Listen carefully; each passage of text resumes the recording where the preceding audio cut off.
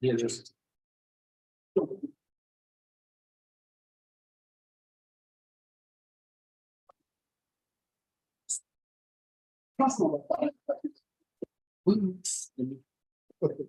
J'aime ça là. Mais là, et puis,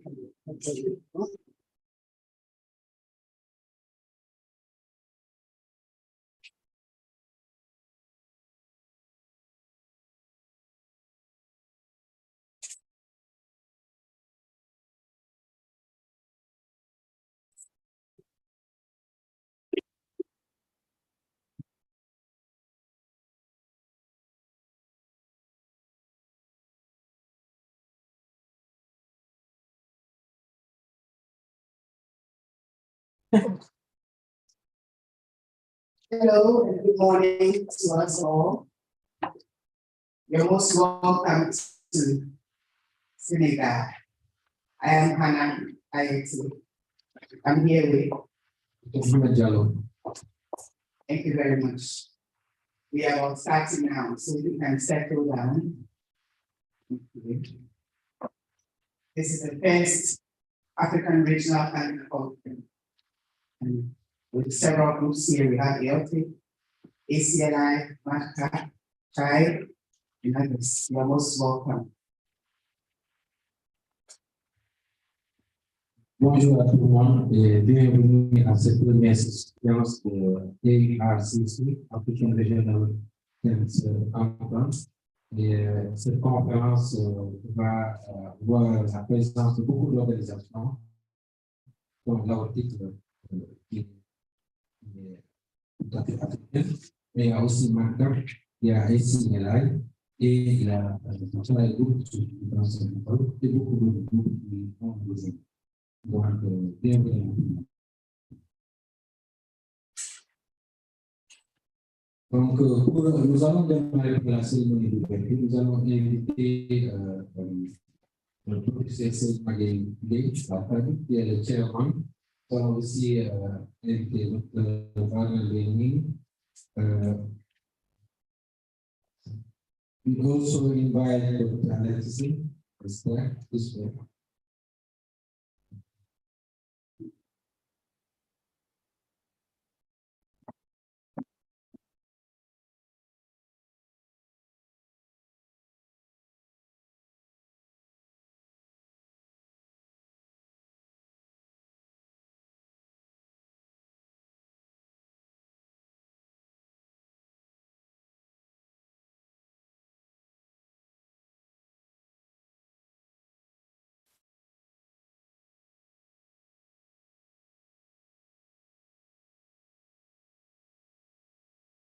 We haven't introduced Dr. Anna Aite, who is the Secretary General of the Arctic. Without further ado, we would like Dr. Alan Isse from Nigeria, who is a representative of Arctic in Western Africa, to give his welcome note. Okay.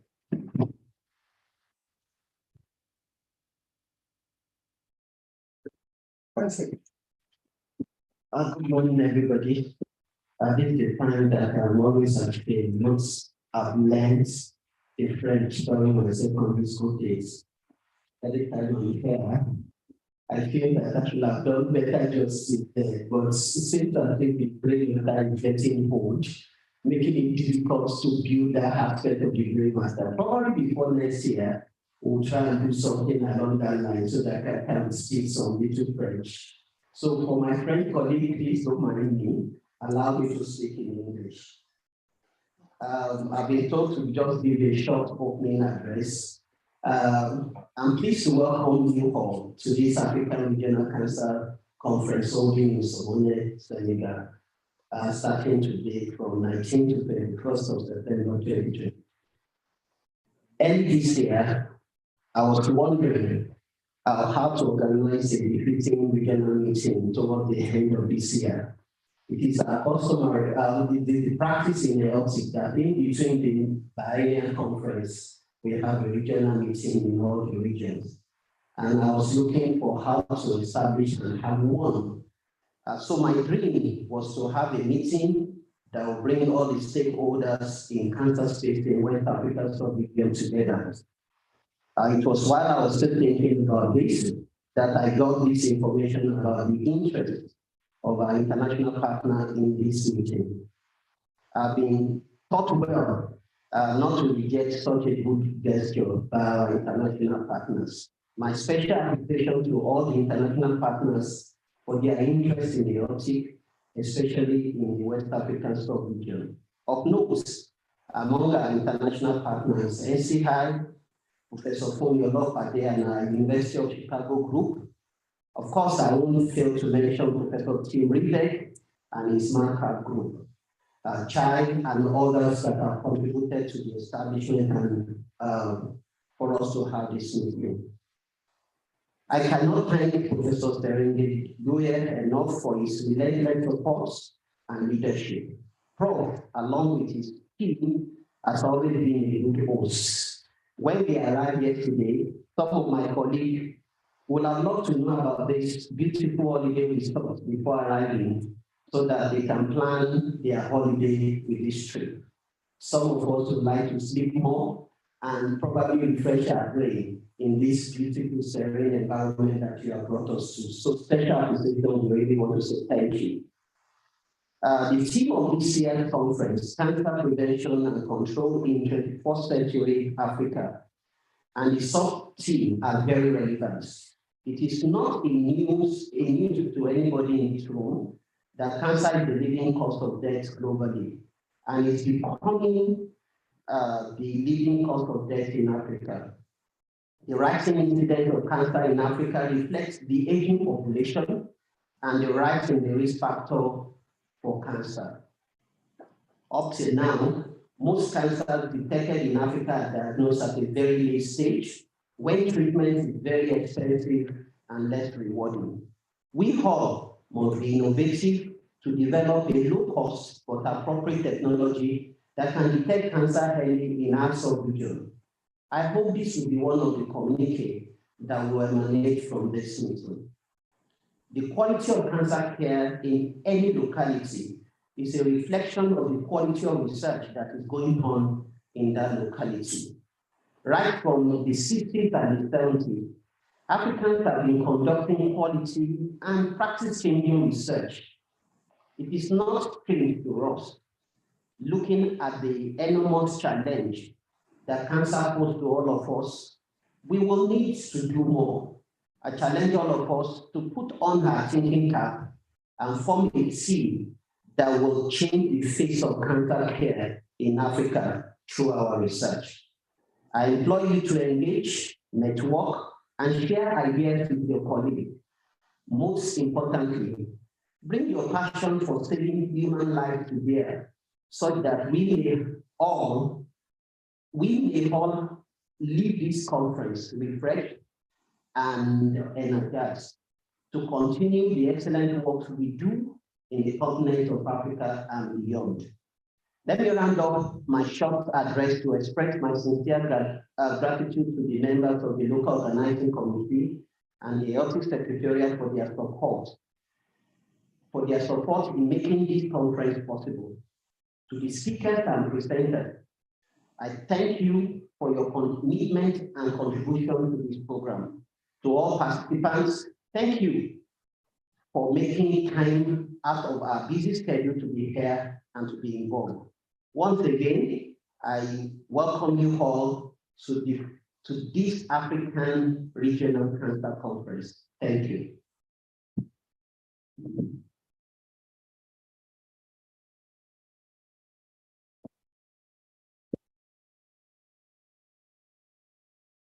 Thank you very much, Dr. Arcc, for an excellent welcome address. I would like to, before we continue, welcome the Arctic President, Professor Rose Anolu, to join Professor Gay, the Minister, up on stage. Thank you, ma'am.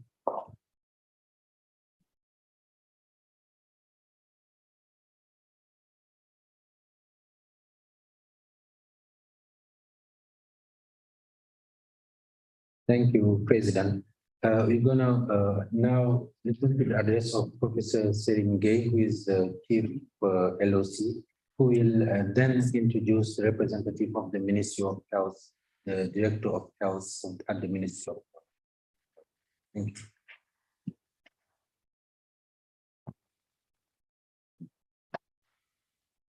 Thank you, Mr. Jallo, but allow me to let's change with the protocol in inviting first the Arctic President, because Arcc is a VP for West Africa.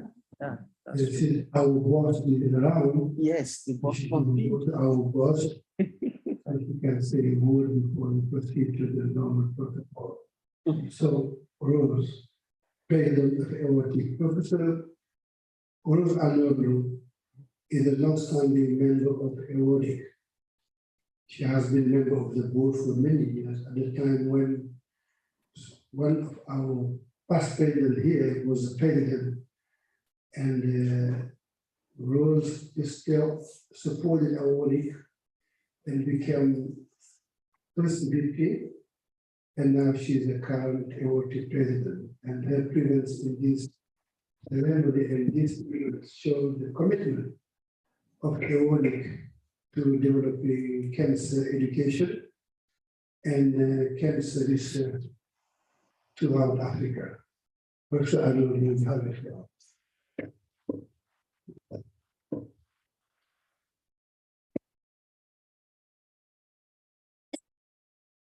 Yeah, okay. Yeah. Good morning. Bonjour.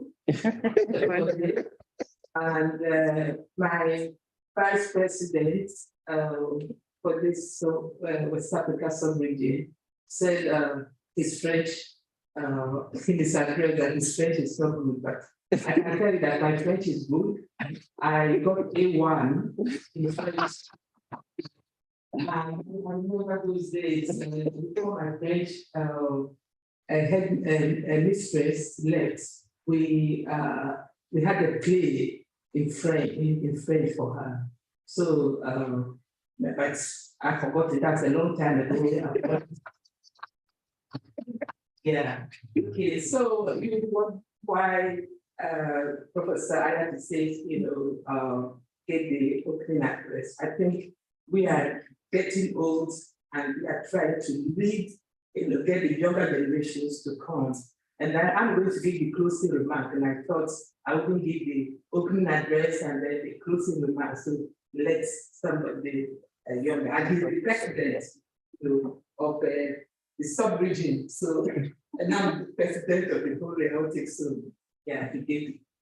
Yeah, thank you very much for all of you. I mean, I don't even know what to say. I'm so impressed. We thank at the beginning, we thought we didn't get to this stage, but be able to organize it, and I can see the turnout is, very good. And I join all of you to sit back and enjoy this conference, because there's a lot to come out of it. Thank you. I don't want to take too much of your time, so thank you all for coming. And I can tell you that we're going to have very good conference. Thank you.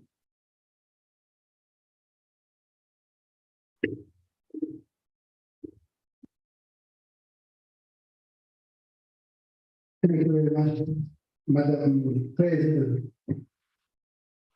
Senegal is the country where we are not scared in holding meetings in any language. You could even have this meeting in Greek or in German. It will be very easy to run it in Spanish. And we don't mind having it in English. It can be completely in French, but we have decided for the matter of regional integration. And since we have our Portuguese disciplined friends in the room, we're going to speak French.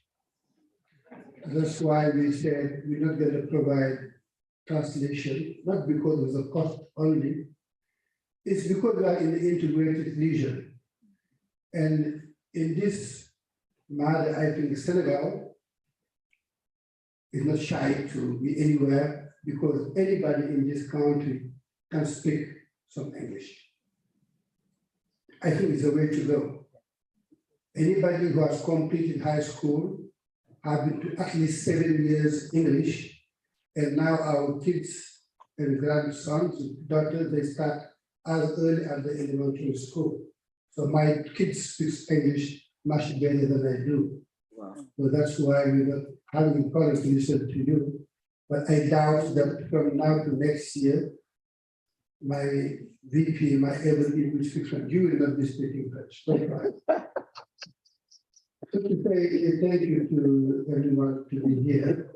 I would like to address with Dr. Bailey, Director General of Health Services, ably representing Madam Dr. Marie Khemes Ngom Ndiaye, the Minister of Health of Senegal, and we would like to congratulate her for her new appointment, the appointment as Minister of Health just less than 48 hours ago.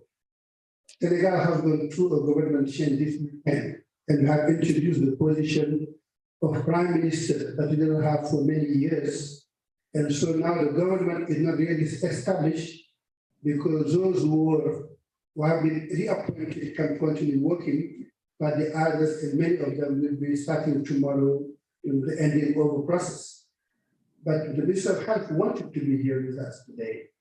Unfortunately, there are many activities around blood transfusion, around many other, and so she decided to send Dr. Bernard Benin this morning, instead of afternoon in the closing, to come to a word and to show the commitment of the Minister of Health to support cancer education in Africa, and to get ready to prepare the big committee that will be organizing the aortic biennial meeting next year in November in Dakar. So this is a very good kickstart for that activity. I would also like to thank everybody that has been behind this initiative that was supposed to be a small meeting of a group. It was supposed to be a MATCAT group actually meeting and say, oh, long time we haven't met and we were missing each other. We wanted to meet again. So let's move it to a bigger meeting. That can be the first time we ran this regional Africa Cancer meeting that we wanted to do way back when we were president of EORI. And that's why we brought in the Portuguese, the Susafan people, and starting with them with the pilot meetings in Angola, and another pilot meeting in Cape Verde where I represented EORI. So this is to us the first regional cancer meeting that will go somewhere else.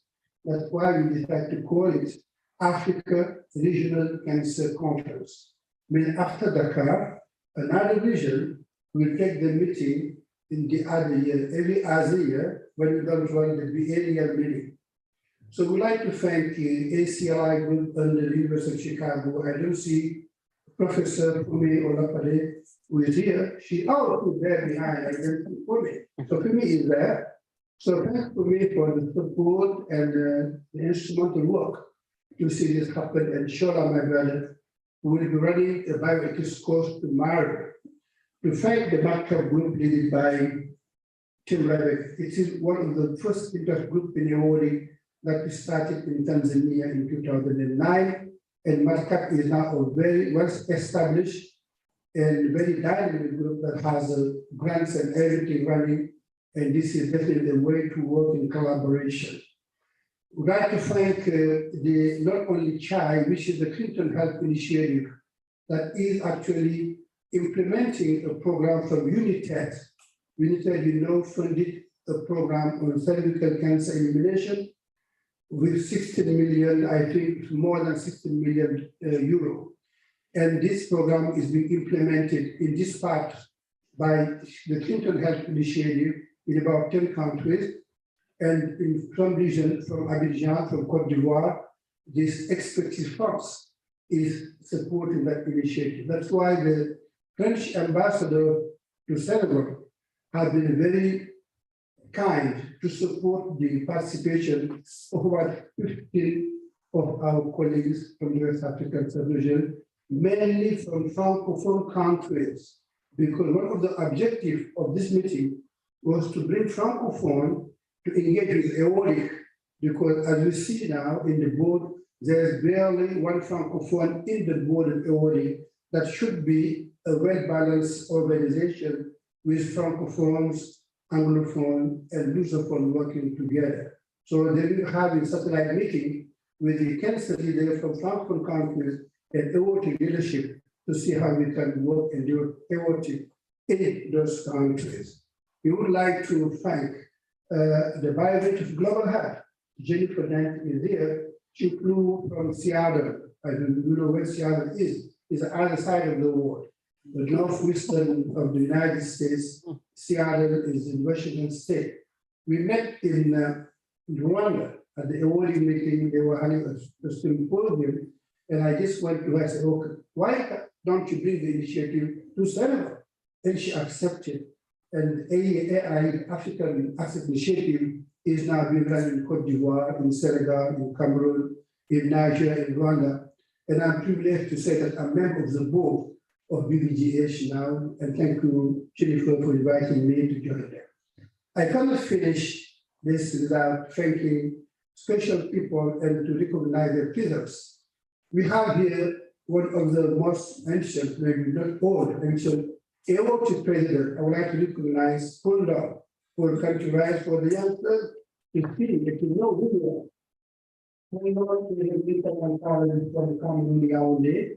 And after we decided EORIC, and again, I have to come back to thank again Fundu, because in 2003, when we met in Accra, Ghana, at that time, the president was someone from Ghana, woman of AAT. I don't know what is the relationship between that IAT and IAT here, maybe father and daughter. So this is the continuation in the same family, because that IAT, Professor Reverend, that IAT was the EORIC president. And we came to Dakar in 2005, Fulham to become the president, and he handed over to Twalik Ngoma, and Twalik handed over to me. So thanks all for coming to Dakar and go home.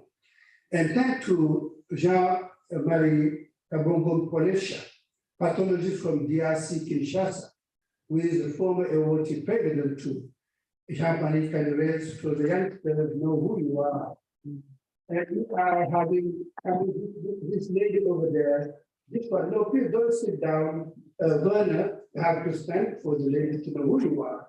No, we have to remember of EORIC goals. And Werner is a practitioner.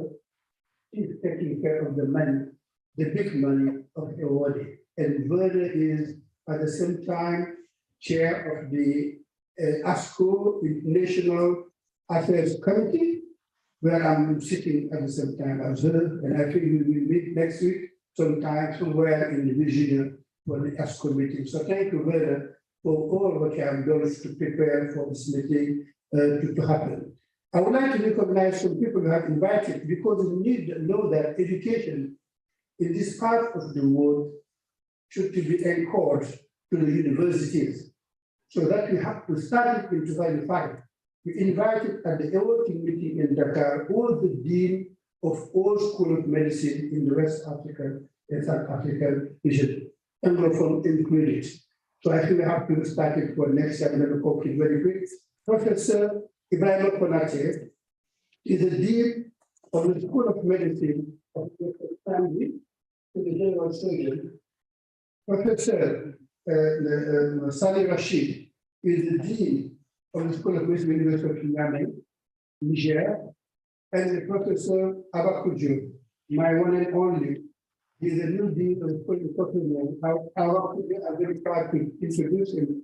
He was my student, my resident, and I think I will support his thesis, his special dissertation, and even the program level agriculture. So he's my boy, and I'm very proud to see him at this level of the. So thank you very much. I will stop here, and I don't want to forget anybody. So all of you guys are forgotten. I'm very sorry, and we think that this meeting will be bigger and bigger for the sake of aortic and the cancer education and self development. So now let me introduce and hand over to oh yes, that's why I will say where she is. We have a lady who came to aortic. I saw her little, very young, but she was still thinking, and she is the next president. I have two ladies actually, and she is the next aortic president. She is the best cancer surgeon, breast surgeon in Kenya. She is Mariam Mutebi. Mariam.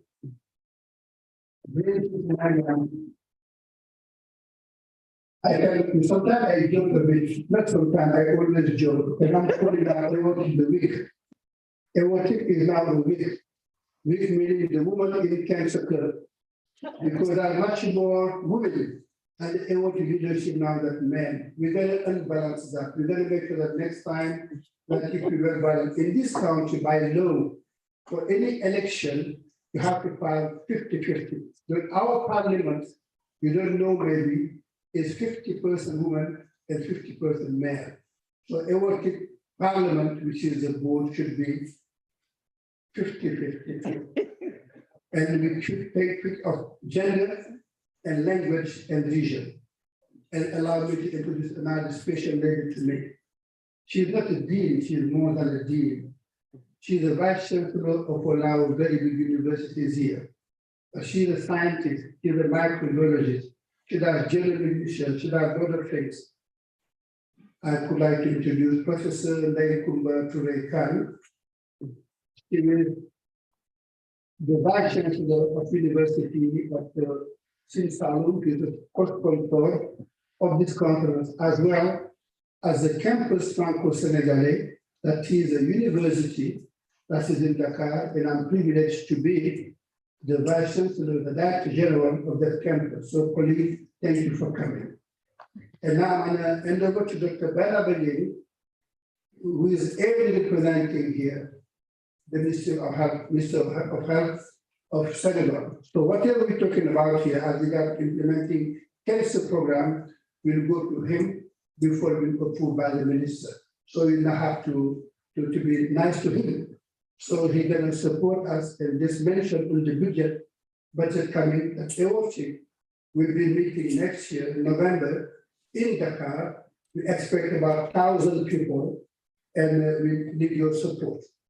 And we need money. And please let the minister aside. We never talk to her. Please. Thank you very much for being here.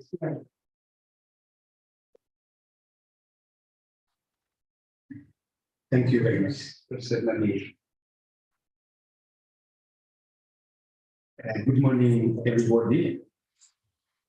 Je suis venu de l'Assemblée nationale Dr. Marie-France Ngom-Ndiaye. Et pour cela, rigueur absolue, je n'ai pas le droit de dire ou de faire une faute en m'exprimant. Voilà pourquoi je vais vous parler en français. Mesdames et messieurs, bonjour et d'abord bienvenue au Sénégal. Bienvenue dans cette ville, Somone. Bienvenue à cette conférence à laquelle Mme le ministre avait initialement prévu d'assister, mais comme l'a dit le professeur Magui, donc nous serons d'un week-end de mise en place d'un nouveau gouvernement du Sénégal.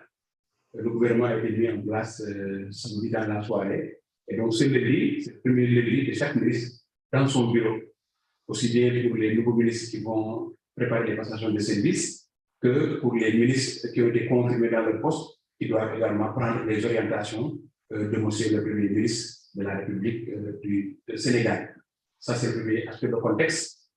Le deuxième aspect de contexte, dans quelques jours, nous serons au mois d'octobre. Donc, Octobre Rose, je pense dans le monde entier, c'est le mois pendant lequel la lutte contre le cancer est intensifiée et vulgarisée davantage. Au Sénégal, les activités sont concentrées sur le dépistage et la prise en charge du cancer du sein et le dépistage et la prise en charge du cancer du col de l'utérus. Et enfin, le troisième élément de contexte, avant de délivrer le message de Mme le ministre, c'est que cette instance me rappelle la réunion du groupe régional OMS qui s'est tenue à Lomé très récemment, il y a environ 2 à 3 semaines, où également l'Afrique était là pour parler donc de son développement sanitaire et même de son développement social, parce qu'au Sénégal, nous avons le ministère de la Santé et de l'Action sociale. C'est pour dire qu'au-delà des instances formelles, il y a également le suivi qui sera fait par les services compétents du ministère de la Santé. D'autant plus que le Sénégal est un président de l'Union africaine, c'est avec beaucoup d'honneur que nous appelons tous nos frères et toutes nos sœurs d'Afrique pour travailler ensemble et pour faire avancer la santé dans notre continent. Je vous demande à présent de m'accorder votre attention pour vous délivrer le message donc, de Mme le ministre de la Santé et de l'Action sociale, Dr. Marie-France Ngom-Ndiaye. En citant les différentes autorités présentes dans cette salle, et comme on dit à vos titres, rang et qualité, je voudrais, mesdames et messieurs, vous dire le plaisir de Mme le ministre de la Santé et de l'Action sociale que le Sénégal accueille donc cette conférence africaine sur le cancer. Cette activité regroupe d'éminents scientifiques, d'éminents médecins, d'éminents chercheurs du secteur public comme du secteur privé, tout comme d'éminents représentants de la société civile, pour que tous ensemble, en mettant en commun notre expérience, notre savoir-faire, que la lutte contre le cancer en Afrique, ou contre les cancers en Afrique, soit renforcée et soit mieux partagée aussi bien par les décideurs, par les praticiens, que par les familles affectées par ces maladies. Nous nous sommes basés pour ce faire, pour analyser la situation sur les données statistiques, aussi bien au niveau de l'Observatoire mondial du cancer qu'au niveau de nos statistiques nationales, au niveau du ministère de la Santé. 19 millions de nouveaux cas de cancer diagnostiqués, avec près de 10 millions de décès. Et dans ces statistiques, l'Afrique à elle seule comptabilise près d'1 million de nouveaux cas, avec malheureusement 68% de décès. Et parmi les cancers les plus fréquemment rencontrés, il y a ceux du sein, du col de l'utérus, de la prostate, du foie et les cancers colorectaux. Au Sénégal, nous attendons pour cette année à 11 317 cas de cancer. Et malheureusement, au niveau de nos plateaux techniques, ça également, professeur, nous vous le confions lors de ces travaux, les données statistiques sont alarmantes parce que nous sommes proches des 70% de décès. Et le coût important de la prise en charge des cancers est lourdement ressenti, aussi bien par les familles que par les gouvernements. Par les familles à travers le malade lui-même, sa famille nucléaire, mais au titre de la solidarité sociale, donc par la famille élargie. De même, les gouvernements, dans tous les budgets qu'ils mobilisent chaque année, en tout cas pour celui du Sénégal, nous constatons que ce budget doit être chaque année renforcé. Et tout à l'heure, nous donnerons quelques exemples. L'autre préoccupation, c'est la tranche d'âge où nous rencontrons le risque de cancer au Sénégal, 40-60 ans. Et nous savons que cette tranche regroupe le plus fort effectif de personnes actives pour le développement au niveau de tous les secteurs. Donc, que la population active soit malade est une menace pour le développement intégral du pays. Et face donc à toutes ces constatations, face à tous ces résultats d'analyse, l'OMS ne cesse de continuer à recommander au pays d'intensifier les actions de lutte contre le cancer. Autant la recommandation peut être facilement dite, autant les stratégies, les techniques, les intelligences pour intensifier cette lutte contre le cancer ont besoin de l'apport, ont besoin de la conception, ont besoin de l'élaboration des scientifiques que vous êtes, des professionnels que vous êtes, des experts que vous êtes, des bénévoles que vous êtes. L'État attend de vous les propositions qui lui permettront d'être plus efficaces et plus puissants dans la lutte contre le cancer. Pour ce qui le concerne, le gouvernement du Sénégal a fini de montrer que la lutte contre le cancer est une priorité pour lui. Voilà pourquoi, au niveau du ministère de la Santé, une direction appelée direction de la lutte contre la maladie est mise en place. À l'intérieur de cette direction, nous avons une division chargée de la lutte contre les maladies non transmissibles. Et à l'intérieur de cette division, donc des maladies non transmissibles, la lutte contre les cancers occupe une place essentielle. C'est pourquoi je suis dans cette salle avec ma collaboratrice qui travaille dans cette division, le docteur Pidi Trané. Certainement, vous ferez meilleure connaissance avec elle au cours des travaux. Par rapport aux stratégies, le Sénégal se préoccupe de deux urgences. Premièrement, quelles sont les stratégies efficaces? Deuxièmement, quelles sont les stratégies efficientes? C'est pourquoi le professeur, nous avons bien noté vos besoins par rapport aux appuis ou à l'appui spécifique de l'État du Sénégal pour la conférence de novembre. Par rapport à ces stratégies efficaces et efficientes, à travers la consolidation d'un environnement favorable à la santé et au renforcement de la collaboration multisectorielle, le Sénégal espère marquer davantage de points dans la lutte contre le cancer. Et dans cette instance, le partage d'expérience enrichit le Sénégal et le partage d'expérience permet au Sénégal d'enrichir ses pays frères d'Afrique.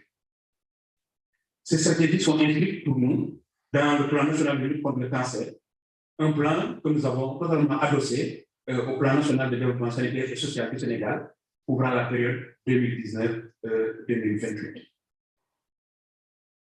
Mesdames et messieurs, le département du ministère de la Santé et de l'Action sociale du Sénégal a fait de la prévention primaire du cancer et de son dépistage précoce les pièces maîtresses de la lutte dont je parlais tout à l'heure. À titre d'exemple, la vaccination contre l'hépatite B à la naissance et la vaccination contre le papillomavirus humain illustrent cette volonté de faire la prévention primaire et de faire le dépistage précoce, de faire des deux stratégies, des piliers de la lutte contre le cancer au Sénégal. En outre, un diagnostic précoce et un traitement adéquat des patients améliore significativement les cancers. Il est indispensable donc pour nous de disposer d'un plateau technique toujours mis à niveau, toujours plus relevé pour assurer une meilleure prise en charge des cancers diagnostiqués. Conscient du poids économique, conscient du poids financier que constitue l'avènement d'un cancer dans une famille, l'État du Sénégal a rendu gratuite la chimiothérapie donc du cancer du sein et celle du col de l'utérus et a réduit à hauteur de 40% la prise en charge des autres types de cancer au bénéfice des malades et au bénéfice des familles. Cela sous-entend que l'État du Sénégal mobilisera d'autres ressources à travers d'autres possibilités et d'autres opportunités pour que les populations aient moins de frais, aient moins d'argent afin de se soigner. Et dans ce siège, l'État du Sénégal continue à investir pour le règlement du plan technique avec nos unités d'accélérateurs de particules qui sont subventionnées pour les malades afin que cette prise en charge technologique ne soit pas un frein en termes d'accès financier. Plus loin que ça, le Sénégal est en train d'implanter des pôles régionaux afin que les malades n'aient plus besoin de tous venir dans la capitale. Les experts sénégalais qui sont dans la salle vous en parleront mieux et en détail lors de cette session de moment venu. Ces pôles régionaux nous sont facilités par la mise en place, la création d'universités en dehors de la région de Dakar. Je salue le professeur Koumbakoulé, à qui j'ai eu l'occasion de rendre une visite de courtoisie. La prochaine visite sera une visite de travail. Parce qu'en fait, l'État du Sénégal compte sur cette université pour que tout ce qui est prévention, mais surtout diagnostic et prise en charge soit rapporté donc des populations. Nous fondons beaucoup d'espoir sur ces pôles régionaux universitaires à travers lesquels la médecine va également se développer et s'approcher des populations sénégalaises. Beaucoup d'entre vous le savent ou le sauront également, le Sénégal est en train de construire un centre national d'oncologie ici à Diamniadio, qui sera à la fois une référence et une plateforme, tant pour le Sénégal que pour les pays frères. Le Sénégal est toujours ouvert à la collaboration. C'est le moment que la troisième de ministre pour saluer le travail réalisé par les universitaires dont je parlais tout à l'heure, un travail remarquable, le travail des universitaires, des praticiens, des partenaires techniques et financiers qui, depuis l'avènement de cette politique de renforcer contre les cancers, ont augmenté leur disponibilité technique à travers l'affectation de techniciens, à travers l'ouverture d'opportunités pour le Sénégal pour s'enrichir d'expériences dans d'autres pays, mais également à travers des appuis financiers qui nous permettent de créer de nouvelles structures, de relever le plateau technique et aujourd'hui de décentraliser la lutte contre le cancer à travers le territoire national. Plusieurs partenaires sont déjà mentionnés sur la page derrière nous. Je sais qu'à la fin des travaux, nous pourrons faire une liste à jour et les remercier de façon plus forte et de façon plus rigoureuse. C'est pourquoi le ministre vous lance un appel à travers cette conférence, mais à travers les étapes qui vont suivre. Un appel pour que les recommandations qui seront issues de ces travaux nous permettent, nous, ministère de la Santé, d'avoir un document technique de travail. Particulièrement pour évaluer qu'est-ce qui peut être fait durant le dernier trimestre de 2022, mais surtout, qu'est-ce que nous pouvons envisager avec réalisme pour toute l'année 2023. Parce que le temps aussi est un peu à l'urgence. La disponibilité de partenaires, la disponibilité scientifique est pour nous une opportunité pour aller plus vite sur certaines prises de décision, et surtout sur la mise en place d'instances pertinentes afin qu'en fonction des types de cancer, en fonction des besoins et en fonction des environnements, que chaque malade se sente accompagné plus vite et de façon plus personnalisée dans toute la mesure du possible. Avant de terminer, je voudrais donc, je parle au nom de Mme la ministre de la Santé, vous exhorter à travailler étroitement dans l'esprit de l'Union africaine. Donc, union politique, union médicale, union dans la lutte contre le cancer. Parce que chaque pays africain peut prendre et doit prendre des autres pays, mais chaque pays peut et doit également donner à d'autres pays.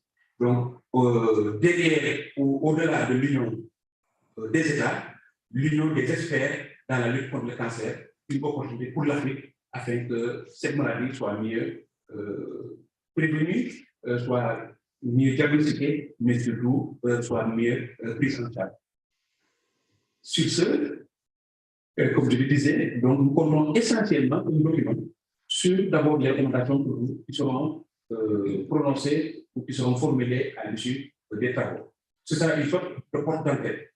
Pour le reste, les experts sénégalais dans le compte de cancer ont un cadre de collaboration avec le ministère de la Santé autour de la direction générale.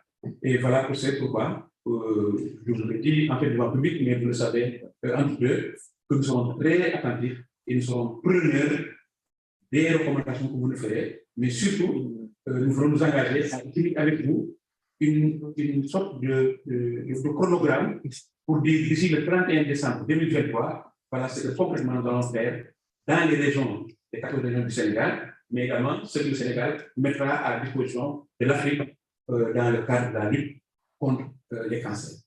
Mesdames et messieurs, avant de prononcer l'ouverture, permettez-moi de dire un mot sur mon voisin de gauche, maintenant que je vous ai délivré le message de Mme le ministre de la Santé sociale. Je parle du professeur Magui. Professeur, permettez, même s'il y a risque de vous offenser, bien informé que vous m'avez enseigné à la faculté. Donc j'ai été votre élève, votre étudiant, et je laisse votre admirateur. Pendant la pause, je vous dirai la première délicatesse que vous avez eu à gérer au Nigeria lorsque vous êtes parti délivrer un cours ou une conférence. Vous l'avez dit en salle, je me rappelle très bien. Et tout à l'heure, j'ai eu l'occasion de vous le dire. Maintenant, après, libre à vous de le reprendre ici en salle. Il est parti au Nigeria et quelque chose s'est passé avant que vous fassiez le cours. Il vous dira la suite. Pour nous, c'est un immense honneur de nous asseoir à vos côtés après avoir beaucoup appris de vous, après avoir beaucoup pris de vous. Ce qui fait que, dans cette position que nous occupons, notre devoir minimal est de nous servir au maximum de tout ce que nous avons appris auprès de vous pour servir le Sénégal. J'en fais une prière. Cela nous donnera une sorte de conscience que nous avons mérité d'avoir appris de vous. Restez devant, continuez toutes ces missions que vous portez pour le Sénégal, pour l'Afrique et pour le monde.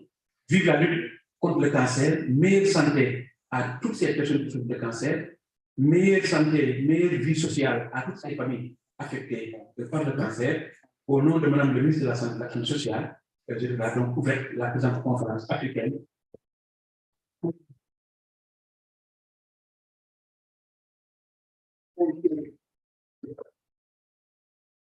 Thank you, Dr. Nier.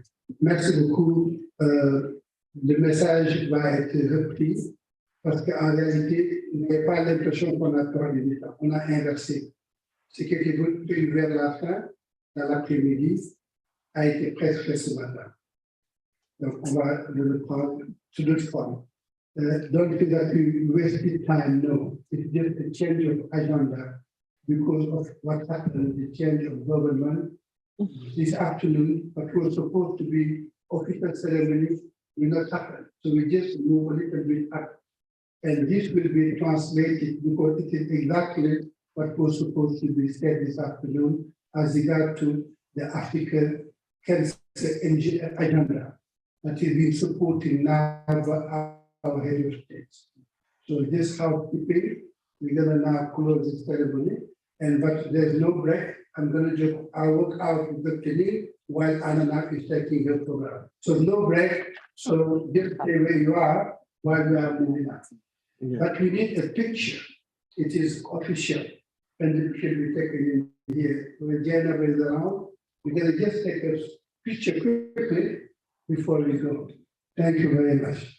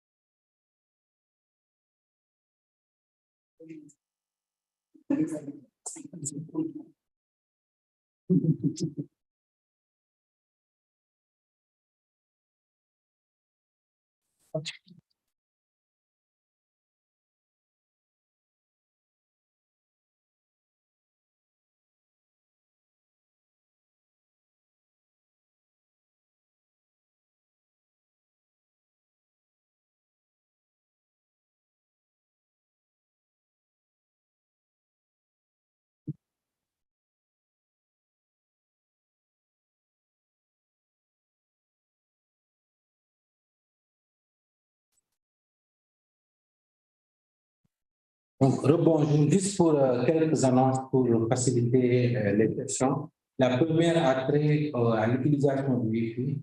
Vous avez dit remarquer qu'à l'entrée, il y a un code barre qui permet d'avoir la connexion. Si ça ne marche pas, vous avez toujours les codes Wi-Fi auprès du secrétaire.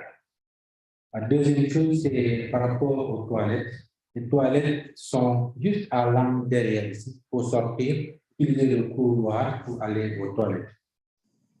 Concernant les pauses, pour tous les participants, que ce soit ceux qui logent à l'hôtel, ceux qui ont des passes, il y a du café et de la boisson disponible en permanence dans l'hôtel, après la route, c'est à côté du restaurant, qui servira aussi de déjeuner moment venu. Donc, il suffit d'avoir le bracelet, ceux qui n'en ont pas, il faut s'adresser, ils vont vous aider. Et le café est disponible en permanence. Ceci va éviter qu'il y ait une riche et que ça passe faire du tout, selon les besoins. Donc, c'est des cours de santé plutôt. Ensuite, ceux qui doivent déposer leur présentation, Kadi est ici présent, il peut les recueillir, pour ceux qui ne l'ont pas encore fait. Enfin, pour les modérateurs et les présentateurs, nous avons demandé un strict respect du temps pour ne pas perdre beaucoup de temps. Donc, vraiment, le temps est important. In English, a few housekeeping announcements. The first one is related to the Wi-Fi. You can access the Wi-Fi by scanning the barcode at the entry. Alternatively, you can see the secretaries, they can give you the code. The restrooms are located at the angle behind here. You just need to go out and take the corridor, leads you at the end. We have a health right available at the inside the hotel across the street.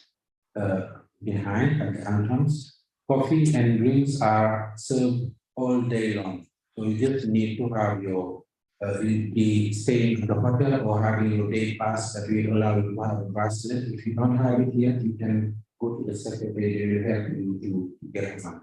So this will avoid rushing at the coffee time. Whoever needs something can go all day long. For those of you who haven't provided your slides, you can give it to Khadija there prior to your presentation. And also we ask the moderator and the presenter to keep up with the time. It is very time sensitive, but we see the program is very stuck.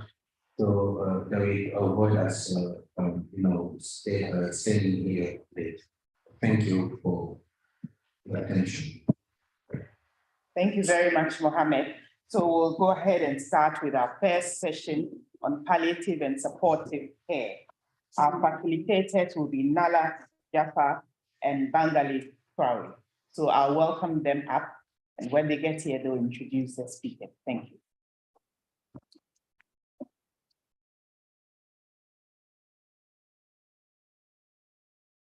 After each presentation, the presenters are invited to sit here, facilitate the question and answer.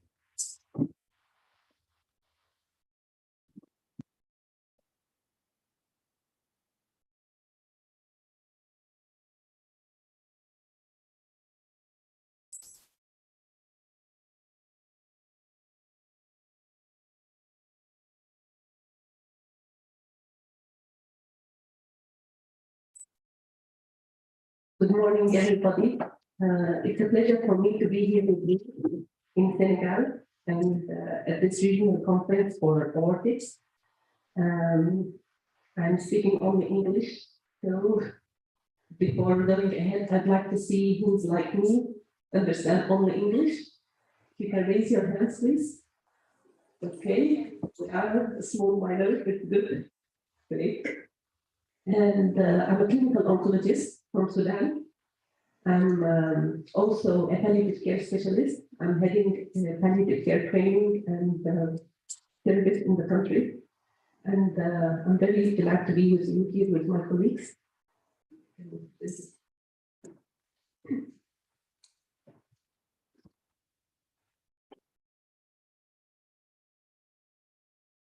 Merci beaucoup au comité d'organisation de m'avoir invité et de me permettre de participer à cette conférence de jalons sur le cancer. Donc, c'est un plaisir pour moi d'être ici pour modérer cette section sur les soins palliatifs et les soins du support. Yes, I would like to invite our speakers, Dr. Ms. Frida from Rwanda, palliative care specialist and leader, and also to the stage, Dr. Columbari from Senegal, who is the head of the Palliative Care Association here in Senegal. Welcome.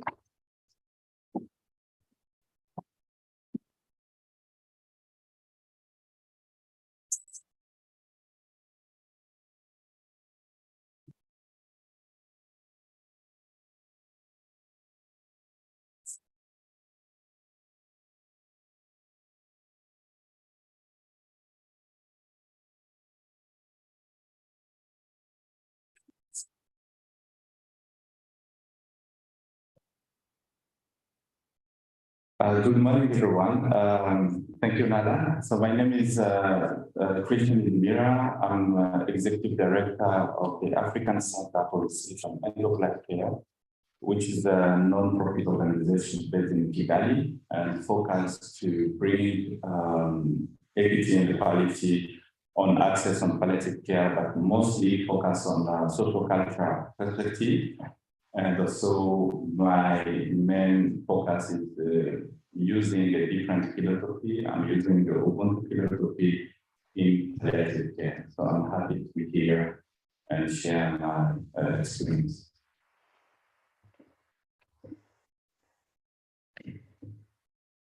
Okay.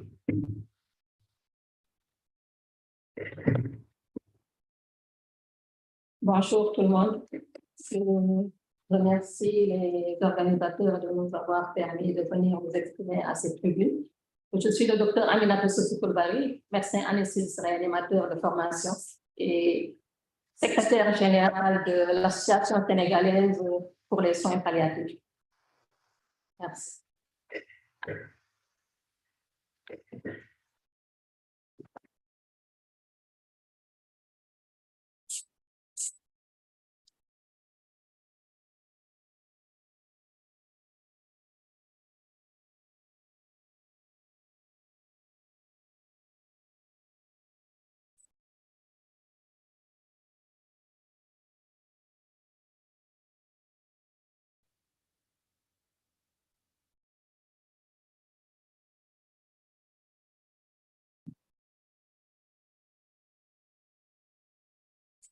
Merci beaucoup, Madame la Présidente,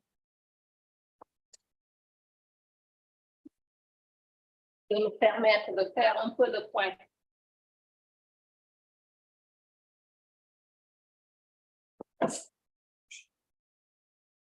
De faire le point sur la formation sur les soins palliatifs en Afrique francophone.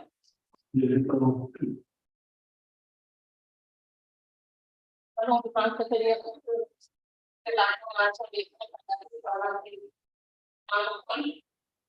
Comme vous le savez tous, la médecine palliative est un domaine en plein essor ces dernières années, notamment en oncologie. La mise à jour des connaissances est donc très importante. Elle est devenue même une nécessité pour tous les professionnels qui traitent des patients porteurs de pathologies chroniques. En Afrique subsaharienne, le cancer constitue, comme nous l'avons entendu tantôt, la troisième cause de mortalité.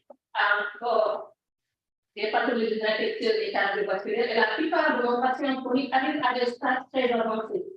Ces patients qui arrivent à des stades où ils sont des fois très incurables doivent bénéficier quand même au minimum de soins palliatifs et de soins de support. En Afrique francophone, donc, les soins palliatifs sont en pleine croissance. Mais même si les professionnels de santé et les agents de santé communautaire sont souvent mal préparés pour faire face aux problèmes complexes que posent les soins palliatifs, la société exige de plus en plus que les professionnels aient une mise à niveau de leurs connaissances. Pour l'impérieuse nécessité vraiment de mettre en exergue la formation des professionnels sur les soins palliatifs. L'état des lieux, sans l'étude des soins palliatifs en Afrique francophone, la formation est un des piliers incontournables pour le développement des soins palliatifs, nous le savons tous. En Afrique francophone, la formation en soins palliatifs est balbutiante. Elle passe par plusieurs aspects. La formation initiale, les sensibilisations et les formations diplômantes. Concernant les formations initiales, il y a eu un peu partout des formations qui ont été initiées. La première session de formation, le type de formation a été faite entre 2008 et 2009 à Bourg-du-Lasso et a été initiée par l'Alliance mondiale pour le cancer.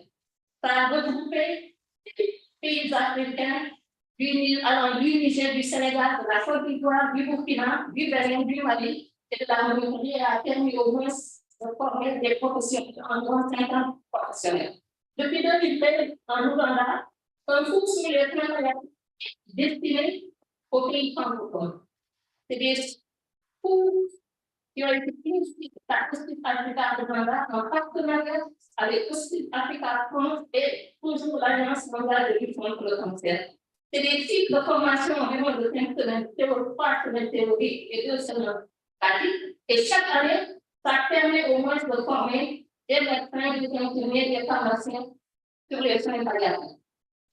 Pour les soins palliatifs pédiatriques, le groupe franco-africain d'oncologie pédiatrique en 2017 avait initié aussi une formation des séminaires de 5 jours pour 15 pays africains représentant 18 unités d'oncologie pédiatrique pour former des professionnels entre Dakar, Abidjan et Rabat. Pour une formation initiale, donc chaque pays essaie de faire un peu quelque chose, au Cameroun, quelques heures de cours de médecine palliative sont enseignés dans le module de cancérologie et des études médicales. À Brazzaville, la formation initiale continue des écoles est faite par l'association congolaise à Campanie. À Kinshasa, l'intégration de l'enseignement des soins palliatifs est faite dans le cursus de la formation des soins infirmiers. L'autre aspect que nous utilisons en Afrique francophone, c'est la sensibilisation. Au Sénégal, depuis 2019, des séminaires de 3 à 5 jours sont organisés entre Dakar et Thiès pour des médecins, des infirmiers, des travailleurs sociaux. Cette sensibilisation a été initiée par Hospice Africa Ouganda, Hospice Africa France et c'est notre équipe qui a vraiment fait les formations. Donc, environ 210 personnes dans toutes les régions du Sénégal ont été sensibilisées. Au Cameroun, la sensibilisation aussi est faite dans 20 hôpitaux de district. Au Burkina Faso, à Ouagadougou, le ministère de la Santé a initié aussi une formation avec l'appui de l'OMS pour des médecins universitaires qui ont dû répliquer cette formation pour les médecins des infirmiers et des pharmaciens. À Abidjan, l'ONUCI a eu à organiser aussi des ateliers de formation de 3 jours à des prestataires de soins palliatifs à l'ONUCI qui s'occupaient spécialement de patients en VIH. Concernant les formations diplômantes, au Cameroun, à Douala, un diplôme universitaire de médecine de douleur et de médecine palliative est ouvert en partenariat avec l'Université de Bordeaux et la Fédération internationale de soins palliatifs.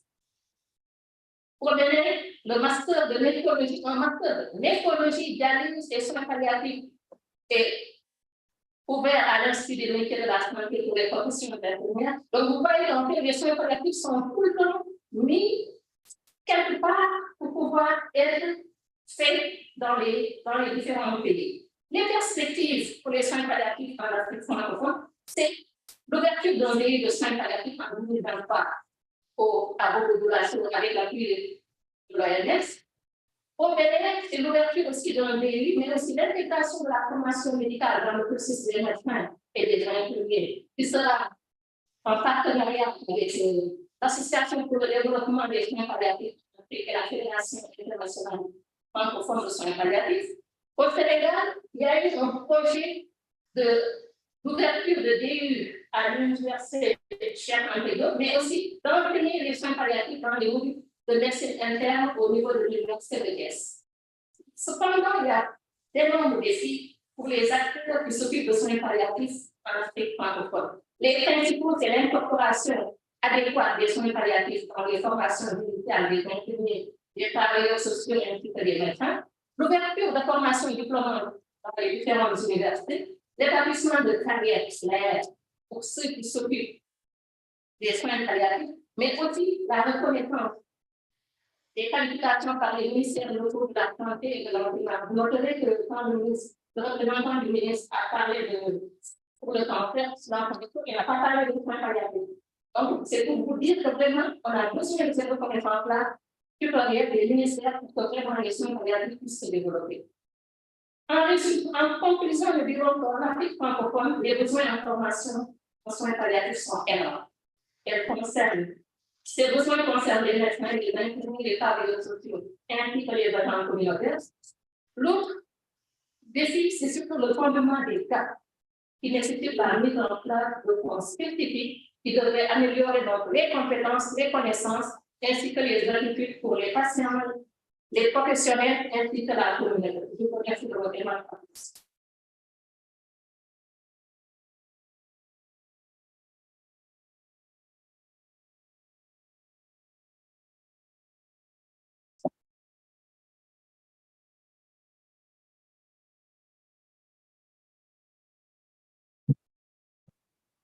Le docteur Christian Ndjimira.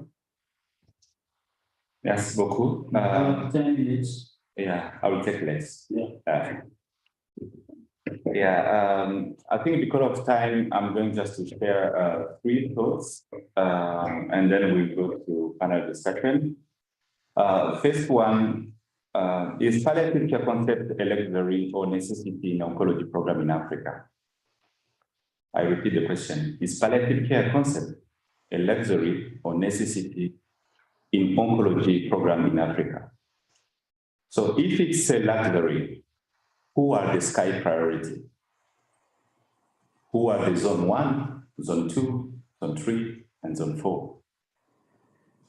But if palliative care is a necessity, why the development of palliative care is still challenging in Africa, and especially in oncology program?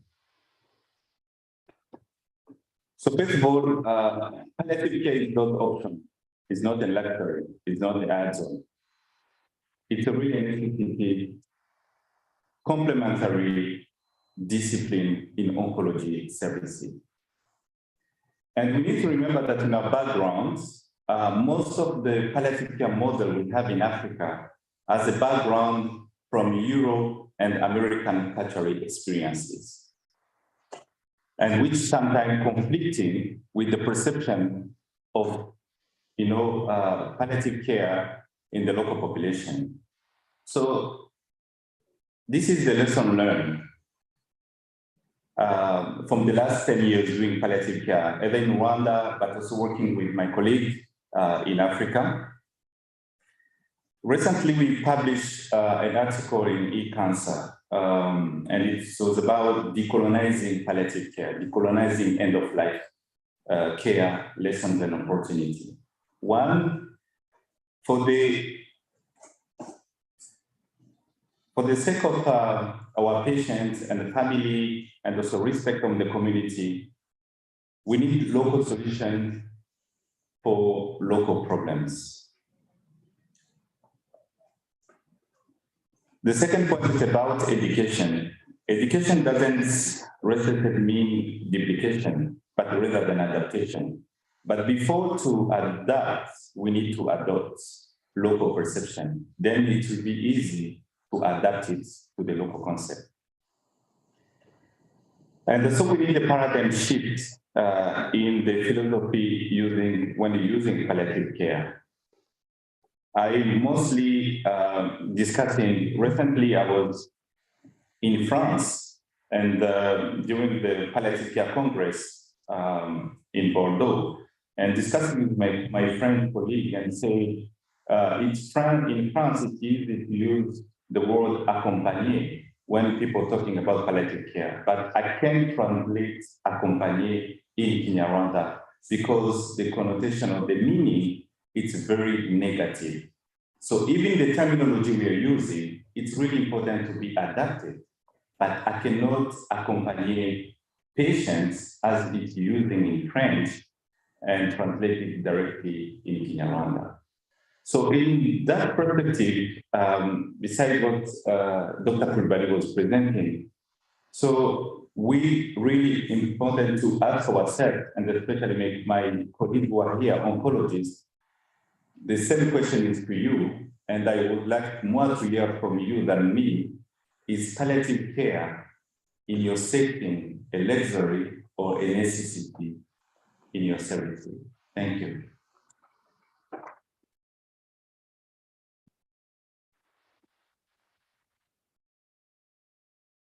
So I think this is a very good starting point. And just to wrap, what is the situation in Africa about oncology, about chemotherapy?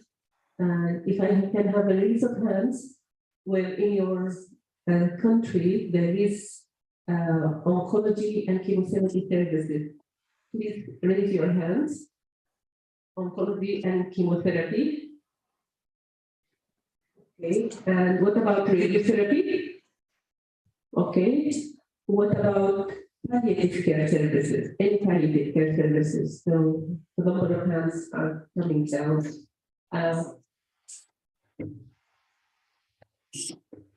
Yes, social services or psychological services. Okay, for cancer patients, great. And let's about training, residency, oncology residency programs in your country. Wonderful. Any palliative care training within the country. Good, Nigeria is there. And so I think we have to integrate even more. So the last question. Integrated palliative care and oncology. Here I mean, even if the patient is in early stage, he can access palliative care services and the needs are met. Integrated oncology and palliative care. Okay, and what country is that? Which country? Huh? Cameroon, great. Good. And you're speaking about the service in Senegal or in Cameroon? Both integrated oncology and palliative care. That's good. Okay, as you mentioned, Dr. Christian, that it's very important to think about palliative care, not as a luxury, but as something very essential.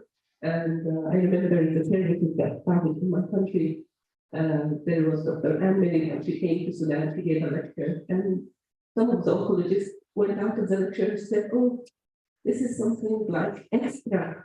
We have to give the main oncology treatments, but providing palliative care to patients who need them. And the good thing about palliative care is that we don't need a lot of machines or technology. It's that we have basic trainings. And as mentioned kindly by Dr. Kulbali, this training can be undergraduate level. It can be for multidisciplinary health professionals. So we have the basics for palliative care, basics of symptom management, basics of this communication skills. And in this way, we can catch these patients with their needs. I don't know, I want to give very quickly two simple examples I have seen in Sudan. One of them is a patient with early breast cancer. And this patient comes to the hospital. Nobody meets her social and psychological problems.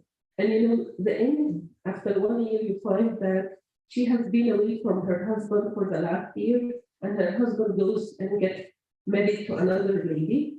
While she already, she was on the plan for, she was on the road for cure. So early stage breast cancer doesn't mean you don't have palliative care needs. Another example is the patient with seminoma, and I was lucky to have met him because he wanted to meet the male doctor because he was a little bit shy, and the doctor was not free, so he has to meet me, and I'm glad that I met him because this patient is a cancer survivor. He has his PTs, everything was okay, but he was so worried. He had a load of social and psychological problems and financial problems. And if he didn't meet somebody who's training in palliative care, he wouldn't have these points addressed. Something like he has a colostomy, his wife left him, he has financial problems, he lost all his property in order to get cured of the disease. He's cured now, but he told me, I was thinking of committing suicide. And I'm thinking, if I kill myself, then I do something wrong. And so we have to incorporate palliative care for all our patients, whatever their diseases. Yes, I will give you a choice.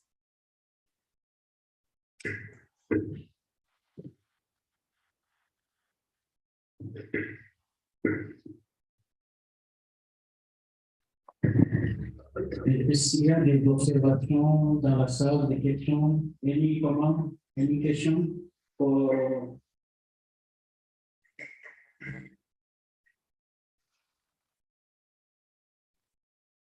Yes.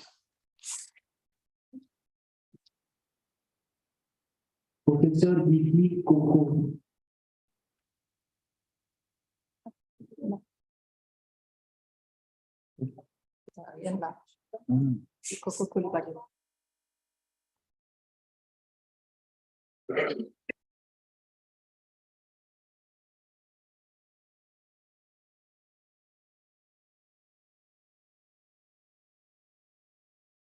Bonjour à tous, bonjour professeur de séance, je vous remercie. C'était juste une contribution. Je voudrais dire qu'en Côte d'Ivoire, les soins palliatifs, le développement des soins palliatifs a débuté en 2004 et que par la mise en place par le ministère de la Santé d'un groupe technique de travail sur les soins palliatifs qui a réuni la quasi-totalité des représentants des acteurs des soins palliatifs. Et il y a des documents nationaux qui existent, notamment une politique nationale de soins palliatifs, un plan d'action de développement des soins palliatifs, des curricula nationaux de formation, aussi bien pour les soignants que pour les communautaires, avec des documents d'enseignement et des documents pour les apprenants, et des normes et standards de qualité de soins palliatifs. Voilà, c'était pour apporter un complément d'information sur ce qui a été fait en fait en Côte d'Ivoire au niveau national pour les soins palliatifs. Je vous remercie. Il semble que nous sommes limités dans le temps. Je vais peut-être donner 1 minute au professeur Commandant. Merci, Monsieur le Président. Bonjour à tous. Je prendrai 30 secondes pour dire qu'en matière de soins palliatifs, il faut qu'on décide de chercher à créer un service. La création d'un service dans les hôpitaux est très complexe. Donc, les soins palliatifs peuvent être intégrés dans l'enseignement d'oncologie, peuvent être intégrés dans la prise en charge des cancers dans nos unités quotidiennes. Chez moi, je trouve que c'est la meilleure façon où on s'en sortirait, parce qu'on ne peut pas éviter de parler des soins palliatifs avec 80% des malades qui arrivent à des phases d'âge. Donc, c'est deux. Ouais. Thank you. Merci beaucoup pour le feedback. But I would like also to add one specific point. You know, when we talk about palliative care, which I think is really important from my experience, when we integration is the most best model we need to develop, especially in Africa. I heard about people mention about, during my time, people mention about patient-centered.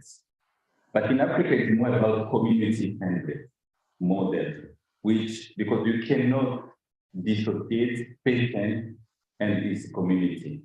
They are interconnected, interlinked, and as you may know, most of family members are the one who pay the bills.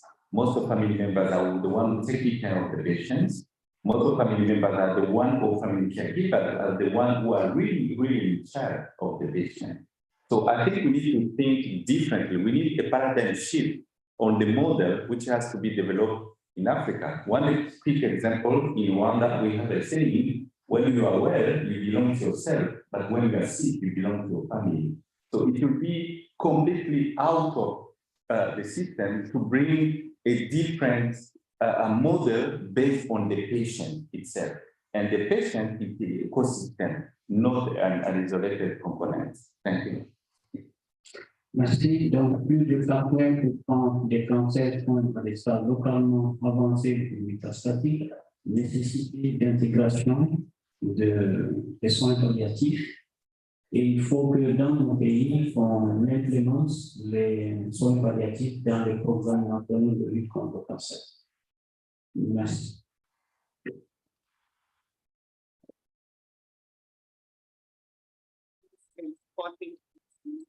So great. Merci. And I would like to thank the program for palliative on the top of the agenda. Normally it's the last one. Thank you for that.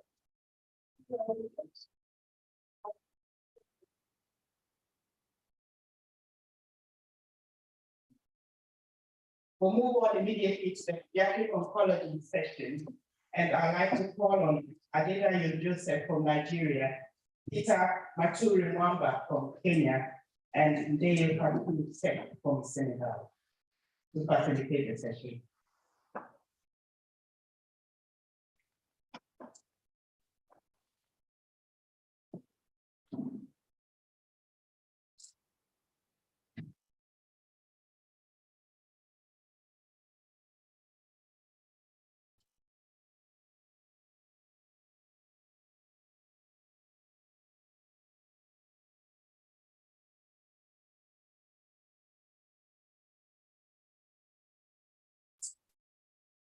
So it looks like we have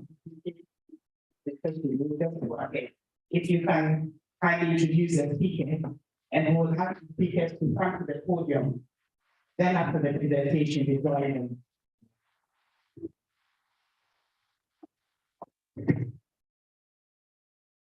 So my name is Dr. Maturi, teacher from Kenya.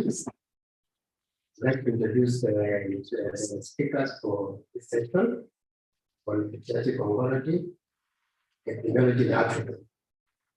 The first speaker is Deep Down from Nigeria. He'll speak on Mexico's landscape, microphone care, continue. So, Deep Down.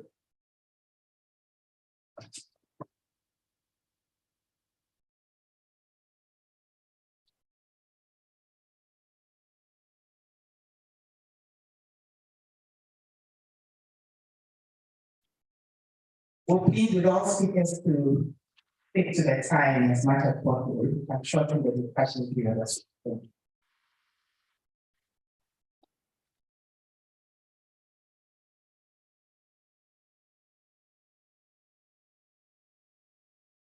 Good morning, everyone. The also President, Regional Chief, and the LOC Chair, please let me stand for existing. I'm talking about milestones in landscape and the country. Care continue. Identity issues. So this will be my outline for my presentation this morning. Now, by way of introduction, in general, the continuum of care will start from prevention through treatment and long-term survival, monitoring of terminal care and behavioral care. However, we know that in pediatrics, many cases are not have real prevention. The best they can have is early diagnosis. So we'll start with early diagnosis. Incidentally, late presentation with advanced disease remains usual in many African countries. I'm talking on anglophone landscape, just for us to know that 22 out of the 24 African countries are English speaking. However, very few publications differentiate between anglophone and non-anglophone countries. The SARE, National Study of Health Oncology, focused mainly on francophone countries, but recently have turned the lights on the anglophone countries. The survival rates in Africa are low and data stands. Now, the WHO Global Initiative on Childhood Cancer aims to improve survival to at least 60 years, 50% by the year 2030. At present, in high-income countries, at least 80% of childhood cancer is cured, but the estimate in developing countries is less than 20%.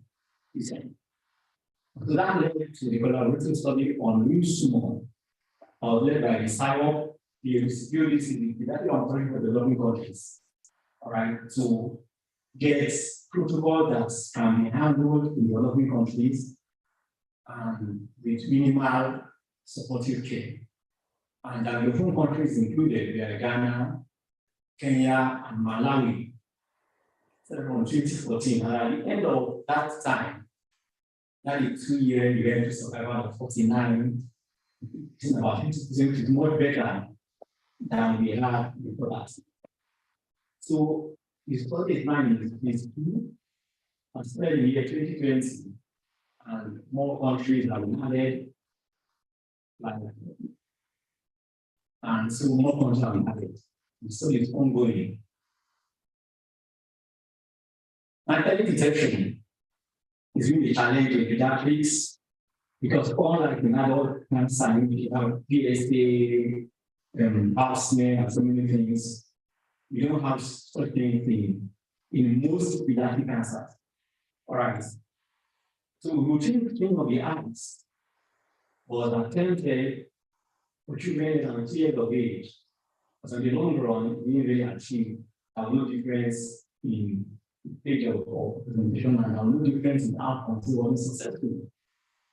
Now, some other countries, think of Botswana, yes, are going on to treat health workers for early detection of signs of cancer, not necessarily eye cancer now, the last one.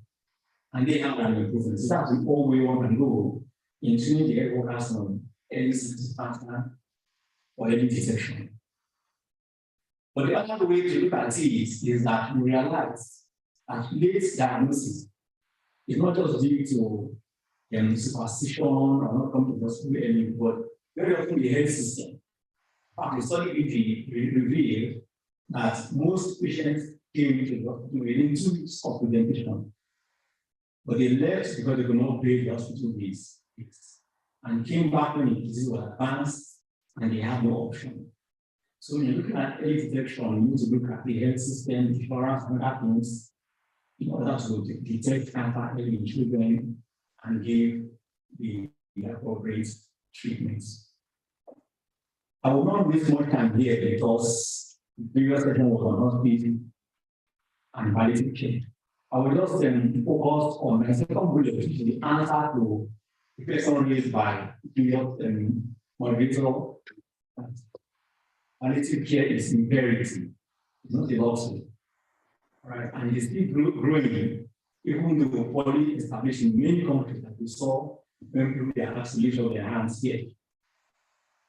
However, studies have shown that countries in Africa in palliative care in children mainly Anglophone countries. Uganda, South Africa, and Kenya. I'm happy to hear of the program in Sudan this morning. So there's need for more development in hospital palliative care across the continent. South Africa has a degree, master's degree programming, and some palliative care where I've gone there. And Nigeria is bringing on also a master program that hopefully should kick off. And I'm thinking that will be helping as well. And Nigeria has also been a training center for palliative care within the African sub-region.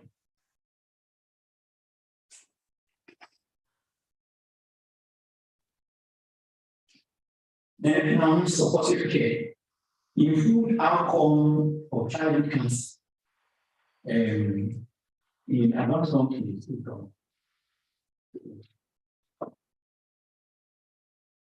Resulted due to availability of better facilities for more intensive chemotherapy, which is not available in most countries in Africa. Each availability of blood products, right, like platelet concentrates, and good factors are available in some places or expensive, and so many parents are able to afford it. And then lack of utilization is also a problem. And then they have insufficient in blood. So in the end, certain patients receive develop early immunization and additional blood transfusion. These are the areas we look at.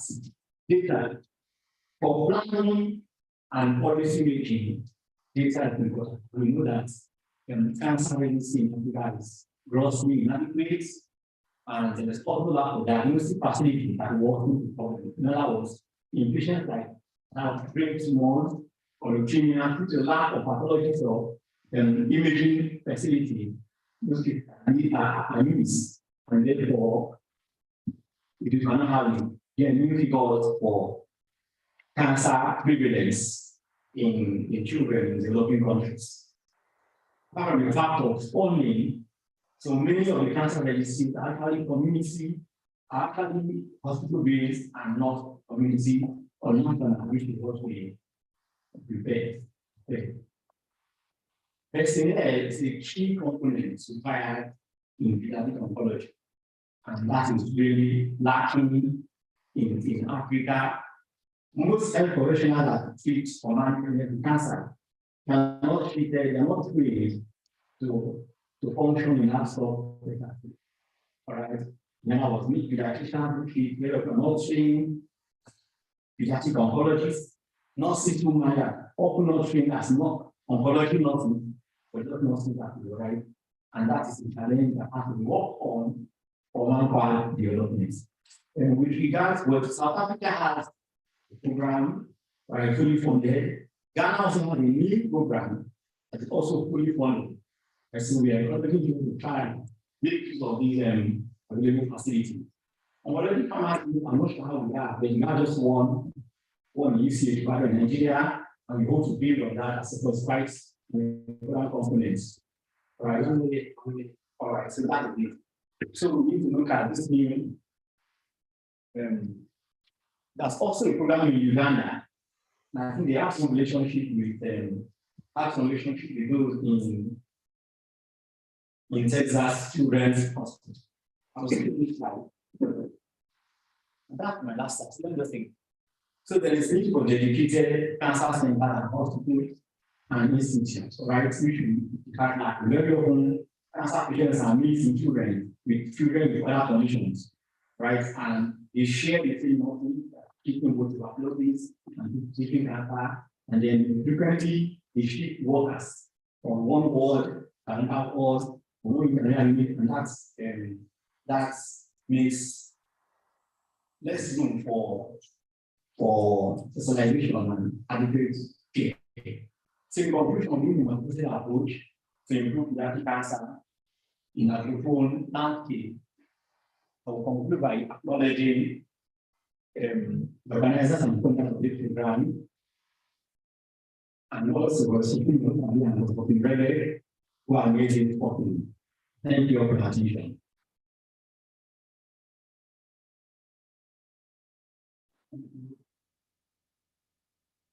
presentation, would like now to invite Dr. Batu Akonde to give the perspective on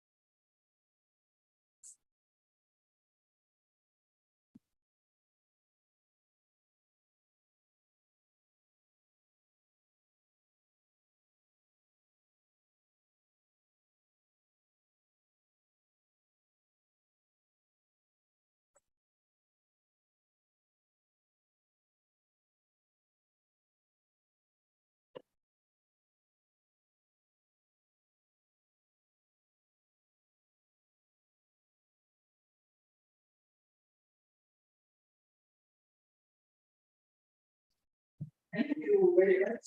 I'm very happy to join this conference today. Okay. I am pediatric oncologist in the Arcc Hospital in Dakar, Senegal. And in introduction, we can say that approximately 400,000 children are annually diagnosed with cancer worldwide. More than 90% live in low and middle income countries. Cure rates in high income countries now exceed 80%, while it is lower in LMICs, ranging from 30 to 50%. The WHO launched the Global Initiative for Childhood Cancer in 2018, which aimed to improve survival rates to 60% by 2030. And Senegal has been chosen in this program, and now we are working with the health ministry to implement this program. Cancer development in Francophone Africa. Western Africa has the second highest in terms of childhood cancer after Eastern Africa, with 10,883 cases and 2,372 deaths. There is many prevalence elsewhere in Africa and in high income countries. There are lack of cancer registration and death registration. The distribution of pediatric cancer in Francophone Africa, non-Hodgkin lymphoma is the most common cancer. We see in Ivory Coast 45%. Nephroblastoma remains one of the common solid tumors. We have in Senegal 20%, and leukemia is the most common childhood cancer in Senegal, as in South Africa. In Northern Africa, ALL is reported as being the most common cancer, followed by non-Hodgkin lymphoma and neuroblastoma.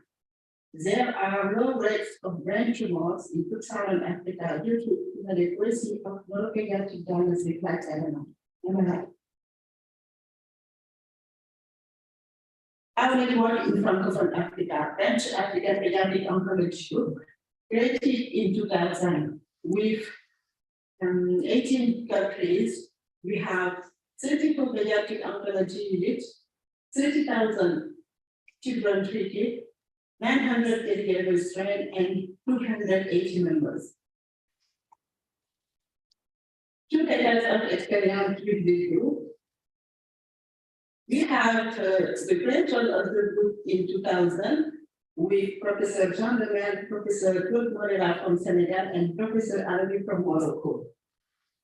And we have 6 countries, Senegal, Morocco, Tunisia, Algeria, Cameroon, and Madagascar.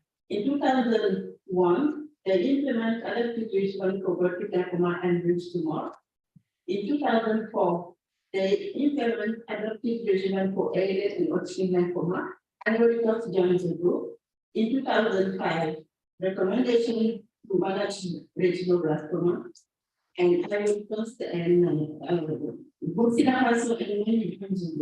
Between 2005 and 2018, there are many countries who joined the group.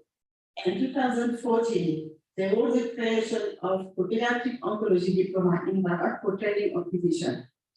And in 2016, there was the implementation of hospital registry of GVP for collecting good data. And in 2018, there was a creation of the Regional Data Institute in Dakar for training of nurses in pediatric oncology. In 2007, we have training for pediatric palliative care in Dakar. Here are some results of this group. We have for the management of nephroblastoma, even survival at 69%. For Burkitt lymphoma, it depends on stage. We have 50% for stage 2 and 3. For Arcc lymphoma, even survival goes to at 67%. For retinoblastoma, for early stage, we have 87%. And for intra-orbital stage, we have 42 to 48%. We have recommendation for treatment of nephroblastoma, retinoblastoma, Burkitt lymphoma, ALL, and Arcc lymphoma stated in clinical trials. African School of Pediatric Oncology was established in Rabat in Morocco in 2012. Training program supported by Sanofi Foundation, Established Institute, and Lalasamo Foundation. And the creation of Pediatric Oncology Diploma since 2014, it is a one-year intensive program. It is open to pediatricians, surgeons, pathologists, radiologists, and radiologists. From 2014 to now, there were 121 participants, 63 graduates from 19 African countries. There were also e-learning programs in 2015 with more than 220 users. Training for early diagnosis. With the support of Bristol Myers Squibb Foundation, 1,278 individuals were trained in 8 countries. We train pediatricians, nurses, and generalists to localize signs of early detection of high curable cancer and also organize references. Multidisciplinarity in the management of cancer in Francophone Africa. We have training seminar in Dakar in 2018 with 91 participants from 19 countries. We write 60 guidelines for the multidisciplinary management of high curable cancer in 12 countries. We also implement activity report meetings in 12 pediatric oncology units. Early diagnostic for management of retinoblastoma program since 2019 with the support of Arcc. We also have distribution of cases by Zoom meeting, and the objective is to have more than 70% cure rate by 2023. We have the Reference Center for Childhood Cancer Diagnosis, setting up in Dakar in 2012 by Sanofi Foundation. We have availability of histochemistry and immunophenotyping. In 2021, 240 confirmed cases of childhood cancer have been reported.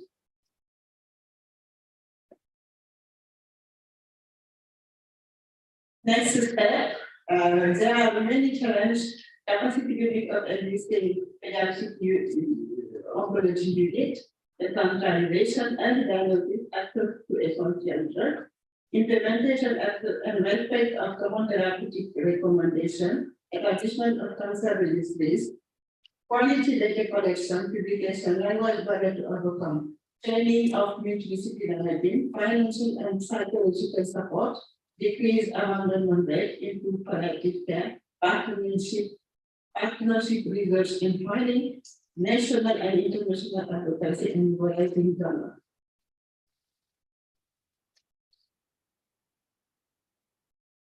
In conclusion, treatment care for children with cancer in Francophone Africa results from a malfunction at every step in the care, from diagnosis to referral to treatment, follow-up, and palliative care. Refusal and abandonment of therapy are major causes of therapeutic failure. There are direct and indirect costs of care.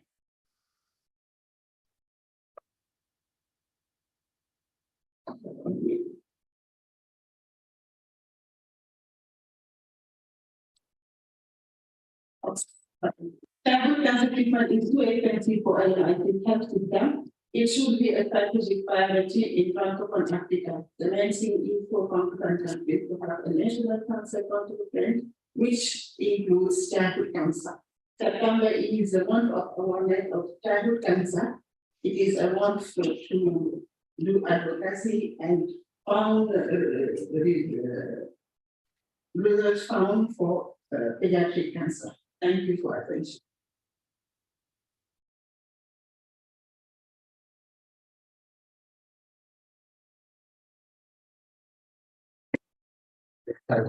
Two speakers, Raul and then Dr. Collins.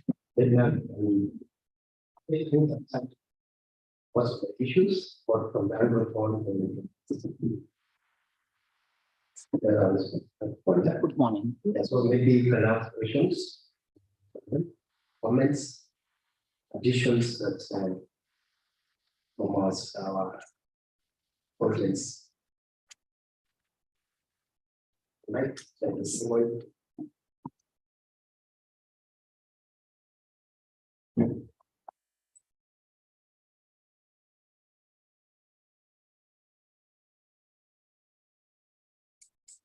Yeah, thank you very much. I hope you can hear me. So my question actually is to the Francophone speakers. I hope you can respond on behalf of everybody here. Why is it not possible for you to have integration between Francophone and Anglophone in terms of the network and the organization that you have put together? Is it because you still get this protocol written from France, or is it because of the language barrier? Answer. Thank you for your question. I think it is because we have protocols with French people. We have this group since 2000, and we are open to Anglophone countries. We have the same problems. I think it will be better for us to work together, because there was African peoples, we have the same problems. Also, we have problems with barrier language. We are French-speaking people, and you see some of us have done their presentation in French. So it is one of the problems we have in Francophone Africa.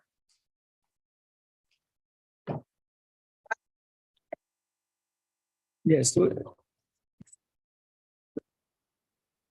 Thank you. Can you all hear me? Yes. So I press it. It's not on. It's on now. Right. Thanks. Thanks for your question, man. So I think what happened, the observation is perfect, but I think they started in Francophone countries, and then by 2014 they have shifted. I mean, not abandoned the Francophone. Well, by 2014, they have started similar works in the Anglophone country. And like I said, PSYOP is at the background of most of these things. And the next side of pediatric oncology. Hopefully, I won't have some good success 2014 to 2018 and 2020, they started again. Hopefully, to develop. So that's what I think. It's the same, generally the same group of people working. But it started with Francophone and now we focus on Anglophone.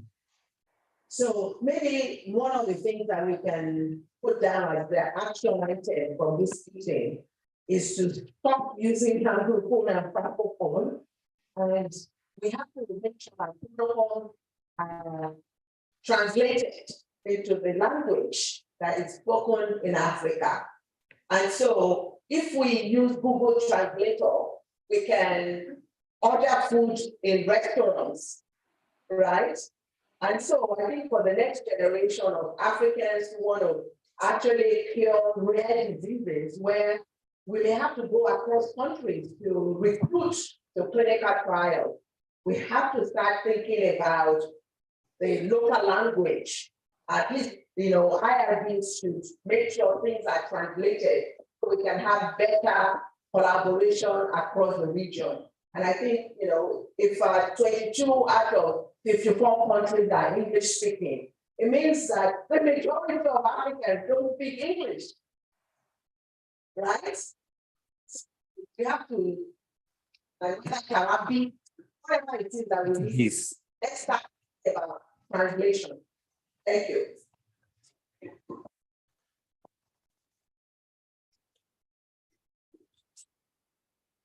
Yes.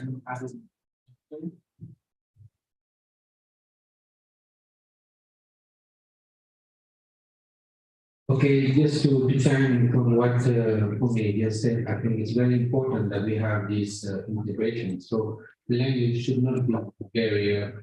The most important is the population we have that are in most instances similar. We have seen countries initially speaking one language officially, then shifting to another language, but it's still the same population. So I think we have a lot to do together. And I think that's the essence also of having this conference. And with an emphasis on having both Francophone, Anglophone, and other countries. Okay, so go ahead.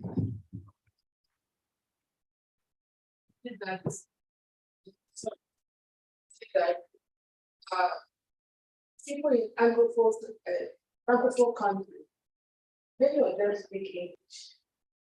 But many of us in Anglophone country, we don't speak French.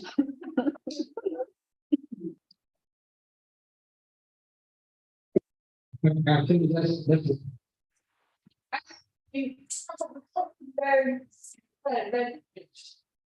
I think Anglophone are very strong, but if you are strong, just lean down and you go to the river, then you go to the.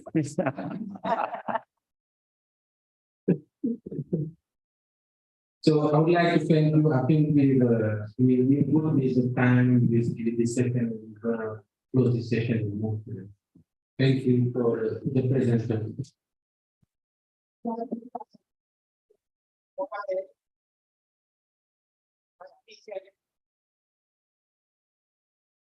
We'll move on immediately to our next question, which is going to be very next answer. Timothy, George, our people. We are here and we come on to and introduce the speaker for the session.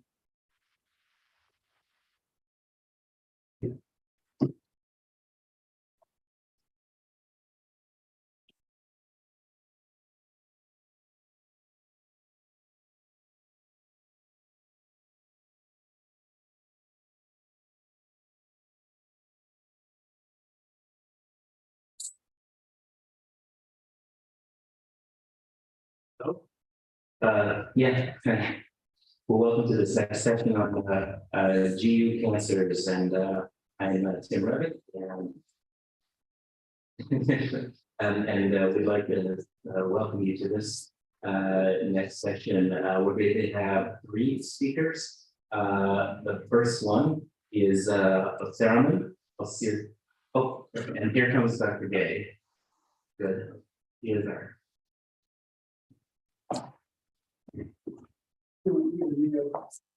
You're in charge.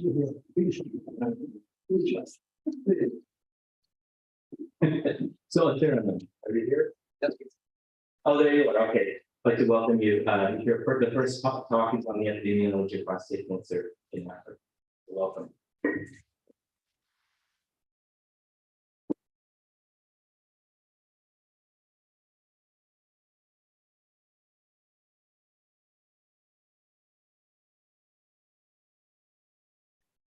Thank you.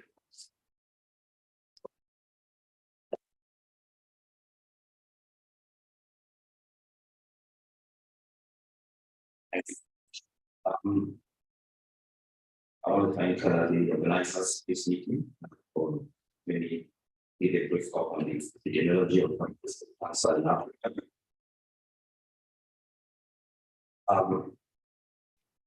Epidemiology, the methods used to find the causes of disease and health outcomes in population.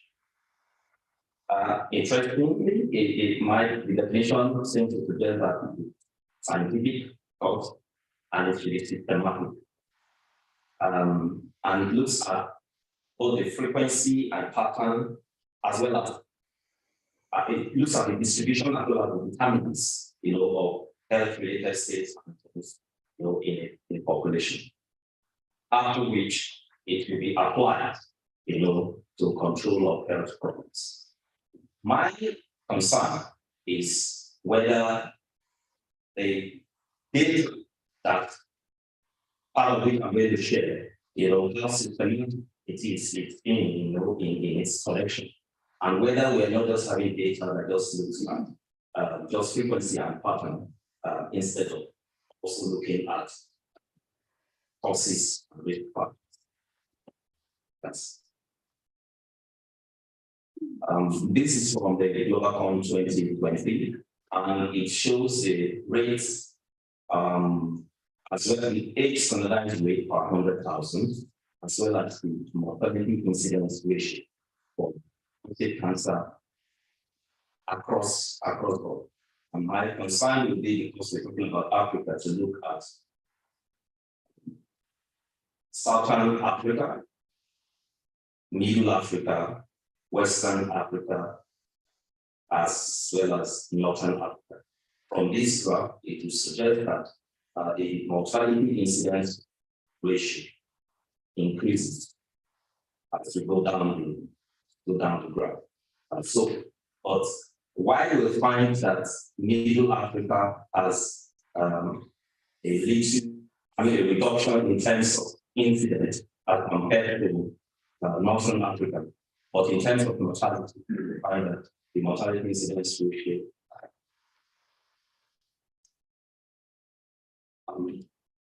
just to say that looking at this paper, Mapping Cancer in Africa, which was just recently published, I was able to extract what I could say would be a comprehensive review of the genitourinary of the incidence of prostate cancer in Africa as it stands now. But let's look at some data talking about cancer as a whole. The estimate of age-sex and country-specific incidence of the nuclear medicine for African countries were reviewed. And the mortality coincidence ratio were employed as a proxy for 5 years of average. And the HPI was used as a measure as a proxy of the indicator of risk survival. That's what it did. The regress age standardized incidence rate, age standardized mortality rate, and the mortality incidence ratio were linearly regressed model to determine the relationship between cancer burden and health development index. What they found was that 1.1 million new cases of cancer were estimated in 2020, and after that, more than about 60% of them, there were deaths recorded. The age adjusted, the ASIR was estimated to be 132.1 per 100,000, and the mortality, age adjusted mortality rate was about 88.8 per 100,000. And the overall for all cancers, the mortality incidence ratio was clearly more than 50%. Overall cancer burden still, Egypt was the leading country with 134, with an average of 134, 632 new cases, and more than just approximately an average of 90,000 deaths, followed by Nigeria, and then South Africa with 108,000, an average of 108,000 new cases, and then just over 55,000 deaths. Notably, breast cancer, cervical cancer, and prostate cancer were among the top 3 cancers in most African countries. Whereas prostate cancer was the leading cancer group in African males, with about 93, an average of 93,000, 173 cases, and more than half of that occurring in deaths. Among the 5 most frequent cancer groups, the mortality index, the mortality incidence ratio was 0.46 in breast cancer, 0.51 in prostate cancer, and much higher in colorectal cancer, and of course, very high in liver cancers. So, notably, although the age I just said, incidence rate of prostate cancer in Africa is one of the lowest, 29.7, so aggregate all of the regions. The age I just said, mortality rate was the highest, 16.3 per 1,000 among all countries. So suggesting that even where the incidence is lower, prostate cancer mortality is highest. By side, breast, cervical, prostate cancer, and colorectal cancer were the major cancer groups, accounting for 48%, 5% of new cases, and deaths respectively. And Egypt, Nigeria, South Africa, Ethiopia, and Morocco are the highest incidence of mortality in 2020. Well, when we talk about the that brings us also then to what are the infrastructures that we have in our countries to take care of this data that we're generating. Only 16 out of 43 countries, that were reviewed as the cancer policy strategy or action plan in place. Luckily, Nigeria has one now. And 28 out of 43 countries are in cancer. I was wondering which of the cancer registries were sampled, because in Nigeria, we currently have 30 cancer registries, 10 of which are public based, and the 20 are hospital based. So if 10 out of 28 were, let's assume 10 out of 28. So let's assume the population-based cancer registry were the one that was sampled. So it means 18 of the other came from the other 42 countries. That clearly shows that even the data that we're talking about, it appears that we are not actually having the full impact. Even though breast and cervical cancer are the leading malignancies in African males, breast cancer screening using mammography was available in public private healthcare level in only 15 out of the 3 countries. Yet again, talking about what epidemiology is supposed to help us to do in cancer management. Likewise, cervical cancer screening using CITEL and visual inspection aesthetic average, which is the basic, was available in only 32.5 and 25.5% of the African countries that were sampled respectively. Africa has the lowest physician density, there, nurse and midwife density, as well as radiotherapy units, 0.1 per 1 million population in comparison to global and other regions. It's projected that by 2040, the body of the 5 major cancer groups will be expected to double, with breast, cervical, prostate, and colorectal cancer leading the pack. By 2040, therefore, 12 neoplasms are expected to cause to have more than 50,000 cases per year, and cancer deaths are forecasted to be 50,000 or more in 9 neoplasms at that same period. In summary, prostate cancer is the leading malignancy among the population in Africa, with worse mortality rates as well as mortality incidence ratio than other continents. High incidence and mortality due to prostate carcinoma in African males are already documented. In sub-Saharan Africa, high mortality rates can be attributed to lack of cancer awareness, late presentation, advanced disease, therapy of pathology, urology, therapy, lack of ADT therapy, limited healthcare access, and low socioeconomic status.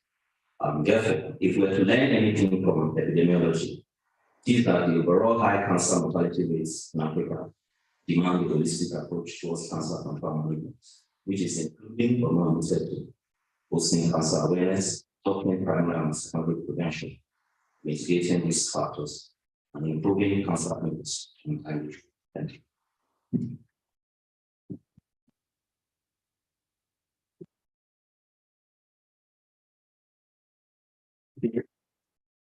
So, this factor is also Pacha from University of Dakar. The competition is the milestone in respect to perform care continue. Also Pacha, please.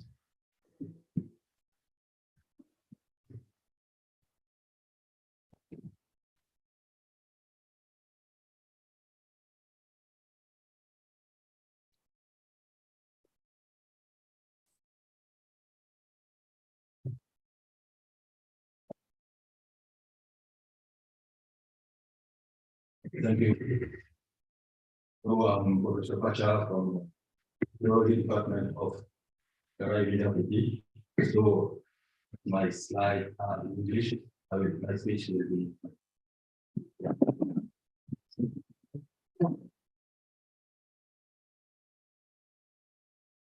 Alors, le plan que nous avons suivre, le voici. Le cancer de la prostate est connu comme un cancer très fréquent. Deuxième cancer le plus fréquent est le sexe masculin.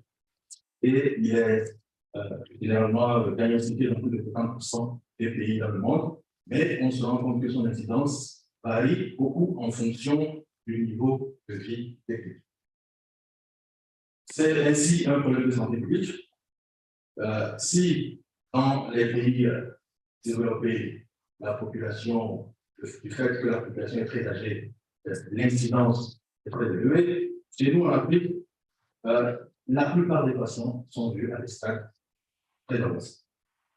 Alors ici, quelle est la place du cancer de la prostate dans l'ensemble des prostates? Ici, selon les données locales 2020, le cancer de la prostate occupe en termes de nouveaux cas environ 7,3% de l'ensemble des cancers, et en termes de mortalité, il représente environ 3,8%. Et l'incidence des dernières décennies augmente beaucoup. Il fait de 3 facteurs. Le premier facteur, c'est le vieillissement de la population. Deuxièmement, c'est l'amélioration des éléments qui permettent de poser le diagnostic. Et enfin, l'utilisation massive du dosage du PSA, qui est devenu aujourd'hui un examen très facile à faire dans le contexte. Alors, concernant le vieillissement de la population, sur cette image, vous allez voir que vous voyez qu'en Afrique, selon les projections, en 2050, une bonne partie de la population africaine aura plus de 60 ans. Et pratiquement 215 millions d'Africains auront plus de 60 ans, ce qui fait quand même beaucoup. On va parler un peu de la comparaison entre l'incidence et la mortalité pour dire simplement que, en matière de cancer de prostate, les pays qui ont les plus fortes incidences ne sont pas ceux qui ont la plus forte mortalité. Et cela est bien visible ici. Si vous regardez ici, l'incidence est très élevée en Europe, en Amérique du Nord, en Australie. Par contre, quand on prend la mortalité, c'est l'Afrique qui paye le lourd prix.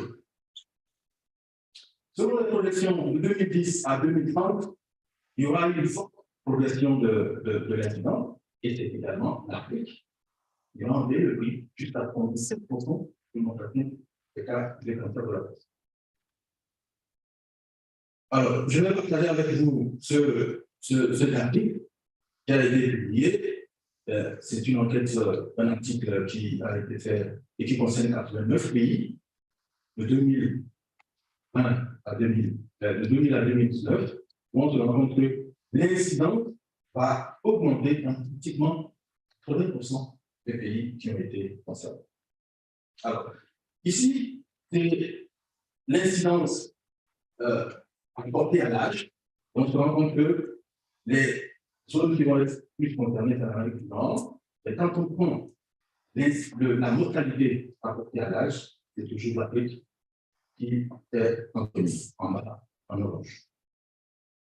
Alors, on va aller vite, puisque ça, ce sont des spécificités, ce n'est pas des spécificités. Contrairement à l'Afrique, le cancer de la prostate occupe le 4e rang de tous les cancers. Et dans une méta-analyse qui a été faite, ça confirme cela. Ici, nous projetons les 4 zones de l'Afrique francophone avec le Maghreb, l'océan Indien. Ici, ce qui est ici l'Afrique francophone, c'est l'Afrique subsaharienne. On se rend compte que quand on prend aussi bien les prévisions de 2030 en termes d'incidence que de mortalité, une bonne partie des chiffres les plus élevés se retrouvent en Afrique subsaharienne. En Afrique subsaharienne, effectivement, le problème posé, c'est que la plupart des données sont des données hospitalières. Cet article cette étude qui a été faite au Niger apporte les éléments sur l'incidence et la mortalité, mais dans notre hôpital. Donc, c'est ça le vrai problème en Afrique. Parce que dans la plupart des pays, les registres de cancer ne sont pas disponibles. Et parfois, même s'ils sont là, ils ne sont pas bien renseignés. Du coup, un manque de données, et parfois des données qui ne sont pas très fiables. Mais il faut dire qu'au-delà de tout ça, il y a une sous-estimation des chiffres. C'est clair que pratiquement 25% des patients qui sont opérés pour hypertrophie de la prostate ont un cancer de la prostate qui ne sera jamais diagnostiqué parce qu'on n'envoie pas systématiquement les tests en alabatie. Alors, parlons maintenant des facteurs d'étiologie. On sait tous que l'âge est le premier facteur. L'âge est le premier facteur, c'est le cancer le plus fréquent chez les personnes âgées. L'histoire familiale compte beaucoup. 10 à 15% des hommes de race noire chez qui on a diagnostiqué le cancer de la prostate apportent des antécédents familiaux de cancer de prostate. Il y a des gènes qui sont incriminés, le gène OXD13 et le BRCA2. Et il y a également d'autres gènes, le RNAS-L, le HPC20, qui sont également incriminés. L'obésité est un facteur de risque parce qu'on a retrouvé une situation entre l'obésité et la mortalité par cancer. Plus on est obèse, plus la mortalité par cancer par cancer de prostate devient quand même assez importante. Et ce qu'il faut dire ici, c'est que non seulement l'obésité va intervenir dans la génétique du cancer, mais il entraîne une progression assez rapide. Elle va être un facteur qui va aggraver. Les facteurs alimentaires, la graisse, la viande sont également incriminés. Et ici, il y a quelques études que nous avons rapportées.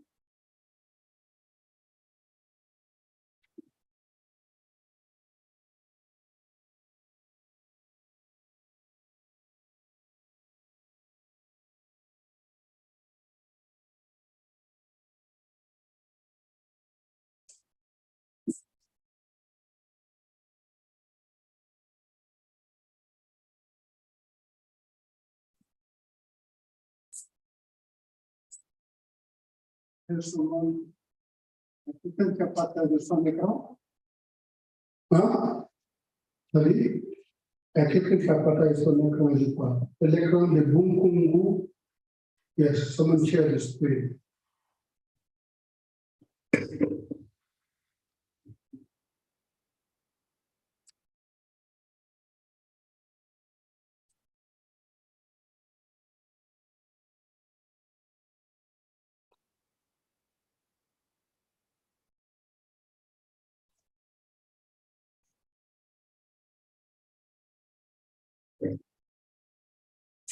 Donc, les facteurs alimentaires, la viande rouge et les aliments industriels. Alors, on va aller vite. Il y a une étude qui a été faite dans British Journal of Cancer. Donc, le titre c'est un petit peu qui le curseur de gauche et les diapos. Ça bouge pas?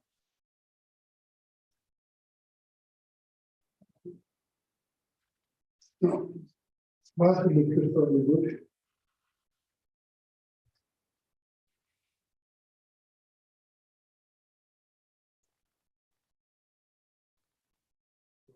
Alors, dans cette étude qui essayait de voir quel est le rôle joué par les facteurs raciaux, a montré que le temps de la puberté, l'âge de la puberté intervient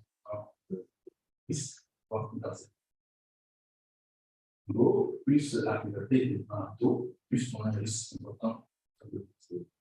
Alors, la profession également, si on élimine toutes certaines expositions à les produits chimiques, mais également des professions dans lesquelles on est vraiment sédentaire.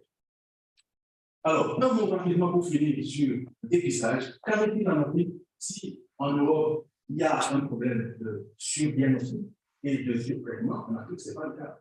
La plupart de nos patients viennent à des stades.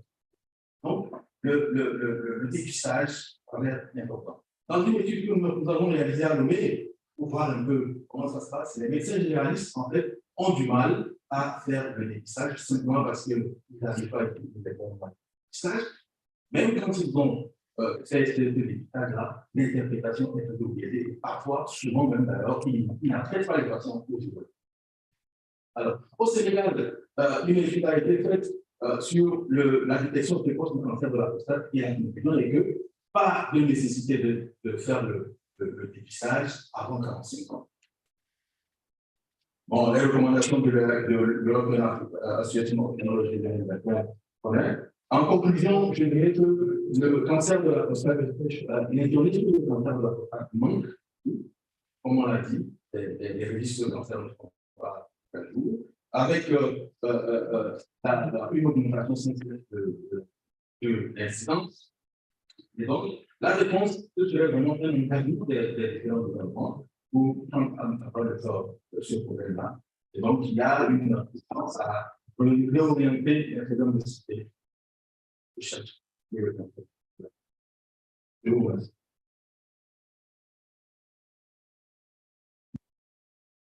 Merci beaucoup, Dr. Pacha, pour cette présentation. I'm going to invite the student last presentation for this session. Dr. Oluwole from Nigeria is going to speak on genitourinary pathology. Dr. Oluwole, you have the floor. And before the slides come up, I would like to recognize the presence of Africa. I think Georgina Iboa in the room. Africa is a group of researchers in Africa. And they are really not creating the thanks to work.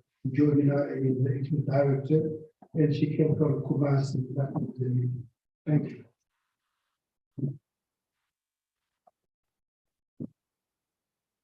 Thank you. It gives me great pleasure to be here this morning on this conference. And I want to appreciate the organizers for inviting me to speak on this. Thank you very much. By the way of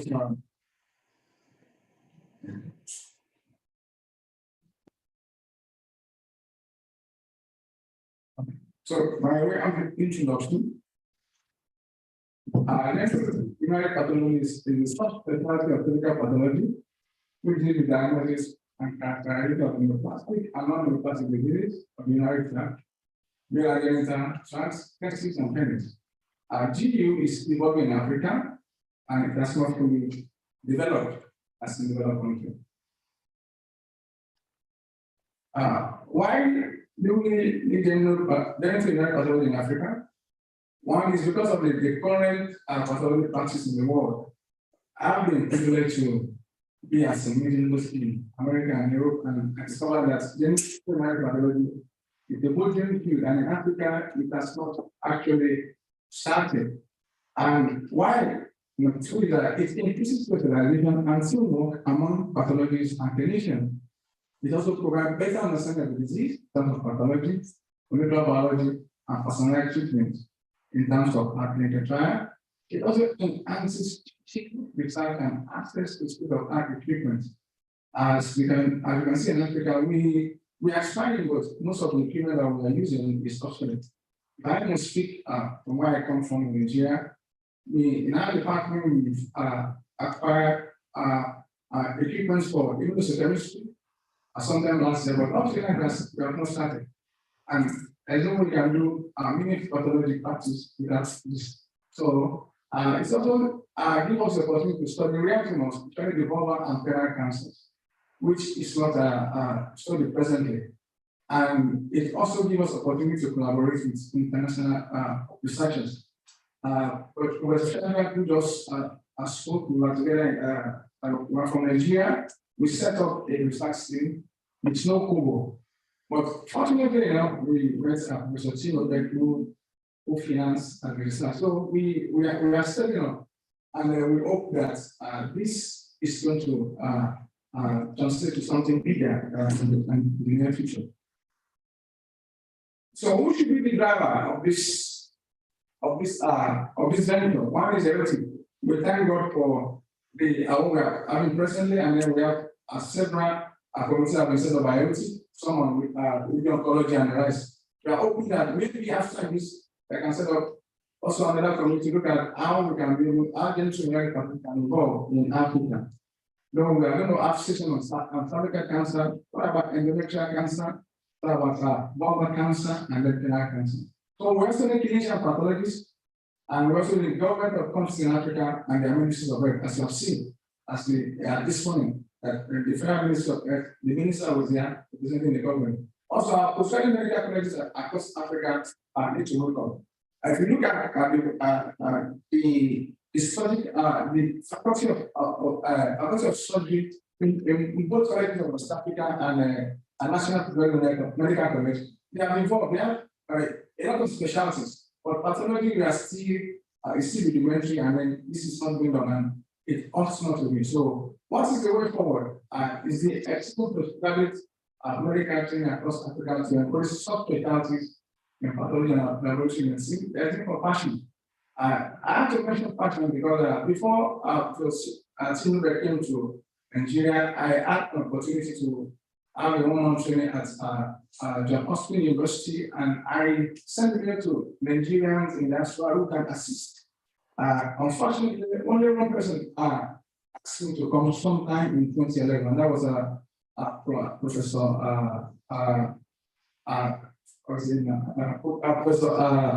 Jonathan Ashton. So I was able to have a one-on-one training that really prepared me for the research in Nigeria. Also, we need mentorship. In Africa, mentorship is lacking, but I want to take key from Professor Sterling. I met him sometime, I can't remember, it's up to about 10 years. He brought down to a meeting and we met. But I was in that meeting, I was alone. Nobody brought me, I got myself. That's how I've been doing learning all the while. Up to now, I don't have a mentor, but I'm trying to, as it were, to build up my career, and I've moved around. So we need budgetary allocation, and then judicial allocation. There's no for political will. Also learning from Senegal, I think that Senegal is blessed because they have a person who moves around, and then they ask those younger people. It is possible in our country, and we are trying to see how this will take off. Also, budgetary allocation needs to be visually used. A lot of political who are in the government, when they get there, they become politicians, and then they stop being technocrats, which don't have the government. I think this needs to change. The way forward, African pathologists in the diaspora should be encouraged to adopt upcoming ad-hoc pathologists to seek placement for specialty training on short-term basis where the opportunity exists. And I've tried to lay this before with the team that pathologists are working with him on this project should be trained so that at least you can be able to help others and then enlarge the network. I speak for advocacy and international collaboration. In conclusion, there is need for urgent reprioritization of health programs in Africa towards improving research, training, screening, diagnosis, treatment, and data handling in order to reposition Africa to be the hub of international collaborative research center. Thank you. I want to comment on the ACLR and then at the markup, they were the one that made this meeting possible. As you know what I mean, the academics that we are able to support us with here. Thank you very much.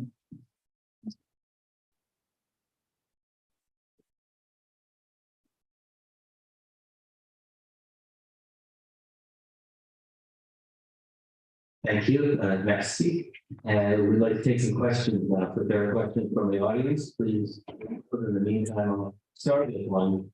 And Dr. Patka said in his talk very correctly that one of the problems of prostate cancer in Africa is the limited capture, the underdiagnosis. And so we don't have good estimates of rates. And I'm wondering if each of you could comment, perhaps from the epidemiological clinical perspective, maybe the pathology perspective, of how we can address that problem.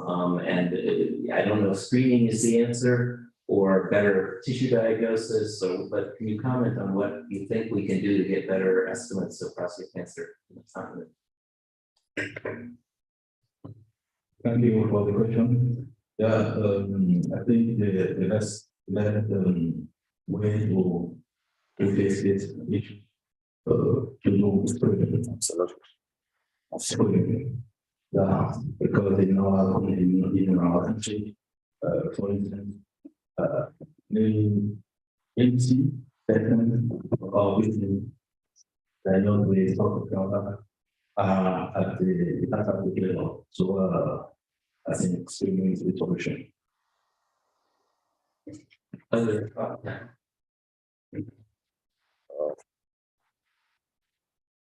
think it's not working. Oh, good. All right. Yes, I think I agree with my colleague. Because how else would you find something if you're not looking for it? So obviously, even the current rates that are being reported is because self-screening has improved. People just walk into the laboratories and do PSA by themselves because they've come to hear that, oh, prostate cancer is the commonest cancer in males, in blacks. And so they just use it now, just like they go and test, maybe they have an infection, they want to do it. So that's what happens. So that is why we're having this, this increased reporting. So I think that while it may not be the same philosophy in the US, because we all understand the debate, but if we are to cut down on what we are seeing, which is the high incidence of advanced diseases in our climate, then the only way to do that is to screen. So if I could just follow up on that, as you mentioned, screening is not something in most parts of the world that's done in a population-wide level. Most of the bodies that make these recommendations have recommended against it. Yeah.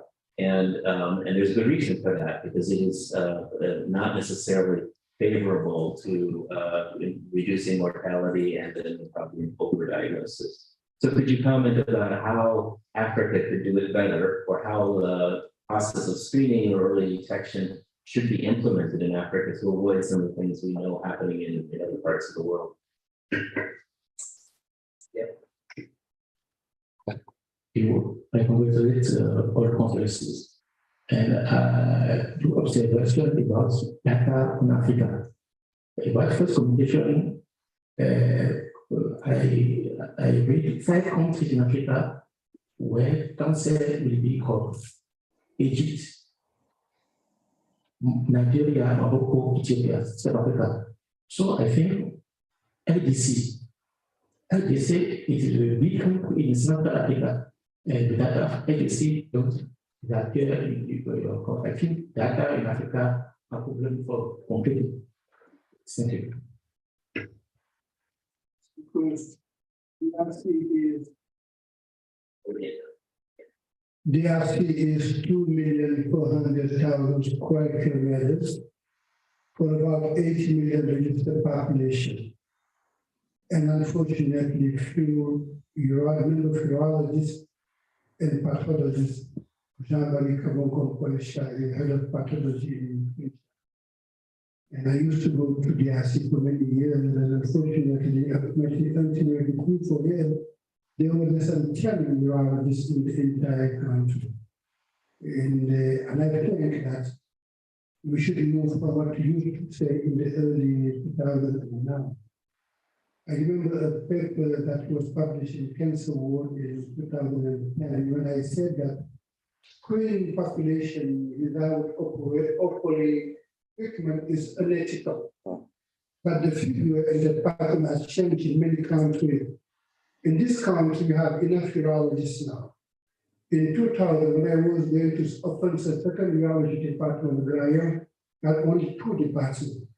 In Dakar, we have 9 urology units only in Dakar, and we have 21 urology units in the whole country outside of Dakar. Meaning we have about 30 urology departments in Senegal, and we have 5 public universities, and 4 has big urology departments in Ziguinchor, in Chess, and in St. Louis with professors. And now I think that we have linear accelerators in public and private practice. So meaning that we can offer appropriate treatment to the population. So now we can talk about screening in Senegal. But if you don't have the need to screen the population, it will increase screening. And what next? You cannot offer anything that's remain unethical. I would like to allow me just because we have time to one question. You can continue outside because time is running. One question, one comment from the gentleman from one country that is the tongue in Senegalese mouth.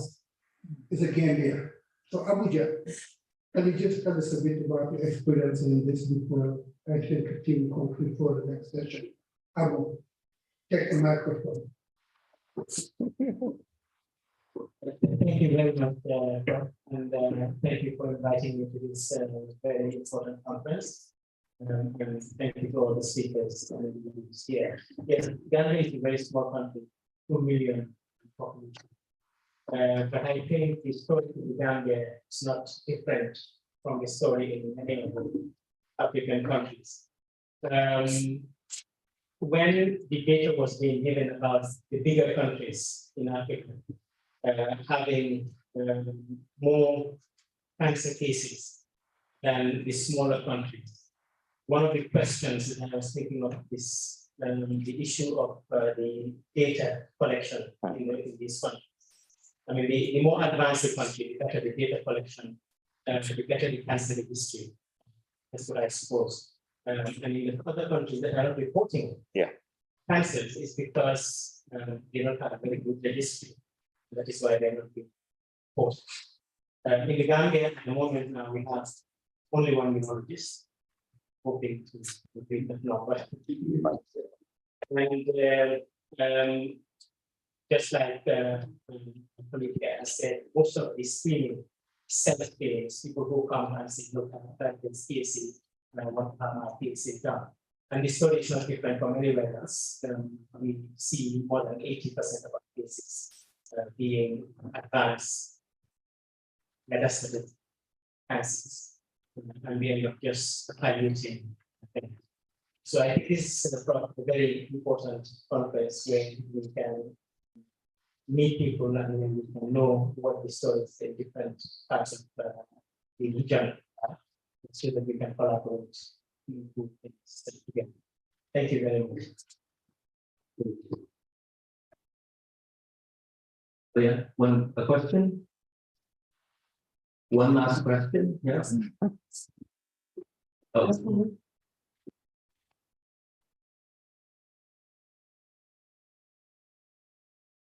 Yeah, I just really want to congratulate Matt for getting started and for Professor Gay and Dr. Tim Rebek really bringing all madcap investigators to come to be part of this regional meeting.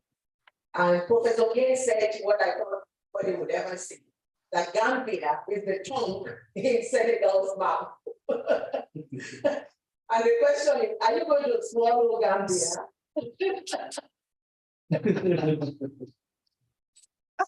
So, Sorry, as you mentioned, Martha, I can say really what is my thinking. Gambia is a DRE to Senegal. It's like a digital examination.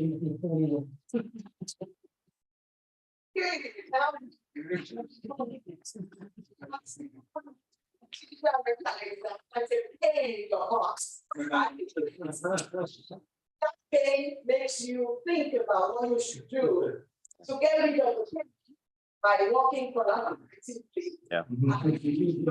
It's pain. But Anglophone, we have to respect that the coin is being buried today.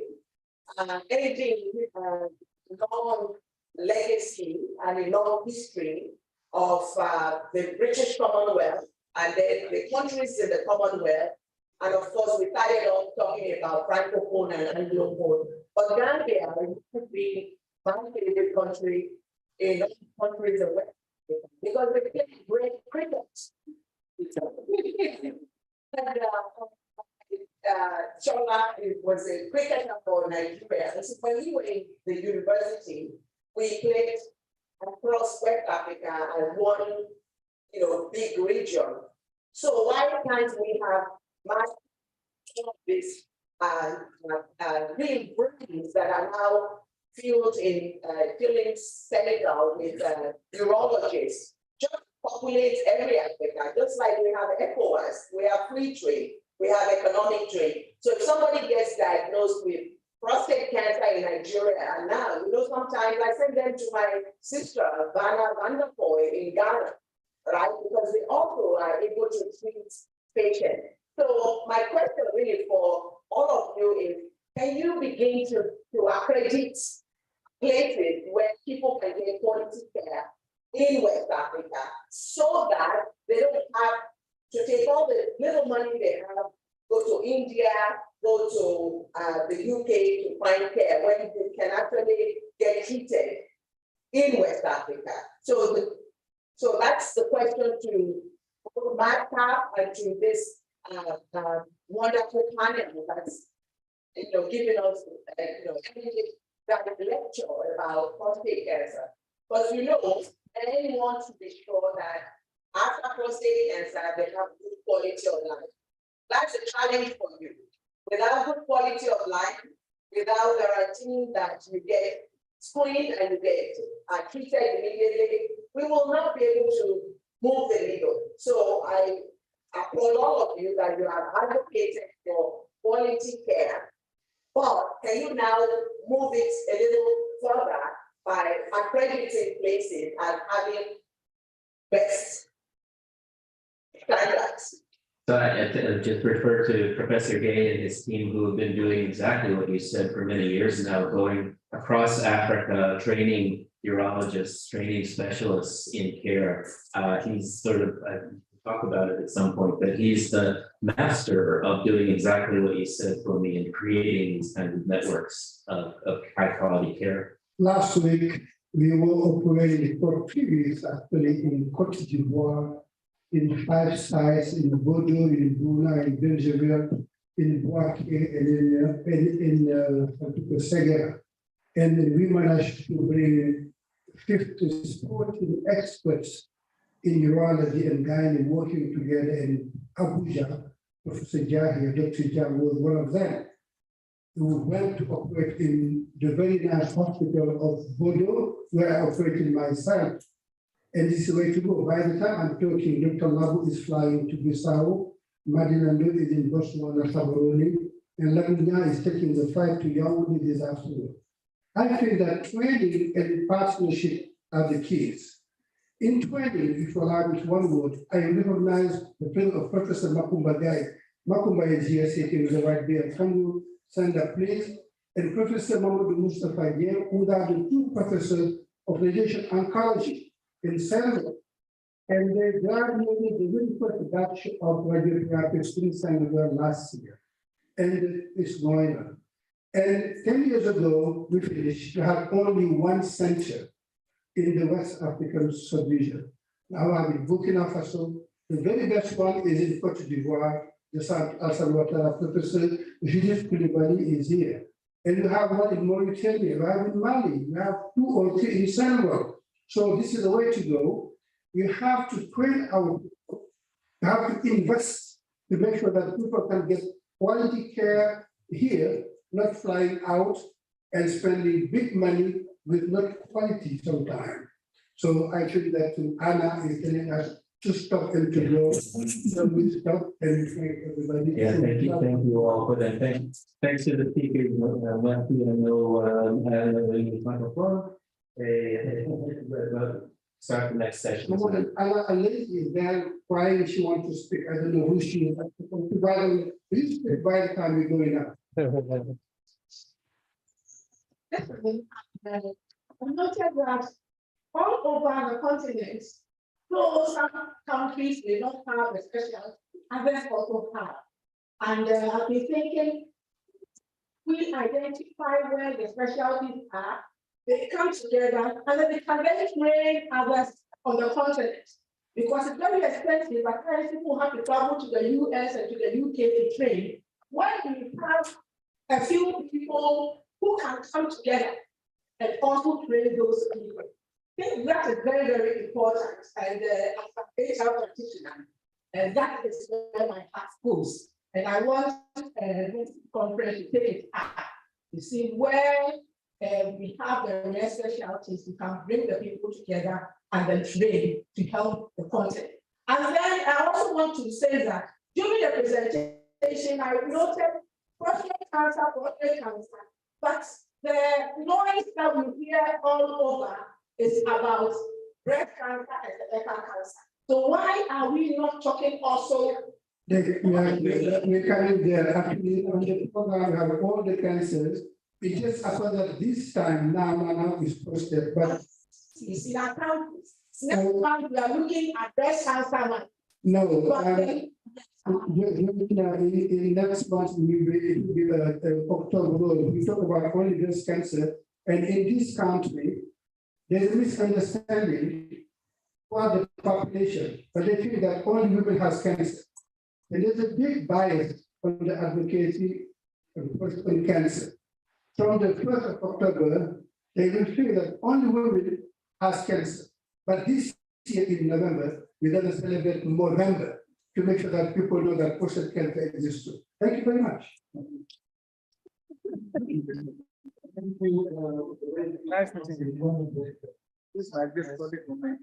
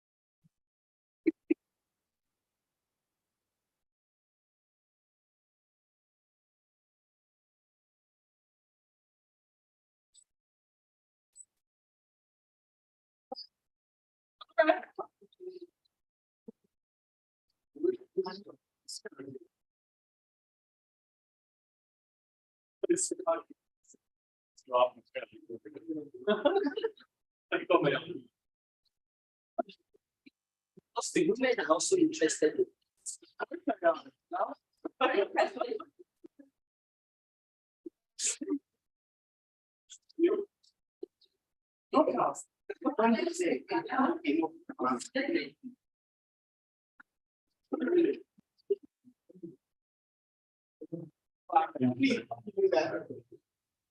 There we go.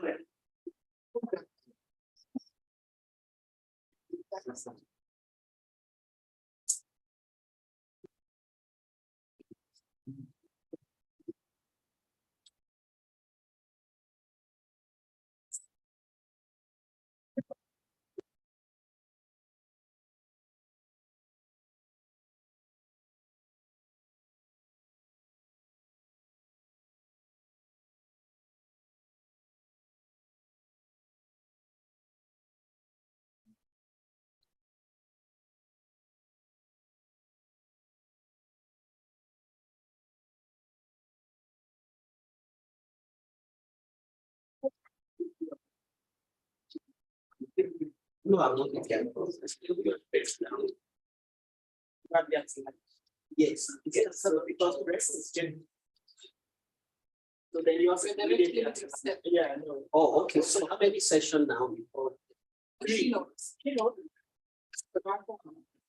Rest.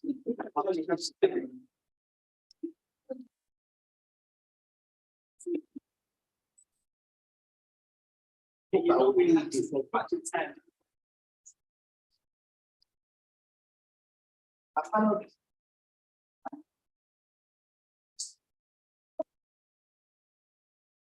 What do you? No, we don't have a bell. Did you clap? I don't do anything. All right, so maybe you have to use it. Hello? Yes.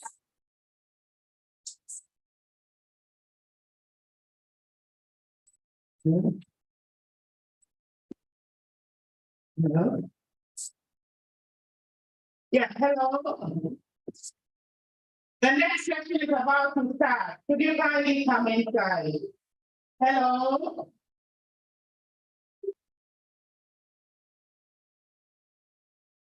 Please, can you come back inside? Thank you.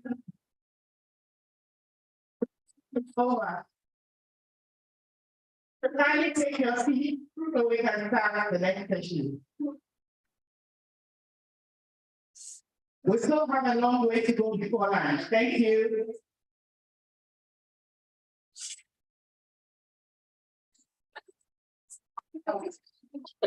No, everybody.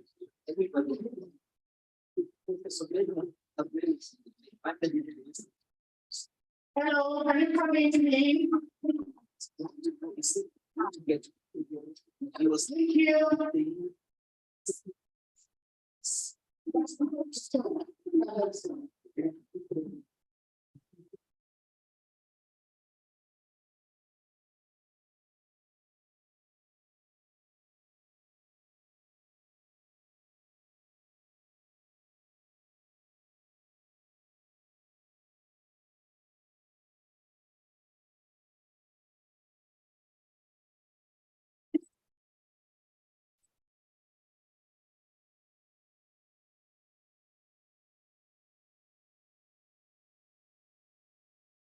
Thank you very much. I hope you are all able to have a good break.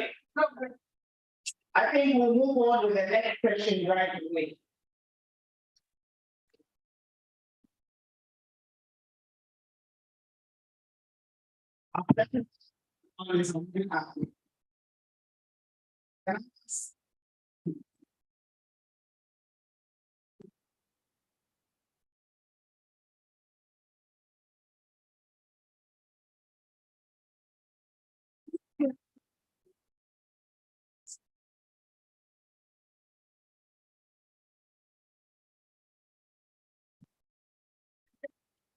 Now we have the people here.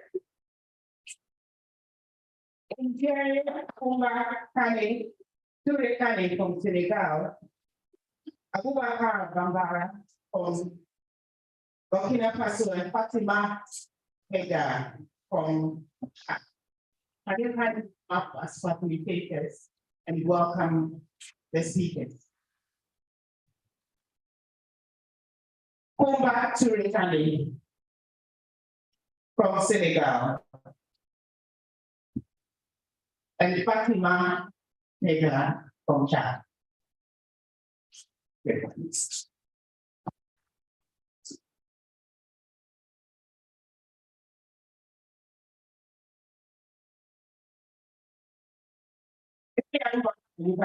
start by introducing the details. Thank you.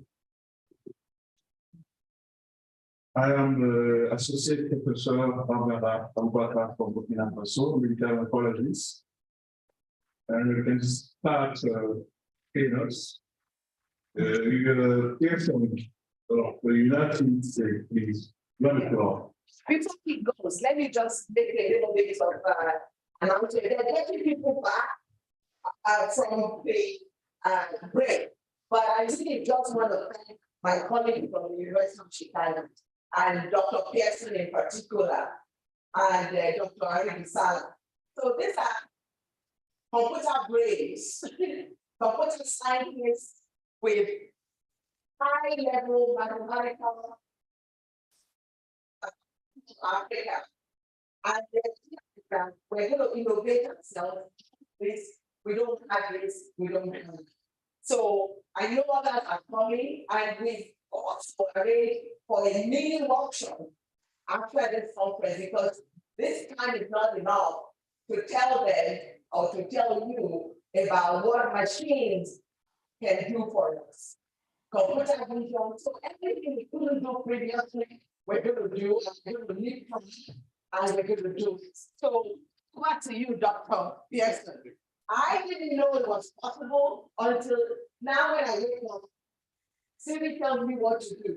Get up, stand up, I mean, there's just a lot going on. So over to you.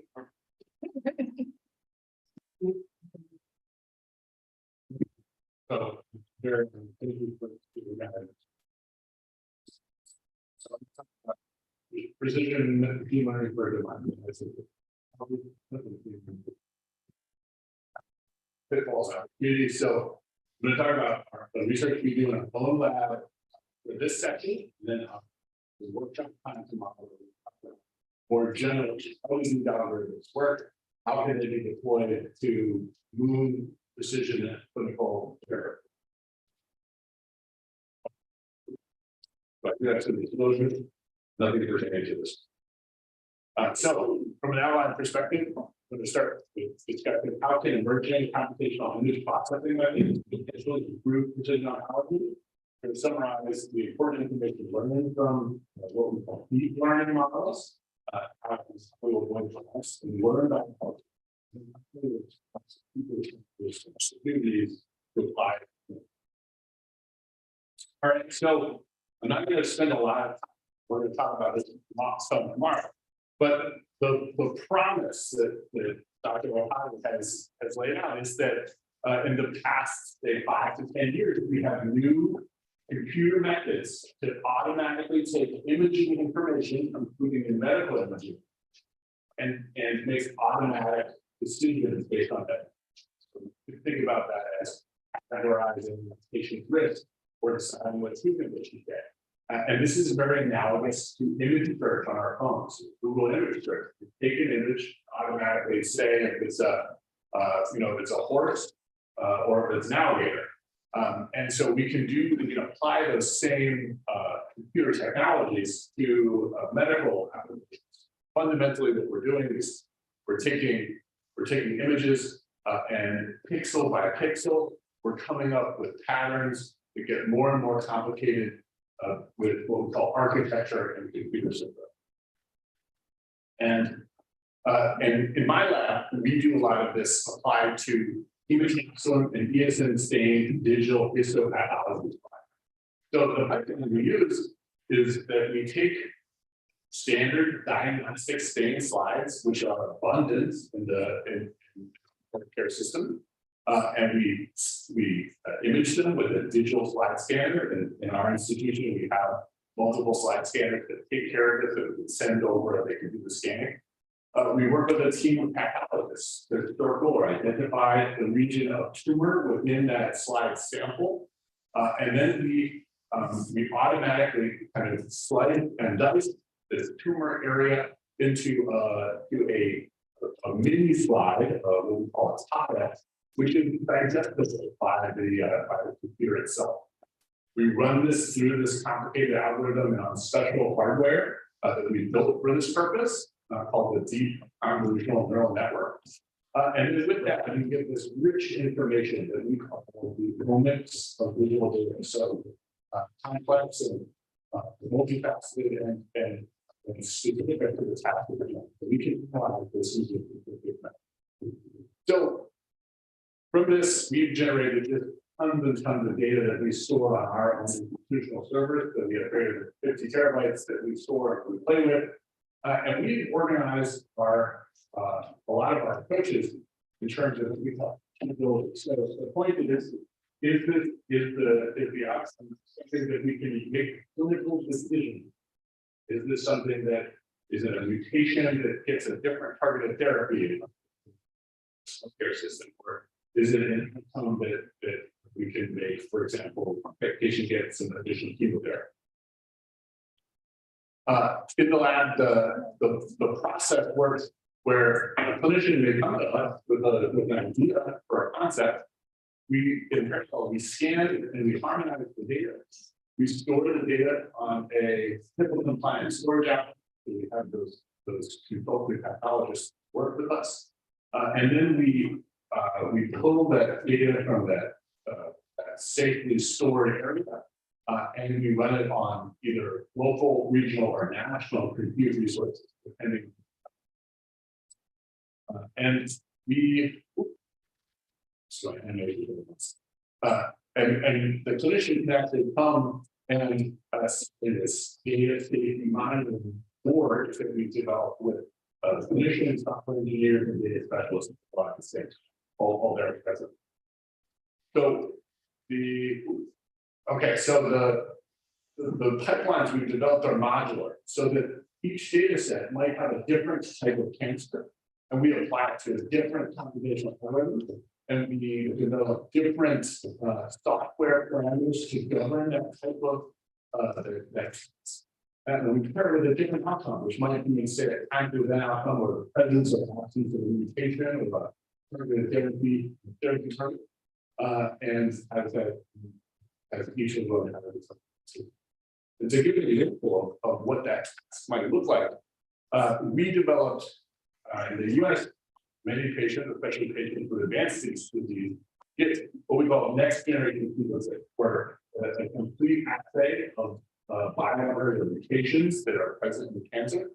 And we asked, could we develop an analog to this next generation sequencing directly from just the diagnostic histology side? So to give you a sense, digital next generation sequencing costs about $5,000 US if we typically bill to the insurance, if it's done on a patient. If we can derive it from histology, all total, we can get it for about $10. So the goal is, could we use the architecture, the way the tumor is growing, and infer the mutations that are causing that growth? So we try this in every cancer subtype that is publicly available, greater than 4,000 species worth of data. And what we saw, these are area under the receiver operator curves on the x-axis and fault discovery rate corrected p-values on the y-axis. So any data that's up here in the far right-hand side is a mutation that's detectable with reliable accuracy. We found that many mutations could be reliably detected directly from the histology, skipping this expensive and cumbersome and time-consuming next-generation sequencing, just using contemporary computation techniques. So the field was very good. This week, start to finish, we took the whole project with every actionable alteration. It took about a year for us from when we had the idea to when we published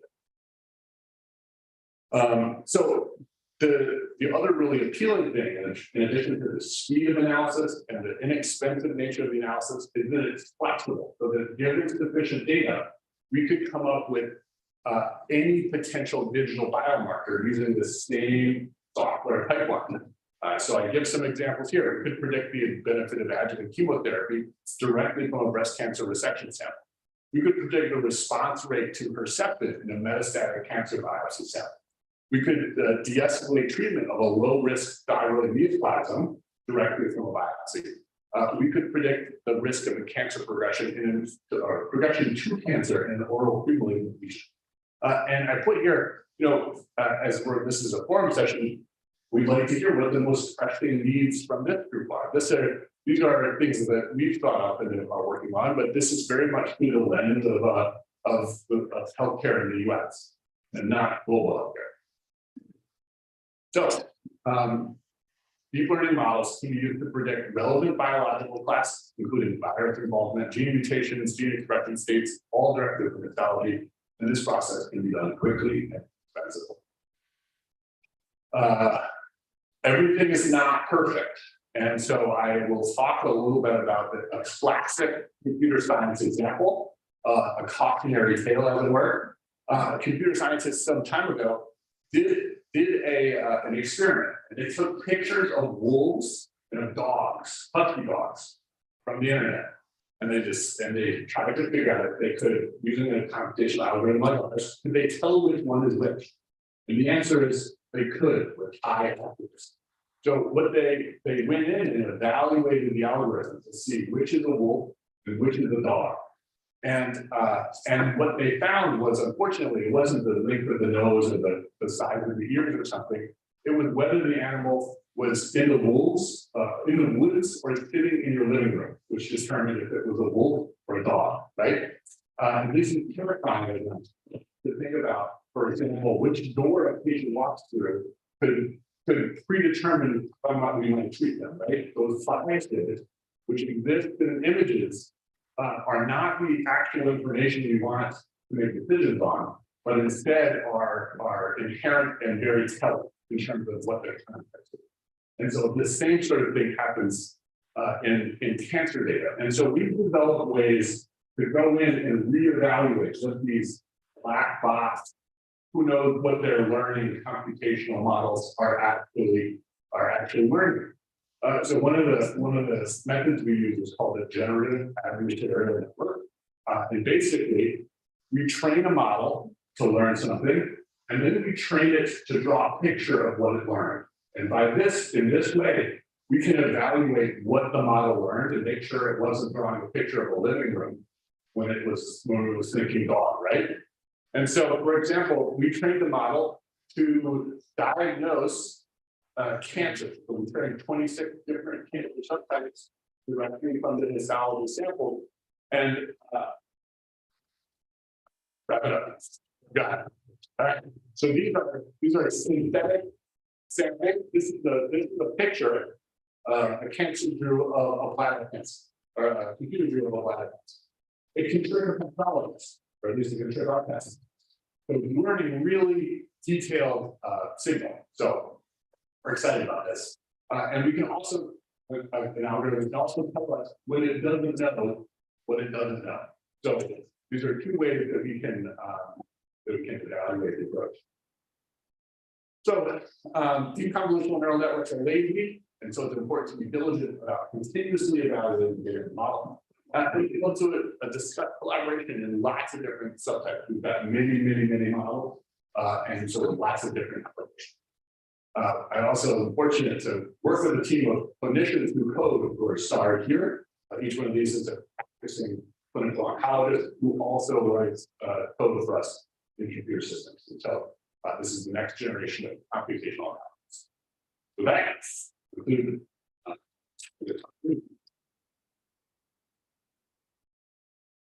Thank you so much for this nice using the new technology. Présentation des nouvelles technologies dans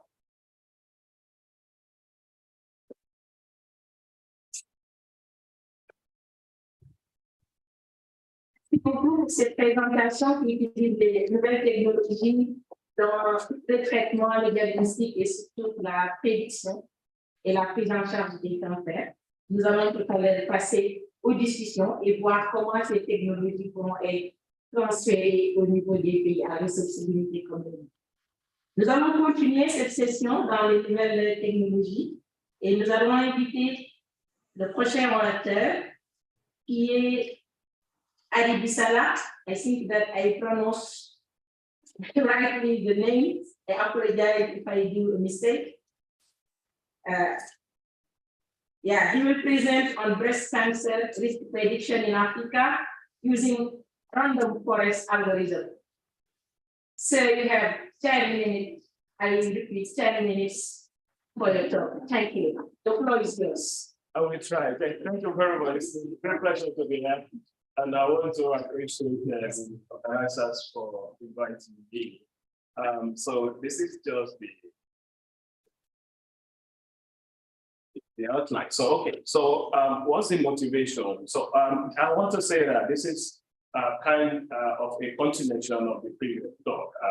Previous talk was on machine learning, but this is just to focus on the use case, which is breast cancer, and using a particular machine learning technique. So now, what is machine learning? Machine learning can actually allow you to do a lot of things. So we train the machine to be able to make prediction, and it can classify. So it will actually be used for regression, for predicting, maybe for example, stock, and then, or maybe house prices. But in this case, in our use case, we are interested in classification.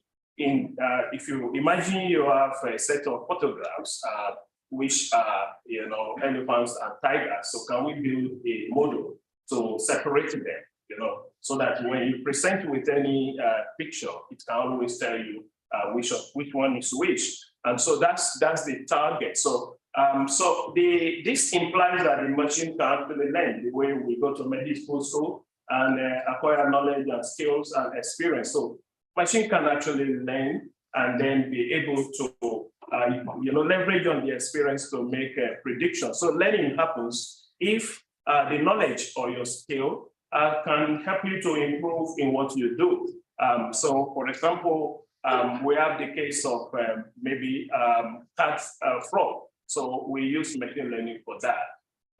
Now, this is just the model. You perform a task, and then we want to measure whether you have improved based on your experience and using a particular performance metric. So this summarizes when we talk about machine learning.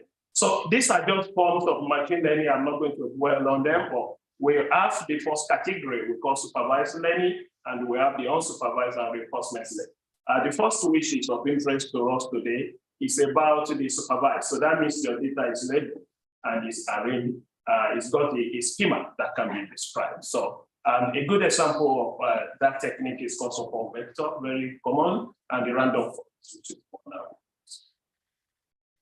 Okay, what is random forest algorithm? So it's a type of machine learning, a supervised machine learning technique that can allow you to actually make prediction or solve classification problem. So it's what we describe as a family of machine learning algorithms. So it uses the ensemble approach by which, it combines many decision trees And the way it works is that the decision tree is used for, it's a type of machine learning technique. But in a typical decision tree approach, you use one decision tree and then you that does the classification. But for random forest, you combine multiple decision tree, and each of them, does the classification and voting happens. So the class that has the highest votes is the one that's classified. So the importance of this is that you get many people to do a job, and they should actually give better results if they are all trained and they have the experience to do that. So in the context of breast cancer, in this particular study, our target was to use random forests for classification.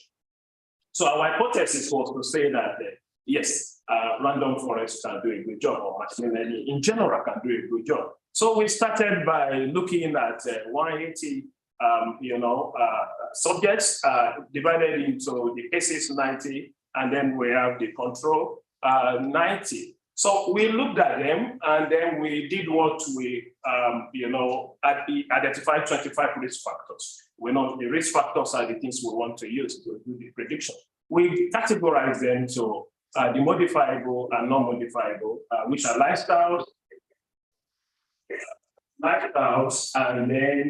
and biological factors. And so we extracted 25 of those. And what did we do with that? We did what we call filtration.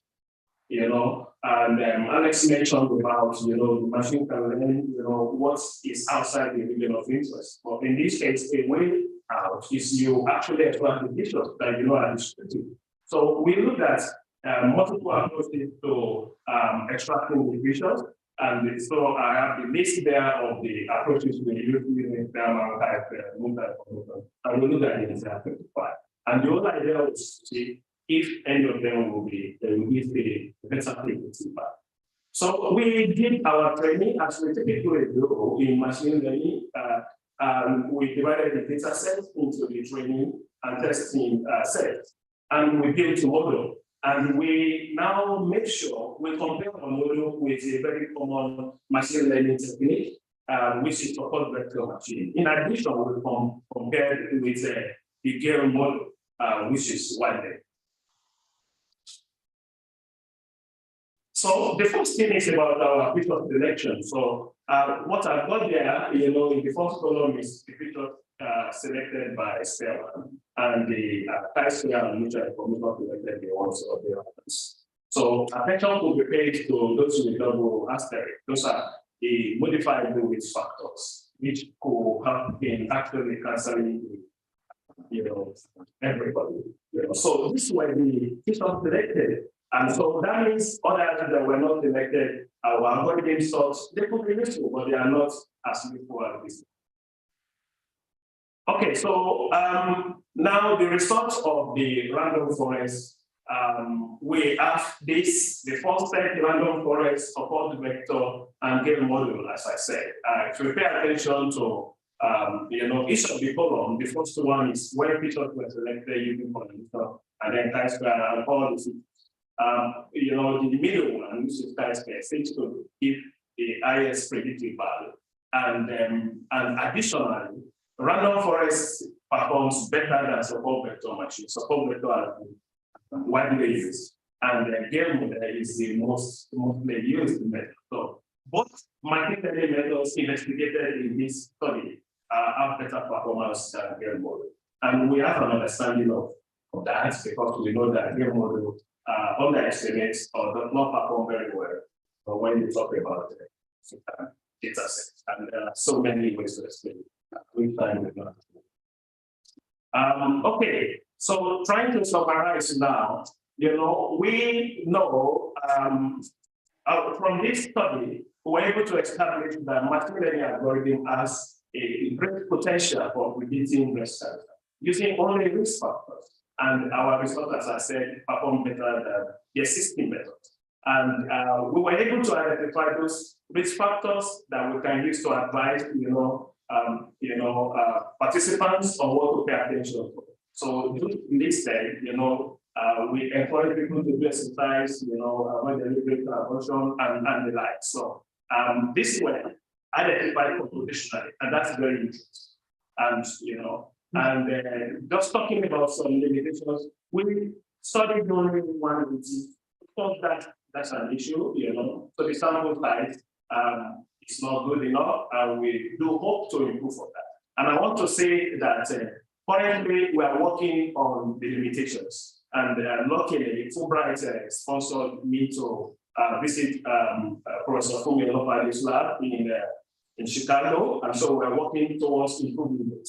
And so we have more sample size now, and we have, rather than focus on machine learning, we're actually looking at deep learning products, which allows us to use images, and so it's a work in progress, and but that's it. So thank you very much for it.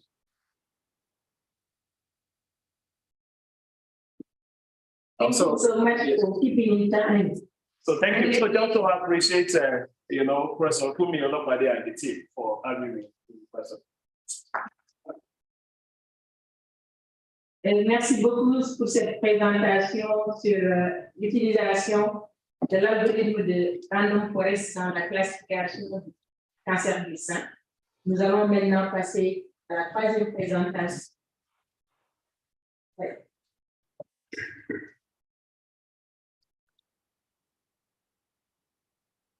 So we're going to call out third and last and final presentation by Jay Dent, which is on BBH update on AAI. So bring up during the presentation. Thank you.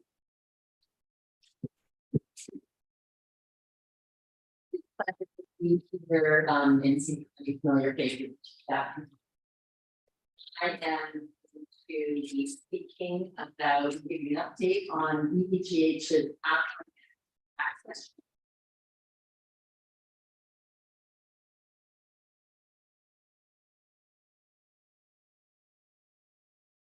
And yeah, this is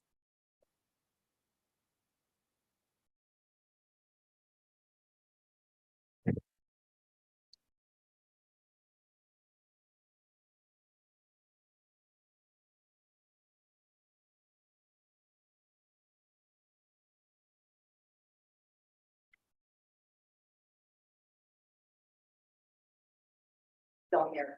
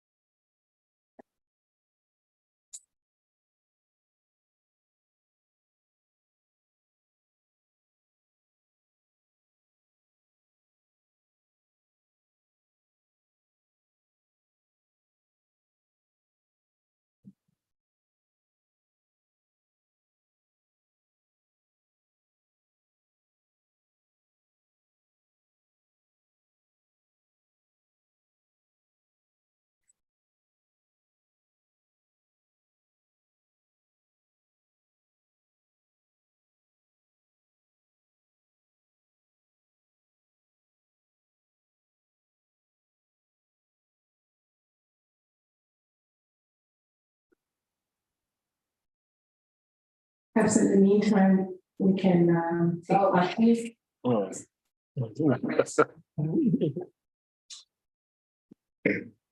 Okay, so I'm going to jump right in. So I'm going to give an update on the BBGH's African Access Initiative.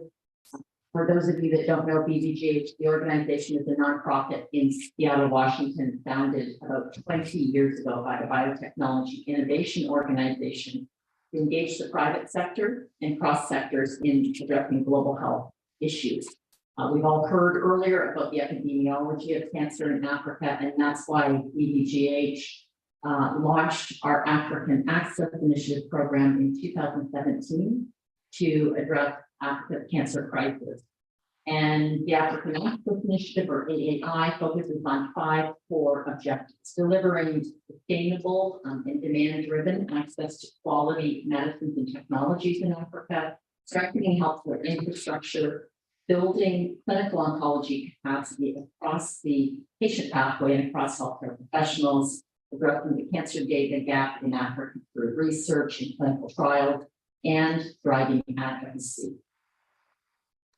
Everything we do at BBGH focuses on partnerships. These are just some of the partners that we're working with through our African Access Initiative, and most importantly, the 7 countries that we're currently working in at the ministry level and working with hospitals in the countries. So through AAI, we start with the Ministry of Health to ensure that we're aligning with the National Cancer Control Plan and the ministry's priorities in each of our countries. We quickly moved to work with the cancer hospitals, where we work with the hospital team to conduct a comprehensive assessment of the 4 capabilities, the cancer patients that are presenting, the infrastructure and technology, and importantly, the cancer medicines that the hospital is prioritizing having access to. All of our programs built on the results of these needs assessments and also aligned with the ministry National Cancer Control Plan. Our access activities start at the ministry level to align with National Cancer Control guidelines and cancer priorities. We then work with hospitals to assess their drugs that they want access to, and we engage companies that have US FDA approved medicines to provide improved pricing or to deliver medicines based on innovative financing models. We also work with agencies in countries like the regulatory agency, customs, to ensure that we're working within the framework of a country. We don't create any extra layers through our access program, and we deliver drugs from port to patient. In access, since we launched AAI, we've seen more than 3,000 patients receive cancer treatment in a number of our countries, and those include treatments that are basic chemotherapies, targeted treatments, and also supportive treatments. And some of the cancers listed that patients have been treated through our partnerships. Our clinical trial training programs leverage experts around the world, including in North America, also experts in Africa that have expertise, and around the world. I just want to highlight a few of the training programs that we've recently conducted. And I want to just highlight here in pathology, we don't just organize one training program. We ask our participants for feedback, and it's a continuum of training on topics that are prioritized by the hospitals in the countries that we work with. And this slide just shows an example of some of the variety of training that we've conducted in one country that starts with an on-site fellowship and training. Also incorporates where there are gaps in operating certain equipment. We've brought in technicians to repair that equipment, to train, to bring fellows. We've worked with the American Society of Clinical Pathology. They've been a fantastic partner to support fellows to come on site, to actually train on that equipment, help develop SOPs in a lab, and to really support the pathology teams. And then we also coordinated accreditation examinations where some of the hospitals have wanted to improve their WHO scores and also receive accreditation. And we coordinated actually measuring some of the metrics in the lab. In nursing oncology, we heard about earlier, it's a very important area of oncology management. In many of the hospitals, nurses haven't had formal training. So we've conducted a number of lecture series, digital lecture series, workshops, and coordinated mentorship to support and train nurses. Additionally, radiotherapy is obviously a very complex area of cancer patient management, but we've been consistently learning from our hospital. It's an area where training is needed. And this is an area, again, where we've applied digital lecture series where we've trained on HDR brachytherapy, IMRT, and we've trained technicians as well.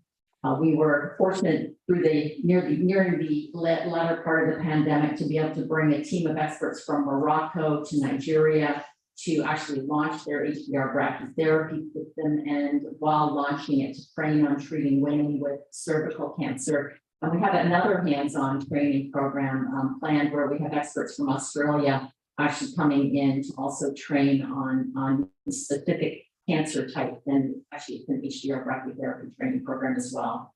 And then virtual mentorship and is also ongoing in radiotherapy. I touched on advocacy and awareness. We've worked with hospitals and oncology healthcare professionals in our hospitals to develop materials that are customized and sensitive to the communities and the patients that our partners are working with. And so we've developed pamphlets, we've conducted training on communication with patients for healthcare professionals where that's been requested.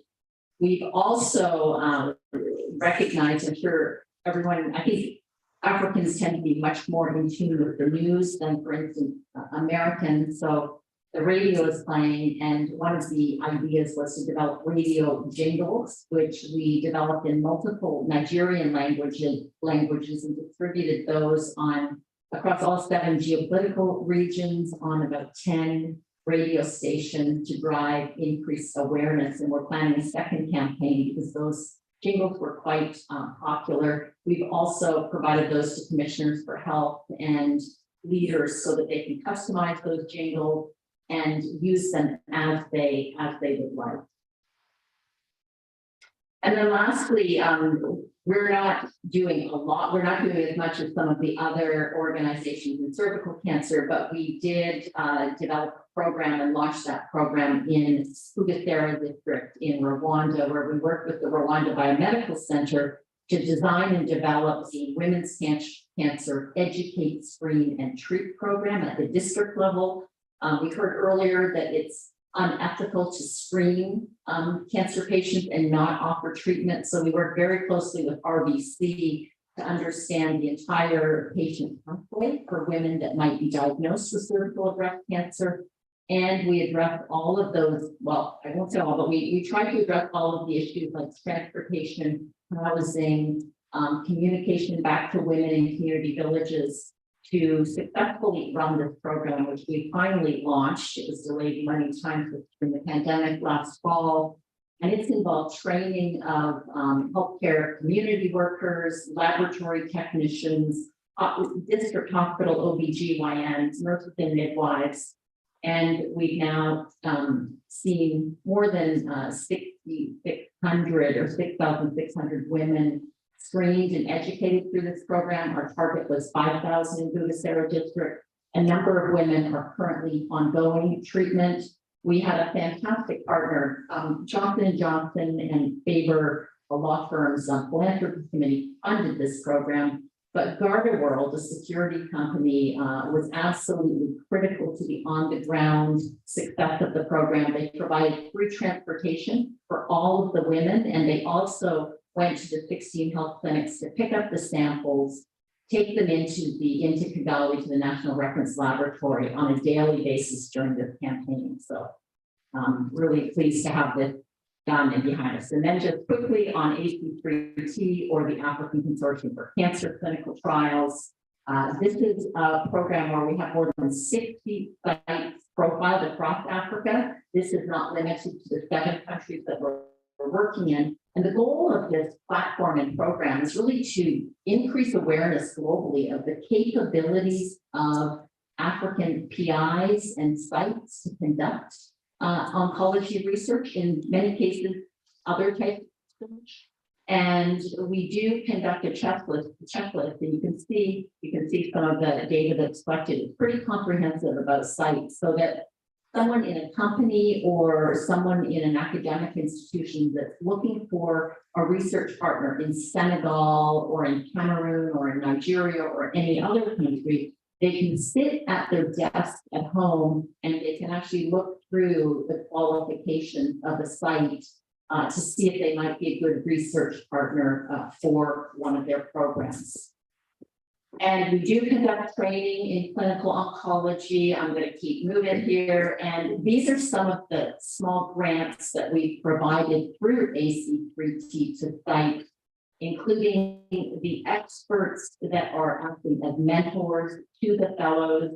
Here's another training program where we're building clinical trial expertise and research projects are ongoing. You can see the fellows kind of with the yellow and the international mentors to the left. And then lastly, I just wanted to highlight another study, our last study, and this is my last slide, on it's a multi-center, 3 centers in Africa are participating in a hypofractionated radiotherapy treatment study to evaluate hypofractionation and treatment of prostate cancer. Thank you very much.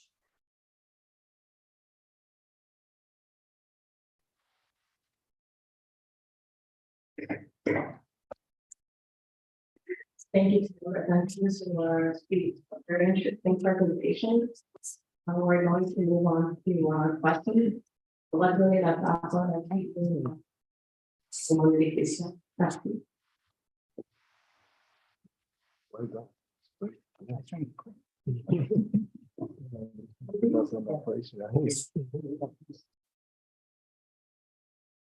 Thank you very much. I would like to ask you a question to Sarah Okay. about the Machine. order for predicting breast cancer.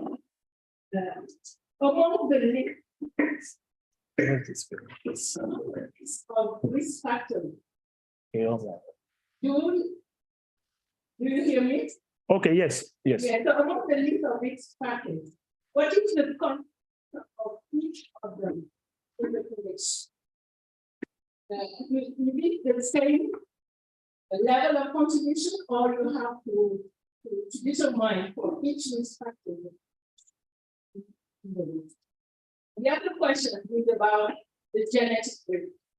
Is it included in the prediction? Thank you very much. This question. Yes, okay. Thank you very much. Brilliant questions.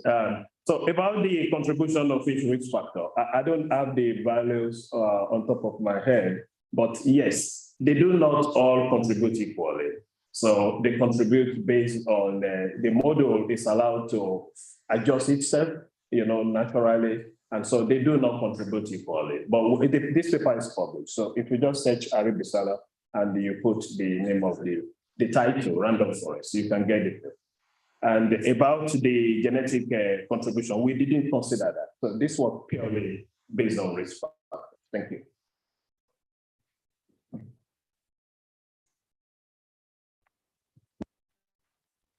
Thank you. This question is for Dr. Griffin. In regards to application of machine learning, a lot of work has been done now with like cell-free work, whether it's plasma or urine, with regards to methylation or histone. And there's still a lot of work going on with regards to interpreting that data, assuming that the filter, if you will, is wrong. Do you think it's too early to apply AI to it?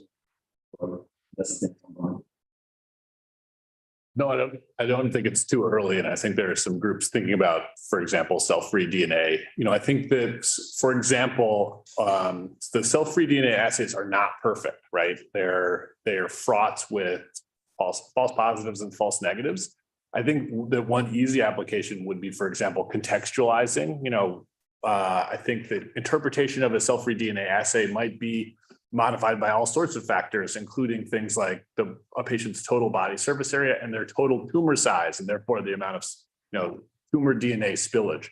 And so I think all of those could be automatically incorporated and contextualized with AI models that, take into account these complex nonlinearities within the data or more difficult to infer relationships between one modality of data and another modality of data. So I think it's time, and I'm sure there are groups that it's not my area of particular expertise. I'm guessing groups are already thinking about this to answer such complex questions. Thanks.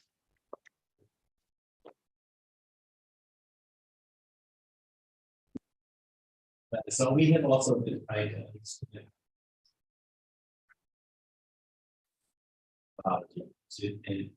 we've given it a couple of tries with companies, different algorithms, and what we found is that the input matters a huge amount. So when you have really great pathology, great tissue processing, it's pretty slides, it's all done well. It's great.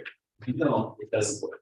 And so I wonder if you could comment on the ability to get good readouts with variable quality tissues. Is it worth doing? Is it worth, you have poor input? Are you always going to get bad output? How do you do it?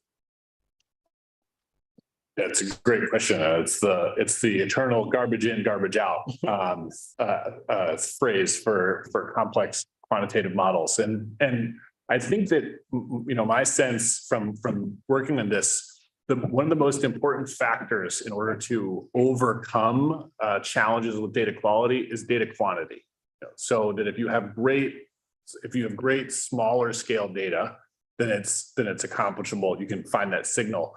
And if you have highly variable data, then you need much more of it. And so I think that we've overcome that. We've done experiments in our own group by artificially distorting the quality of the data, making it blurring the data and helping the algorithms to learn how to focus themselves. So I think that there will be in the short term, the easiest way to keep moving forward in clinical applications is to collect more data. And I think almost every presenter has talked about the need for data harmonization, data resources. And then I think that on the algorithmic side, there'll be workarounds that will come in to make up for artifacts in the images, to make up for example, we can figure out what the histology is even on an out of focus region of a sample, not necessarily optically, but computationally. And so I think that we'll come at it from two angles, and I think we will get there. I think we'll get there soon. So yeah. And I was going to say about still about the data issue. If the sample size is an issue, sometimes it might be okay to look to transfer learning. Because there are models that have been built, and some bigger labs might have train their model, which you can just work on and use them. So sometimes it helps. And just transfer learning would be taking something we learned from one set of larger data and applying it to a smaller data. Yes. La toute dernière question. Thank you, Mrs. Chairman. Thank you very much for our presenters. Very nice talk. Clear question. Okay, see, you present the access initiative, and what we see is you have many activities for oncology, for pathologists, but I think there is no activities regarding biology. I think genetics is something that also needs to be developed in our region. We have some specialists, not so much. Mainly the problem is we don't have the equipment. I think really there is something that is not to be done in this. Thank you.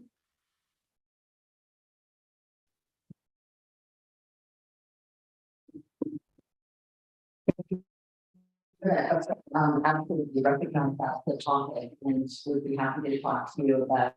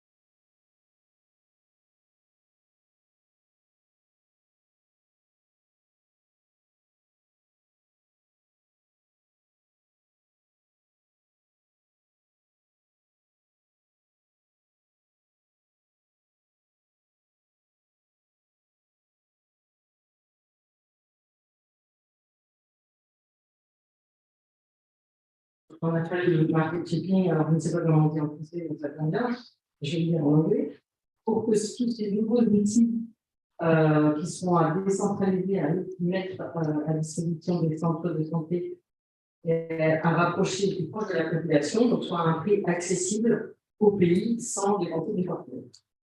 Voilà, donc maintenant je vais laisser la parole à donc les deux gros opérateurs qui vont mettre en œuvre cet énorme projet de 70 millions, donc la Chine, et puis après,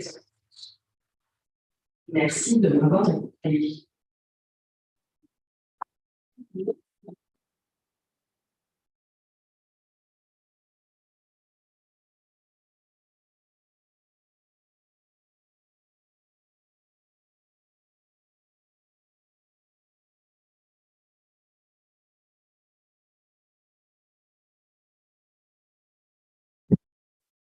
Bonjour à tout le monde.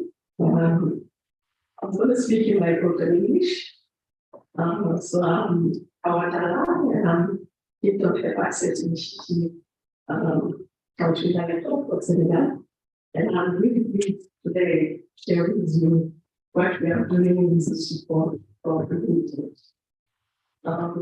As many of you know, China, the international NGO is really dedicated to facilitate access to the world and quality care services, including treatment, and sleep and drugs. For this specific piece on therapeutic cancer, our main goal is really to prove and for the world effective package of two models for secondary prevention.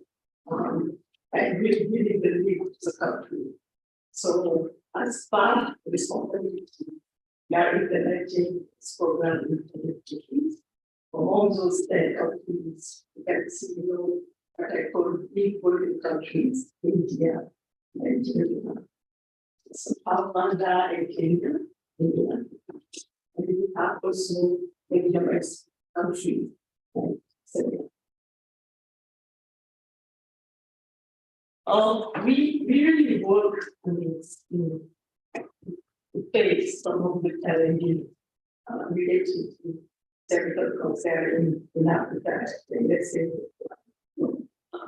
so first, findings we know the first challenge women who are HIV positive and became cancer not really diagnosed or HIV, and we know that they are very vulnerable to HIV. And this is mainly due to the lack of integration of services in many of our health facilities. We also knowledge that screening is not as much as accessible as we want in the country. We don't want to talk about the quality of the screening tool, but let's say the community of screening in our. We also know that if we are screening and if we are positive, the time and the, let's say, money took to have the results and then access to money might also be one of the questions. Work hard to have their access to. So in this specifically project, we have a model that is trying to work closely at the national level with the Ministry of Health, civil society, also healthcare delivery units.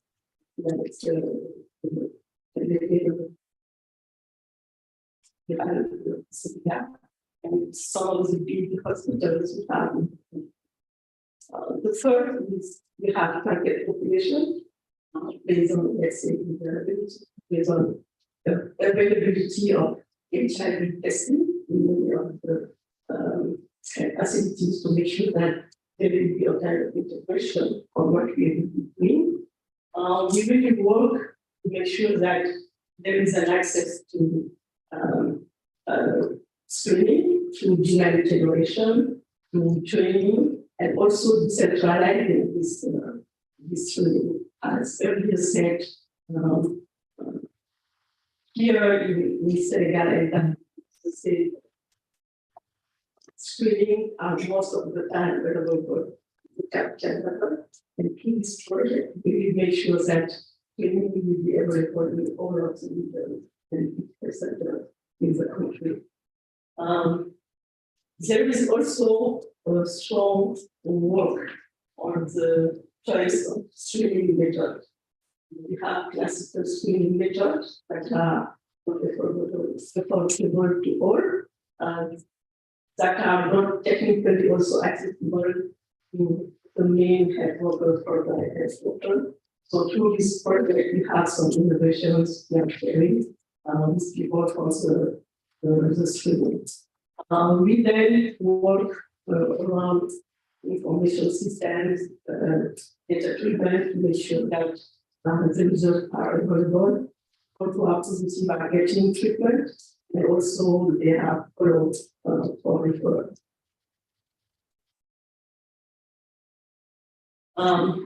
So through this investment, I think it seems the goal was around 1 million women to screen. We've been so far able to screen more than 7,000 women, and treated more than 80% were screening positive in the project. And we are also at the same time working to have a proven package of tools that could be scaled after this first phase of the program. I won't go through the details because we will have only 2 minutes for the two organization. So just to let you know that maybe tomorrow we'll have more details. And yet, I think expertise present expertise process. Thank you. Yeah. Thank you.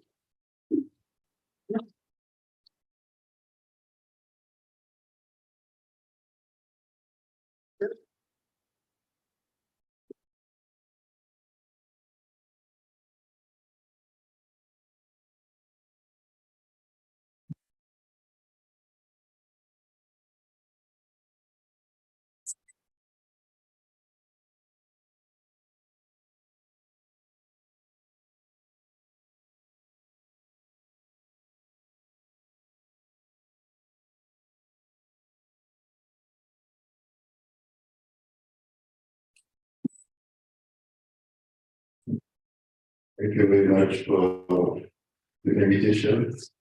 I would like to give me and my team organize the importance of this congress. And in 2 minutes, I want to present the activity of success.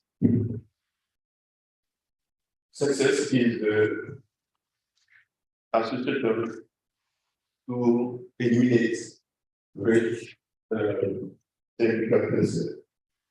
You know that the incidence of cervical cancer is around 30 for 100 patients in Africa. That means very, very high.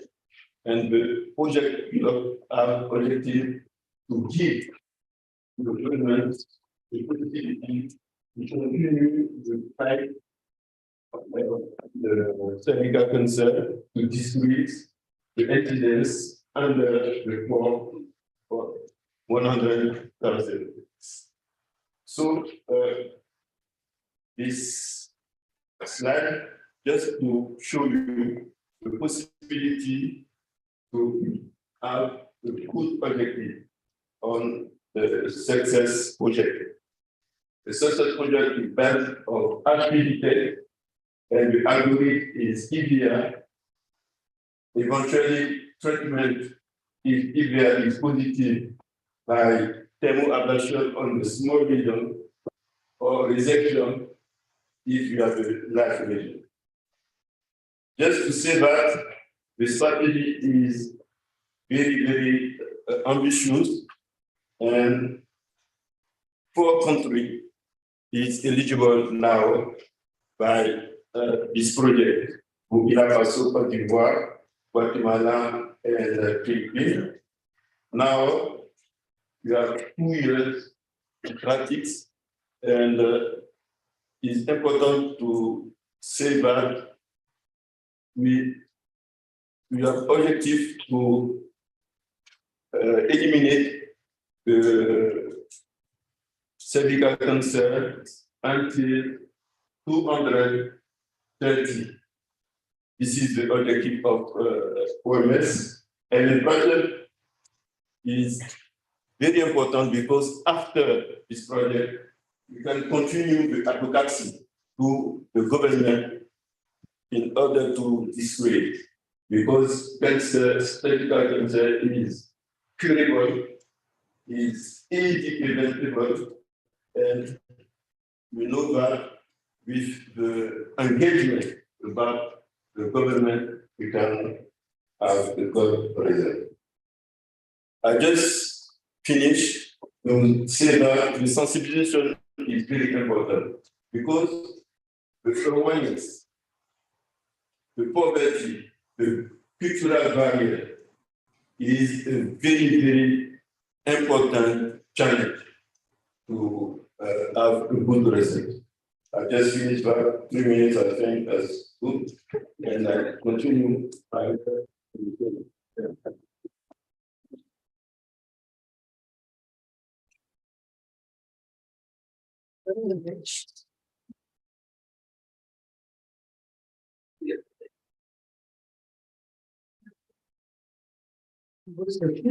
going to conclude in English.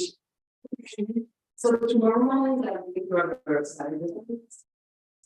especially on the support project in Spain, where they are bringing what are the objectives on potential on every innovative method that are going to be done to the field and trust everything. So it will take place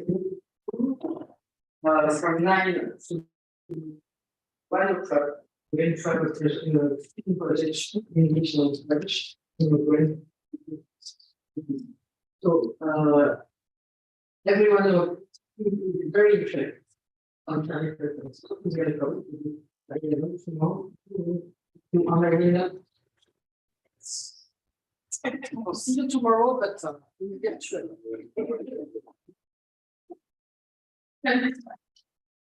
Thank you very much for your excellent presentation and for the work that you are doing.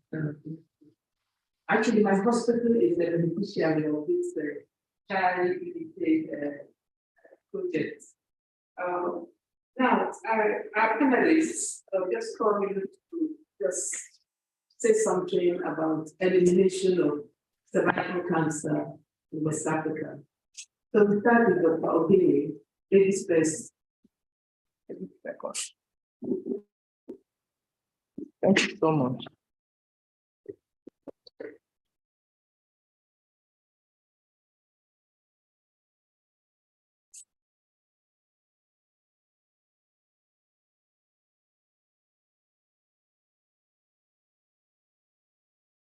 Okay, time is not on our side, so we just try to look it as quickly as possible. Because we can spend the whole day talking about cervical cancer. Well, good afternoon, everybody. Good afternoon. Cervical cancer elimination, as you said, is something that is becoming a global issue. It's been a global issue, but it's getting worse and worse. So in eliminating cervical cancer, they've already told all the various targets for elimination. That is 90, 70, 90. That's what we're working on. 90, 70, 90% of all adolescents girls being immunized with HPV vaccination before the age of 1 or before the age of 15 years. That's the target. The second one is based on 70% of all 70% of all women and pre-cancerous stage, being in let me, Being screened. being screened. And the final is the 90% of all women in pre-cancerous stage receiving treatment, and 90% of also those with invasive cancer receiving treatment. That's the main strategy we have. And the vision, as you know, the vision, we have already eliminated the vision by saying that the vision is to ensure that there is total eradication of cervical cancer by within this next century.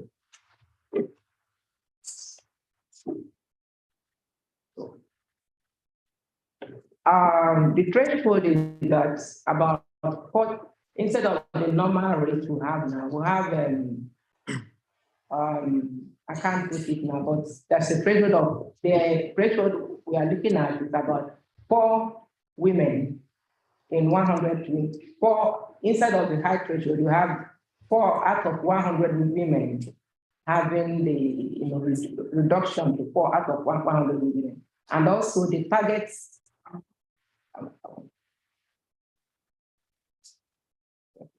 What are the actions? The actions we're looking at, there are actions we have prevention, and preventions are going to primary prevention, secondary prevention, and tertiary prevention. The primary prevention, we have been told, is about 2 doses of HPV vaccination between 9 to 14 years. Preferably the 16 and the 18 version of the HPV vaccination. I think that one has proven to be more reliable. Also, health information and warnings about tobacco use, primary prevention.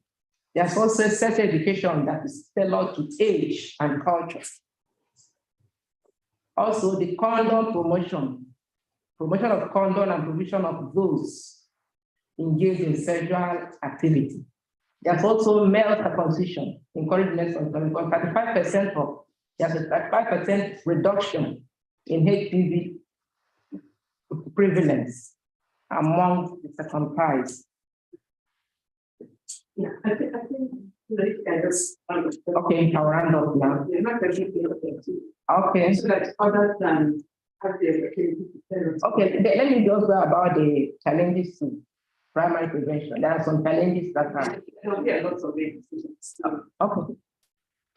You want me to stop? Yeah, you can come back. So let others have the opportunity. Yes. Thank you so much. My name is Gad Murezi from Rwanda.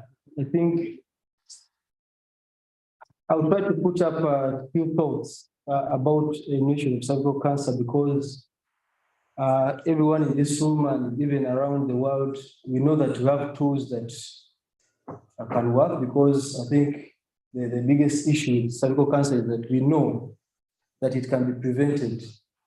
And we have the tools and the modalities at all levels, and now the targets. But I think what we lack in our setting in Africa, particularly in my opinion, is we lack the political will and investment to be able to invest in these, tools and have our populations actually access the prevention and both primary and secondary for cervical cancer, and also the treatment.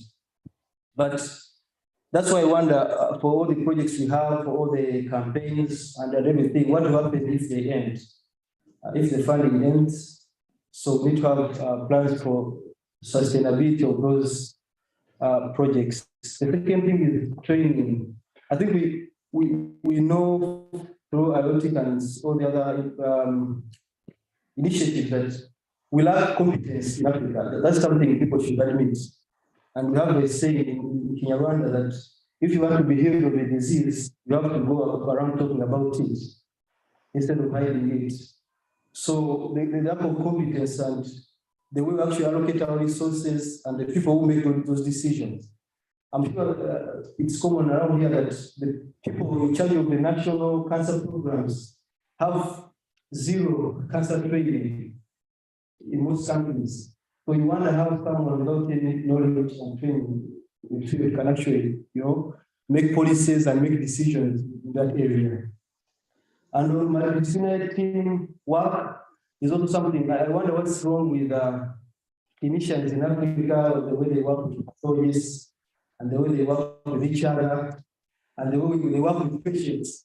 So it's a very complicated issue that during my pathology training, which is my area of interest and training, I wonder why clinicians, for example, don't think about pathologists as doctors. They just say the specimen without anything. And that's it's out of, in my opinion, that's out of lack of knowledge from their actual ignorance. Because they don't know what they need to send the specimen to the lab and so on and so forth. So that would be my contribution, that source, lack of political will and investment, we lack training and competence, and also we lack, teamwork and collaboration among people who need to make this happen. Thank you. Thank you very much.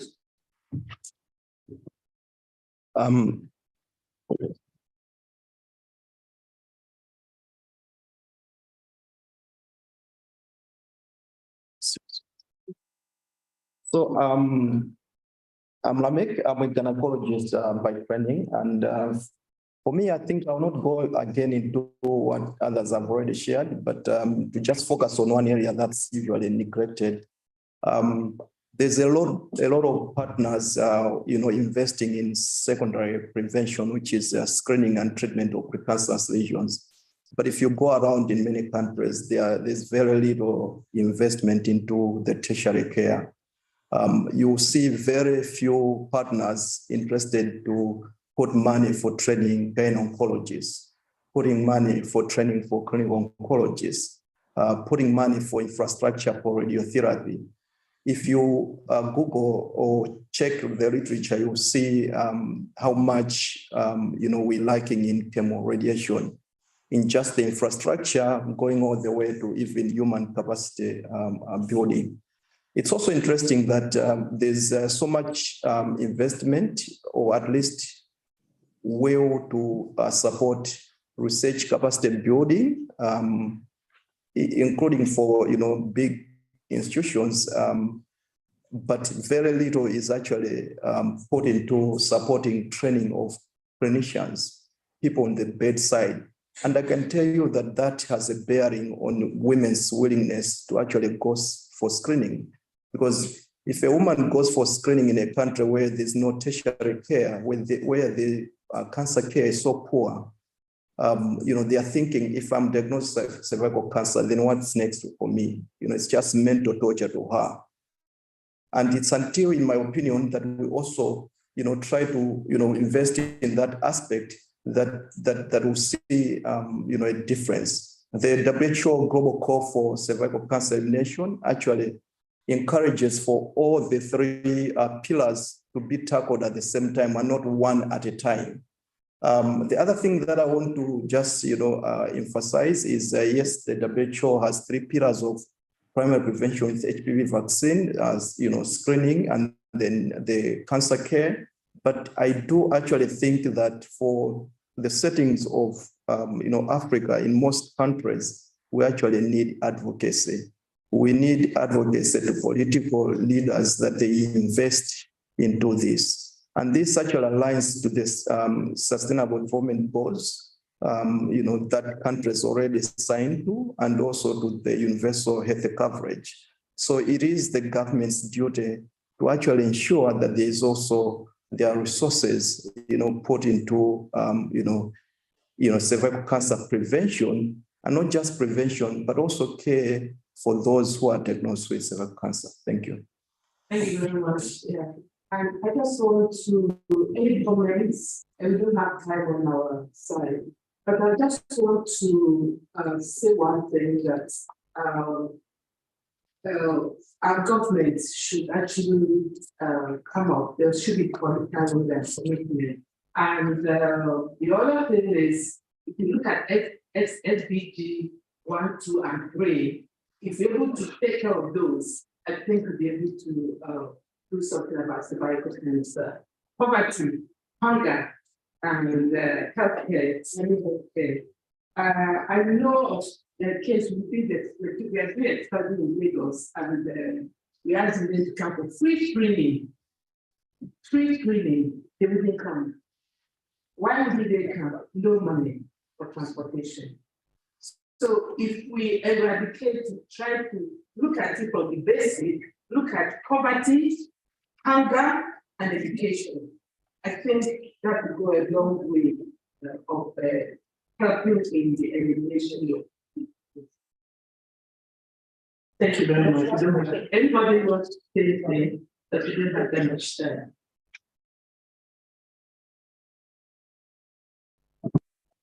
Thank you very much. Well, I began to be this program because beyond political will, I think we researchers need to be realistic in our approach to elimination of suffering, especially of Dakar. People have situations, but have you ever looked at our infrastructure? How many of our councils stay the HPV model? How those solve?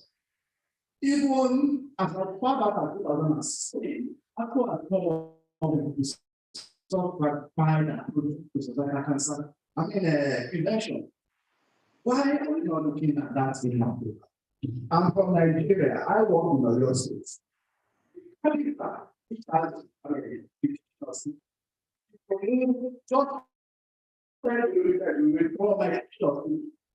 any of the public facilities? You always communicate with people workers, communicate officer. No, nothing, no doctors. They was by recent movement to UK and developed world. Yes, people talk about HPV, we should also promote PIA. Corporate is as important as the most efficient method. I think research look at this area, and then we can start talking about cervical cancer elimination in South Africa. And for us in Africa, we need to work together. India has not developed their own vaccine. We all know about the global shortage of vaccine now. And we are not able to get along that line. I think we should come together as partners. Let's develop our own vaccine so that we never, we don't continue as second people to develop war when it comes to some of these people. Thank you very much. I just want to make one comment about the about that. I think we should look at some of the changes. We are talking about PAP. People say PAP does not work in Africa, and PAP has worked elsewhere. So now it doesn't work. So when something works in Africa, I think we need to embrace some of these tools that don't work and just invest in them. Other than saying it can't work because we don't have the resources. Thank you. Just have 1 minute. I spent the whole day. I'll be very quick, very quick. So my point here is to actually reflect on the work you're doing. My name is Ajila. I'm trying to escape the speaker. Quickly, there is data that is upcoming that is actually staying in and finding the strengths. So to me, it's very a bit regrettable that we're staying the two strands. Why we have a data that is actually going away from that and showing new strands in cerebral cancer issue. And the benefit from it, not only cerebral cancer, but also other HPV-related malignancies. So if ever going to most countries, we need to look at the various statistics in the really highly vaccinated eventually provide vaccines that work there. Because at the end of the day, it's going to say vaccinated, but later on down, they still develop at the strength of HPV, which would be a very notable task to go on from that. Thank you. Okay, 1 minute, 1 minute. 1 minute. I speak English or I French?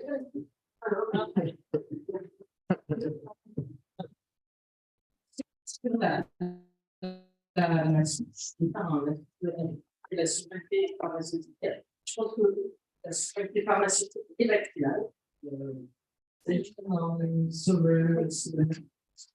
Il y a plein d'enjeux en train de se passer. Là, la vaccination, c'est la va être première arme. Et la deuxième arme, c'est un peu stérile. On s'en pense. Et puis, on aurait avant, voilà, après, sur le vaccin, il y a plein de choses qui peuvent être comment se faire. C'est un autre sujet. Merci. Oui, okay. Yeah. So thank you everybody for this.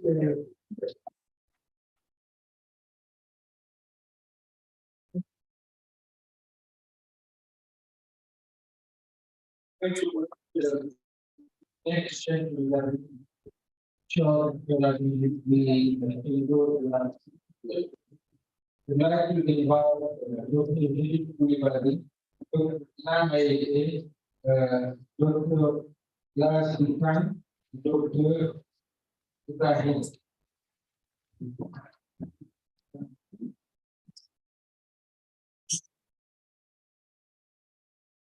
So I'm Dr. Brent, now going to go and for Professor Porter. How are we going to do it? Make it short. After the speakers, I'm going to mention the speakers, and the panel should look at them to make it. She will make it 8 minutes.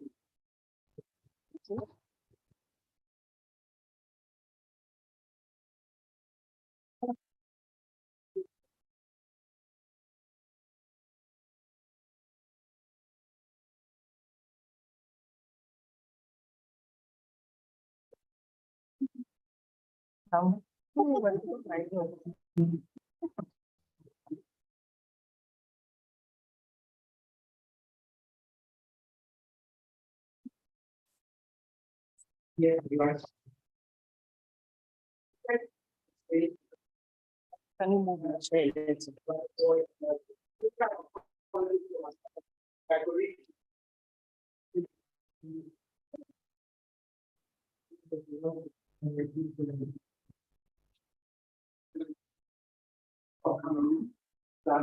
So we have our speakers today. Miriam, she said is the technical apologist of Africa. Sent next to the US government, but every other thing. Here to talk about, ask about setting up this. We will cut down to these programs. Thank you very much. I'm understanding between the much and just talk briefly about the role of the surgeon in cancer care, talk a little about the breast cancer scenario, try to reflect around strategies to improve surgical services along the continent and some of the lessons we've learned as a result of the pandemic. Despite being a neglected stepchild of the global oncology or global health community, we do know that surgery is one of the major pillars of cancer care. And as such, preventative, where you do a double mastectomy for patients who have the BRCA mutation, can be diagnostic, where the biopsy can be curative, where you resect or find a tumor. It can be supportive or palliative, where you do a resection for fungating tumor. It can be reconstructed. However, what we do know is that the majority of our patients are diagnosed with advanced disease and frequently do not complete care. And if we look at the reasons behind it, employ a surgical lens, we see that the majority of patients have to pay out of pocket, resulting in catastrophic health expenditure. What we do know is that one of the big ticket items is surgery, and as such, that can cause distress to our patients. This is further compounded by poor health systems, where we know that patients will see 4 to 6 healthcare providers before definitive diagnosis of their breast cancer is made. And when you successfully navigate and land on the OR, you still are twice as likely, according to the African Surgical Outcome Study, to die from a routine cancer surgery. This is further compounded by sociocultural barriers that exist, such as stigma, mastectomy, that ultimately lead to patients getting diagnosed with advanced disease. And so what we see, whether it's the Anglophone, whether it's the Francophone setting, common question that we get that resonates amongst all our patients is, can I keep? And we do need to look at this from the lens of value-based cancer care, where we know that cancer care is expensive, but how do we provide cost-effective services to our patients, but then maintain them while still maintaining the quality that we're looking at less complications and or better outcomes for our patients? What are the ethical considerations? I think we need to look at it from a framework of rather than we've had several. We're all familiar with the ethical and actual clinical benefits of value-based scales, but I think it's time to really sit back and think about what Afrocentric measures use to actually get the quality care in our setting. We have a couple of examples like choosing widely Africa that's talked about the appropriateness of biopsy, but really looking at how do we then cascade evidence-based practice. Surgery, we like to keep it very simple. We did have 4 things that we want to do from an oncology perspective, which is remove as much of the cancer as possible, hopefully with a margin of normal tissue, find out whether the cancer is spread to the lung, to the amygdala, restore the breast shape, make it look pretty so that the patient feels comfortable, and we leave this with advanced cancer. Based on our understanding of our surgical management of cancers, based on our increasing understanding of breast cancer being a systemic disease with a local manifestation, we are doing less aggressive surgery in the breast, less aggressive surgery in the amygdala. But the caveat to this is that these tumors need to be detected early. And so looking at what is the level of breast cancer management in sub-Saharan Africa, specifically as it relates to surgery, looking to work that's been done remote, led by our chair, Dr. Van der Hoy, where they built 21 countries, 12 of which were from English-speaking centers. And now I think we have at least some silver linings, glimmers of hope. We can see that 90% of the institute had regular MVT.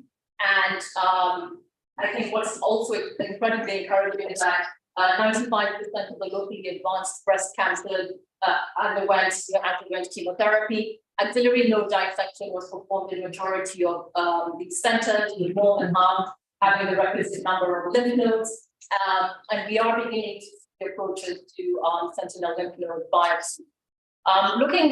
Drilling down to Kenya as a case study, we do see that there does need to be investment, specifically in the supportive services, whether it's in radiotherapy, that's especially part of breast conservation surgery, or whether it's specialized diagnostics, like stereotactic biopsy, and really building that spectrum of care along the continuum.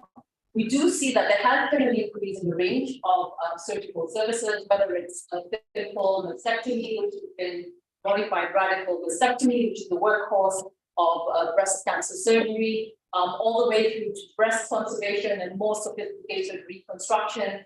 However, these are still economically inaccessible to the majority of our patients.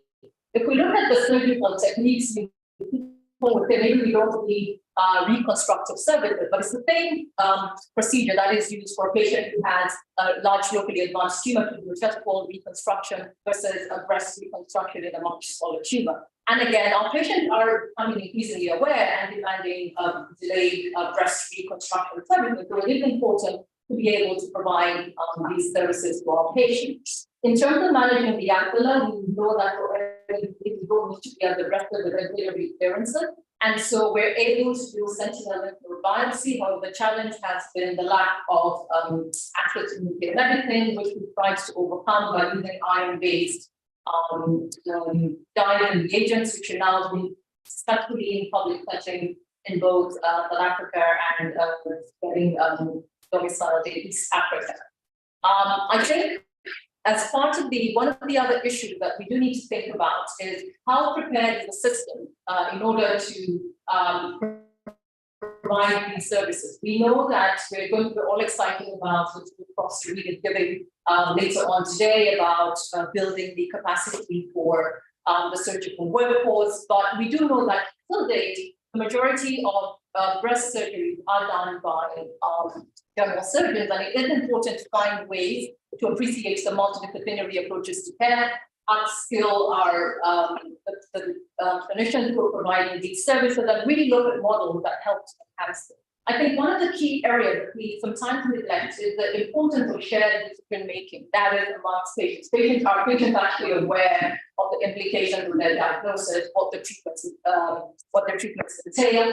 Keep in mind that we're having much younger patients have concerns about fertility, insecurity, respect of their age. And so really looking at how do we bring the patient into the decision making. One of the aspects that we think about is the multidisciplinary team approaches where one would like to think about how do we incorporate all the members of the team and introduce them early to the team and looking at how we can use our virtual models to actually enhance it. So we can't use the excuse that we don't have access, we don't have the full complement. I think technology and COVID are very important. There is a need for policy and for developing networks. The Arcc is well placed to enhance regional collaboration and really looking at how we expand workforce creation. And so in conclusion, I must say surgery is at the heart of global and national cancer control planning. Universal access to care is a really crucial component. I think surgical advocacy must really look at a multidisciplinary approach. It's not just cutting and operating, it's what happens before and after that really makes a difference in patients' lives. And I think the pandemic offers us an opportunity to really think how are we delivering the surgical services and overall cancer care to our patients. Again, all of these work when the patients are informed and empowered. This will enhance early detection, so all these strategies are key. In acknowledgement, it does take a village, so thank you all for your time and attention, and I'm open to this. We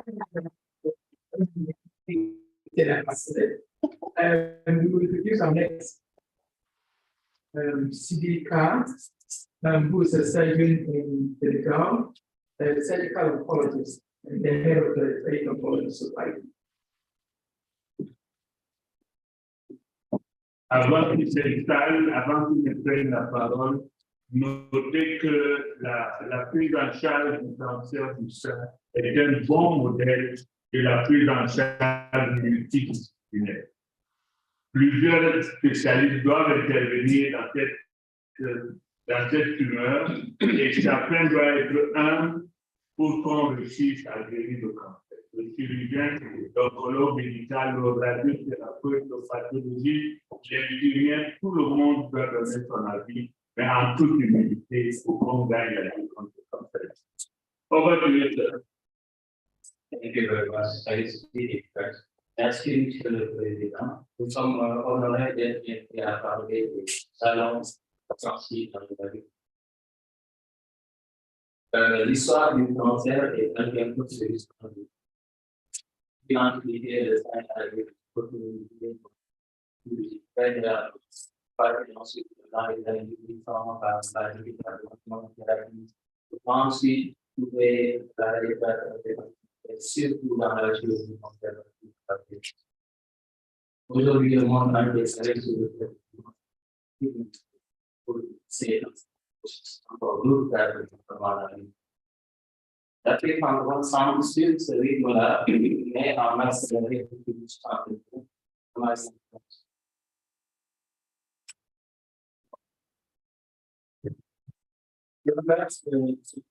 voit que la prise en compte et ça coûte un peu de santé publique les cancers.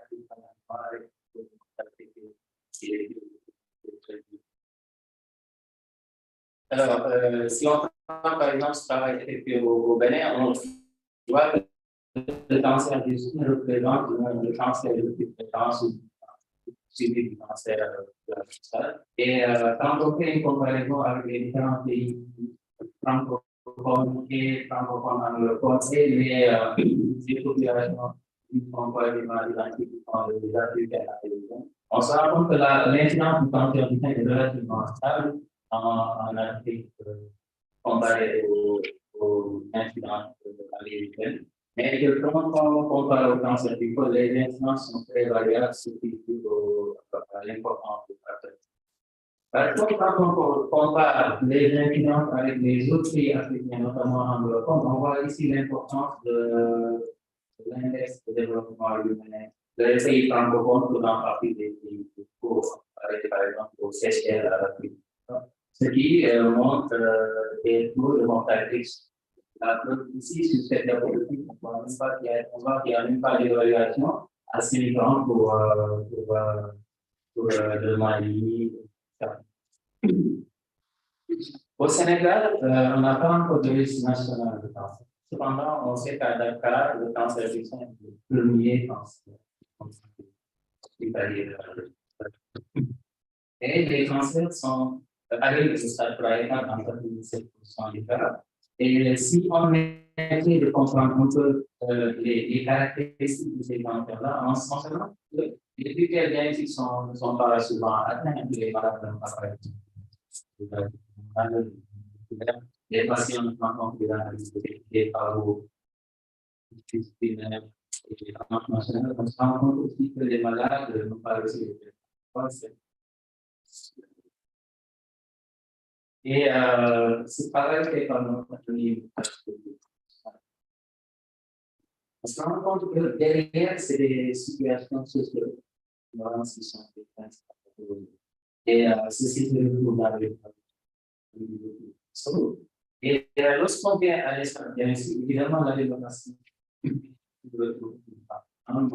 et si vous regardez ici, ce qui est particulier dans ce pareil que nous avons montré, c'est que les taux de criminalité sont alternés. Et typiquement, dû au fait que nous avons des volumes bien, ça, c'est pas le taux normal, parce qu'on a dit dans le tableau où on envoie des pièces ailleurs, où on va assister dans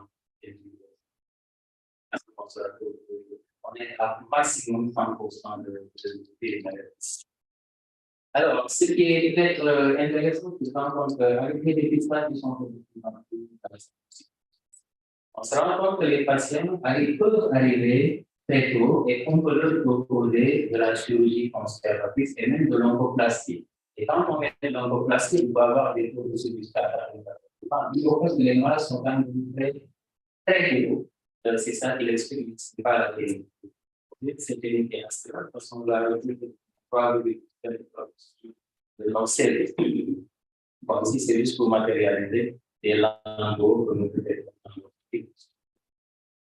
Et qu'est-ce qui a changé? C'est qu'on a avec le traitement médical, c'est variable dans le pays tant qu'on a. Au Sénégal, la chimiothérapie est gratuite. Et on n'a pas accès aux thérapies. Et contrairement à ce qui me semble avoir lu en se pensant dans la Côte d'Ivoire, c'est un accès à la chimiothérapie de qualité ici pour les patients pauvres et il y a des programmes qui permettent d'accéder aux thérapies. On va analyser vraiment ce qu'on fait et voir l'intérêt de ce que par rapport à la radiothérapie, les efforts ont été faits au Sénégal et ont permis d'accéder aux thérapies. Mais dans la capitale, pendant la Côte d'Ivoire, qui est un pays ils sont encore avec une machine bien liée les perspectives. Et ce projet, on le et là, c'est pour montrer que la radiothérapie permet d'améliorer la survie. Ça, c'est des mieux. Nous permet d'aller plus loin en faisant la survie possible par les neurosciences parce que les radiothérapeutes. Alors, qu'est-ce qui est nouveau dans le profiling, dans la recherche d'éducation de DSR? On est avec le participant, ça c'est un travail du Burkina Faso, ça a été des travaux du Sénégal, mais c'est encore à l'échelle de PhD.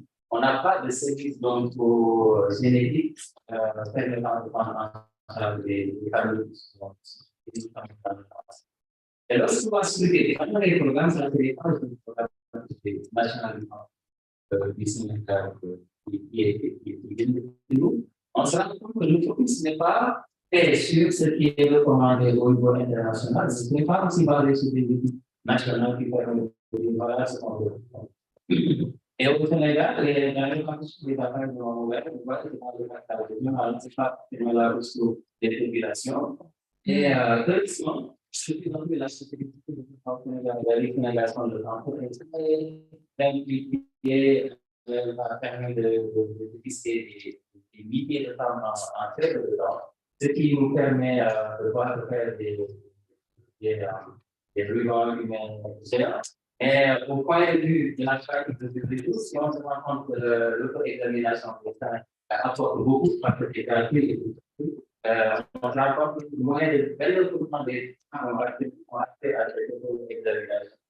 Et les médecins dans la pratique de tous les jours n'examinent pas. Moins de 26% des médecins en pratique le quotidien des immigrants examinent systématiquement les problèmes de santé. Et lorsqu'on compare les différentes programmations de l'université, on se rend compte qu'il y a un manque de possibilités, il y a un manque d'objectifs précis, et il y a un manque de synergie alors qu'on est dans un espace qu'on a en commun et qui est donc, on devrait mieux définir la place de tout ce qui est dans le cadre de parce que la prévention est c'est super agréable de voir. Excusez-moi, comme elle devait dispatcher, quelle est la gouvernance qu'on devrait avoir sur le gouvernance du cancer dans notre pays, quelle est la est-ce que nous étudier à l'époque de la et quel comment doit mutuelle.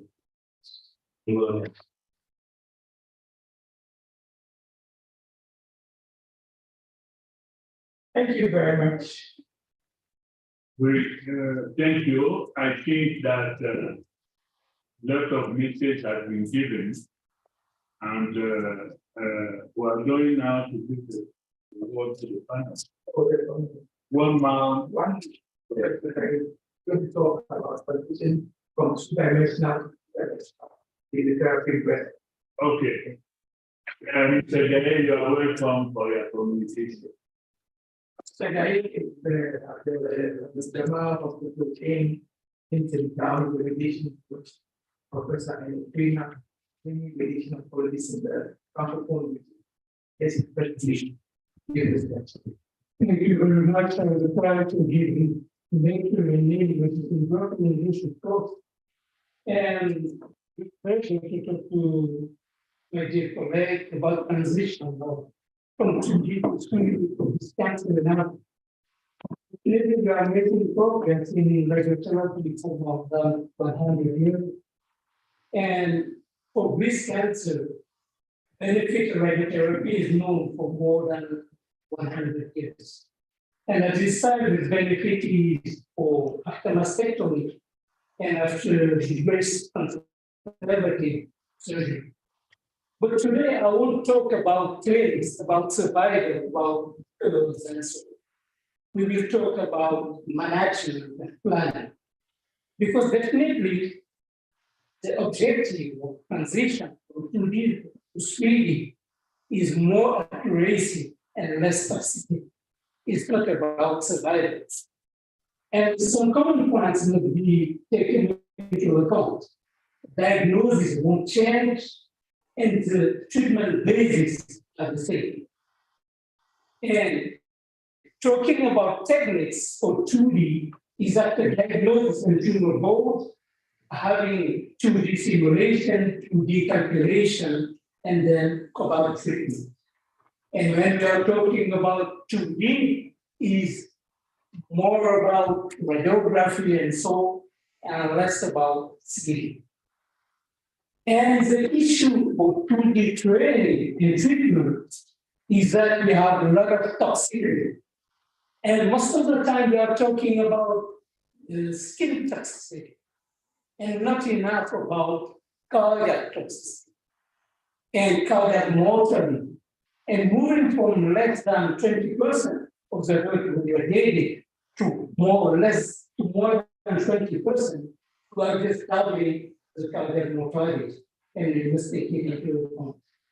And transition with the time also to organize the services is the time to move to better technique and less toxicity. But when we are talking about less toxicity, the issue is for affect more the dose to the organ at risk. And the most important thing when we are doing moving from 2D to 3D. But take into account that planning of this transition must involve all specialists, because you can do good radiotherapy with cobalt. And even cobalt can be a better machine than MV we have for risk. Be careful about specification of what you want and include the specification in the term sheet contract. And funding is also critical for the hospitals, because moving from 2D to 3D is moving from a maintenance cost of $50,000 to $500,000 every year. And you must take it into account. So the lesson that we have learned from all this is that we need to assess our needs, or the existing plan and facilities before doing anything. The second thing is that we need to address training before building. You need 1 year to build the facility, you need 4 years to train the radiation oncologists. And we must involve all key actors in all what we are doing. It's not only about buying the lina, buying the cobalt. It's about a comprehensive cancer care, and we must take it into account, so that we will have the good terms of contract, make sure that the furniture will give us what we need and not what we want. And our strengths are here. It's a national cancer control program. Till the time we won't have a national cancer control program, we won't do the same.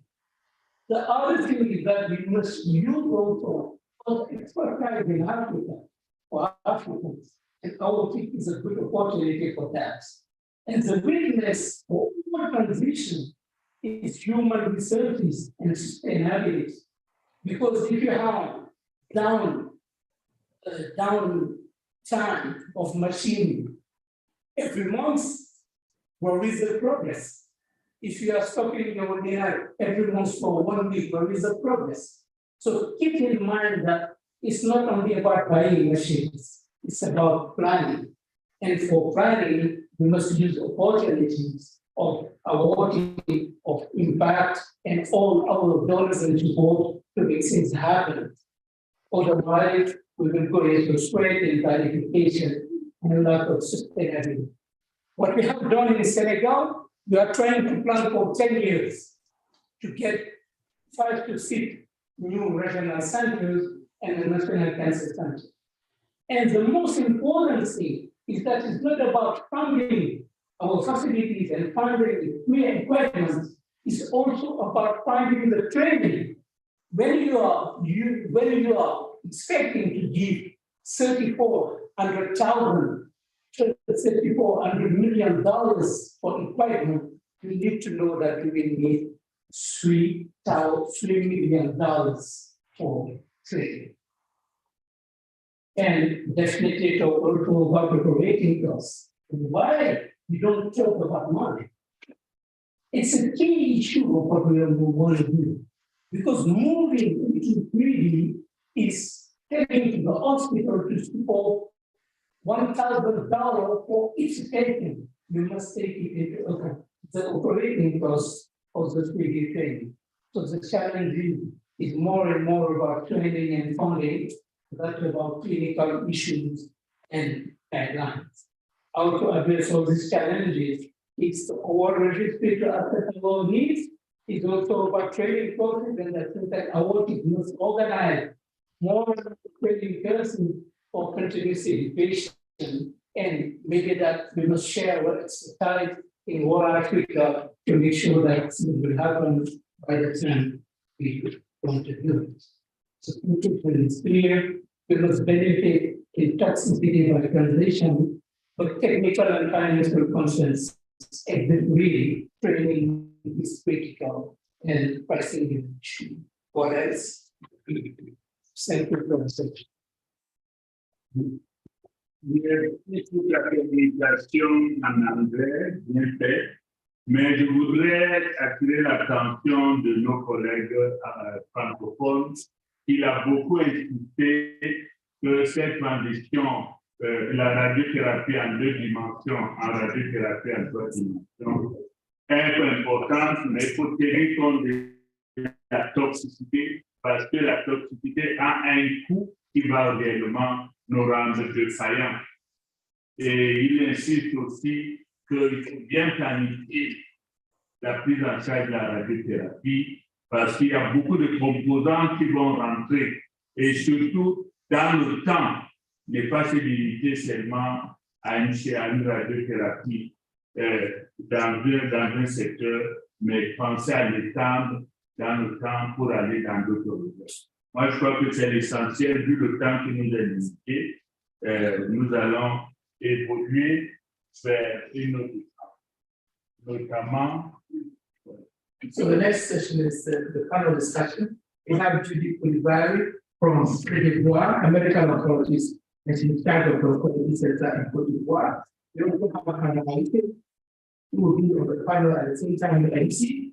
From Ghana, she's also a medical oncologist in the second of the autism. We also have Amaka, who is a radiation oncologist in Nigeria.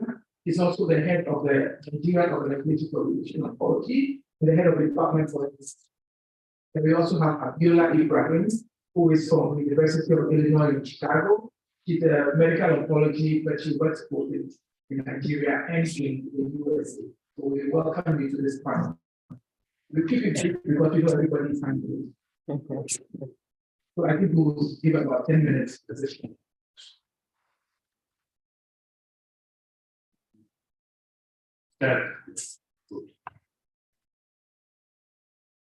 Merci, Madame la Présidente, Monsieur le Président. Le temps étant court, permettez-moi de m'exprimer en français pour ma présentation, pour mon intervention. Le temps étant court, je vais essayer de donner un peu mon point de vue sur le cancer du sein, maintenant compte des différentes présentations qui se sont faites. On retient aujourd'hui que le cancer du sein se guérit de mieux en mieux lorsqu'il est découvert tôt, surtout au défaut d'un dépistage, et à défaut, il peut être transformé en maladie chronique. Le premier axe pour moi qui se dégage de cette lutte que nous menons tous, c'est d'abord l'axe de la sensibilisation et du dépistage pour le diagnostic précoce, mais également pour l'accessibilité à ce dépistage-là pour le diagnostic précoce. Et c'est aussi un des objectifs du plaidoyer de chacun de nous en tant que spécialiste vis-à-vis de nos autorités. Le deuxième axe, c'est celui du diagnostic même de la pathologie, qui nécessite des ressources humaines formées, mais surtout qui nécessite, comme les différents orateurs l'ont dit, qu'on multiplie dans nos différents pays les sites de diagnostic du cancer pour éviter les longs déplacements, pour éviter les longues attentes et surtout pour permettre également la qualité des résultats. Un des éléments qui m'interpelle, c'est éventuellement la mise en place, si ça n'existe déjà, d'un algorithme au niveau du diagnostic des cancers, d'une concertation avec les gynécologues, parce qu'on se retrouve assez souvent avec deux problématiques particulières, celle des mammographies qu'on continue de demander à des femmes jeunes, alors que ça entraîne beaucoup de faux négatifs, et celle des personnes de plus de 35 ans qui, face à un nodule, sont diagnostiquées adénofibromes, alors qu'on doit aller plus loin et on les laisse évoluer avec un adénofibrome qui se trouve être un cancer. Donc, c'est deux problématiques sur lesquelles je voudrais qu'à la longue, on puisse se pencher. Le troisième axe, c'est l'axe de traitement, qui nécessite non seulement de la disponibilité, comme tout le monde l'a dit, mais également l'accessibilité financière et la concertation pluridisciplinaire. C'est en ce sens que je voudrais, en une phrase, partager l'expérience de la Côte d'Ivoire avec le centre que j'ai l'honneur de diriger, qui est le Centre d'oncologie médicale et de radiothérapie Alassane Ouattara, qui réunit sur le même site donc la possibilité de faire de la chimiothérapie et des thérapies ciblées.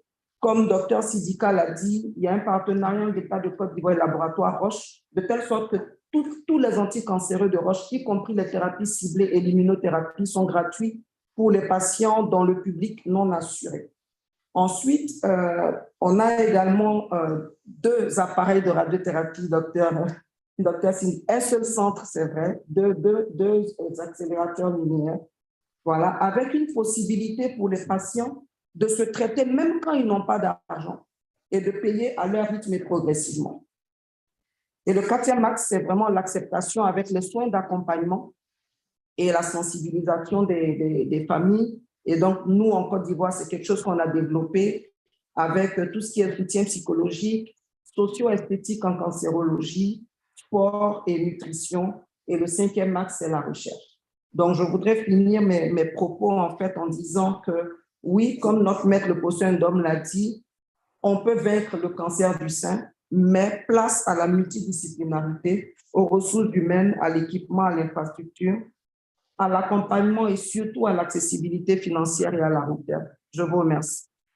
I want to ask a question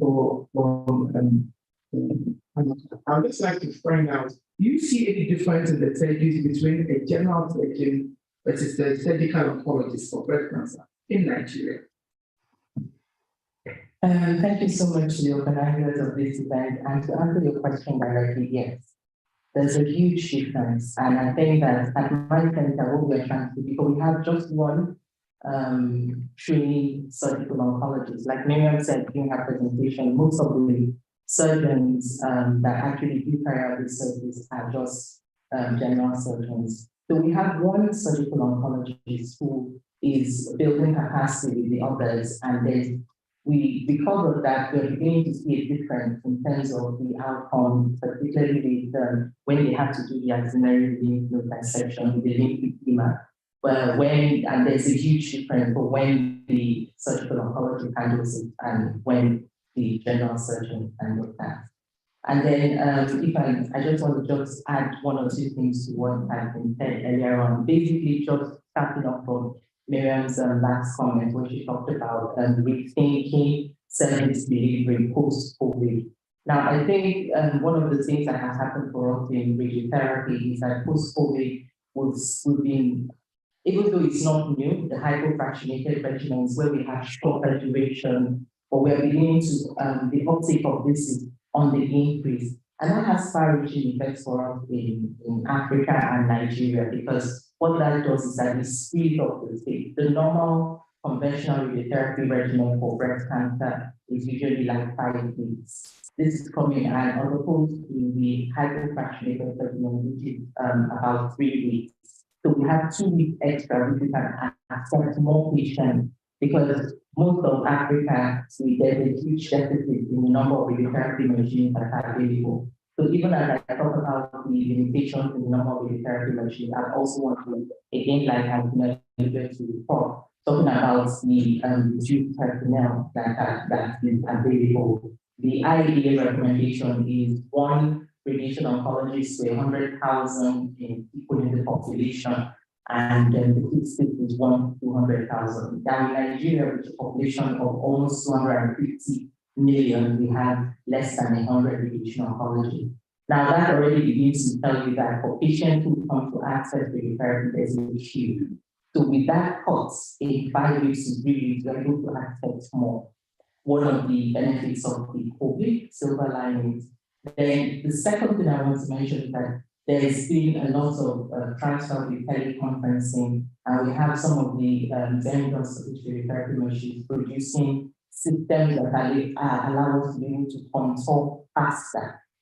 But even as we deploy that technology, for me, I think it's an area where LSA should also be looking to, as I mentioned, in terms of education, but also for research. Because when we transition from 2D to 3D, safety, efficacy, and safety.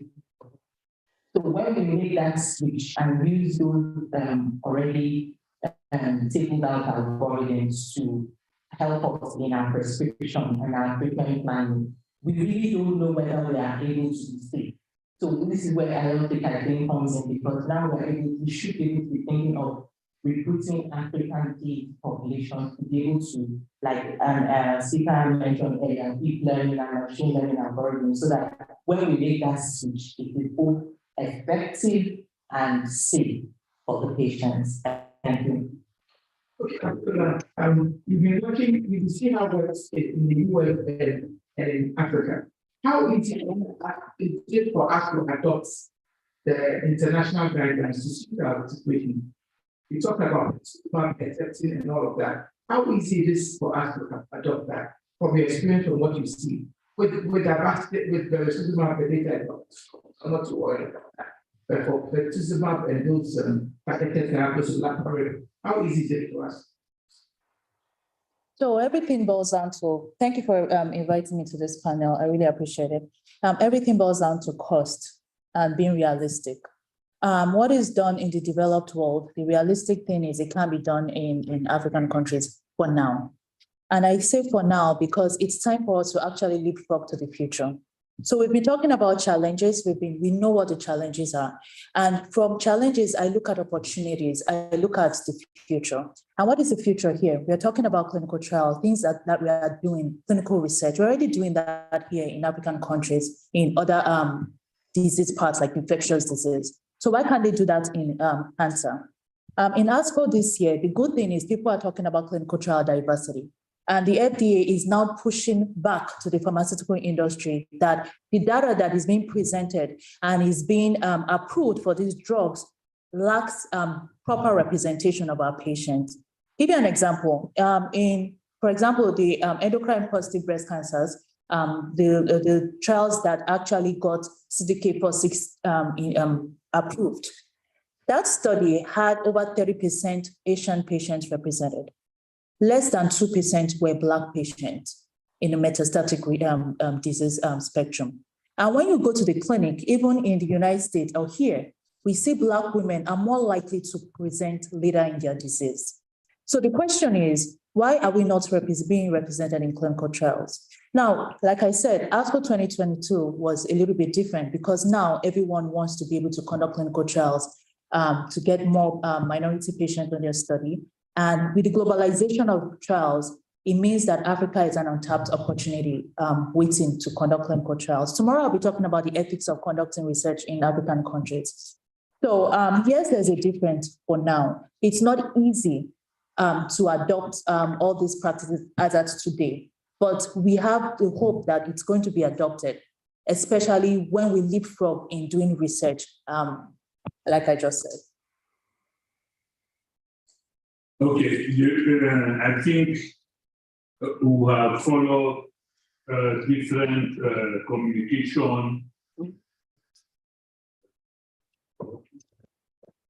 have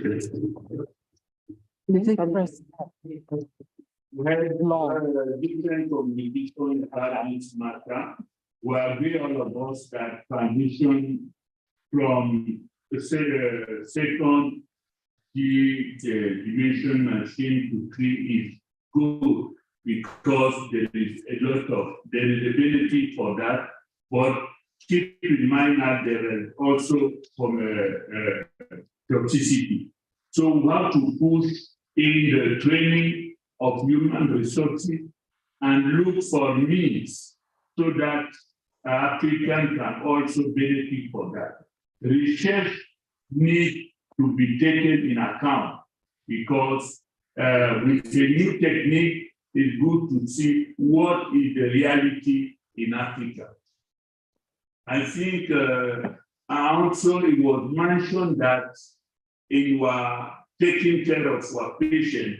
Let's keep that to have to work in a team because with the number of cases you have in that case, it's good to work in the team to reduce that number of cases who is coming in late case.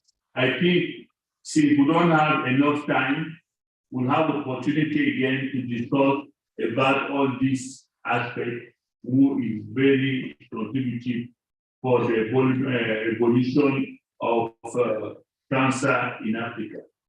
Thank you for your communication. I think it will continue after the meeting. Thank you very much. We are concluded with that session. Thank you very much. And I'm told we have actually 2:45 for lunch. So I think it needs to move over there now. That's 45 minutes.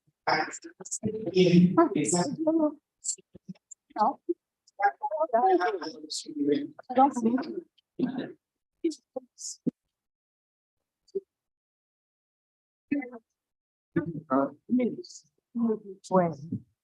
How long are you doing this? What's the problem?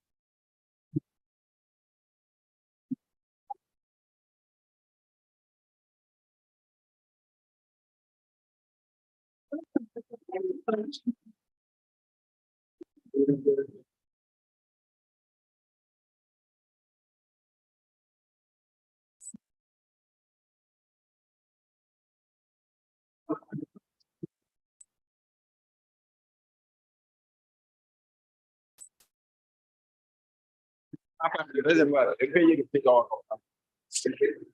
xam nga réservoir la koy yëg ci kaw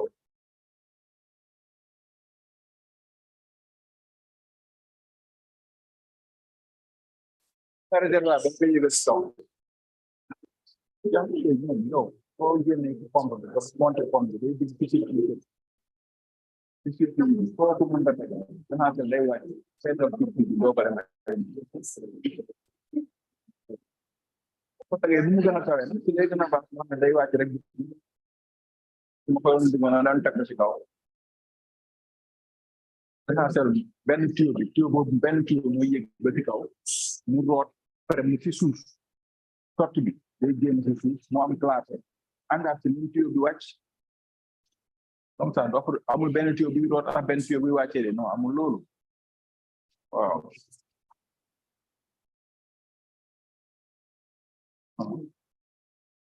waaw waaw mu gën a gàttee rek soo nga koy jël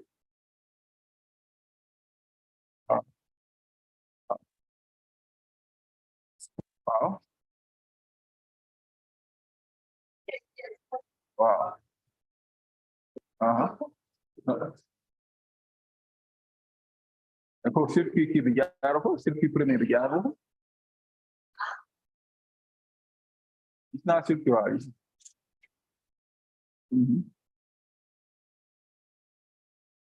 waaw foofu la génn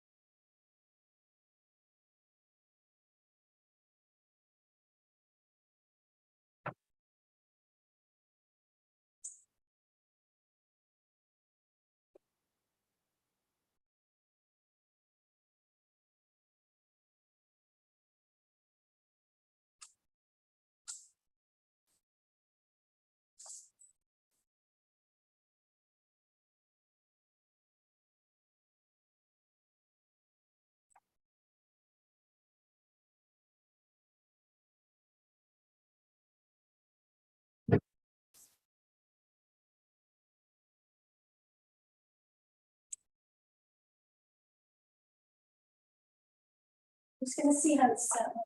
Yes.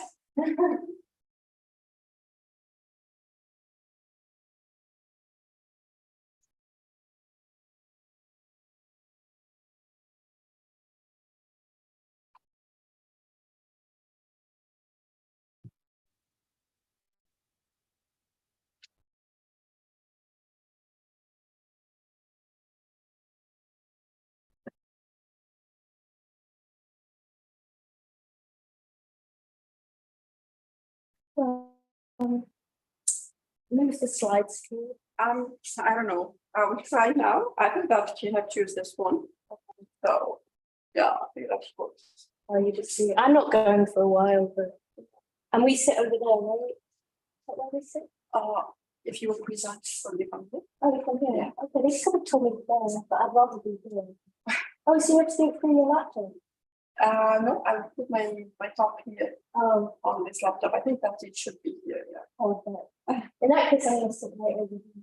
Exactly, yeah. And that's why I'm here early.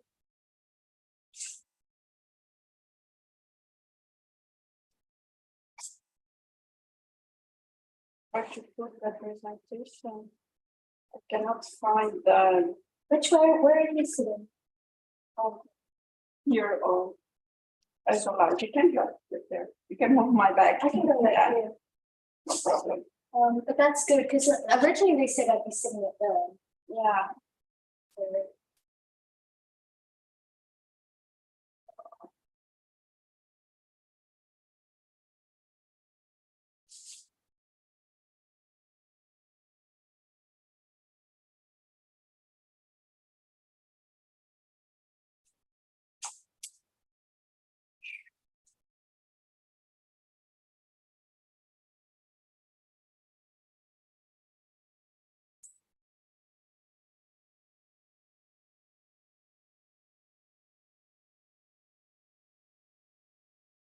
I have a Mac. I don't know how to do this one. So like, I have to wait for her. I think.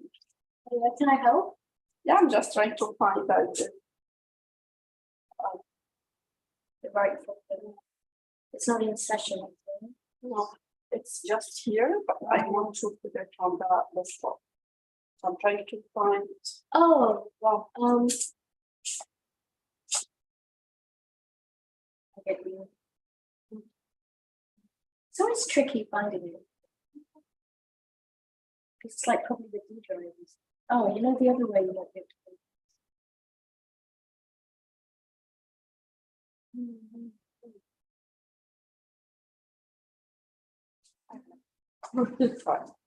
Okay, so.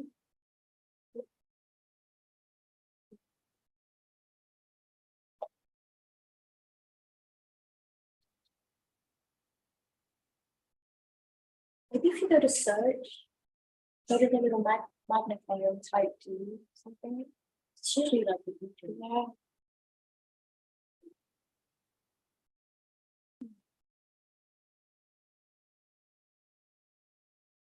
And this, it's not this guy here. No.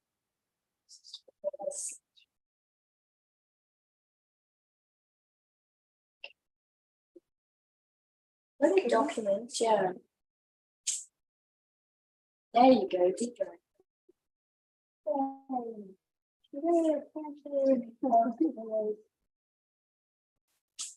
Everything's delayed, isn't it? We get to 8 o'clock tonight. I'm going quite low. Be asleep by then. Where did you come in from? Tunisia. Oh, yes. Oh, thank you. I came from Boston. But I was in the bridge for a while, a long while. From England. Oh, good. I think I saw you talk to Liz, you're on the list, right?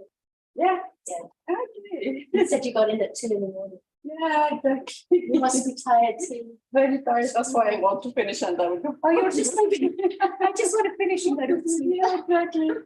I'm very tired. I know all these people, so I'm part of the Madcap Network, and I just saw them at lunch and they were like, what time are you speaking? I'm like, Don't feel like you have to come. And they're like, no, we're gonna be there to support you. And I'm like, no.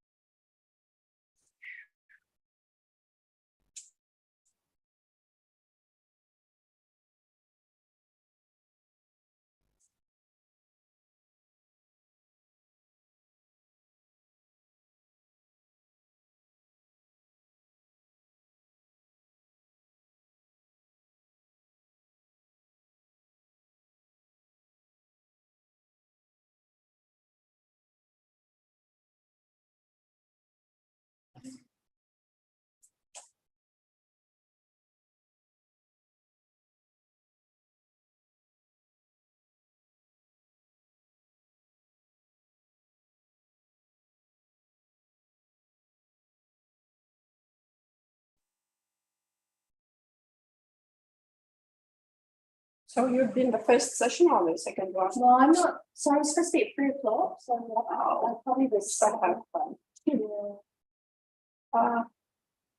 I think they have my talk. Actually, do you see all the talks then? Yeah. I have the session. Oh yeah. Can you in the 310 one? The next one, the one up. 310. Yeah, there it is. They have it nicely organized.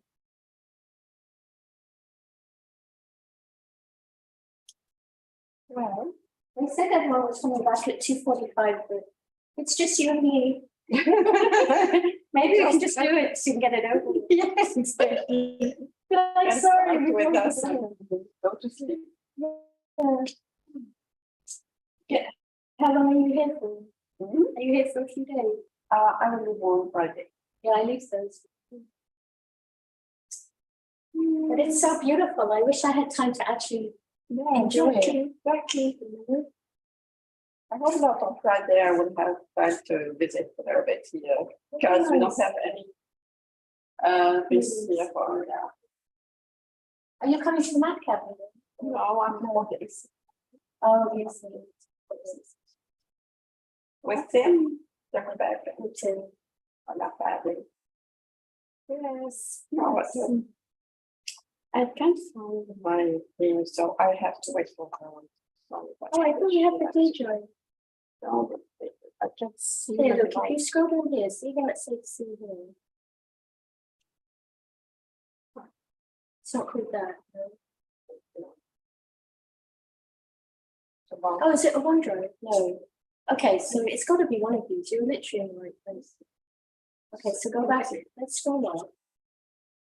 Scroll up to the top.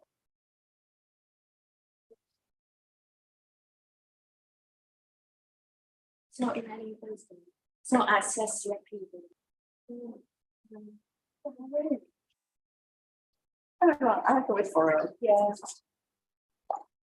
So ugly.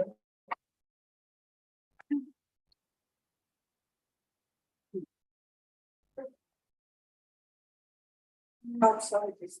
It's better in here. I always want to figure it out.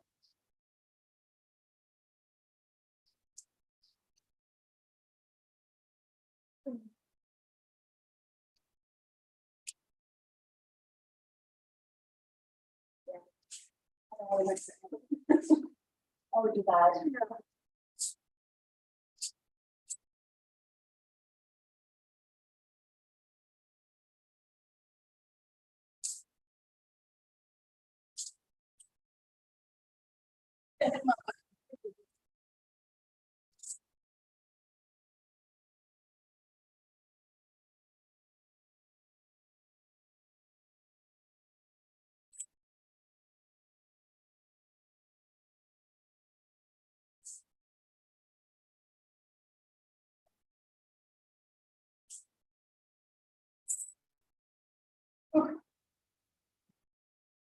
I lost my ring. Oh no! Oh no!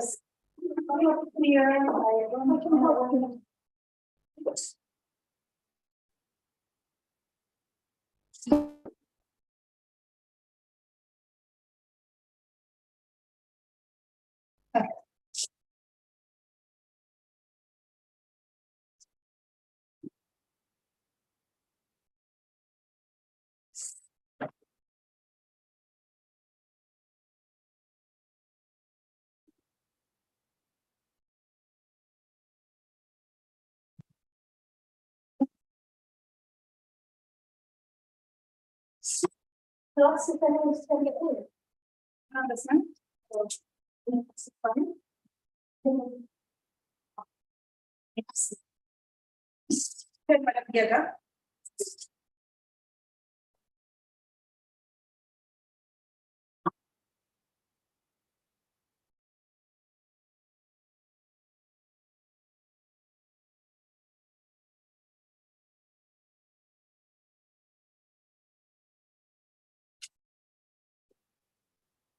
Oh.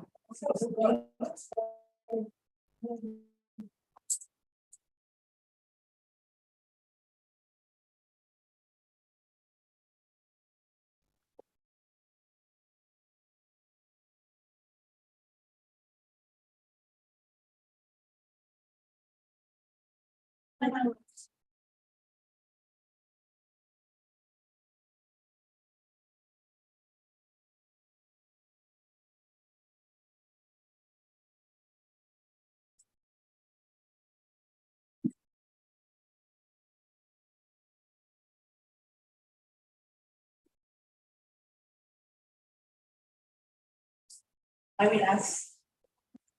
Thank you.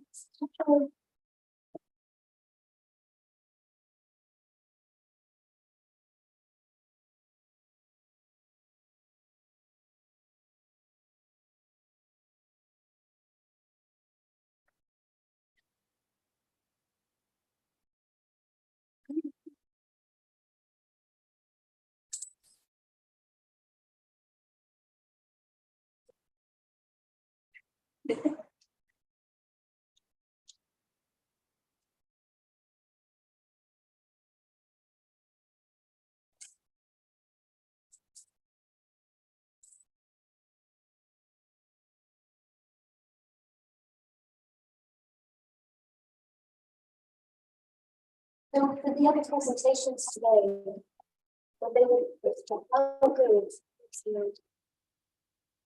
For the panel, they sit there. If you have a thought, and then you go up there to sit. I'm the only one in the discussion. I might as well stay where I am.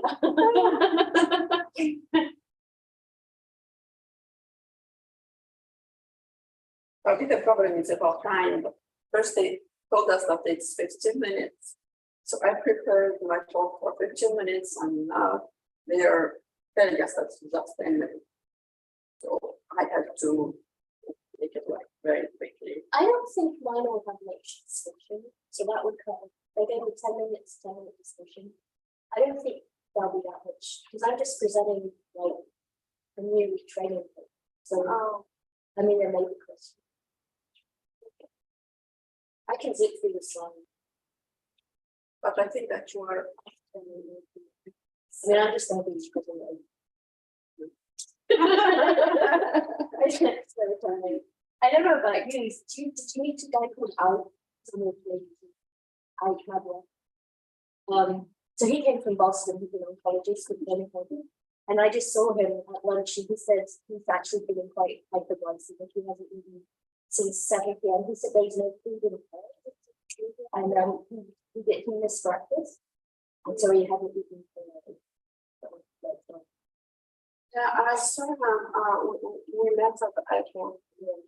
He left very quickly. He took taxi. I think that.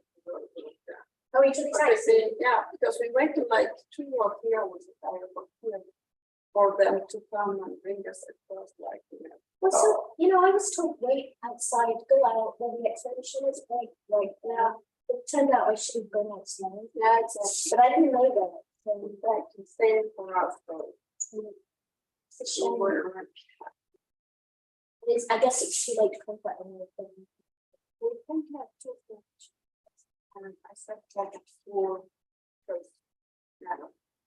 Just like 1 or 2 hours and then I move on. So I'm very tired, very. You know, so I got in earlier like yesterday, but I was jet lagged. Yeah. So I had about an hour. So I know I'm not at my best. I just want to finish this then.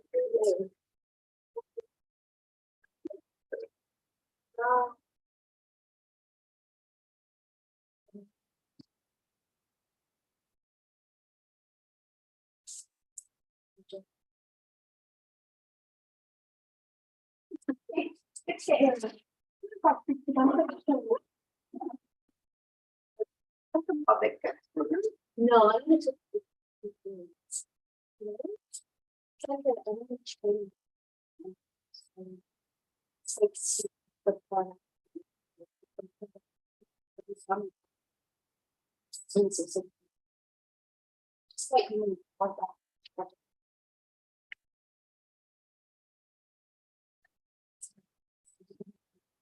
Taking Right there. Tim chose originally was going to be 5 minutes. I think he was just like this. So hopefully we can. There's most of the studies of those animal factors. Oh, really? Yeah. Sub-Saharan Africa is giving up to infectious diseases. And in North Africa, we work a lot with other common strains.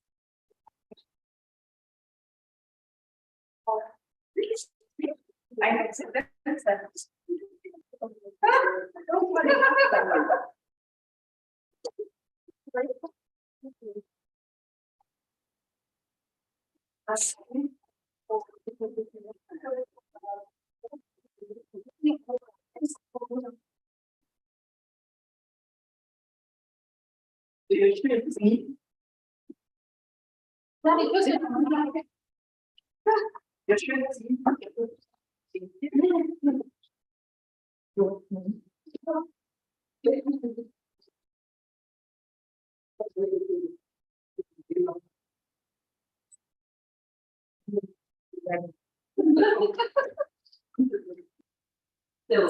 Just comes from the event table.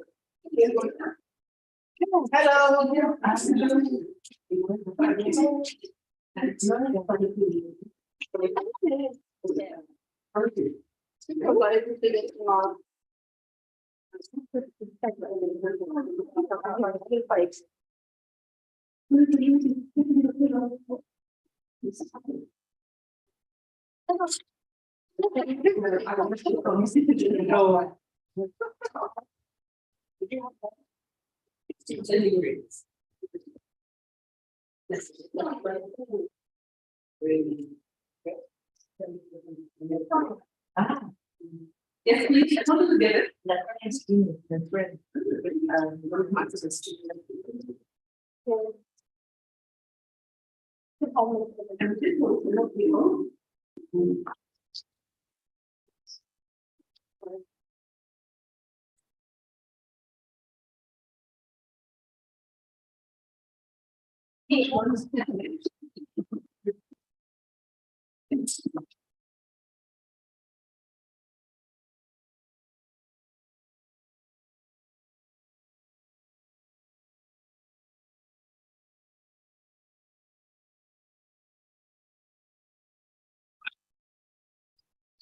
I'll take it.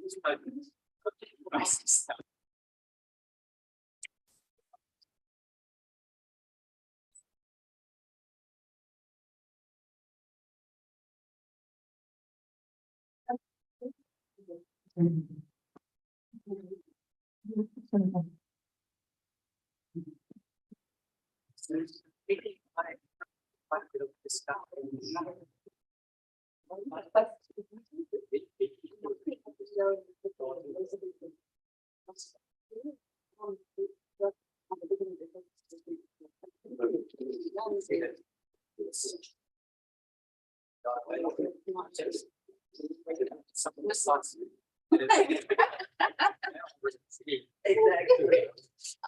Well, maybe. Slide. I think it's like a TV.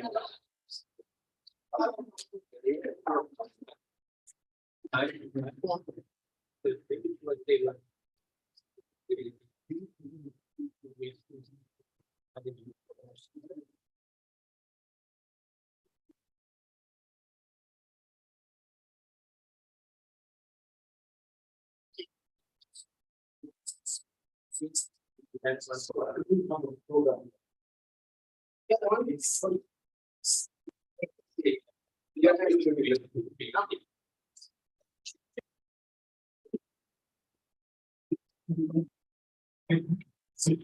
I'm not sure. I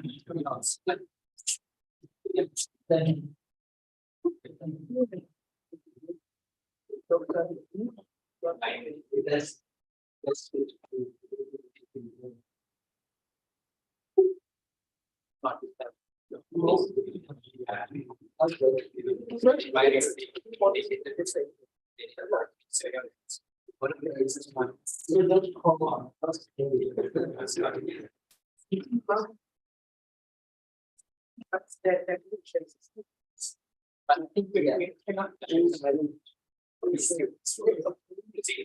that's why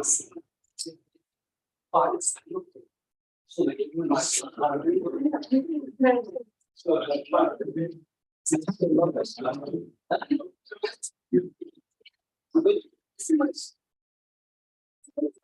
because that was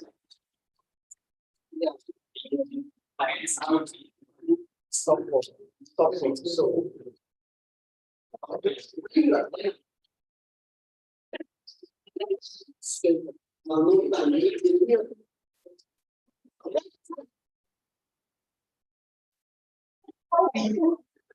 nice to meet you.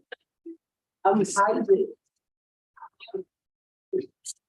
Nice to meet you. I'm so sorry that when I'm actually talking about it, I enjoy it. I'm interested.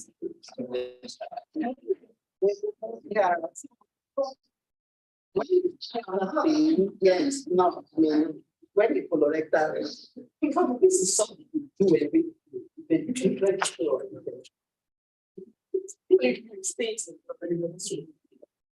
yeah, that's actually my friend when he comes in that written on Saturdays.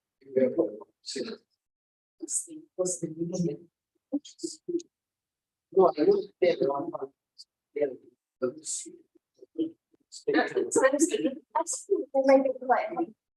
When we are doing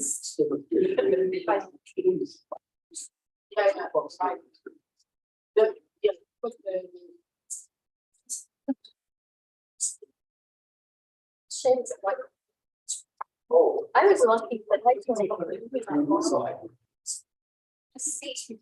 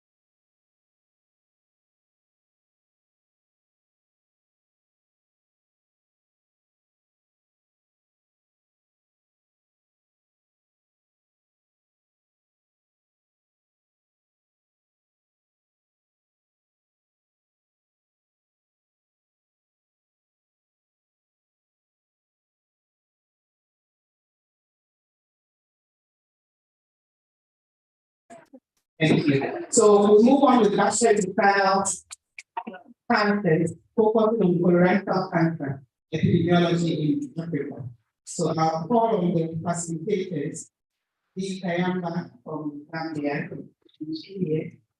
Thank you. Got it. And A. Manira Pisa from Rwanda. Ugeli from Senegal. If you are here, kindly take this.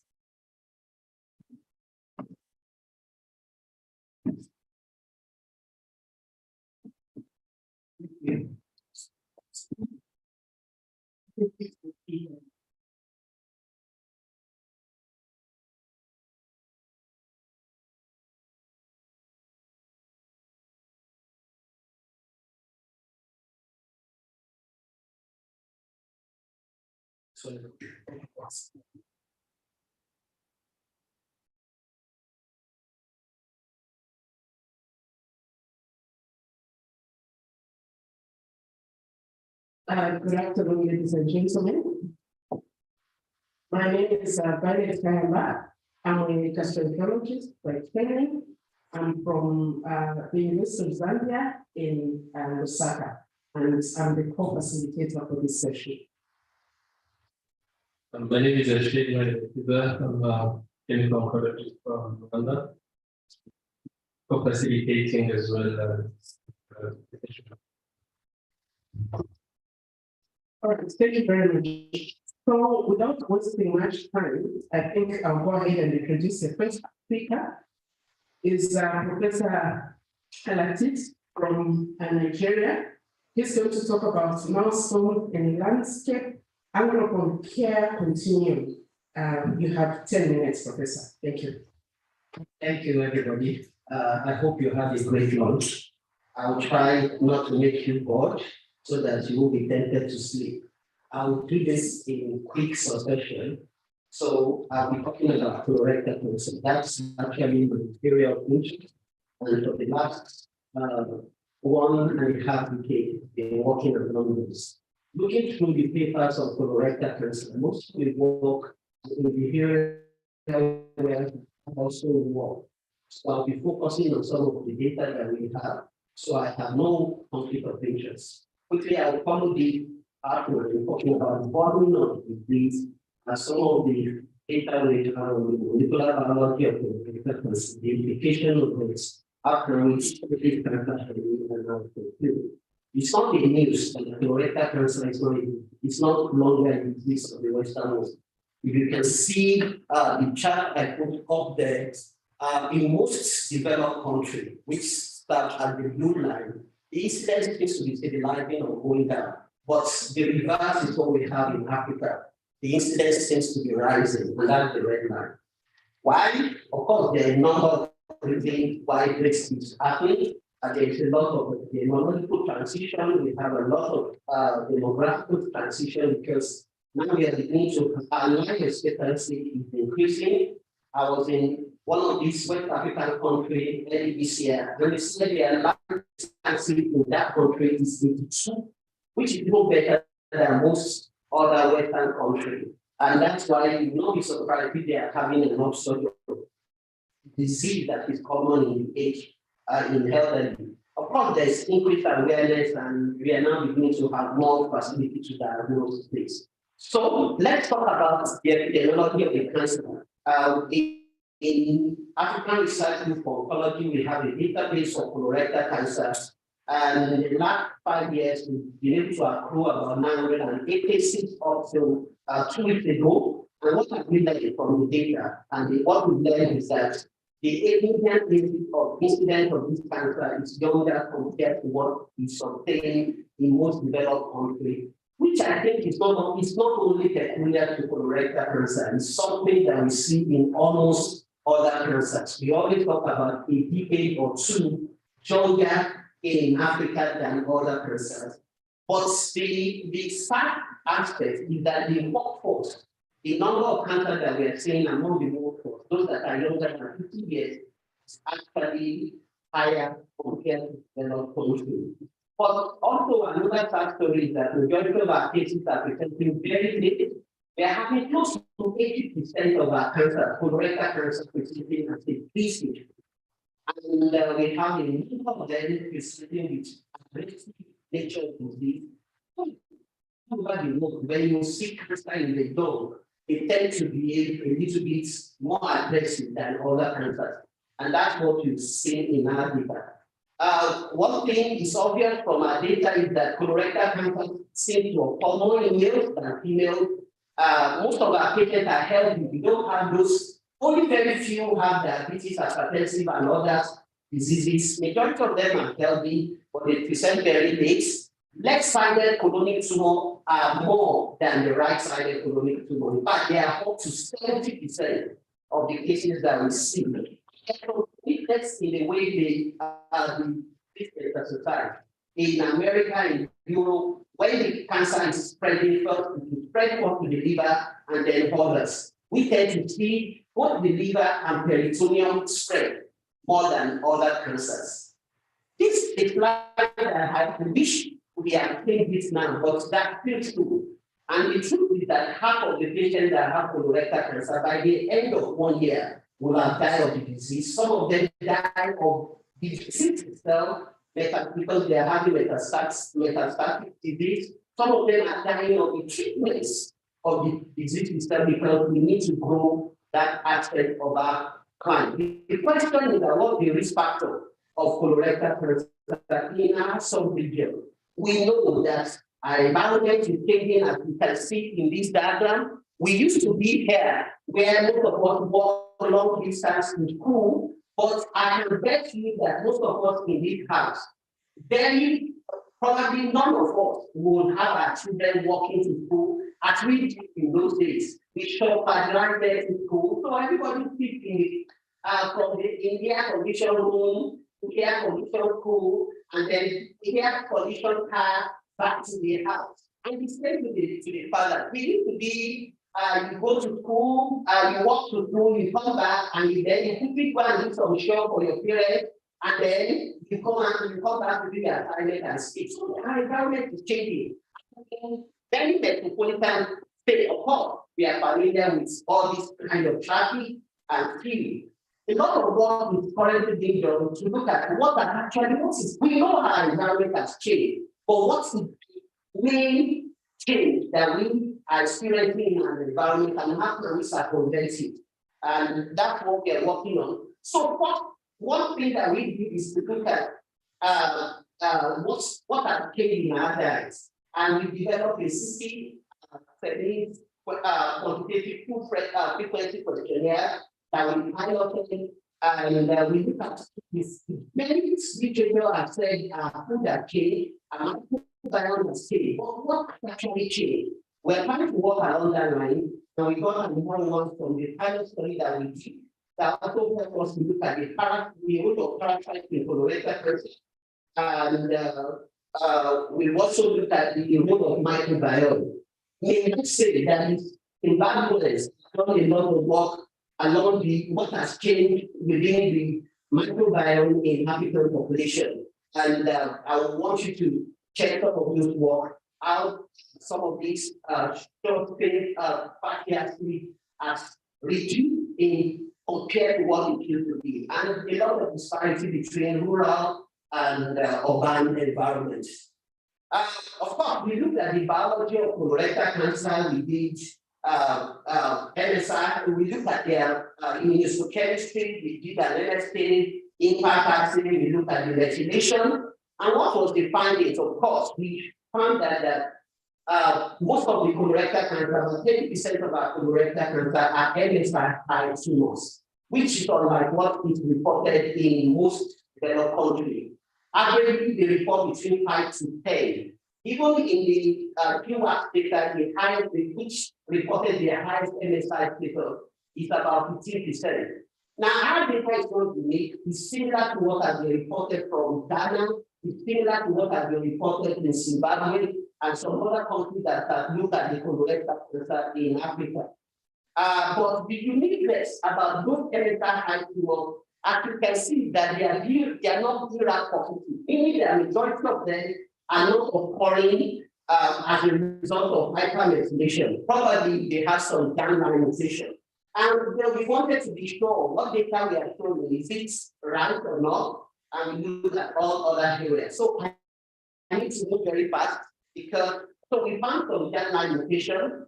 For MSM mutation, we also found that their APC mutations are not commonly being expressed in our tumor. I'm supposed to talk for 10 minutes and I've spoken for 8 minutes, so I need to move very fast. So for the screening, we walked along that area, and we know that most guidelines are based out of developed country, so no context-specific data to justify most recommendations. Most African countries said, please let's screen 50 years and above. But we know that that's only backed up by the data because our patients are actually younger. If you are screening for 50 years and above, you will have missed about half of the cancer cases that we colorectal cancer cases. So we need to we need sense of cancer in most low-middle income countries are not considered in the guideline. They should start the screening. What is the low adenoma detection rate that we tend to have? What's the cost of screening? Availability of infrastructure to screen and adherence. It's not just to screen. Are you sure that people will actually follow the screening through?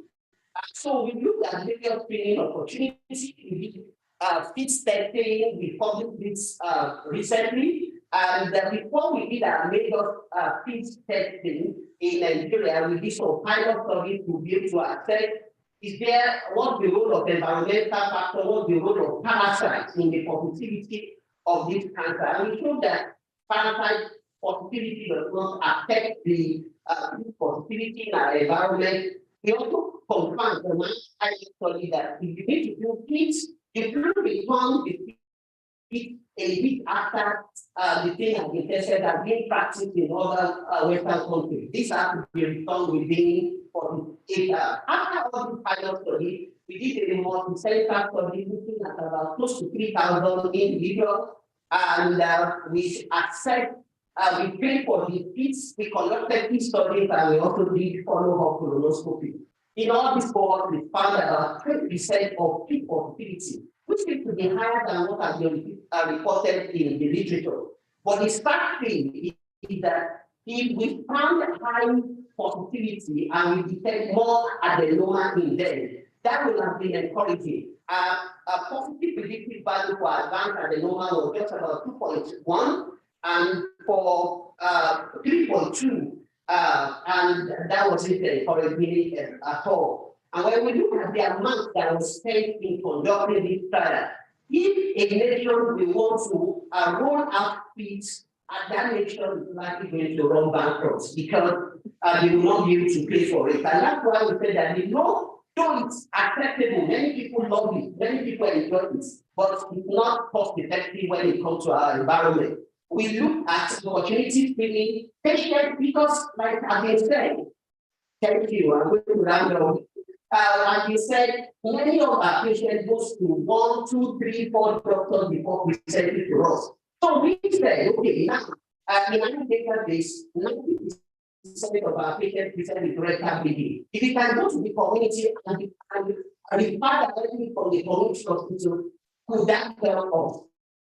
So we evaluated 362 patients, 45 years and above, with one history of rectal bleeding, and we conducted colonoscopy free of charge for them.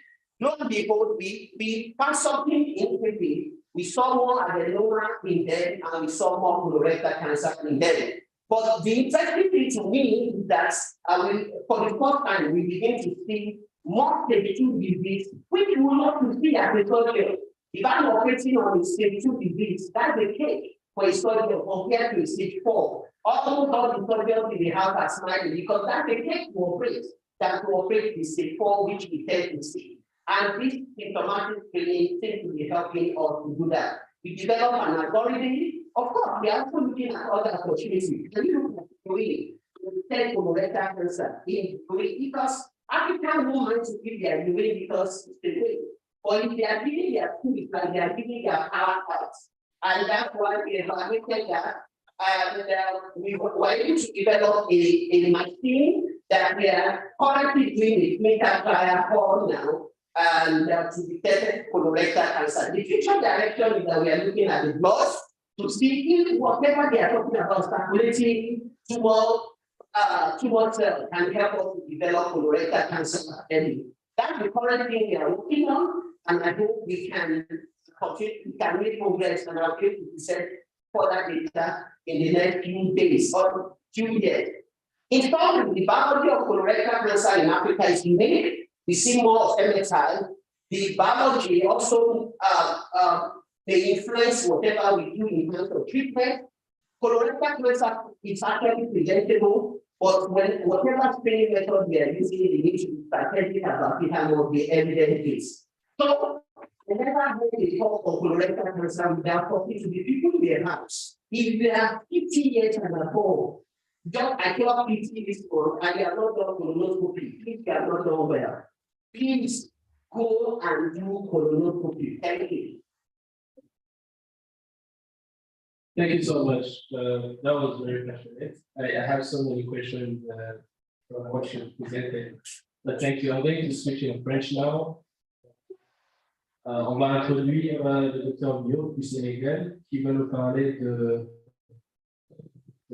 l'avancée de ce qu'on a dans l'espace francophone en Afrique. Essayez de garder le temps jusqu'à 10. On n'a pas bien fait avec le temps avant, donc essayez de courir après. D'accord. C'est beaucoup. Merci. Je remercie les organisateurs qui nous ont permis de changer un coup sur le cancer de l'œsophage en Afrique. Ça va être très court parce qu'un cancer qui est très rare, mais ça manque.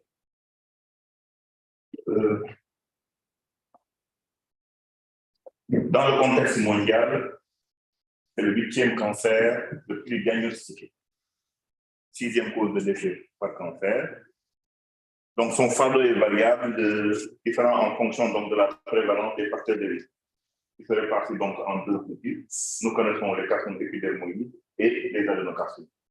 Épidermoïdes qui sont beaucoup plus virulents que les adénocarcinomes. Épidermoïdes qui sont plus fréquents, surtout dans nos zones de pays en voie de développement.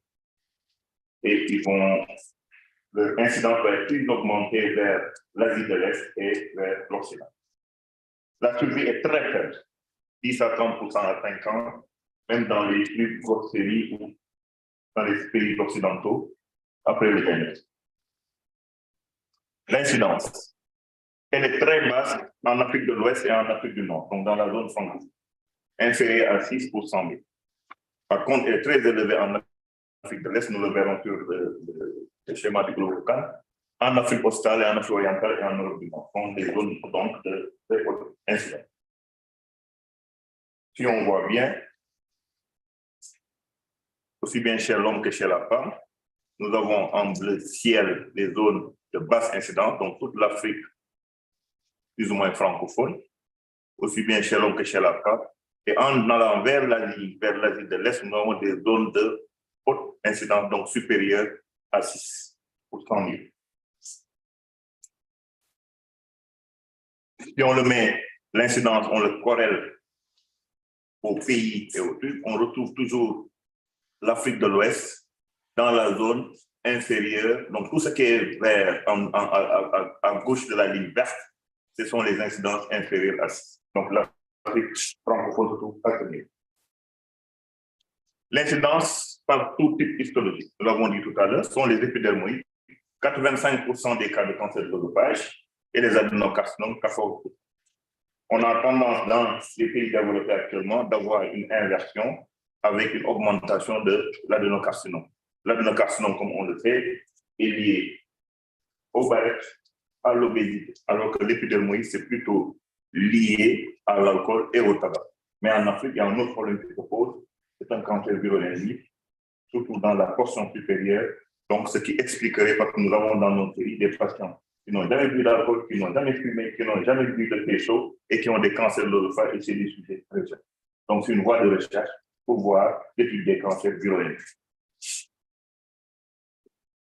Ce qui fait que si on regarde tout ce qui est épidermoïde, c'est clair, c'est dans la zone épidermoïde, c'est clair dans la zone francophone. Vous voyez que dans la zone francophone, chez l'homme et chez la femme. Donc, les épidermoïdes, dans les zones à haute incidence, notamment au niveau de l'Asie et en Europe et en Amérique du Nord, c'est la zone très foncée. Le pronostic dépend du stade au moment du diagnostic, qui en fait tout le facteur pronostic et qui détermine la suite. Donc, toute la zone francophone, si on regarde en Afrique, c'est des cancers qui sont vus très tard. Au moins 50% des cancers sont vus à des stades 4. Pour la chirurgie n'a plus de place, ce qui nous reste, c'est de la radiochimiothérapie et des soins palliatifs. Maintenant, on va revenir sur d'autres gros problèmes. On les opère, on les opère plus.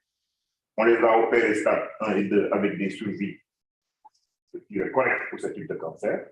À un moment donné, les recommandations nous ont dit radiochimiothérapie.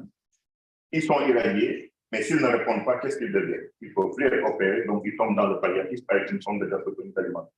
Donc ça, c'est le gros problème pour le chemin thérapeutique de ces patients, pour qu'ils puissent être pris dans un couloir particulier où ils auront leur radiothérapie, leur chimiothérapie à temps et éventuellement une chirurgie à temps, ou vice-versa, chirurgie à temps, radiothérapie à temps et chimiothérapie à temps.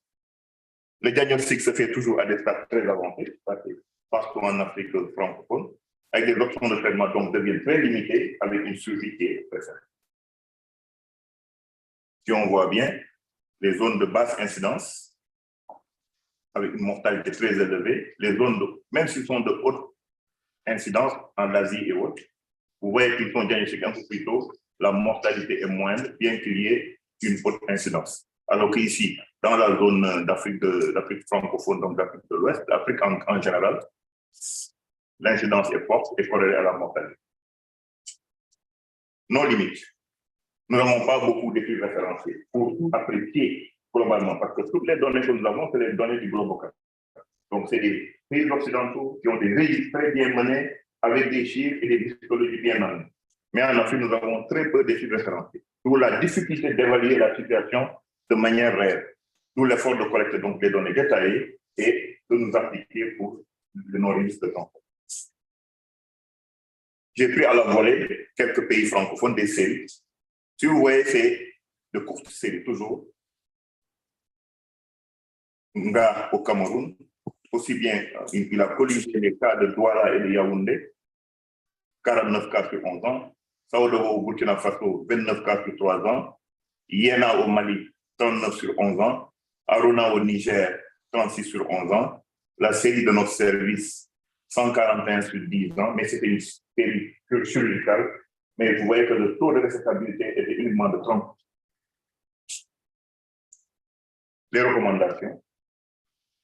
Il faut un risque, je pense, régional, très peu de cas, donc il faut tout au moins pour pouvoir corriger correctement tous nos cas. Faire des études multicentriques pour avoir l'incidence réelle. Elle est rare, parce que si vous voyez les séries, elles sont disparates. Très peu de séries chirurgicales, des séries endoscopiques. En général, c'est des séries de gastroentérologie qui, en faisant le fibroscopie haute, détectent ces cas de cancer. Dépistage endoscopique, c'est les sujets à risque. Nous connaissons les sujets à risque. Si ce n'est pas l'épidermoïde qui survient chez l'alcool tabagique, c'est l'adénocarcinome qui survient sur l'œsophage de Barrett qui doit être suivi. Donc, je pense que nos amis endoscopiques gagneraient à essayer de vulgariser l'éco-endoscopie pour que tous ces malades suivis pour l'œsophage de Barrett puissent avoir l'éco-endoscopie pour avoir des diagnostics précoces. Et avoir des centres experts pour améliorer la prise en charge. Quand je dis centre expert, c'est un centre où on puisse diagnostiquer le patient et avoir un chemin thérapeutique très clair et bien placé. C'est notre gros problème ici à Dakar et je pense que c'est le problème dans la sous-région. C'est dysphagie, diagnostic cancer de l'œsophage, gastrotomie d'alimentation, avoir un rendez-vous de radiothérapie, c'est pas. Il y a certains pays qui n'en ont pas. Pour ceux qui en ont, ils sont débordés par le sein, le col et les cancers ORL. Chimiothérapie. En cas de non-réponse, qu'est-ce qu'ils deviennent? Donc, il faudrait qu'on puisse s'asseoir et définir maintenant un chemin thérapeutique pour les patients. Je vous remercie de votre attention.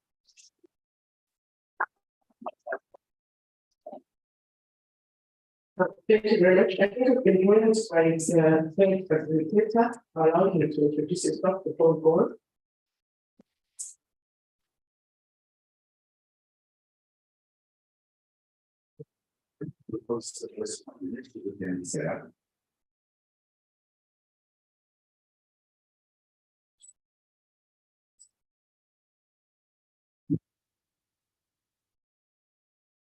Thank you very much. I think we can now go into the Q&A. Any questions to the presenter? Okay, one is still thinking, I have a question for Professor Isaac. Really, I think the other is attached to that as well. The issue about age of diagnosis or age of this presentation. Do you think this is a real reflection of when the disease is occurring, or is it just a reflection of the fact that the population is young? Is it a reflection of the young population, or is it really early onset? And then just to add on to that, do you think this is a new phenomenon? Has it always been like that, or is it something that's changing in terms of epidemiology of colorectal cancer? All right, I think that's a wonderful question. Thank you for the question. The issue of early onset colorectal cancer has actually been on for a while. Right from medical school, my professor will tell me that cancer in Africa is a decade or two younger than what is reported in the literature. But probably now we're now beginning to have accurate data to demonstrate what they used to tell us in those days. So there's nothing new. Now, could it actually be because of the population that we have? The quick answer that jumped to my mind is I was in Cape Verde. Their average lifespan is about, they were quoting 80 something. And in one of their meetings, they presented their data on colorectal cancer. Even in that population where the average lifespan is in the 80s, about 30% of that population, the cancer they have is also in the young. So from that, I will say because the average lifespan in Nigeria is about 50 something, we are seeing a lot of young person.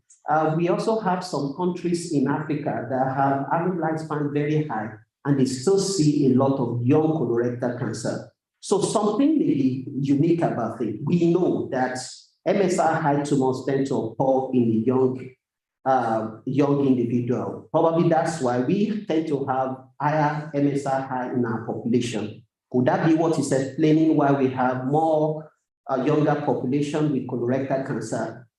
I'm sure when we finish our HAL1 that we're currently working on, we should be able to provide that answer. Thank you. So my question is for Dr. Diop.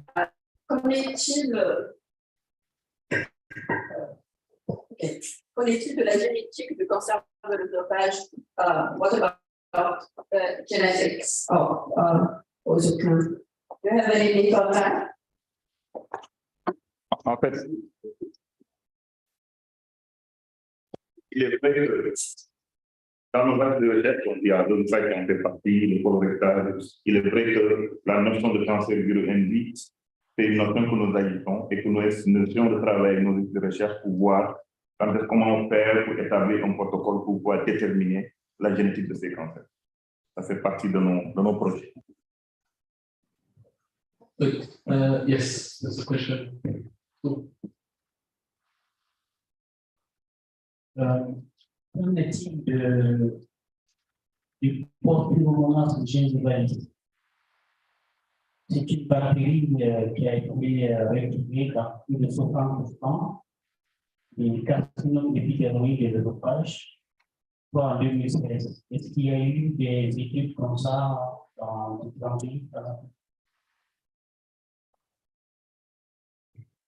En fait, pas dans ce travail reporté, mais je pense qu'au niveau des équipes de bactériologie, je crois qu'ils avaient commencé avec l'équipe du professeur Den à voir avec les stomatos comment voir dans le cadre de cette le chef de canton de l'Individu cherchait des jeunes impliqués.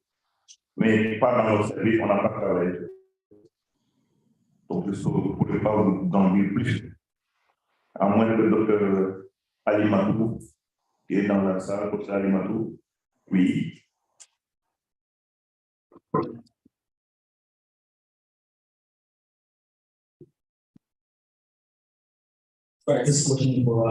Merci beaucoup pour la parole. J'avoue que notre équipe ne s'est jamais vraiment intéressée au cancer de l'œsophage. Je pense qu'il y a des équipes qui ont travaillé dessus et je ne saurais pas vous dire. Et j'ai bien entendu l'invitation. Je crois qu'on va aider de ateliers avec l'aide de la Tunisie. Je pense que voilà, on va voir dans quelle mesure on peut. En tout cas, ça montre qu'il y a un besoin de faire des travaux en génétique pour mieux comprendre les facteurs qui sous-tendent les cancers dans le monde. Parce qu'en général, pour les digestifs, nous travaillons plus sur le colorectal et sur le foie comme analyse digestive. Il est vrai que l'œsophage, ça commence à être de plus en plus rare. C'est plus maintenant l'affaire des radiothérapeutes. Donc, peut-être qu'on peut lancer quelque chose sur ça. Mais je travaille plus sur le colorectal et sur le foie. So we'll have one last question and then ask also a question about Arcc. We have a lot of surgeons, which is good. But, none of you has spoken about chemo, radiation, access in your countries, which can be spoken about by your best sisters. All right, this question for Professor. So you referenced APC being not as active in your population. And your last slide, you said again the WINS pathway also enrolled. And so my question to you is, I don't know much in the record please, but I've done a lot of work in the prostate cancer space. WINS pathways playing a role with vast plasticity. And so the first question is, how are you assessing the WINS doing in your population? We've shown where WINS have been down-related early disease and as practice for gas cancer, it's upregulated. So how are you assessing of the population? And is it possible that you start assessing liquid biopsies or circulating DNA, you might be doing something that really happens there on.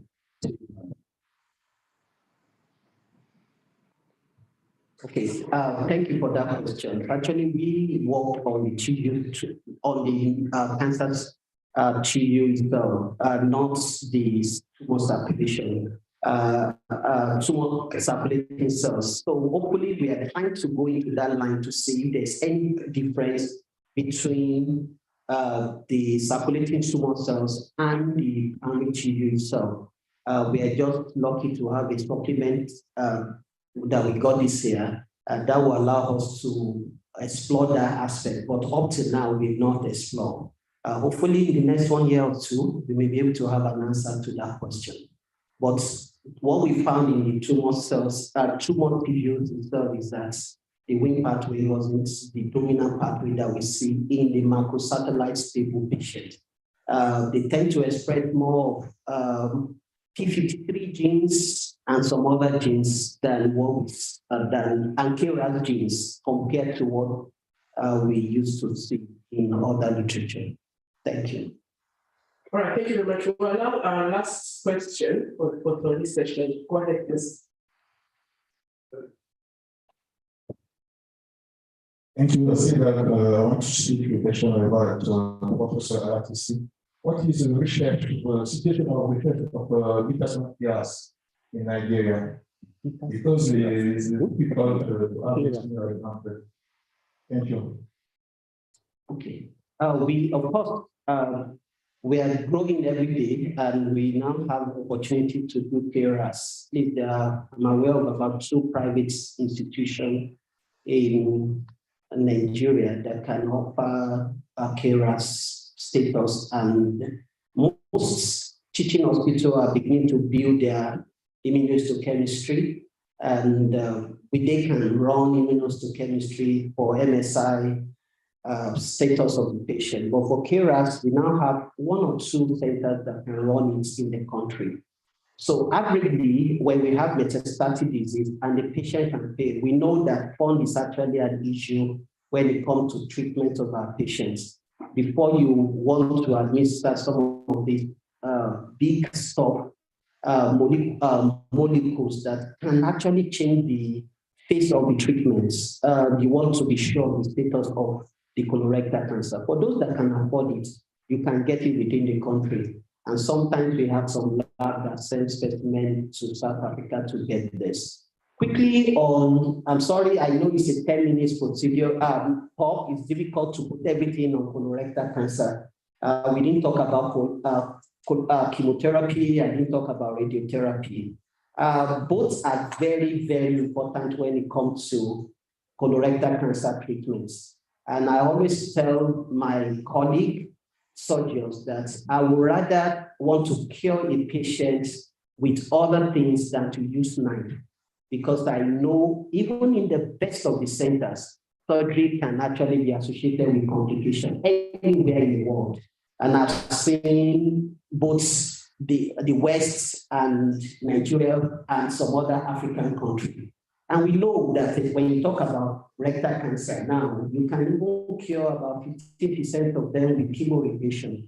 So we now have facility to do radiotherapy in Nigeria, at least in my part of the country, southwest of Nigeria. At least there are 2 million that are, in fact, BVAC that are really working, and you can be sure the patient can afford it, they will go for it. So our treatment plan now is to have TFC, and if the patient does not respond, gets on surgery at a later date.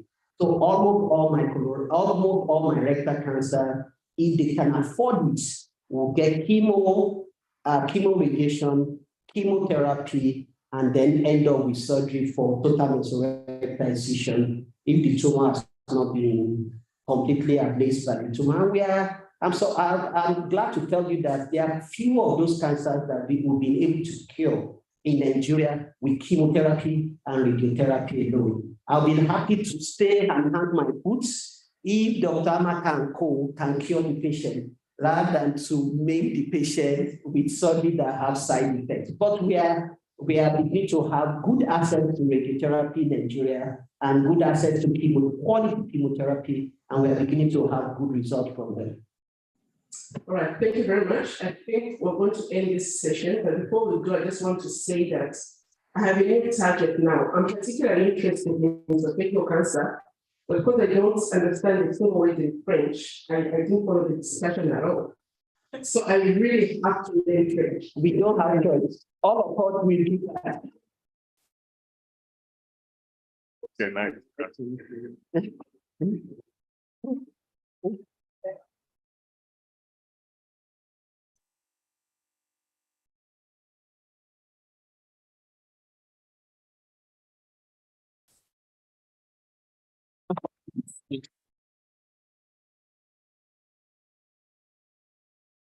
Now, I'm going to move to the next session on base intervention. Likely by and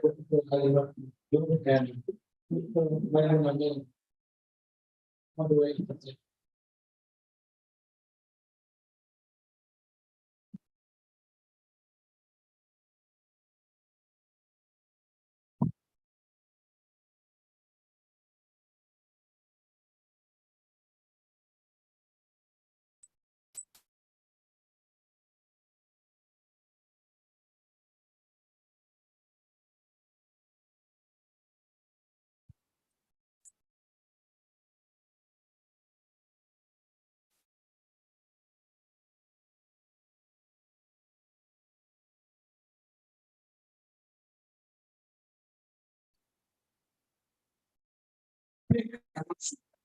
According to those is tablets somewhere even here in the restaurant. If someone has seen it, please let us know.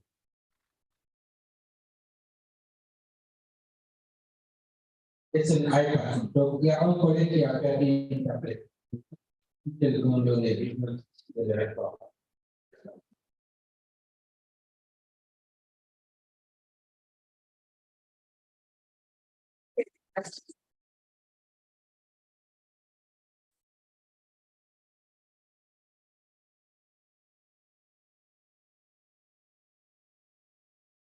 Back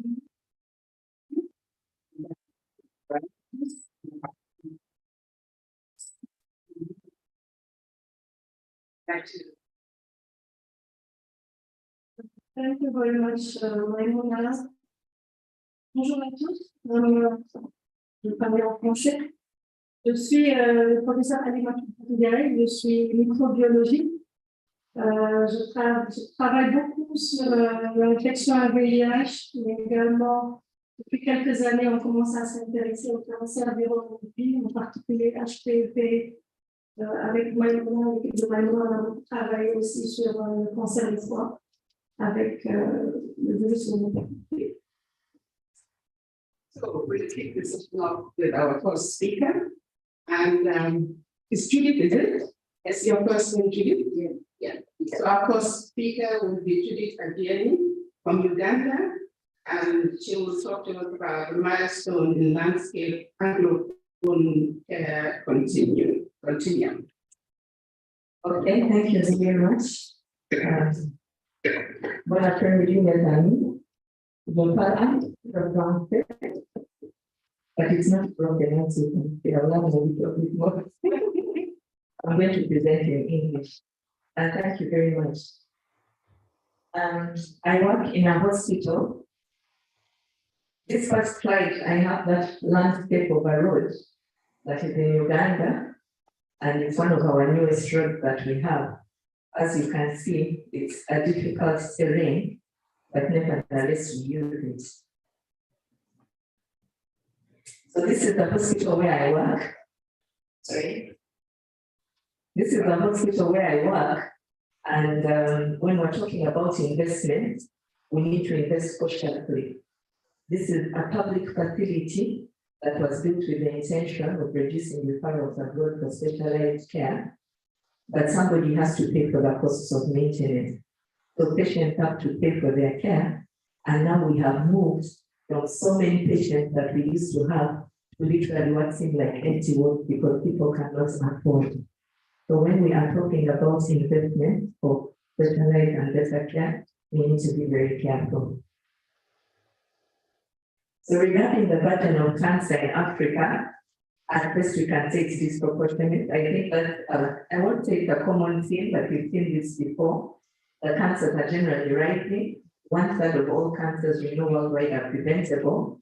And the cancers in Africa contribute to about 30% of global cancers and possibly more. And they mostly occur in the economically productive age group. Non-communicable diseases are also on the rise. And we know that cancers are lumped in under the actually in my country. One of the concerns is that more attention is being paid to non-communicable diseases and cancers are being forgotten in there. Expenditure on cancer is overshadowed by other priorities in most sub-Saharan African countries like maternal and child health and infectious diseases. And with weak health systems in place, Africa cancer survival is really threatened. So literally that is what cancer is doing to Africa. It is sitting on us. It's proportionate. I don't know if we can move far. So this slide is a common slide that maybe we have seen. But looking at Africa on the far right-hand side, we can see that our commonest top 3 common cancers are cervix, breast, there's prostate, and lung is the fourth one. But you can see that most of Africa, Central Africa, Southern East, a good part of West Africa is blue. Cervical cancer affects us. And then a large part of West Africa is affected by breast cancer and parts of East Africa and the whole of Africa, breast cancer as well. Now, regarding the survival of the cancer, it is well known. If you see the diagram at the bottom here, you can see that if Africa, Western Africa, and Southern Africa top, this is specifically for cervical cancer. So we are losing more patients, and our survival of the patient is really low. So I call it the 4C, complex cancer control continuum, because as you can see, the cancer care it's a long and lonely journey for the cancer patient, but for the clinician, it's also a lot of stress. Right from when you find the patient, what can I do for them, if anything at all? And for how long will I have them with me and I must continue care? So there's so much in there that you can see, but let's just appreciate from this slide that it's a whole continuum of care that begins in the community. It moves through different places in our private clinics, in our public facilities, and many other places, and it's influenced by so many other things as well. Now, this is data from WHO country profiles for cancer. This is 2020, and I decided to just compare East African countries and look at some of the parameters. I looked especially at the integrated NCD plans, and you can see for the 4 countries up there, only 2, Kenya and Rwanda, have operational plans in place. While we have cancer care SOPs, when you come down to early detection, SOPs, they're generally not available. And if you look at the availability of radiotherapy, external beam, it is really low. We have CT scans, but then again, I ask myself, why do we have so many CT scans and we have, very little capacity to do other things? And the public care centers are few, which means that most patients actually cannot get cancer care in the right place. Now, quoted the red below, that is the percentage of NCD that cancer contributes to as premature death. And you can see that we're not doing very well. In terms of the critical workforce, it admitted that most of our patients are chronic inmates, and therefore they will need radiotherapy and chemotherapy. But if you look at the critical cadre, the radiation oncologists, they are almost not there. Medical physicists, nuclear medicine, we also have very few. Surgeons are also limited. This is data per 100,000 population. And some countries are doing better than others in terms of pathology and laboratory planning. Now, looking at the policy environment and legislation for cancer care in Africa, there have been several meetings, high profile, high level meetings, and good commitment to deal with the cancer situation, control and prevention of NCD, global plan of action, the Abuja declaration on spending 15% of our national budget on health. But most of our countries are not even spending the 15% that they signed to. And since cancer is not a priority, they're even spending less than that on cancer. And my question to ask is there a way that African governments can be compelled to spend more, to prioritize cancer, to spend more in terms of funding and other resources for cancer care? It's clear that the problem is growing. Community engagement, this is very key. And in Uganda, we've been doing some of these things. You can see top left-hand side, that is the Rotary Club, who organize cancer runs every year towards the end of the year. Below that, those are students in a high school that I went to, and they are now doing something called Weekly Children Caring for Cancer, where they're raising awareness and seeing how, and you can see the young boy. Now, these are partnerships that we have in the community. We raise community awareness for cancer, but at the same time, some of these partners, like the Rotary groups, are ready to give money towards equipment and other modalities for cancer care. In terms of prevention treatment of pre-cervical cancers, I'm going to talk mainly about cervical cancer, one, because it's a problem in Africa, and two, because I am a gynecologist.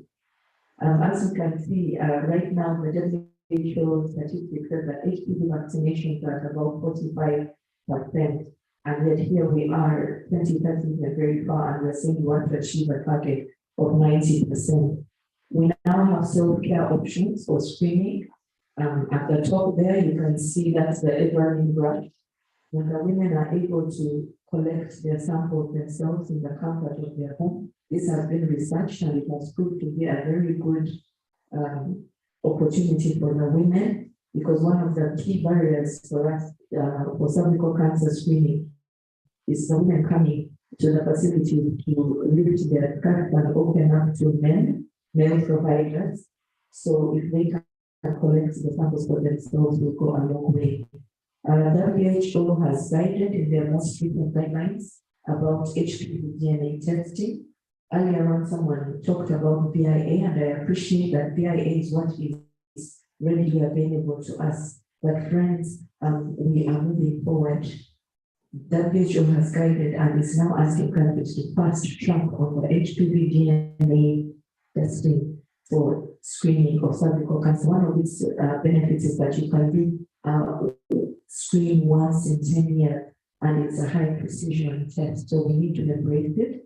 Point of care testing has come closer, and in Uganda we are carrying out the screen and treat approach. The women are coming in, and because they can have the HPV DNA testing quickly and get results within a matter of hours, you can also treat them. And we are now moved away from cryotherapy. As you can see, the equipment was very bulky and moving with the dust, it will go out of stock. So we're now using the thermal ablation mostly. In terms of diagnostic, this is a rural lab that has now been accredited. It is in a public facility, and the other two are what I would call research labs. They are a little more high tech, and now we have capacity to do things like molecular testing, genetic sequencing, the PCR, and some of those sophisticated things. We have now moved away from getting tissues for cervical cancer diagnosis in the theater, and we started doing it on an outpatient basis so that the patient can just come in and go away. We reduce on hospital time and we reduce on time to actually make a diagnosis. Telehealth has been tried in some places using mobile phones. Of course, I think Zambia has a lot of experience in that area. But with this lab, some of the challenges are that we lack the critical cadre, sustained commodity availability, and prohibitive costs, especially in specialized cancer tests, tumor markers. I work in a very nice hospital, but many times we have to send the patient to the tumor marker outside the hospital, and that delays us. My concern about those labs is many of our labs are research labs, and they have particular interests. How can we get the research labs to also benefit the community and for the part that we need to do in public hospitals? How can we cooperate even in these places? In terms of treatment options, radiotherapy, the Uganda Cancer Institute is in charge of radiotherapy and chemotherapy services. And in 2016, our machine, which had been there for a long time, cobalt 60, it broke down, and we had to refer patients to Kenya for some time. So at the time, we had to make deal with chemotherapy to treat the patient who could not go if we could not operate. And when it got back up and we got the machine, then the brachytherapy also broke down. Anyway, now Cancer Institute currently has 1 million and is preparing to get many other machines. They have also got approval for local training, because as we get this equipment in place, we need to think about who is going to work it, who is going to service it when it breaks down. We've had instances where we brought in equipment, we've used it, it breaks down, and then you have to outsource people, flying people to come and service the machine. So these are some of the things that we need to be thinking about. And if you look at the kind of machines we're wanting to purchase, so many of these, but you can see this take almost the space of an operating theater or two. So the more you get, infrastructure is going to expand. Then over time, if we're putting effort into reducing, the late presentation of the patient, then a lot of these machines are going to be redundant over time. In terms of chemotherapy, WHO included more cancer medicine in the essential medicine list. We have the African Medicine Agency and their partnership with large drug companies for cancer medicine. Even though all those are going on, we are an African society, African population. And despite that, with cancer, we all remember what happened. This is COVID made in Uganda, but it's not a strange story. And on this side, you can see this lady, I think it's a woman, Katina Britton. She went to a medicine man to provide something. So the role of alternative and complementary medicine in the care for cancer is not really being looked into, and yet it is happening. So I think those are some of the areas for research that we should look into, because we might be surprised that we will find good things in there. This is just a representation of radiotherapy machine, and you can see that West Africa seems to be doing fairly well.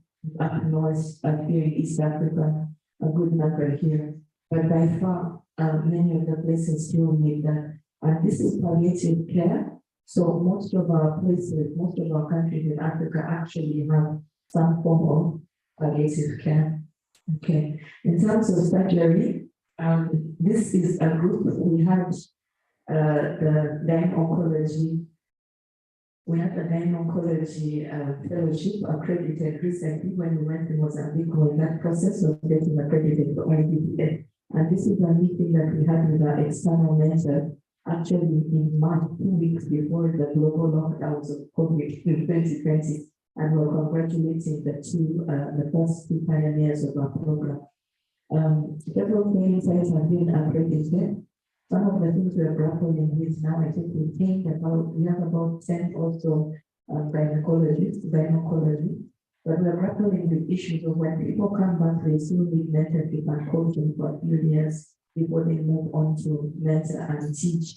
So those are some of the issues. And we struggle with setting up our fellowship with external mentors. They did great from the north, but we find that self-coaching may do better for us because we cannot go to the north and have hands-on practice, and in terms of relevance of training for us as well. So what's the future outlook for Africa? Of course, HPV vaccination, the human approach, HPV DNA testing as well. Someone has talked about precision medicine, and we need to take that up. I think something that's key for us is well to generate high quality data that's relevant so that we can make evidence-based decisions for care. And we need to recruit more clinicians in sub-Saharan Africa to participate in trials to generate this data so that we can have unique data sets for Africa. And regarding the vaccines, particularly the HPV vaccination, the Cancer Institute in Uganda has been seeing some mutations that are new, and we've talked about the HPV 31 and 52 that seem to be superseding the 18 that is in the vaccine that we have now, that we are rolling out. So that's what we need to about. In conclusion, the burden of cancer is enormous. We've taken many steps. African countries very quickly in their resources and in our experience of cancer care and our capacity, but we can't harness our unique capacities and use the individual lessons that we have learned collectively. In my opinion, the best part of the care continuum to invest in it at the beginning, engaging the community, doing early detection and prevention.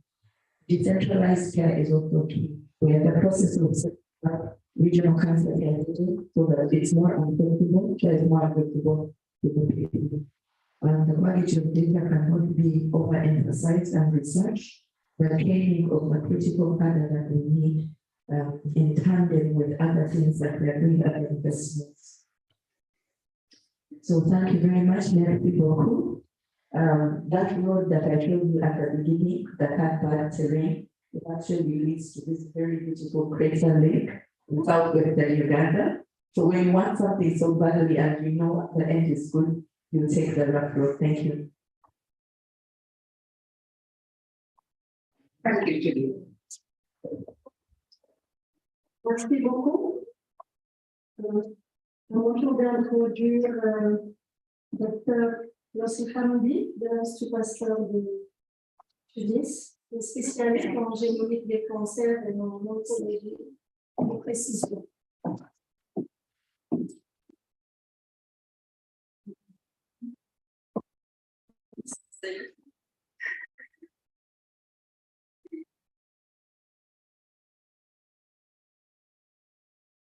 Et alors, bonjour. Un grand bonjour même de la Tunisie. Je suis très ravie d'être avec vous aujourd'hui. C'est la première fois que je suis au Sénégal et puis vraiment très contente de ça va être la dernière. Alors, on va demander de donner un talk en français, parce qu'on n'a pas plus francophone, mais je vais quand même le faire en anglais, juste pour m'assurer que les choix to follow the presentation. So again, hi everyone, I'm really very glad to be here with you. I would like to thank the organizers for giving me this opportunity to be with you, and especially the organizers of the Africa Regional Cancer Conference, the Arctic and the African Cancer Research Institute. So I'm Yusuf Hamdi, I'm from Tunisia, from the University of Tunis, and I'm a doctor in molecular medicine. So that's why I will talk about precision medicine and precision oncology and also genomic and cancer care. So let's start from the beginning with this brief description of the role of precision medicine, which is simply to deliver the right treatment to the right patient at the right dose at the right time. And the good thing is that the African Union and the African Academy of Science already last year. So they already identified genomics and precision medicine in the first wave of scientific priorities in Africa, which is a very good thing that we can work on. The other thing is that I'm a member of the HP Africa Consortium, and we already drafted a framework for the implementation of genomics medicine for public health in Africa, and we put lots of recommendations for this document that can be followed by governments in Africa to really be able to implement genomics medicine in the continent. Okay, so in North Africa, the next few slides I will share with you our experience in North Africa in implementing precision medicine and precision oncology. So we followed some of these recommendations. And the roadmap that we follow is formed mainly by 4 steps. So the first step is about the situation analysis. Then we train people and omics experts and capacity building and infrastructure. The third is about ecosystem, and I will talk in detail about this specific one because it's really very important. And the last is about the implementation. So when we talk about situation analysis, so the context really matters. As you know, when we talk about genetics here in Africa, we are different from other populations. So it's important to work on our own genetic structure, our own genetic landscape. And this is what we did. We identified the most frequent genetic diseases in Tunisia. We identified most of the specific and the common mutation in the country and even in the region, but also we worked on 2 important factors, the concentration of the that really influence the genetic structure of each population. We studied the rates of these factors to see how this can really influence the genetic landscape, but also the frequency of some specific diseases. Well, the second step is about training and capacity building, and we started early in 2010 working on precision medicine with different projects and research projects funded by the European Commission and the NIH. And so lots and lots of training activities have been organized, and workshops, courses in different fields related to precision medicine, that includes bioinformatics, data analysis, ethics, and so on. The first step is about the precision medicine ecosystem. As I said, is one of the most important steps of this process, because here you will put in place and you will put all the stakeholders together. So this includes clinicians, omics experts, tech providers, data curators, data curators, bioinformaticians, biostatisticians, researchers. We also included pharma company in this ecosystem, policymakers. It's important to involve them early in this process because at the end of the day, they will be the one who will maybe decide about funding or regulations. So it's really important to include them in this ecosystem.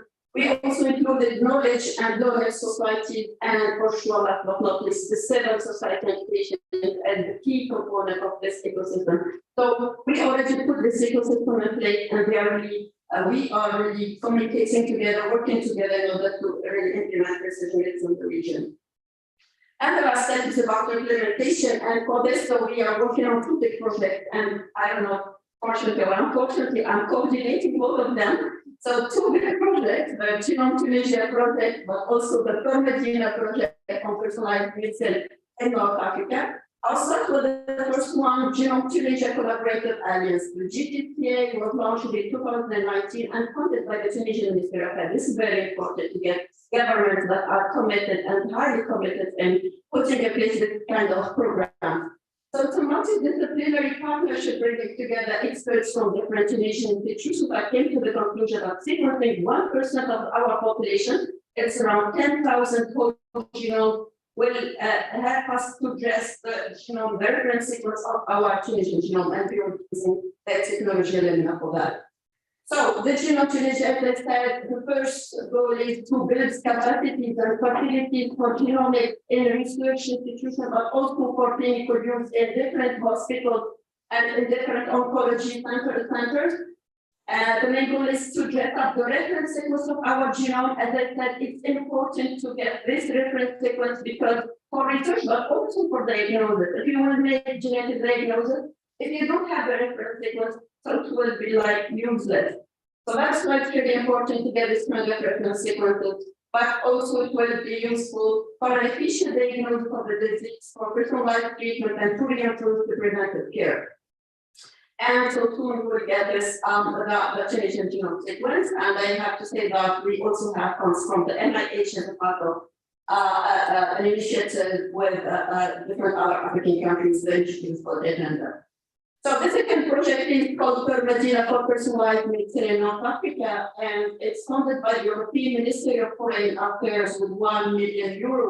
And it's a kind of partnership between different institute actors coordinated in Tunisia, but also we have partners from Algeria, Morocco, Paris, and we will be happy to get people from Institute of Dakar involved in this project as well. And the main goal is to implement precision medicine in the region, and we will be going through a pilot project by sequencing the whole exome for lung cancer to identify new biomarkers, but also to assess the whole process, with getting the samples from the patient to getting the targeted therapy. So to see if there's any gaps and if there's any issues that we have to improve in the whole process. This is one of our main goals of this project. But also there's a very big component, training component of this project that will be organized. And the main also goal is to formulate recommendations for health authorities in order to put in place what we call the PM Plan 2030 for precision medicine and Tunisia for 2030. So I will finish with giving you some concrete examples for cancer and how we really make use of the genetic and the research data that was generated to improve the health of our patients. So as you all know, oncology is a story for placing only research in clinical settings. So our vision is really to identify germline and somatic mutations of the origin of cancer development, to identify biomarkers behind resistance to current therapies, to work on early diagnosis of the disease and consequently mass precision oncology. So the first thing that we observed is this frequency of for breast cancer, the frequent aggressive forms of breast cancer. We have triple negative breast cancer that is really frequent, inflammatory breast cancer, but also the young breast cancer patients. In Tunisia, 15% of breast cancer patients are under 35 years old, which is very, very alarming. And so we started by putting in place biobanks with the appropriate ethical approvals, and we got sample blood, fresh tissues, fixed tissues, extracted DNA, RNA, microRNA, protein, and also we collected all associated phenotypic and clinical data by collaborating closely with the medical oncologists and clinicians in Tunisia. And some of the results that we found for BRCA is that we identified completely novel mutations that have never been reported before in any other population. And this is very amazing because it will help our patients for their diagnosis. And as you can see here, some of these mutations are shared between the 3 North African countries, others, those in red, are specific to each country. So we've been really very precise to identify this kind of mutations for BRCA1 and BRCA2. And we put in place the BRCA map in Tunisia. But also we've done beside and behind BRCA mutations, we saw at the genome level any other mutations that can be specific to our population, and we identified some of them. And mainly on the chromosome 6. We also identified the map of the CMVs, the copy number variation at the genome level. We also worked on variable unknown significance that are posing a big challenge in the interpretation for medical genomics, and to see if these variations are really relevant for the clinical care of patients. We also identified new candidate genes and pathways that seems to be associated with breast and other cancers. So lots of publication, and we are proud to see that Tunisia is now leading the cancer genomics field in Africa based on this paper published last year. But it's not our main goal. Our main goal is really to share. Sharing is caring. So we are really here, and I'm here for that. So we are really open to share our experience with others, to collaborate, and also we are proud of the progress that has been made on the ethical and regulatory side in Tunisia, and we are now able to share data openly in open access and in public databases, as you can see here in DBVAR, we found data from Tunisian patients and also in DBVAR, and this is a big data because it's very used by medical oncology. So the last part is about how we really can make use of this data to take care of the patients. So what we call research data genetic diagnosis that we did in our oncogenetic unit. And I heard a question about the key rights listing in colorectal cancer. So we started in 2011 and we've been certified in 2012. And now we are performing more than 1,000 tests in our lab for metastatic colorectal cancer per year. We've been also able to put in place the BRCA testing, and this is not the BRCA, we are not sending samples outside, it's really done locally, and we use the research data that we are generating to make these tests, and we are using gene panel polyclones, and we are offering this service not only for Tunisian patients, but also for patients from different African countries, including patients from North Africa. We have lots of other tests that we put in place using the same approach, the research-based approach. And finally, here slide is the patient journey now. So after the first diagnosis, they come to our lab, we densify and we make the NGF molecular profiling, and we densify the clinically actionable variation that will help him for his treatment. Then we meet in what we call the TMBs, the tumor meeting boards, with medical oncologists to make the correlation between the genotype, phenotype, and to decide about the good treatment that the patient can take. So that's it. My only take-home message is where there's a will, there's a way. I have thank all members of our lab, of our institute, all those that work not just me, it's a teamwork. So thank you very much. The Genome Tunisia group, the Permagenome group, and I want to thank Tim Rebecca and Olafadi for their support also, and members of our scientific review group. Thank you very much. If you have any questions, and you have also my email, you can send me any thoughts and comments on any suggestions for collaboration. Thank you.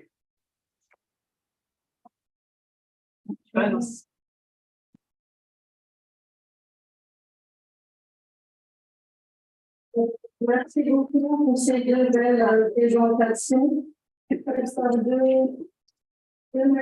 Dames, je pense qu'on a d'abord eu la présentation de Judith Adjemi, qui est revenue un peu sur, en faisant des comparaisons, quelques états des lieux dans la partie anglophone, et on a comparé un peu l'état des lieux en termes de ressources humaines, en termes d'équipements, de législation, mais également d'engagement communautaire, tout ce qui est mis en œuvre aujourd'hui et qui existe pour permettre d'apporter un diagnostic correct et une prise en charge correcte des cancers dans nos pays. Elle a beaucoup insisté sur la nécessité d'utiliser ce qui existe déjà, c'est-à-dire l'intégration des programmes. Elle nous a montré la plateforme de GeneXpert, mais également d'autres machines qui aujourd'hui existent et qui peuvent être utilisées dans nos pays pour faire le diagnostic de certains cancers, qu'il s'agisse de HPV, qu'il s'agisse de certains marqueurs tumoraux. Elle est également revenue un peu sur le coût des tests. Et tout ceci, je crois, peut être réglé en faisant l'intégration des programmes. La deuxième présentation a porté sur la médecine de précision, qui est faite par Dr Hamdi de l'Institut Pasteur de Tunisie, qui a une large expérience en oncologie, en génomique des cancers et en oncologie de précision. Elle nous a montré le cheminement qu'il faut pour mettre en place des techniques qui sont de haut niveau. Et l'élément important, l'élément fondamental, c'est d'avoir une analyse situationnelle en mettant en place des projets de génome. Parce qu'on ne peut pas faire ce genre d'études si on ne connaît pas déjà le génome de nos populations. Les données que nous avons sur le génome humain au plan international, ce sont des données caucasiennes. Donc, il est important au niveau de nos pays de pouvoir aussi tout d'abord avoir collecté nos propres données. Je vais peut-être tout à l'heure donner la parole au professeur Bokreya Ndiaye, qui est dans cette salle et qui pourra peut-être nous donner un peu la perspective du Sénégal avec le projet de Génome. Mais pour revenir à la présentation de Dr Hamdi, je crois qu'elle nous a montré jusqu'où on peut aller et surtout nous montrer qu'en Afrique du Nord, ils sont en train aujourd'hui de mettre en place des technologies qui jusque-là, on ne les retrouvait que dans les pays du Nord. Voilà donc un bref résumé de ce qui a été présenté. Je vais laisser à Mayuna la suite pour les questions. Thank you very much. So we can now entertain some questions for our brilliant presenters. And whilst we're waiting for the hands to come up, I have one question each for the presenter. And I'll start with Sami. And I was very interested to see you did include a slide on biobank. And that's my expertise because after I was thinking, how do you know the samples and biobank?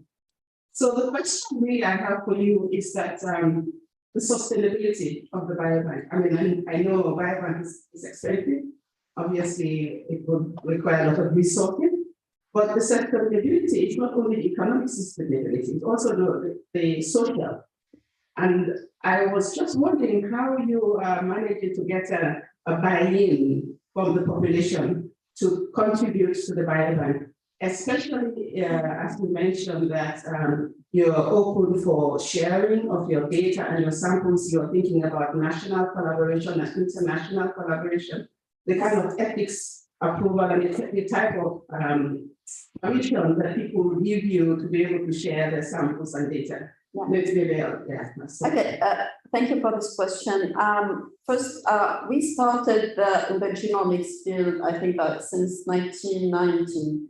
And since the first thing that we started with is the awareness and community engagement, as my colleague said, it was one of the hardest steps of the process, is to start communicating the value of genomics and the importance of getting people involved in research and to participate in research.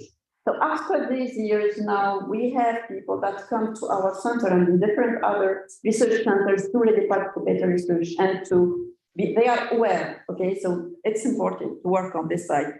And for the consent, so we are using the broad consents. So the patients, when they come, we explain the project in which we participate, but also we ask if we accept that we use these materials for any other project. For those who consent, we select them and we can use their material in the biobank. So yeah, it was not easy at the beginning, but I think that, as I said, we need to work hard and to make it happen. Thank you very much. Just one question to Ms. Judy. And the question is that, as you can see, everybody talks about the prevalence of cancer in Africa, and liver cancer has gone down to number 5 now. 30 years ago, it was more or less the top one. And the reason for that, we all know, is because of the hepatitis B vaccine. And I think that the B vaccine, we were in a better position because there were hardly mutations, there were very few mutations. So the first vaccines that were developed seem to have been effective and protect against infection and even against liver cancer over 90%. So my question to you is the HPV story.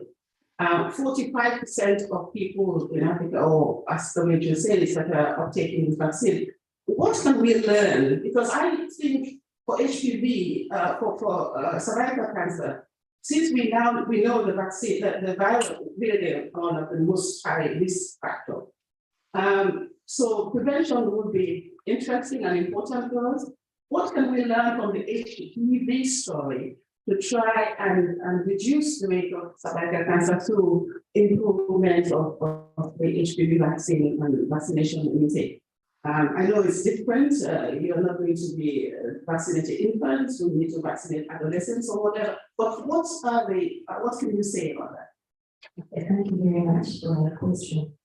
Actually, in 2007, before the vaccine was introduced in Uganda, I was part of the research that went around the country and trying to assess the readiness for the introduction of the HPV vaccine. And a key concern in the community, they said we are coming to sterilize the population. We do not want them to have more children. That's why we're giving them this vaccine. And indeed, you know, when you're talking about vaccinating someone against something that hasn't happened, because even for the screening as well, women, it's not in our nature to just walk in to the clinic when we are well and get a test done.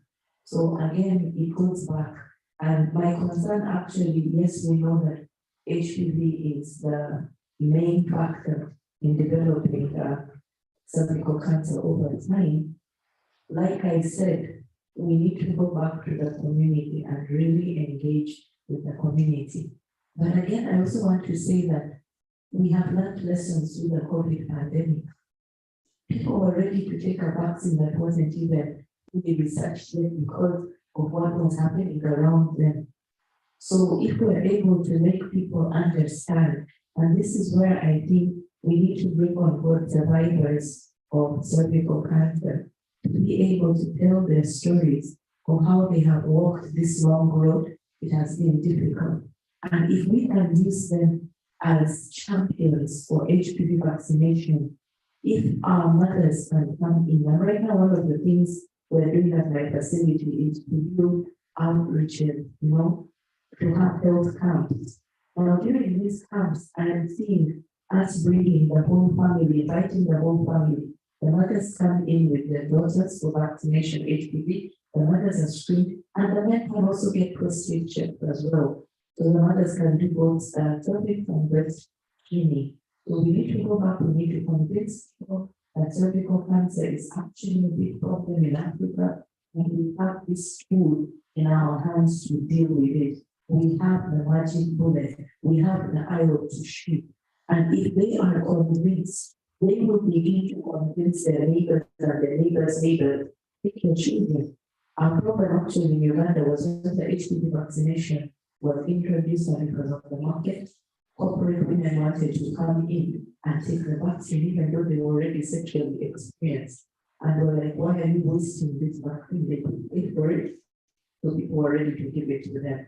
But again, if you look at the research and the data, if somebody is not exposed to those particular strains that may, you know, and are we having new infections later on in life? Because we're seeing, even though our age for screening is at 60 and the academic in Uganda 65, I have personally seen a number of women over 70 who have come in with cervical cancer. So there's a lot that we do not know.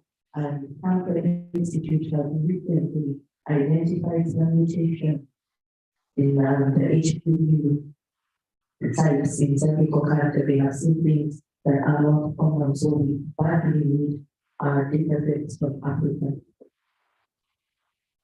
Questions? Merci beaucoup, Madame la Présidente. Je vais parler en français. Je voudrais tout d'abord féliciter les deux et en particulier Dr. Sandy, que je connaissais à travers la Société africaine de génétique virtuellement. Et c'est avec plaisir que je vous mets un nom sur le nom sur un visage aujourd'hui. Plaisir est partagé. Et dire que de votre présentation, on voit que l'expérience de la Tunisie, de la génomique, quand même assez longue depuis les années 2000. Donc, peut-être 20 ans, nous voulons juste le commenter. Disons, il y a une dizaine d'années. Une dizaine d'années, nous avons travaillé sur la génétique des cancers par le screening des gènes de prédisposition dans le cancer du sein, qui nous a permis d'avoir quelques résultats qui permettent actuellement de mettre en place une constellation génétique pour une mutation récurrente qui est présente dans les familles avec une histoire familiale de cancer du sein. Et ce qui montre en fait que les populations africaines, de par le taux de consanguinité qui est très élevé, mais également de par la diversité génétique, actuellement on sait que les populations africaines ont une diversité génétique qui est extrêmement élevée et qui montre, comme l'a dit tout à l'heure le professeur Alimati-Diop-Ndiaye, qu'il faut étudier les populations africaines. Et c'est ce que le docteur Yoss Ambi présenté pour la Tunisie. Au Sénégal, nous avons commencé un projet sur le génome du Sénégal, appelé le génome Syngénome, qui également a pour ambition de screener, disons, 1000 personnes sur la population sénégalaise. C'est un projet qui va être lancé bientôt, le recrutement, et c'est sûr que nous aurons besoin de l'expérience de la Tunisie pour bien connaître à terme ce projet. C'est un projet qui, pour le moment, est accompagné par une structure privée, on peut dire, sur ce projet, mais nous sommes en train de travailler pour que ce soit pris en charge par l'État. Parce que ces gens de projets qui vont donner naissance, qui vont produire de l'énergie, et ça, je pense que l'État Merci. Merci beaucoup pour la remarque. What I want to say is that it's never too late. I've been trained in Canada for 12 years and I back to Tunisia like just during the last 7 or 5 years. And most of the work have been done during the 10 last years, okay? So you still have enough time to work on this and to really make use. The main message that I want to tell you is not just gathering and generating data, it's to make use of the data that you will generate. This is the vision that we need to have, because it's easy to start generating data, but then if you don't use the data that you will generate, it will be like useless. Just one last comment. We are starting a collaboration with Roche and with different other partners, and to fund the genome projects from different African countries. So maybe we can discuss to see how we can exchange these experiences and how to share what we did with you, and also to see if you are interested to participate in this big project. It will include Tunisia, we are coordinating this, but we have Morocco, but maybe Senegal and Cote d'Ivoire. So it's about 3 or 4 countries on the whole genome project. Thank you. Est-ce qu'il y a une autre question dans la salle? Non, je crois qu'on est au terme donc de cette session qui nous a permis d'avoir donc ces présentations. Ce que je retiens des 2 présentations et ce qui a été dit, c'est qu'il est absolument important d'engager la communauté, de sensibiliser, aussi bien pour l'acceptation, pour la vaccination, pour le testing, mais également pour les études de génomique. Voilà. Nous vous remercions d'être restés avec nous pour cette session. Merci.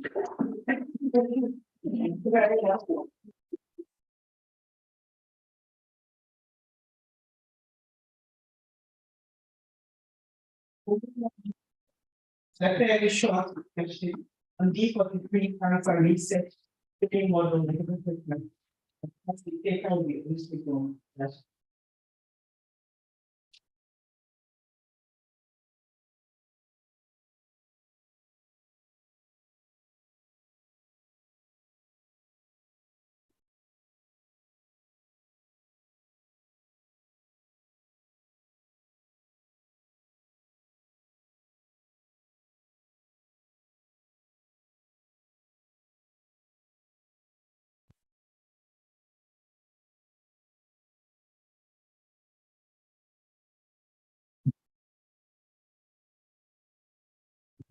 Good afternoon, everybody.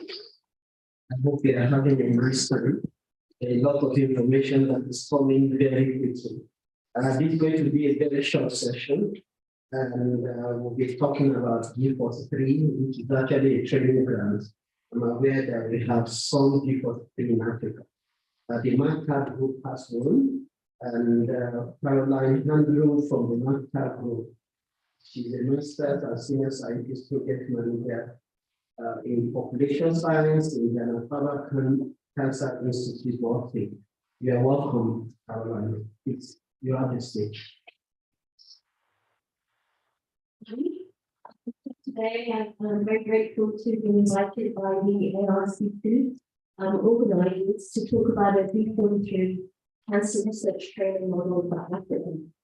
And the D43 is an NIH 5-year training grant that was awarded to Dr. Tim Rabbit last year. We have given it the acronym STARS for our specific training program, which stands for Strategic Training Achievement Research Sector. And it's a bi-directional training to enhance cancer research capacity. So with the high burden of cancer in sub-Saharan Africa and the need for cancer researchers to address it, it is really important that there is access to good mentoring and collaborations, and also project management, grant writing expertise, as well as best practices to optimize the rigor of cancer research in sub-Saharan Africa. So you can see on this slide, the overarching goals of this grant are to develop and disseminate best practices and teach fundamental skills to those who conduct research in sub-Saharan Africa, creating a cadre of individuals who can lead and support cancer research in sub-Saharan Africa. Our specific aims are to develop and implement an educational recruit and train individuals who can build sustainable careers in research, and assess the impact that this training program has on the career outcomes of trainees. So this map shows the US and also the continent of Africa, and all of the circles are showing all of the different participating networks in this training initiative. As we all know, the MAPCAP group are going to be here today this week, as well as several other networks. And the two stars represent the operational training headquarters. So one is the institute in the I'm from, the Medical Cancer Institute in Boston in the US, and the other one is here in Panama, which is headed by Dr. Day. So I'm going to talk a little bit about the two tracks for training model for Africa. So it's a 9-month program, and the two tracks are the principal investigator track, which is a training for doctoral level researchers intending to build a career in sub-Saharan Africa for all accepted students. And then there's also a PM, the project management track, which is training for project managers to provide the knowledge and resources necessary to carry out research projects for all available for all accepted students. We also have a promote track, which is a 2-month course, which trainees are taking before they specialize into either the PMA or the PM track. So this is a quick overview of the promote track. So it has 4 modules: ethical, regulatory, physical, and logistical. So it's primarily an online training. The trainees watch a series of pre-recorded videos, but it's pretty rigorous. We have weekly Zoom live lectures and discussions, and then there's mentoring meetings, timed exchanges, exam preparation, and grant writing experience. So I'm going to talk a little bit more about the 2 different tracks. So after the 2-month promote curriculum, the PI track will then focus their energies on grant writing, so looking at grant resources and calls, project aims and design and mentor assignments. And then moving in month 5 to focus on structured project development, data management, critiques, mentor interaction, and scientific exchanges. Finally, working on a mock study section and submitting finally a grant for extramural funding.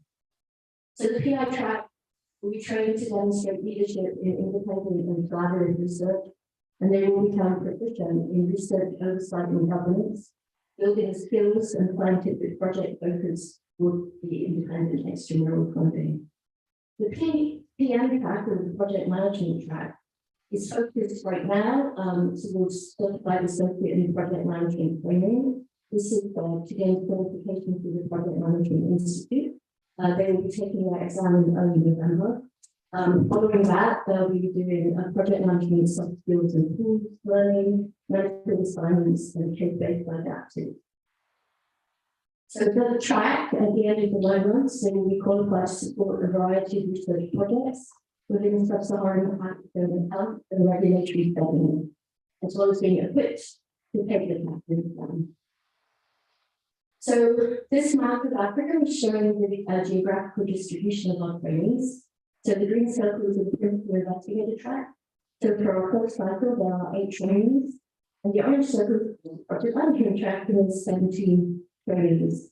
And the table on the left is showing the training themes, and success metrics are career advancement, grant funding, development.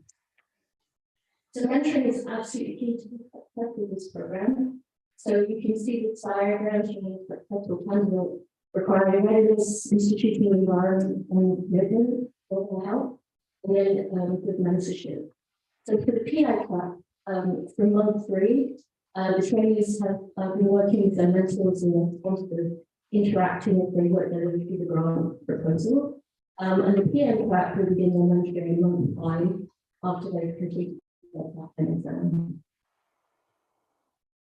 So, as I mentioned, the majority of the training is online, although as we move through the years, we will hope to have more in-person training opportunities. So we're using an online training portal, www.africancancertrials.org, and this is based on proprietary software that was developed by Yuri Kusana, who is at Becker's Cancer Medical Center in Boston. So the great advantage of working with this application is that we've really had hands-on involvement with the web development, with web developers. We meet with them weekly, and so it's enabled us to really customize this training initiative exactly how we want it to be. So the application process is accessible via the website. It includes FAQ forms, links to webinars that describe the training. Our external advisory board, which is made up of 10 experts in the field, that have their own private access to review applications and store these, so we could come and introduce successful candidates. Partners and mentors can access the site, and then the trainees themselves have access to the different training modules. So they watch YouTube videos, they can do evaluations and quizzes, receive certificates upon completion. They can also upload their material that can then be downloaded for review by their mentors. As administrators, we can download and look at training statistics to see how they're doing. We're working on the library and community, so that will be developed more over the 20 years. And as I mentioned, there's a very accessible web support team. So evaluating the trainees. So for the PI track, we evaluate them with our grant proposal, which is assessed regularly by the mentoring team based on regular meetings. And for the PM track, it's made by the leaders, getting knowledge based around the campaign training itself, and then during the training didactics and practicum and through audits of project management and project activities. So in brief, the success metric, there's 2 tangible products. For the PM track trainees, it's submitting a new investigator grant proposal for extramural funding. The PM trainees, they will take, as I mentioned, the exam to try to retain practical certification as a demonstration of their competence in training.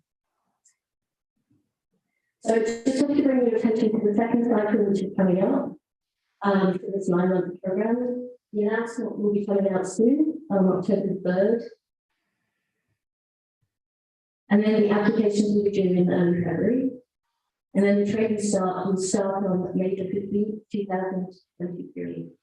Please, if you have any questions, feel free to email us at contact@africancouncil.org. And again, our website is www.africancouncil.org.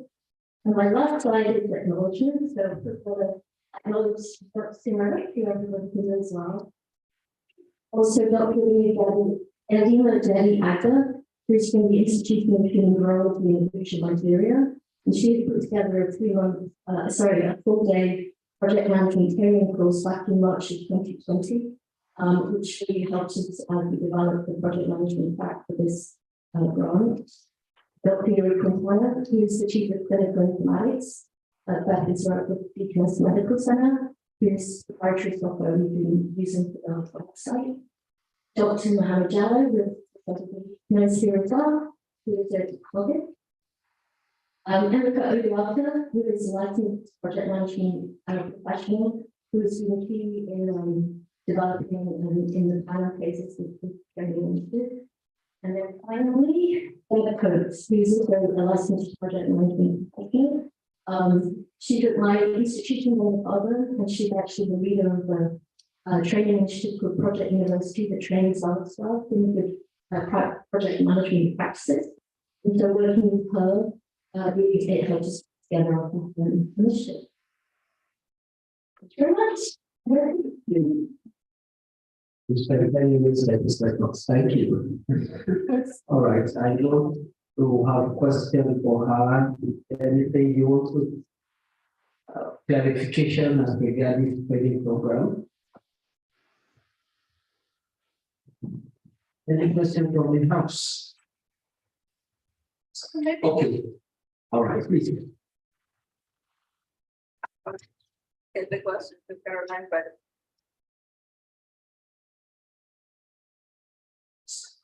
Yeah, it was. Thank you. So I will just the question to Caroline, but I will. I think again about why it's just for Qatar in Africa. I guess that is because America already started in Sub-Saharan Africa. But this is question, but also command. I think that it's time now to start thinking about something that includes everyone, and that this is not just for this program, but also even for the program of this event. So when we talk about Anglophone Africa, Francophone Africa, or North Africa, Sub-Saharan Africa, West, I think that these divisions are not helping us to work together and to collaborate and to learn from each other. So maybe we can take this into consideration for any other initiative in the future to try to include everyone in this kind of very interesting program. Thank you. Yeah, thank you. Dr. Rabbit could no doubt speak more about this, but we started out small. We started on just API track trainees and 17 project knowledge trainees focusing on Sub-Saharan Africa. But I think the goal in the future that as you said would be to extend it more within the whole continent. I'm sure if they have an application from other parts of Africa, they would definitely consider it. I'm sure.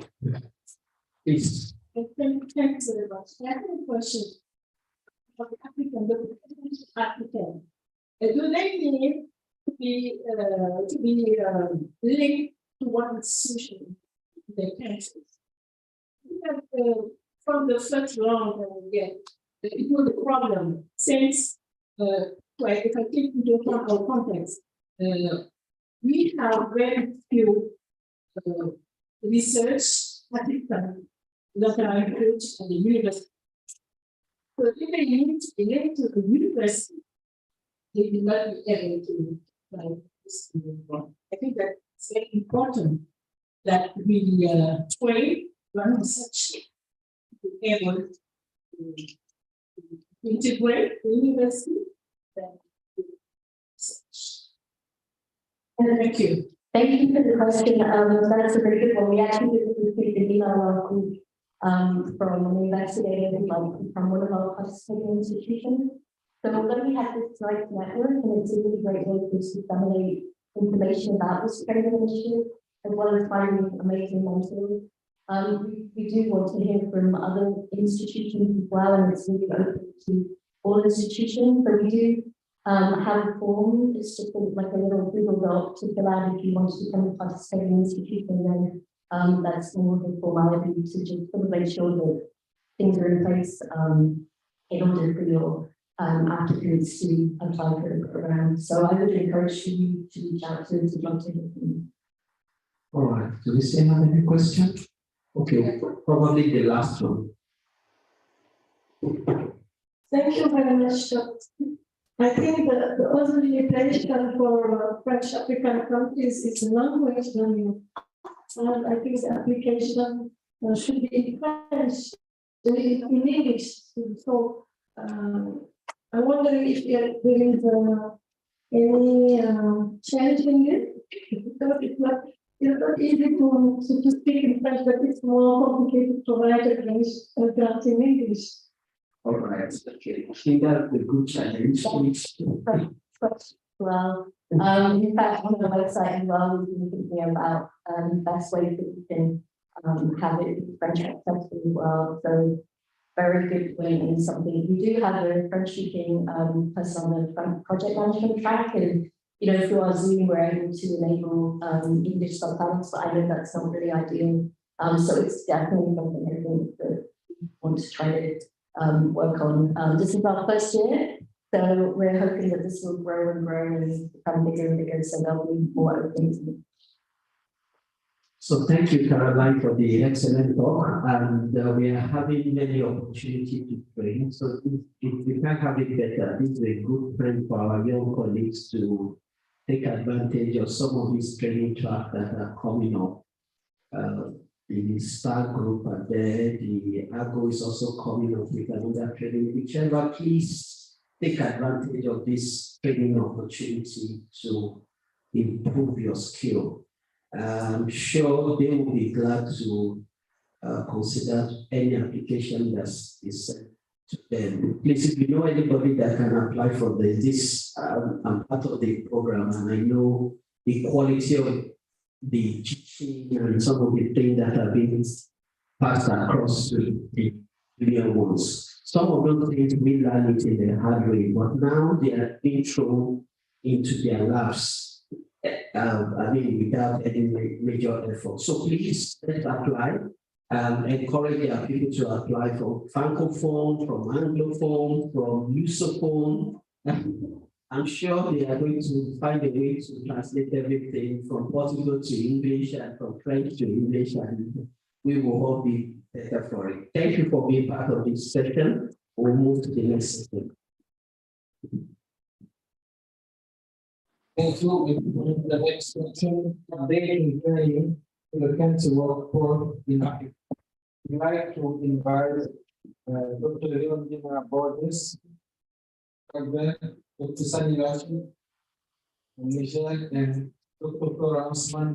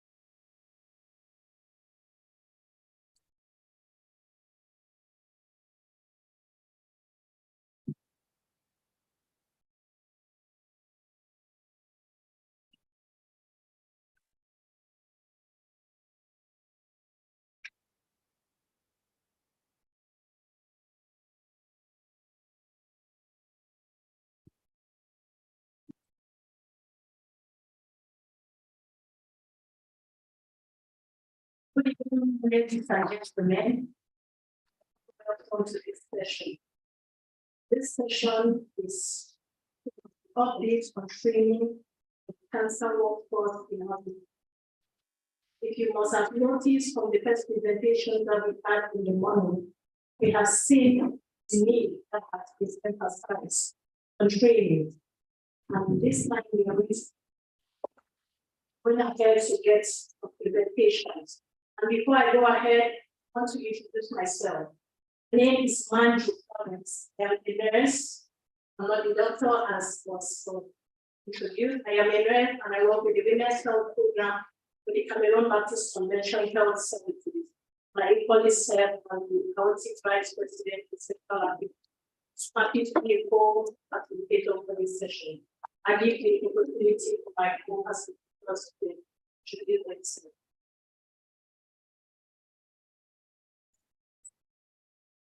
Je veux m'introduire en français. Je suis le professeur Sani Rachid, je suis le doyen de la faculté de médecine de Niamey. Et je suis spécialiste en chirurgie. Et je suis très honoré d'être là avec vous à Dakar, à Somone, une belle ville que je viens de découvrir malgré mes multiples voyages à Dakar.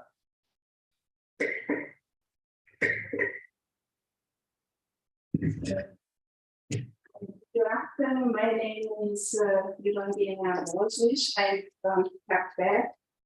My national language is Portuguese. I try to speak in English. I am a medical clinical oncologist. I work in the General Hospital in Praia. Thank you for inviting me to participate in this meeting.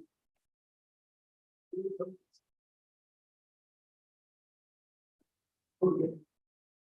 And we are going to start this session. The first presenter is the Professor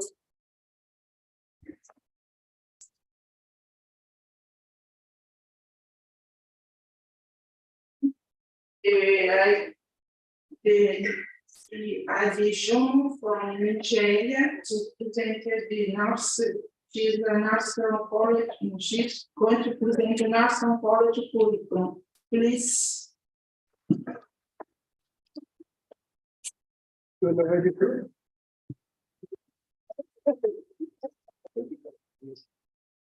my name.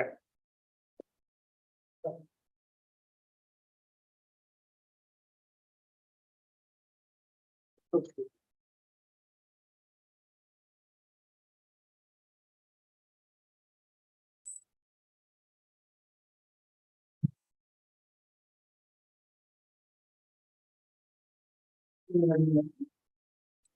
Well, thank you for giving me the platform to be part of this meeting. I'm going to be talking about oncology nursing curriculum. The first slide that I put here mentioned something that is important to everyone's class. And I really like you to listen so that you don't start wondering what kind of statement is this. The first statement that I put there states that Africa is undergoing significant improvements in population health. And I imagine someone is going to say, are you speaking of positive improvements? What do you mean by that? And I mean it. Because if we all take a good look at our data, whether it's in general population ages, whether it's in lifespan, we will discover that our peak is very slow, like some level of improvements, and will give it to us. However, the very important attention I like to point out is that what we are having in the area of declining figures are actually contributed by infectious diseases and not the non-communicable diseases. So that in the area of non-communicable diseases, you're just having a reorganization. For example, in the course of presentation this morning, we had Arcc overtook Nigeria. So what is happening is that you're having a shift within Africa, but the increments, the significance of reduction is not really coming from non-communicable diseases, of which cancer is one. Age to the light roach, forgive me. That slide that talks about age, just one more. Yeah, so that's rate of cancer in Africa. It shows us that all array and shape of cancer is here with us. And that points to the fact that oncology nursing is very important. And so, whether it's regionally, locally, nationally, or globally. Oncology nursing is recognized nursing specialty. And that I did come to I would like to find out. I'm so glad to hear my professional colleagues mention that it's a nurse. I'd like to know how many nurses are in this audience. So please, if you're a nurse from whichever shade, whether it's research, whether it's practice, whether it's whatever, please connect your hands up. One, okay, two. And of course, thank you for the blood right. I have three. Wonderful. Isn't that beautiful? So I have three nurses in this audience. Speak volume, and I'm sure you agree with me. So, an outlook of oncology nursing curriculum, trying to see what's going on there doing the kind of curricular evolution, shows some interesting facts. One of which is that, yeah, there are various curricula in Africa, talking about various models of training, and all of them have content like this one like talking about introduction to basics of cancer, and things that are covered include cell biology, include aggravative risk factors of different cancer, diagnosis, staging of cancer, and so on and so forth. We also have content in the area of cancer prevention, detection, and treatment. And the methodology of cancer is dealt with, prevention, early detection, different types of cancer treatment that are available are also dealt with under this aspect of the curriculum. There is the aspect of quality of care in oncology nursing. And the quality of care ranges from the quality of life of patients who are living with cancer. In Africa, everyone of us here knows the fact that if you see a person living with cancer in Africa and compare with a contemporary person living with cancer in other parts of the world, in advanced countries, you will start asking a lot of questions. The first time I found myself in an institution home, in a place where I saw cancer patients having airports and listening to music, and looking actually really very brilliant with big carrots of gold on your leg, well groomed. I began to ask myself a lot of questions. What does it mean to actually live with cancer in Africa? So the issue of the quality of life is very important. And so we have this aspect of the curriculum, looking at the quality of care in oncology nursing, cancer patients generally, the quality of life they live, the ethics of nursing, communication, and so on and so forth. They are all available in the various curriculum. And this aspect is about nursing assessments and intervention and the management of people with cancer. So oncology care, nursing in chemotherapy care and patients with oncology surgery, radiotherapy, palliative care, and so on and so forth, and there are quite a number of them in course of various presentations today. But there's some missing gaps, and one of the aspects that is mentioned is the aspect of research. It's very important to know that research, practice, and education is like a trifecta. So you actually work, and when you're working, you open your eyes to pick out research questions. You pick out problems that you can actually convert into a personal question for where you're going to develop specific insight, and it's going to help to drive a particular research agenda. And when you're done with whatever it is that you are providing, you also have the platform of your practice to test out whatever the problems are. So there are interwoven research, education, and practice. So if the content of the curriculum that has been found is rich in care, which is wonderful, and wonderful as that as may be, if it is deficient in the area of research, there is a problem with that. The implication of research is vital, and that aspect is missing. How the actually comes of research like this, research process, basic research ethics and methods, basic statistics are present in a few of curriculum when research across Africa.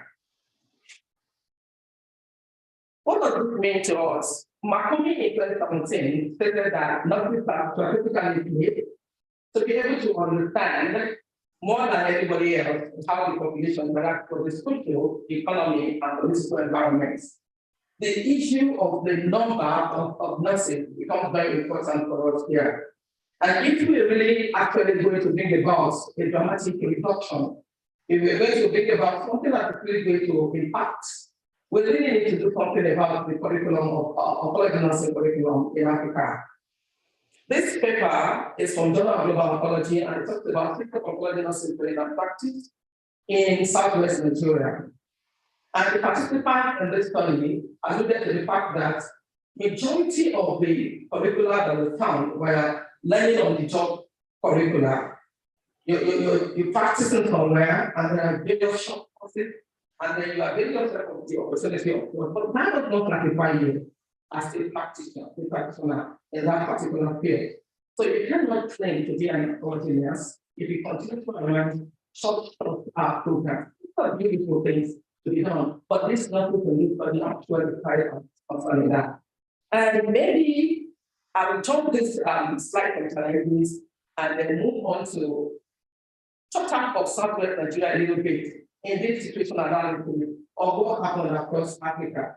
In the situational analysis of Africa, where we have 5 different countries were actually into beginning from South Africa, Ghana, Nigeria, Kenya, Zambia, and Egypt, trying to map oncology nursing education and training in Africa and going through these various countries shows that we actually at different levels and we began differently. But it's quite how we began to look at how to harmonize, how to integrate, and how to make sure that we actually have movements across Africa. We've had the cost of presentation of this morning that it's very expensive to actually move out completely to go and learn. And when you learn, you train, you have a good thing. It's like you come into a fire application environment in Africa where you're not able to practice some of those things you've actually learned. And even if this fire application is not there, you have to passion, you're really willing to do it, you may not be able to because the infrastructure may not be there. So you need to all the of growth, if there is curricular harmonization within Africa itself. So I cannot go back to some of the things that I feel well we can do to overcome the challenges. For example, we have brain drain, what we have called school under brain drain is brain circulation. So you don't circulate the brain across different kinds of places, and we open up the doors. So people take those people that have been trained with very hard-earned currency that we have, and then they are out there, working at a cheaper payment rates compared to indigenous. So brain drain or brain circulation can issue inadequate or lack of appropriate, lack of appropriate partnership, or just simply not desire. If you train a nurse, you educate a nurse, and they don't decide to circulate her brain and move to other parts of the world, what do you want to do about that? So the way forward, the first one I put here is let's encourage as much as possible to train with whatsoever that we have. Two, let us try as much as possible to explore the practical collaborations. Some of my colleagues are here, and we were in India, and our eyes spoken to a lot of different curricular and activities that are going on in oncology care, not just nothing, but different aspects of oncology care in India. I'm going to be wrapping up very closely in the next 1 minute as I look at these countries and the countries of various curricula that are available from African countries to oncology nursing clinic, and finally the level of the curricula that are available in these countries. Tanzania, Mauritius, and Nigeria are in various levels of job grappling and coming off, and so I need to include them on that table. But for those various countries that are there and the different levels where the curricula are what is out there. So in closing, I'm going to leave us with the WHO State of the World's National Report, which is actually the most important documents created in relation to the national professionals in our area. And data was gotten from 191 member states, and various programs were admitted. And the conclusion is that every opportunity should be given to nurses to allow them to function as the best that they can. And Institute of Medicine alluded to that as well. So I'm going to close by saying, pendulum needs to switch towards strengthening oncology nursing curriculum in Africa. Thank you very much.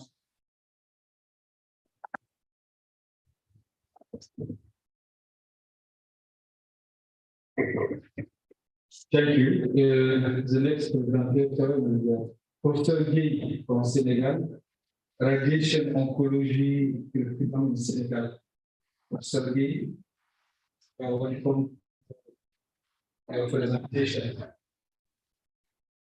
Guy, Is here. Professor Guy. Welcome for your presentation. Guy, not the same one. Yes, I'm sorry, guys.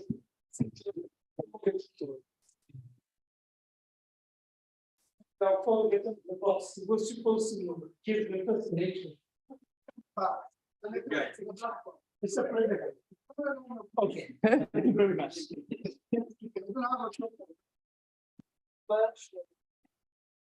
First of all, I would like to have a song for one of our young colleagues who left us.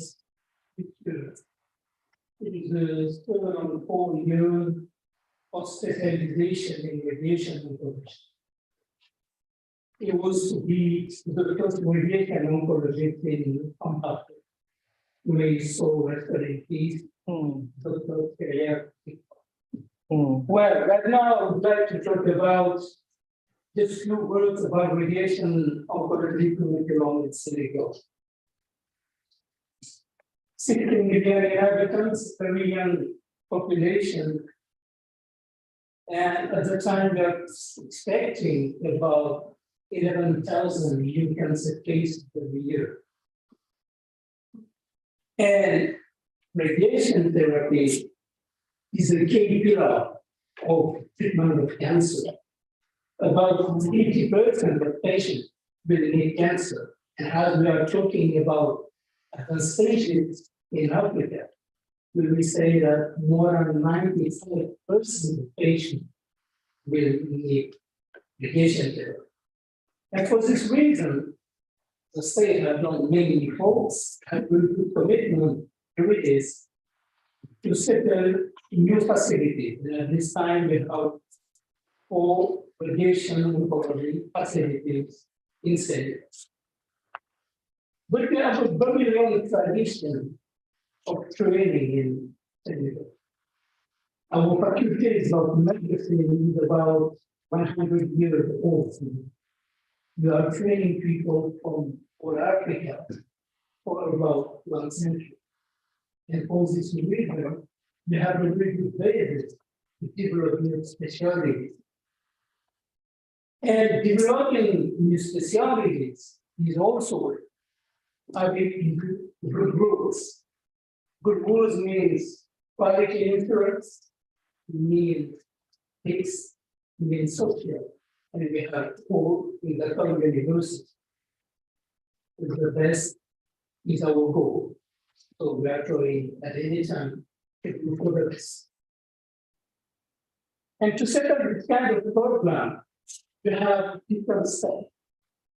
From the time that they are thinking about doing something, then you present your program to the dean, and after that you need an approval, and you will go through accreditation before having permission to start training people. We have also an educational committee. This educational committee is devoted to different number of places every year. If you have 10 machines, you won't involve 100 new students. So this kind of questions are really critical in our process. We have also selected candidates, and we have also at any time control facilities and human resources and equipment, and review of teaching programs is also done by dedicated persons. At this time, we have more than 20 specialists involved in the training of trainers. And when you are settling a new program in radiation oncology, never forget that the technique of treatment is only one part of the training. So if is really important to know that to set up this kind of program, we need surgical oncologists, we need specialists, we need neurologists, we need many other key persons who will give basis and will help to have very good guidelines and teach people how to have the good protocols for the good patient. And at this time, we have started 4 to 5 years ago, and we have now 10 graduated persons and 26 under training. And maybe that we won't recruit any other person in Senegal next year. For just one reason, we want to promote quality. Since the time we won't have professors, we want to have new facilities, we want to have the all capacity to train people and give them the best level that in this international standard, we want to recruit any more students in our program. And we are not training medical experts. They are also training advocates, because most of people will go back home and we need to do advocacy to make the authorities involved in the National Cancer Control Program, involved in the comprehensive approach of treating cancer and getting the new facilities for them. For this reason, they are also training managers. Because whatever you will do, if you don't know how to manage the service, we are talking about very big investment. So people need to know how to manage people, how to manage equipment, how to manage services. It's all about organization. It's really important in our program. So we have 2 levels. So the first one is the basic, as we can see in Western countries, the equivalence of part 1, where we are not only teaching epidemiology or pathology of this, but communication, management, and of course, English, because we need it. And when we are moving to part 2, we will move into clinical oncology by site. And in this clinical oncology by site, you can see that there have been radiation therapy or techniques of treatment are just a part of what we are teaching to our people. And assessment of their level is known to the clinical point of view, and also we are assessing attendance, theoretical knowledge, practical knowledge, and at the end of any semester, we will have release an important file with given to clinical practice records. Definitely, when you are training people, you need to have the feedback of what they think about it.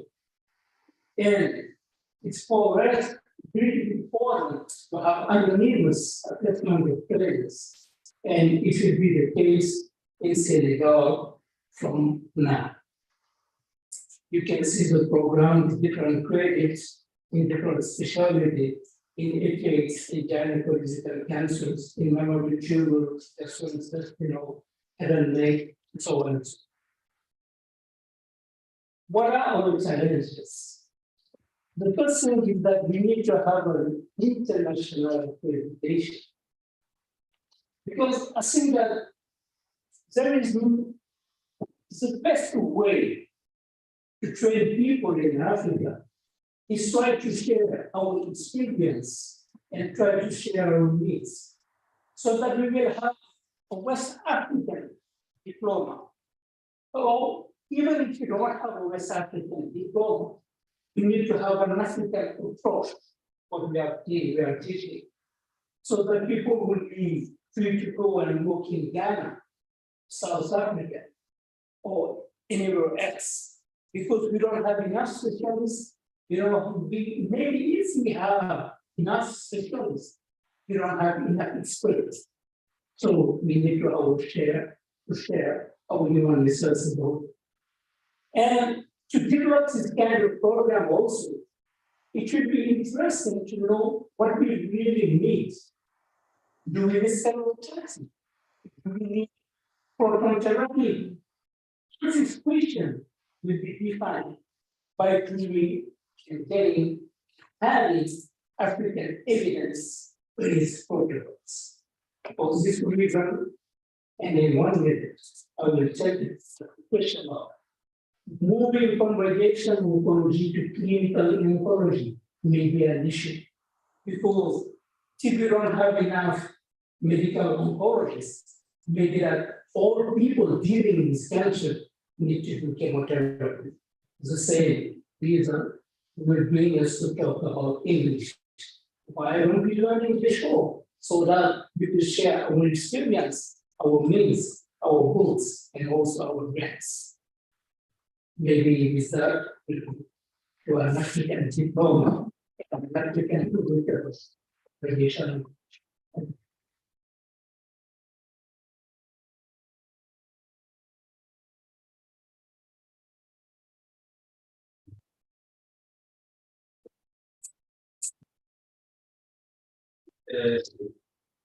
Now the presenter is Sergey.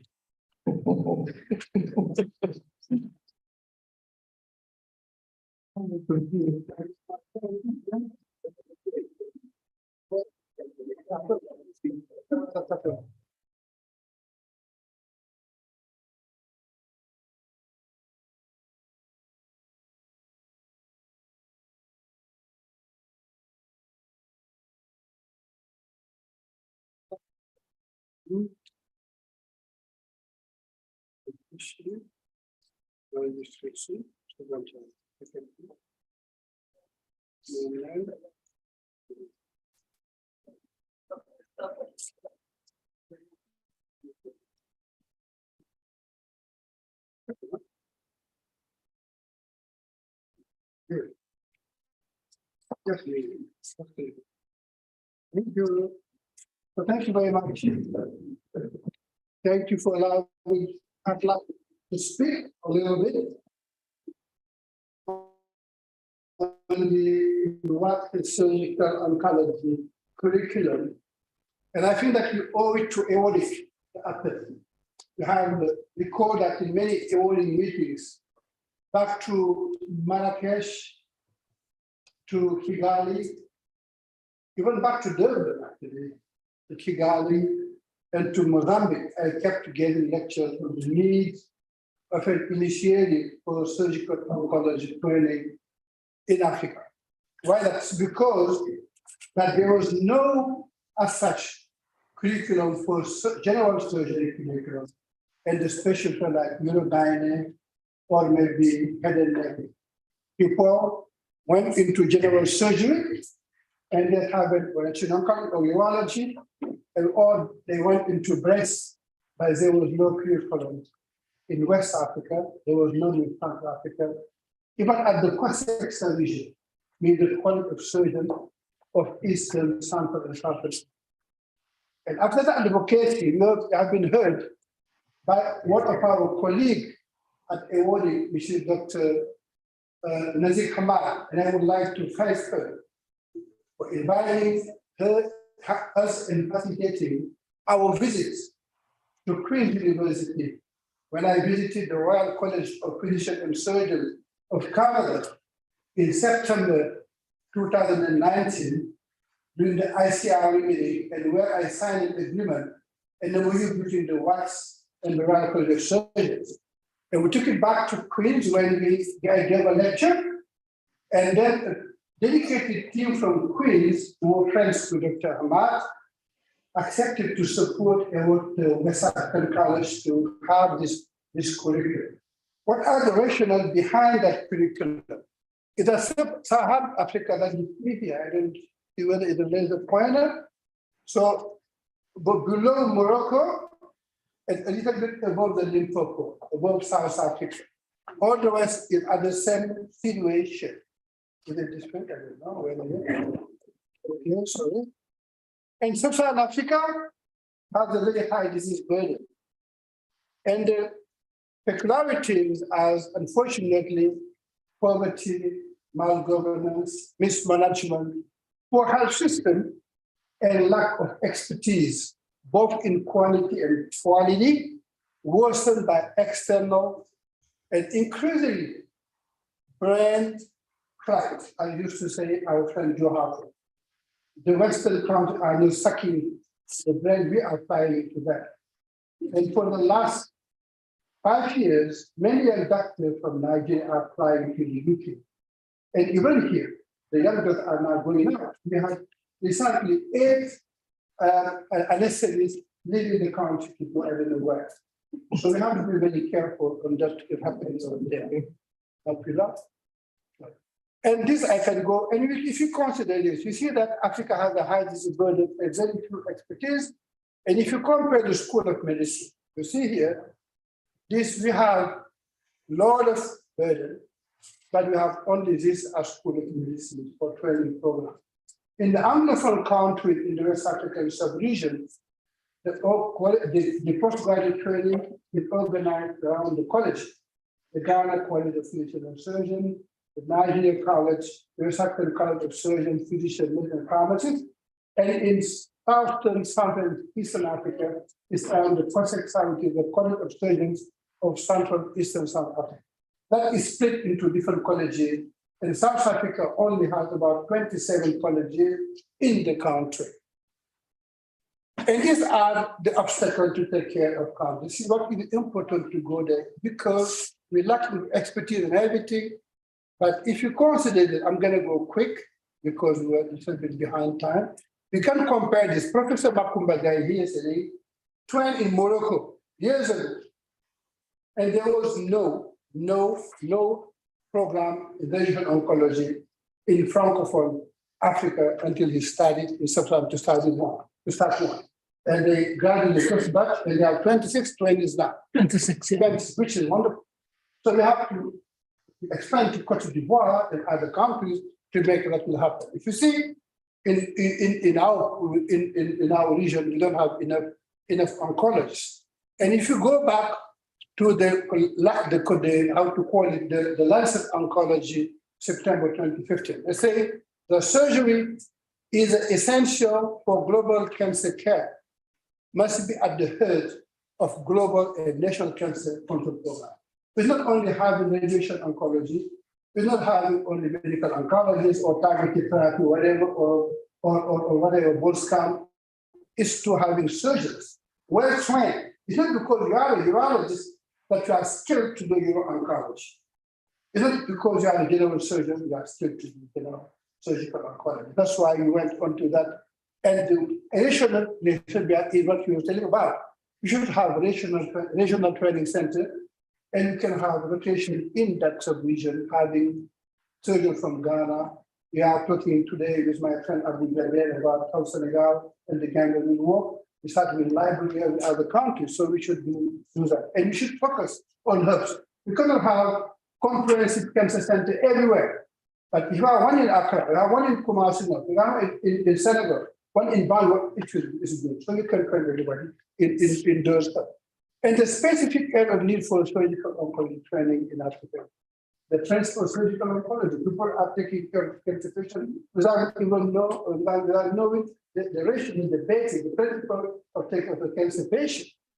Therapeutic care, including nursing, organ-side cancer management, breast, prostate, whatever. People should be trained appropriately to engage in cancer treatment, whatever organ it is. But minimally invasive surgery should be definitely encouraged, because you cannot start from here to there when you can treat it from a small hole. So please, young guys, go into MIS, and hopefully we have now the ICAT, which is the center in Strasbourg, that have a second center in Taiwan and then in Brazil, opening an Africa ICAT. When you look at Africa in Kigali, I'm privileged to be part of the board of ICAT Kigali. They will open a brand new MIS center in Kigali, but one center is not enough. The second francophone will be in Senegal because they promised to give us $2 million and the land to start the center. And you can have maybe 2 more centers in sub-region. That would be wonderful. And you have to target the resident, but you have to target the trainees, you have to train the trainees. You train the trainers, and the trainers will go back home and train the trainees. That's much better than training one resident if it doesn't work when he goes back home. And then we have even went into how to do the accreditation and the implementation. We need to assess the need, the surgical oncology expertise, wherever it is. The infrastructure, I know, at least I can tell you that there's a very good center in Côte d'Ivoire, but it is discharged to the surgical program. It's oncology and radiation therapy. What we need is to have incentive, cost to go to the hospital where we can do surgery here and the rest over there. So we need to, I think Julie is in the room, we need to make sure that what you are doing very well in the medical oncology side should be replicated to the surgical oncology side. I was operating in Côte d'Ivoire last week, and we were there with Dr. Jha. We had a 13 team operating in different places. We went to a very nice hospital in Bono, in where you were, and I went there too.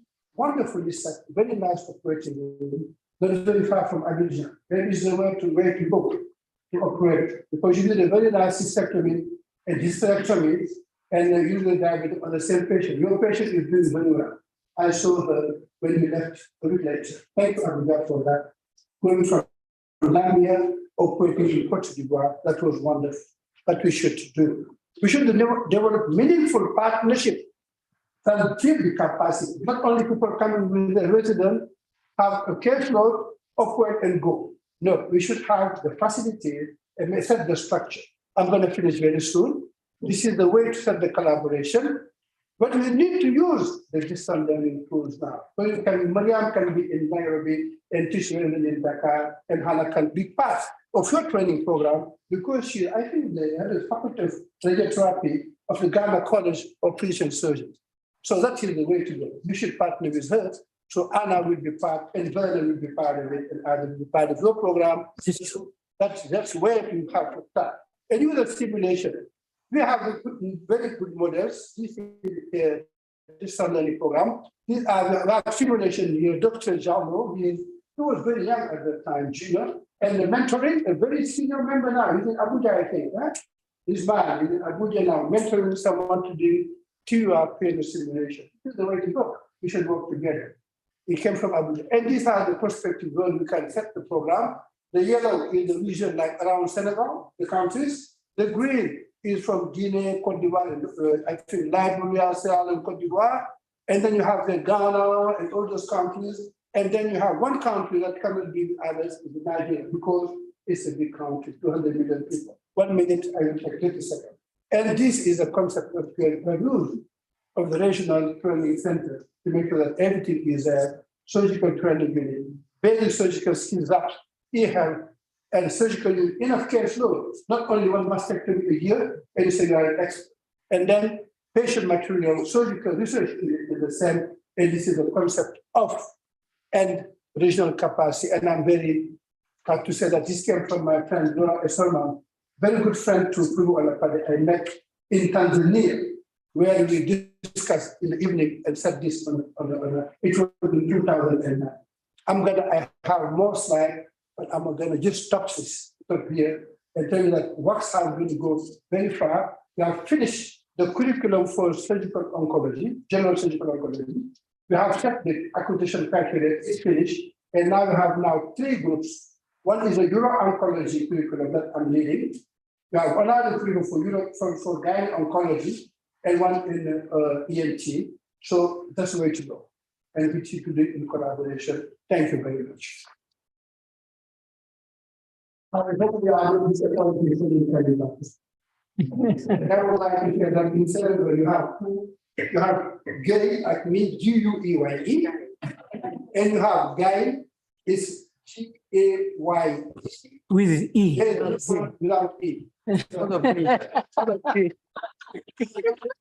No one without E. All of them are handing by E. And definitely only otherwise. We are not, but we have to tell you. So you never know. So you don't confuse. We have G-U-E-Y is me, GAYE is him. And if I need more information about all this, we can talk later, so. Thank you so much, presenters for this, year's presentation. I think we have some take-home messages from what they have done, and when you look at one of the things they have made us. We have very few expertise in Africa, and we have to see the next steps. And one of the things we need to do is to levy on training, just as we have seen, be it nesting, be it all aspects of training, we have to leverage on them to see that things move on well. And one thing that I really picked, which is one of the last, is to make good use of this type of learning. And one thing is that we are not in a competition, but we need to see how to get regional training centers where different countries can send their candidates, and we have an African approach. Thank you so much for these presentations. I don't know if you have questions from the audience. If you have a question, maybe you just put up your hand so that we can count and see how many people seem to have. You are tired. So we have two persons. So we give the floor to You are tired, you. I just went for Professor Gate. On your slide for minimum wage surgery, you had endoscopy, arthroscopy, and then 3 dots in the bottom.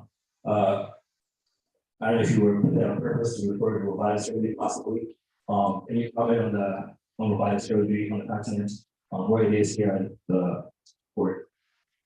I'm sorry, but we really don't. Can you just go slow and articulate? We couldn't get what you're talking about. We try to understand English. On your slide for minimum wage surgery, you had endoscopy, you had laparoscopy, and you had a space in the bottom. Just wondering if you're leaving out the age for entry for robotic surgery. And if not, can you weigh on where robotic surgery is on the continent and the potential for using that for the people? It's exactly that. Actually, but we have to start with MIS, with laparoscopy, endoscopy, but that's what is for robotic surgery. But I think that very soon we'll be having robot in here because we're going to expect petrol and gas next year. And it will streamline, and all the money will be going into education, into health care, and it is by law. And very soon we're going to have our robots in Senegal. So you can come here and you can treat our patient with robots. So this is just a print dot, but really it is to probably say that we don't limit our colleagues, our consultants, but we should work to make sure that the infrastructures are there and that dots are robotic surgery. Thank you very much. I would like to see interprofessional collaborating in this curriculum for both medical one and the nursing one. I'm saying this because the tuition in Ghana, the Ghana College of Medicine and Midwives are trained especially nurses in specialties. They came back to work in a teaching hospital, and there was solution between them and the doctor and the practice, where and the elected practice up to and where the doctors come in, and it was a big challenge for managing it.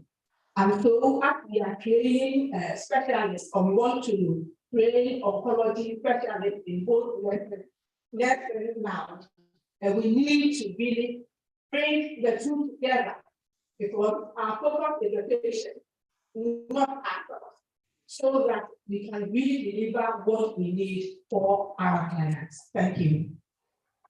Thank you very much, Dr. Marigoa, for that brilliant observation.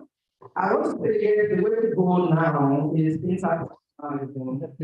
That is where the world is moving to. And it's not only in the area of practice, in the area of research. You know, the time of that you no longer fashionable to describe it. You people have opinions and intelligent research that you are the sole author, no longer ever can gone. The boundaries are broken, the walls are broken.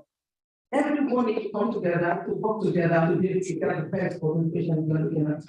And the truth of the matter is, Happiness, Africa Forum for Research and Education in Health is doing a lot of promotion of that. To make sure that we educate them together, to make sure that we conduct research together, to make sure that we care for the patient together. And of course, this little amount in talking about the improvement, the outcome of care, when inter-collaborative approaches are used online, there's no best oncology care provider. There's no more professional group that can care for an oncology patient. There's no professional group, no medical doctor, no physician, no surgeon, no nurse, no particular group is going to be the best way that is going to do all that it takes and actually bring out the best in terms of patient outcome in other patients. So the best today is to work together. But the question is, how does this play out?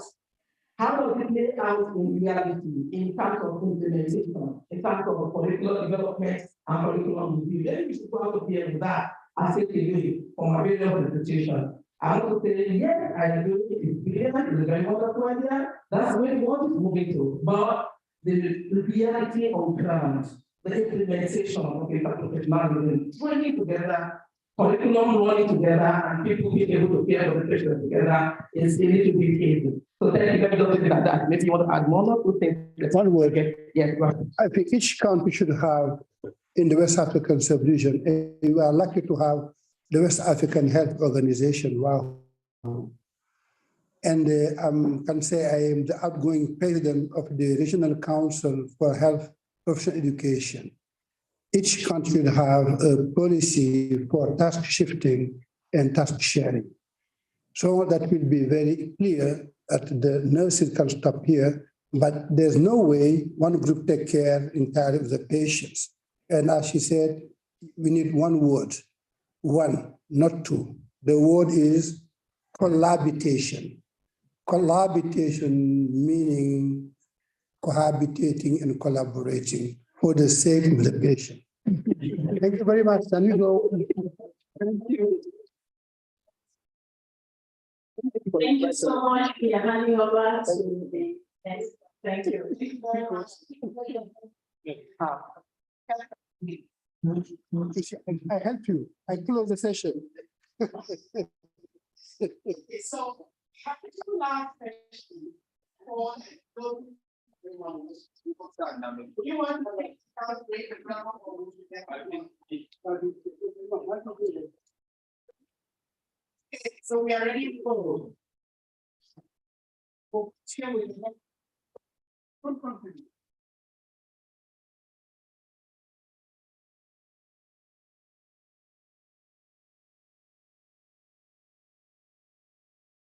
If someone has mentioned.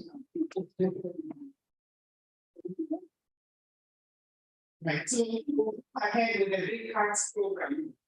There's a whole professionals to facilitate. And then the last one,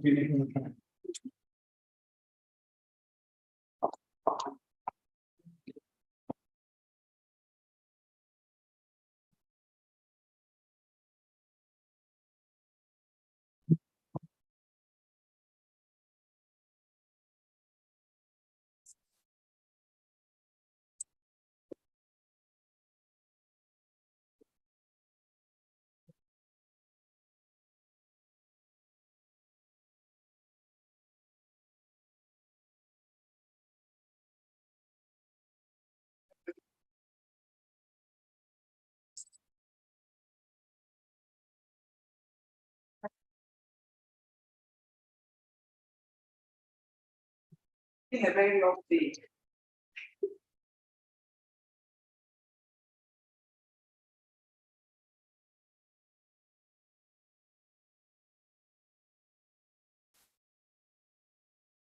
A very long day. Wow. Yours higher. So the next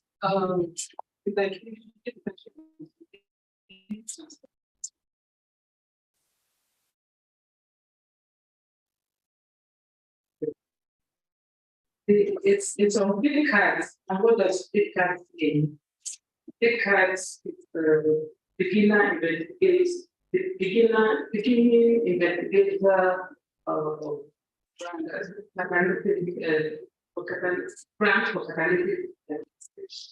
So we have here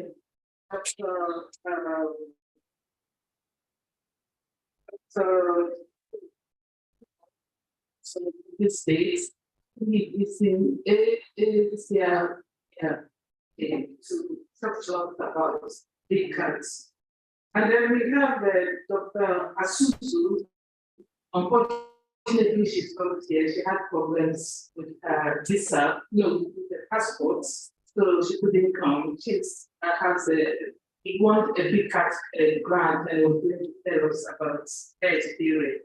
And then we have Dr. Kayamba of Zambia, who is also going to tell us about the big cut experience. So and after that, we have questions and answers. So, Dr. Blum. Thank you, and I suppose you can hear me well. And I want to thank the entire leadership of the past, present, and future for supporting this program, for initiating it, for inviting ACR to be part of it. We're incredibly honored to be able to do the grants management for this program.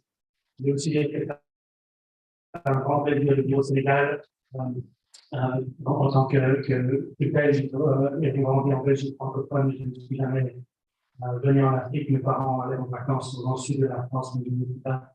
Et ça fait du bien d'aller dans un pays qui sait où on met les accents pour So I'll use my speaking prerogative to students to do a little bit of advertising for yourself, because I think there's a few people that you should know. One of them is that we're the oldest and largest cancer research organization in the world dedicated to the conquest of cancer, and also a global organization. So it is an American organization for cancer research, but we have a third of our membership outside of the US, 129 countries. I'm going to skip the vision because you can see it online. What I want to tell you about some of our programs, I'm sure you all know about our annual meeting. You know now 10 scientific journals in which you can publish. Only one of them is open access, but the proceeds that you get from the 9 non-open access journals are all investigative programs listed below there. You should know that's the number one thing I want to communicate with you today. That we started a new program for the publication where if you reside in a local country, the author's fees are reduced or eliminated. I am fairly certain that in most countries in Africa do not anymore for publishing many of our NCR journals. So I thought this was important to know that. Like I said, we have our annual meeting. We also have many special conferences and inside meeting. In fact, you all know, I'm sure, Dr. Polaki, she's currently heavily involved in the conference on health disparities. We also organize the courses at the moment looking in the US, but that's something that's also reinforced by everything I heard today. That we really hope to export and to provide for education and applicable topics around the world. We give research grants and fellowships, and this is what I'm here to talk about today. The beginning investigator grant research. This was a program that was initiated by Arcc and the NCI. US NCI, Center for Global Health. There were 3 cohorts that were awarded, and then the money went away and the grants went away, and it was resurrected about 2 or 3 years ago by the generous funding from Takeda Pharmaceutical. And for the first 3 cohorts, NCI was managing the grants through a contract that was for this new second life of Big Cat. ACR is providing grants management as an in-kind contribution to be able to provide funding per se. So we're working in close collaboration with the university. And we discuss and will have to really put those plans. So the goals are really twofold. We have academically, we really hope to create a cadre of scientific cancer researchers and foster the training of early investigators, early care investigators. And scientifically, of course, we hope that those rounds will produce sound science and evidence that will guide practice and policy. As of now, there's really no restrictions of broad scope for the grant. So if you work on almost any aspect of cancer research, your grants will be eligible and refused. And it is for $55,000 US for a 2-year period. If anyone is doing the math in the room, I'm aware that 50 plus 10 is 60. But what we do with all of our AACR grants is that we mandate that you come to the AACR meeting to meet with the funders, to meet with other grantees, participating in the meeting. And so we've added $5,000 US so that you can attend the annual meeting and also attend the rotating meeting within the 2-year period of the grant. So you can spend up to $10,000 US of your grant in travel. So I'll skip since I have a minute left. And this is one new aspect that came out of the evaluation of the first 3 cohort. We really want to, for you, if you apply, to have a local sponsor. And what that means is that we ensure that your institution will be supportive of you, the time, and then when you get an award, we will assign you a mention to guide you and help you through the process. Somebody who's obviously a specialist in the topic of discussion. The review criteria are fairly straightforward. And I should say those grants are reviewed by your peers. So some of the reviewers might give you.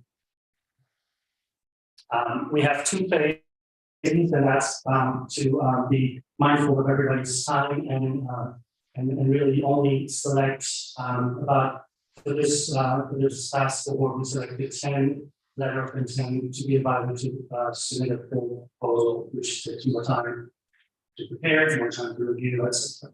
So we should be selecting the cohort 4. So the first cohort of this second phase. Within the next few weeks, we'll be also selecting the LOIs, the 4 or 5, and all these folks, 8 people will be awarded before the end of the year and come to the end of the year, and then you're sitting in the city out. And there's one more round coming by September. And we're obviously looking for additional sources of funding to sustain this wonderful program.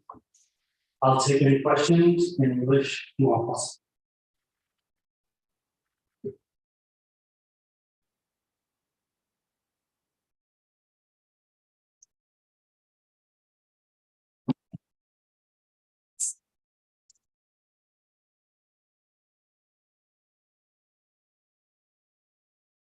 What's the question now? We can wait up to the chair. Yeah. Keep the owner experience. Keep that run. Yes, I am back.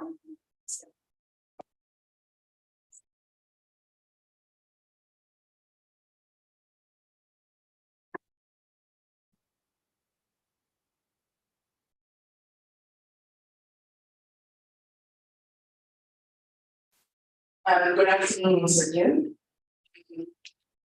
My name is Felix and I'm really introducing in front of the audience. I was a recipient of this award in 2016, so it ran between 2015 and 2018. So the project that was awarded, I was looking at Zambia, I was looking at Africa in Zambia, estimating the role of environmental factors, basically I was looking at nitrogen and environment, not exposure. So directly from that work, I actually published those papers. And just briefly, the main results from that work shows that volume of smoke exposure is actually a risk factor for gastric cancer in Zambia. And then the other thing I looked at, I was able to analyze some molecular samples of gastric cancer that is also published.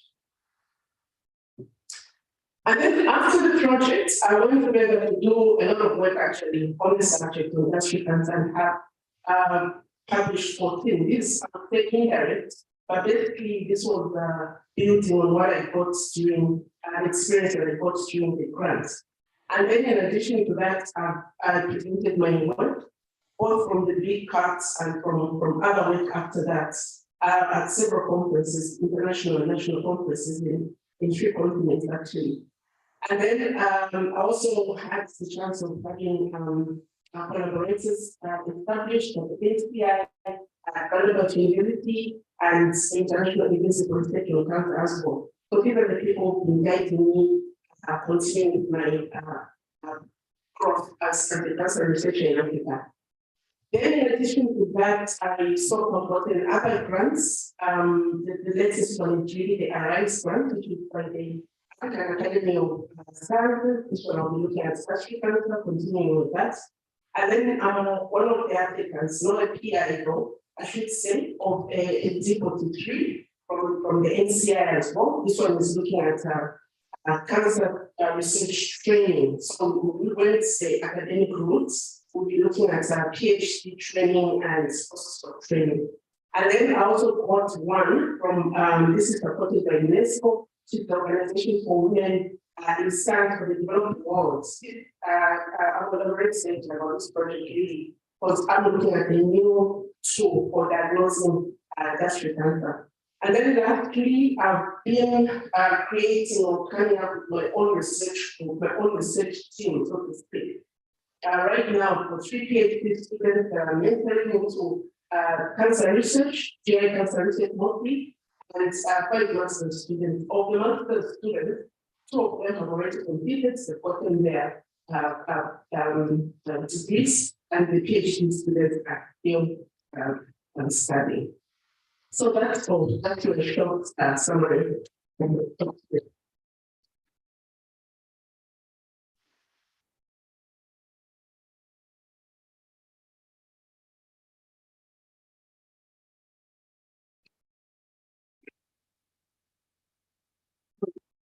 Thank you very much. So we have anybody have questions, comments? Comment? Yeah. Thank you for giving me the floor. Congratulations to your presentation.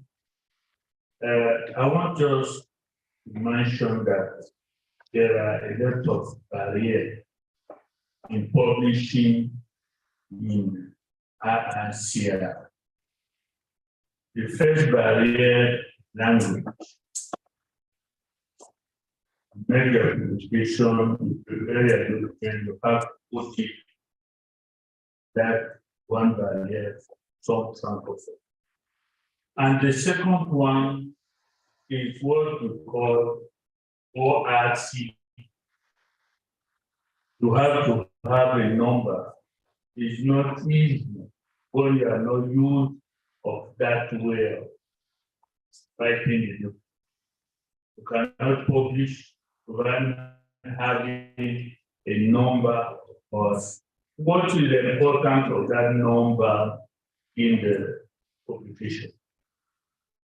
That was the question. Thank you.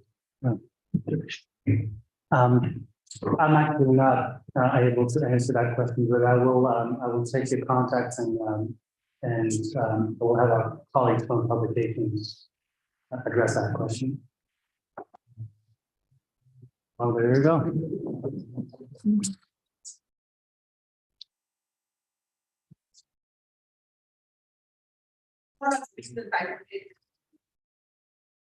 So BIMA to come here as part of ACLI is because we talk about publish or perish.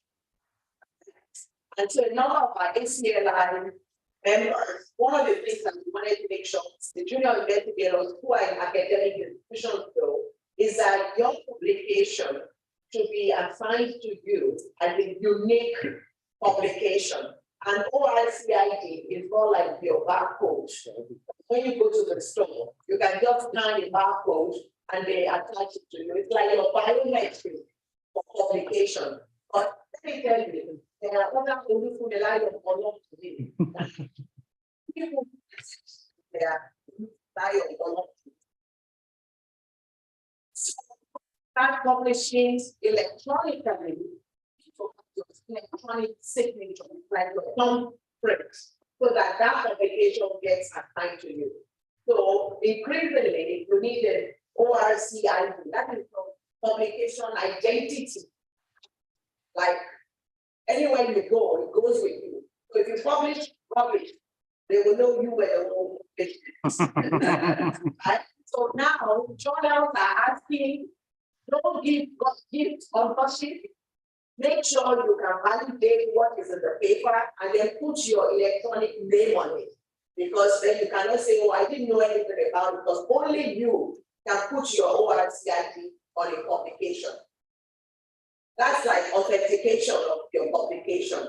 And one of the things that increasingly we're talking about for research, it has to be rigorous and reproducible. So if you are doing research that is not reproducible and is not rigorous, AACR will not publish you. So that's why this meeting coming together, by the way, tomorrow, we're going to have an ethics workshop where all these things will be broken down. Informed consent, all of those, but if you do research and you haven't taken care of all of that, it's not going to be published. So one thing is to get funded, the other thing is to actually be able to do reproducible and rigorous research. I hope that helps. Bring me to the rest here. Thank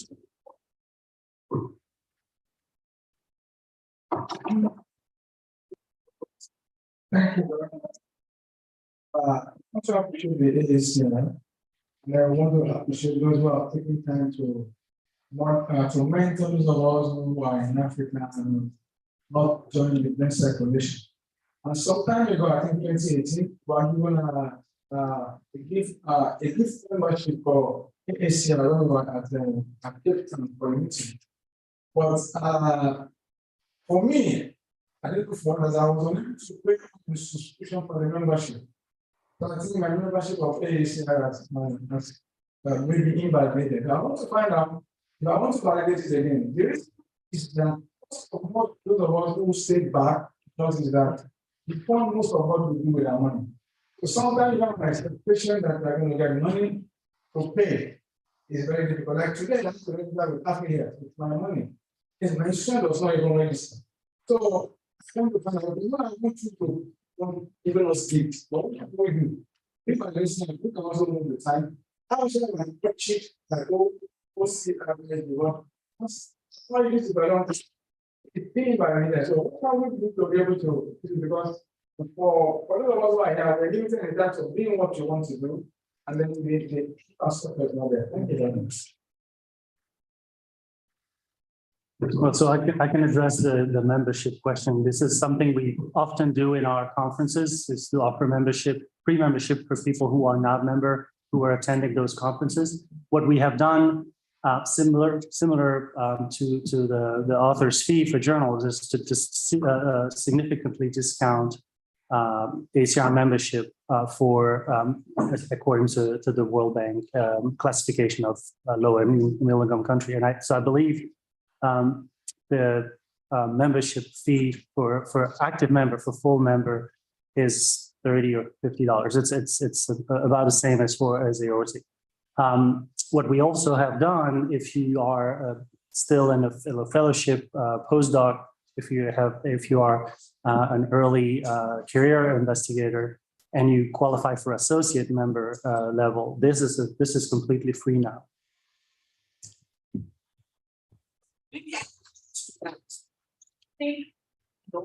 May not have an opportunity to know why it's important to pay for your own subscription. Okay. Don't go and get subscription free because there's no free lunch in America. And things when we talk about research and mutual partnership, when you write a grant, and I hope that my sister from it's not Botswana. When you got your big cat grant, I know the first thing you did was to write a lifetime membership to a AACR. Because every time we write proposal to the NIH, they give an institution what we call indirect. Every dollar I bring to my institution gets 62 cents to provide electricity and give me money to spend for subscription. Anyhow I want it. However, institutions in Africa are now negotiating this partnership of equal, where if my dean is getting 52 cents on the grant that we wrote together, why is your institution getting only 8%? Right? So these are the things that you have to start negotiating right from the beginning.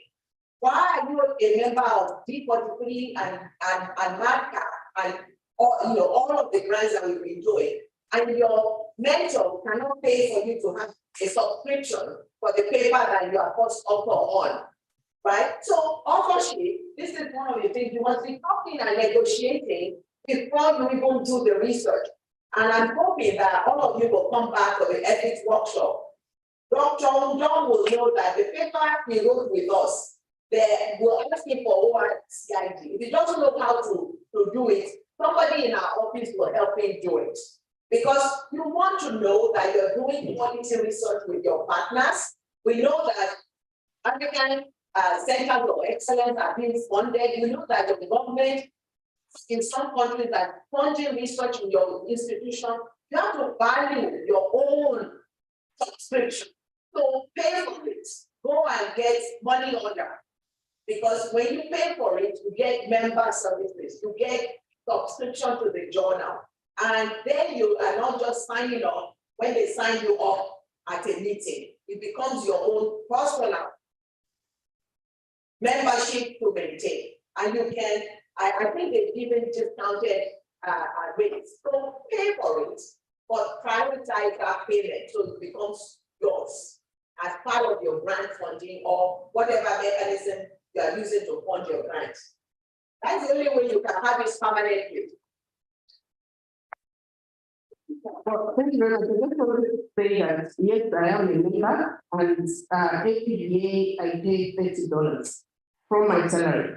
Yeah, it's not much. I think I would like to encourage the other young African researchers that you have to take something in order for you to take something. If you're failing to pay just the $30 for the whole year, then how are you going to get the big grants? So there are some opportunities through the association that actually clearly state that you have to be an active member. I've applied for one, yes, I didn't get it. But anyway, I got that chance in which to apply. And then at the back of my mind, I knew that the $30 was actually going to bring me more. Now I've got access, I can apply for more grants. I want to remember the $30 that I pay every year. Yeah. I think the big cat is the only exception. All of other grants have to be, you have to be an exam member. I know we're about out of time. I have a question, and we don't have to address it here, just find me. I'm really interested to find out if there's anyone in this room who either didn't know about the Big Cat program or knew about it and wanted to apply and didn't. I want to hear from you. I want to know why. I want to know what we can do to do better. And I want to know anything about improving that program. So I'll be here tonight. I'll be here tomorrow. Find me. Okay. Anyone? Okay, but I don't want to thank AACR, but I want it to be recorded. AACR at least honored Dr. Holland and really started Big Cat in his memory. And I hope that it was in perpetuity. And maybe at some point we will change the name from Big Cat to the Jim and the Holland program. And that would be honored for Dr. Holland. Yeah, I think there are some of us here that don't know about Jim and Ebola. Yeah. Well, I mean,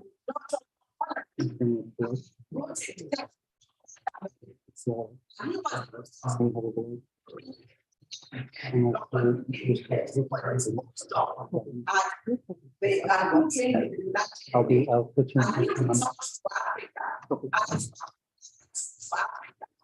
He came with him and started supporting him to be able to do oncology clinical trials on the continent. And they won LASCA award for the work they did in Uganda. And people who are talking about cancer history must remember the work that those giants did in Uganda on the continent. They formed a clinical trial group. They were the first to show that you can use chemotherapy to cure Hodgkin's lymphoma. Okay, and this was started who came together. Hodgkin or Burkitt's? They described working with pathology, then the medical oncologist, Dr. Holland, and then they developed the first clinical trial for liver cancer because he was a medical oncologist and he trained Dr. C.K. Williams as a medical oncologist. Up until that time, there are no medical oncologists. How many of you are medical oncologists? So know that there's cancer medicine that you take by mouth or you put in your vein. And they work. This is my colleague, he's a medical oncologist, and he was talking to you about artificial intelligence. We don't care where the cancer is anymore. And that's where the field is going. Thank you very much. Yes, thank you for that. Thank you. Because it has not been for the same practice. Oh, we are now at the last session. I like to encourage us all to finish that. So, how else can support clinical trials in Dakar, challenges in clinical trials in Africa? Our facilitator, Dr. Ben, a wonderful, and Dr. Miriam, who said, I'm sure will be done in the class.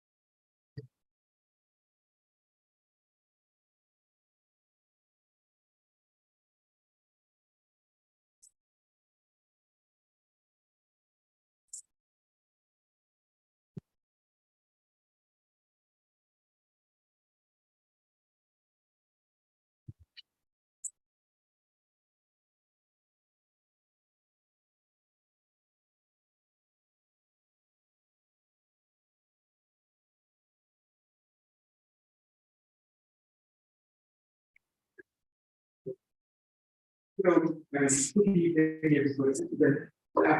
question, but we have some related to this.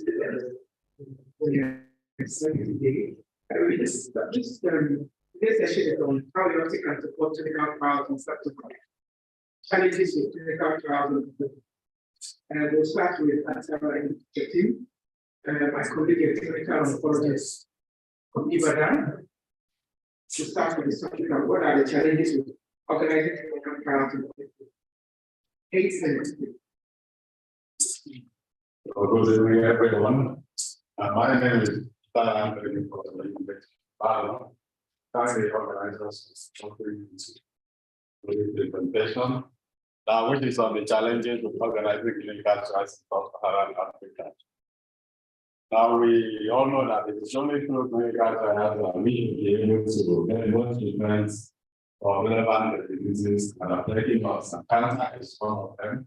And we have been so far the various nature of cancer in areas and so on. And so it is only good that we should carry on clinical trials within the continent in order to be able to find some cures that are relevant to our population. Now, so far, we know that clinical trials in Africa is not that much. And then and we know that there is need for other drugs that we are using within our population to be tested, other to not be genetic and basic differences, and a good form of response and inconsistent for these drugs. And then furthermore, it is also known that sometimes our climate is not so much the same as where the drugs are produced. And through clinical trials, we should be able to know whether the storage and handling facilities for this medication are similar in the environment, so as to be sure that what we are giving to our patients is has the pharmaceutical quality that they intended to be. Now, we have many challenges, which is not common with medical trials. You know, there's some are peculiar, and not that they are so difficult, but just because we can based on those attention, then we should be able to overcome them, rather to be able to carry on clinical trials. These challenges are based on the practical experience we have in conducting clinical trials, which is concerned with the treatment of breast cancer patients in Nigeria and using accepting and to positive breast cancer. Now, the study was actively supported by the University of Chicago, led by Professor Shema and who were able to support us during the preparations and then the actual implementation of the project. And so today, we're going to look at some of the things that we have to pass through in order to be able to conduct the trial so far. And these are group under trained personnel, infrastructure, then the study population has some issues that we still need to understand, and then the need for supervision and mentorship, we also emphasize. Now, when it comes to trained personnel, we know that the principal investigators are the most important persons when it comes to clinical trial. And then there are so many people that are doing the principal investigator, because he has to support the trials out. He has to also implement the trial, make sure that all the implementation stages are okay, and then it depends for the trial startup. And there are some other things, several reports are also involved, and then at different intervals in the trial. And then most of the problems that we also have has to do with the financial related issue. The principal investigator has to oversee budgets, also has to know how to negotiate the contract and site budgets. So all these things are all the functions of the clinical trials. So in terms of the personnel, the clinical trials are divided into two broad divisions: the core project management, because it is a project, and then also the regulatory affairs. The core project management, I'm sure the medical group said that are doing training on project management. And so it is very important that we handle the project management aspect as well. And this includes personnel management, the trial staff, we have to take care of them, employ them. Then there are also some other logistic issues, such as in the procurement of materials, items for the trial, and then the site administration, doing the contracts, then giving and budgeting as well. And the medical writers are also very important. And of course, we also have to come to regulatory affairs, which is mostly concerned with the participant protection for the trial, and of course, with data integrity. Those two things are very important, and then we need to make sure that all the people that will be involved in the trial are well qualified.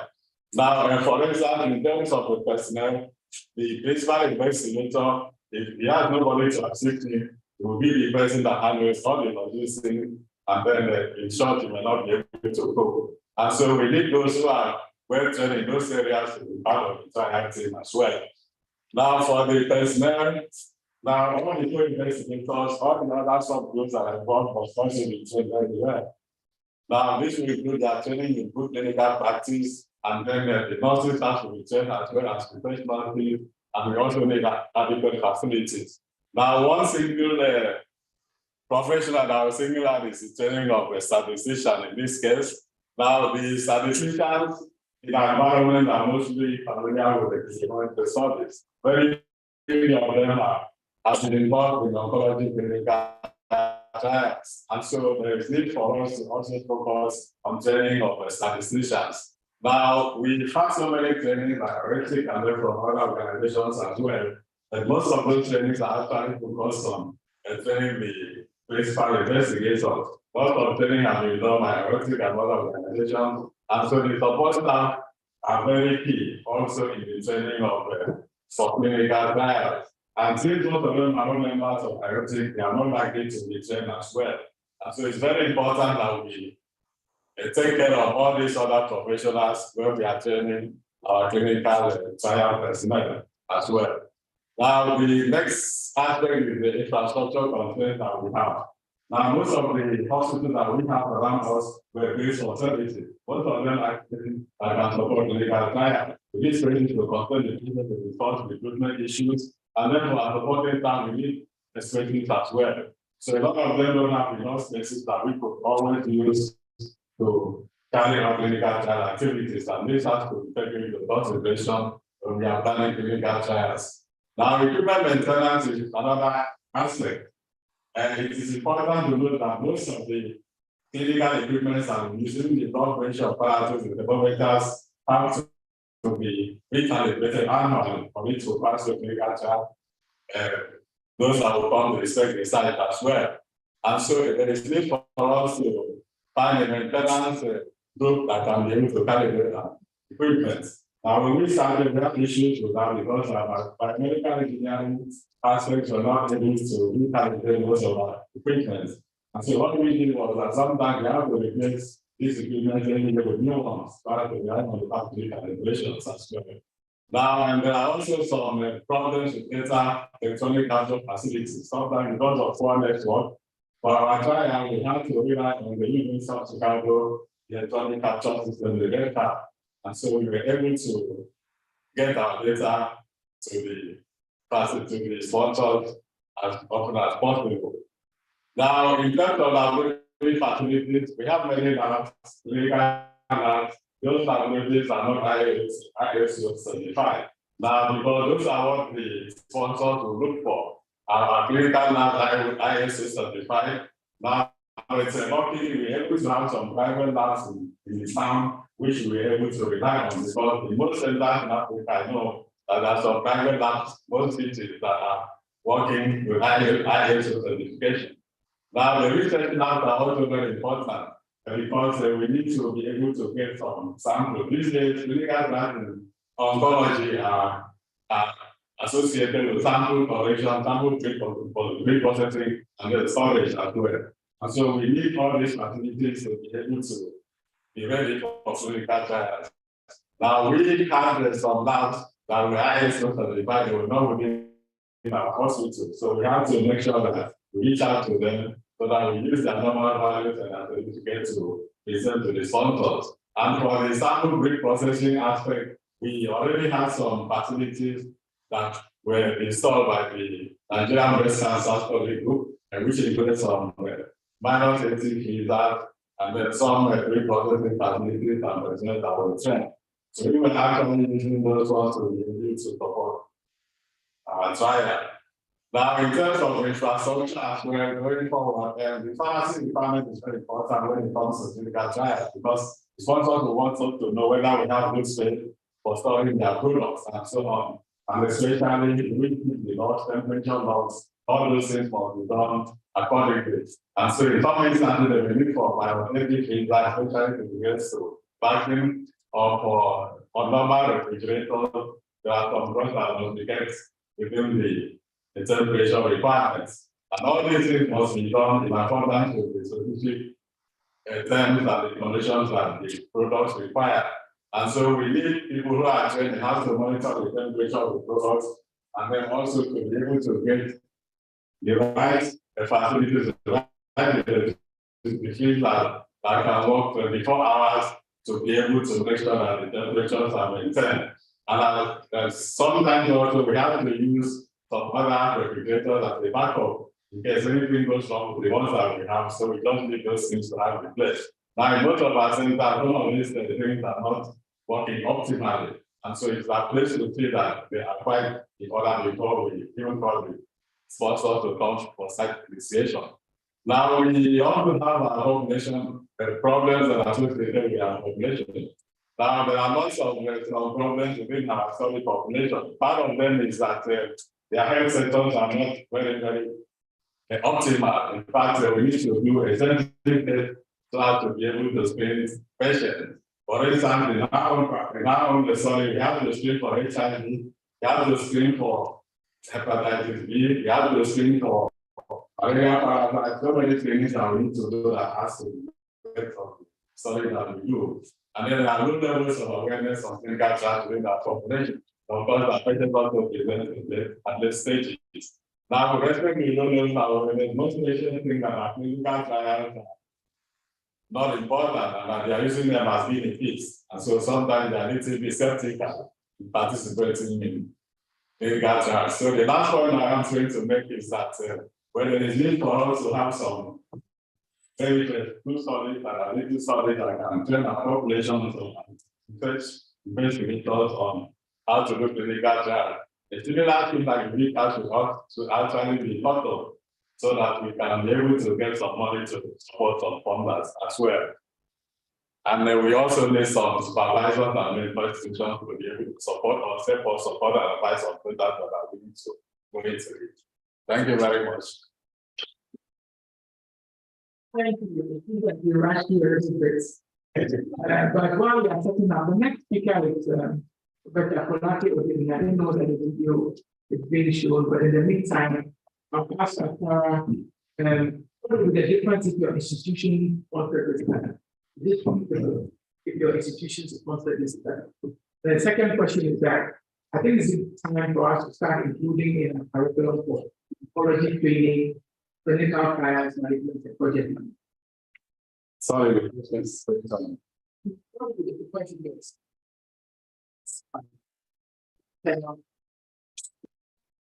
My institution. Yes.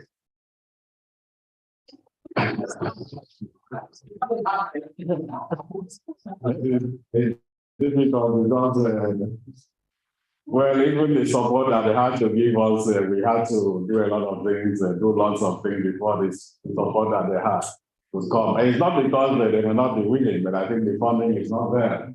Now, when you go, they tell you that they have so many issues with the maternal and child health issues, with pediatric cases, and other public health issues. So, then you got, especially in oncology, and because it's also a little bit more expensive, so they may not be able to come up with it, but they may be willing. But it's the ability to do that is the issue. Thank you. So our institution is going to be supported. That's why we always partner around the very involved. There's not really a support. I think we are glad for the collaboration, to make this happen. Are you ready?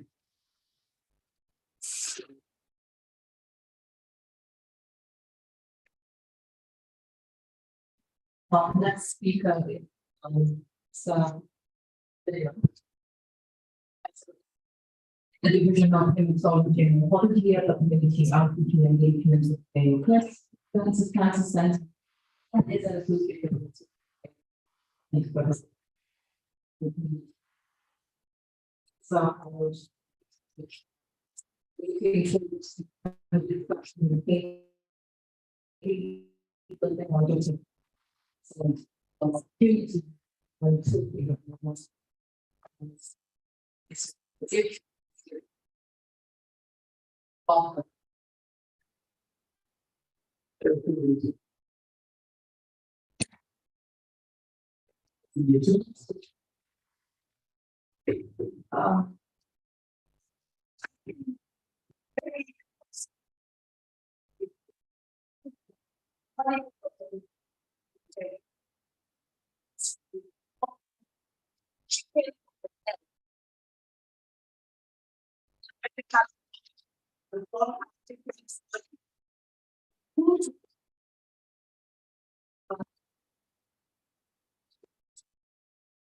this is why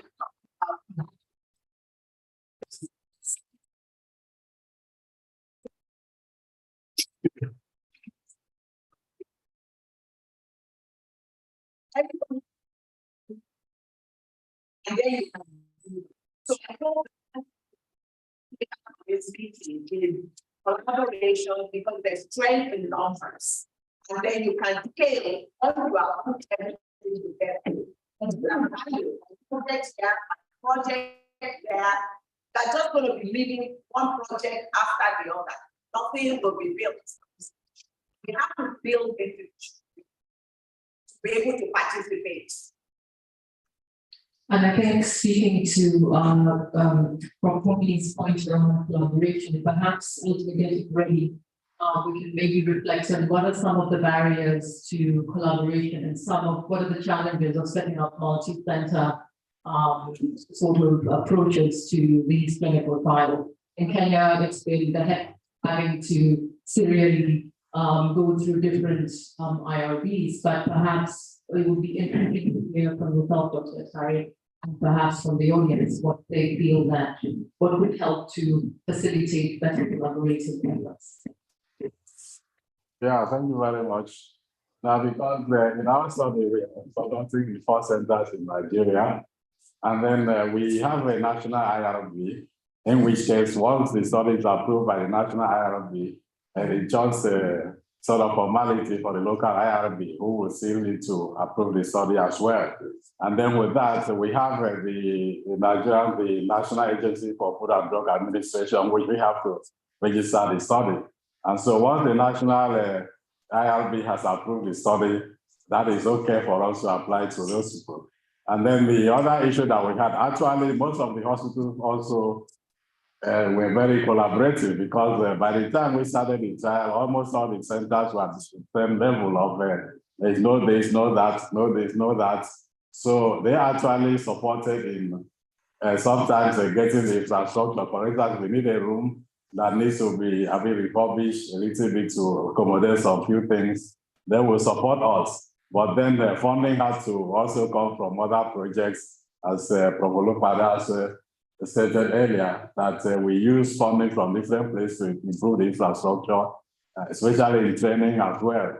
Now, I must also mention that Roche supported us in providing the drugs, and they also supported us in getting some of the trainings that we needed, and then some equipment. For instance, I know by the time we started, we had only 1 infusion pump, plus the 4 centers. The Roche was able to support us with 2 infusion pumps that we used in all the centers. So there were lots of inputs that we had that made it possible. Thank you.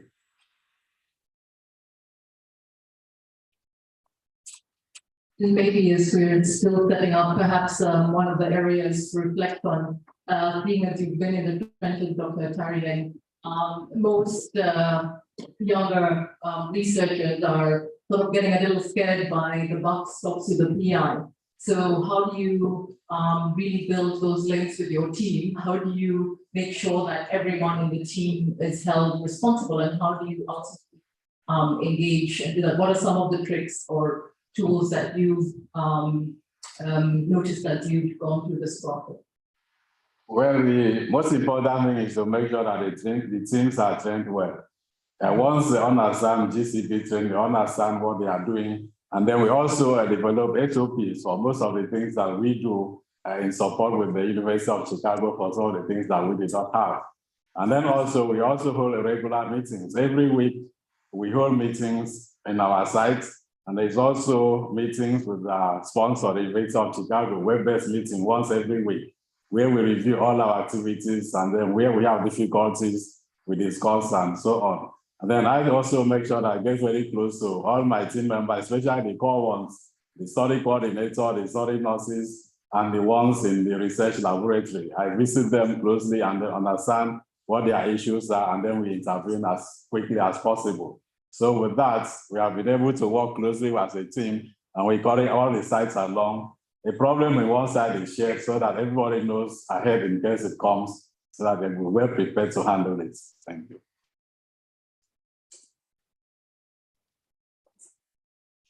My question was, I also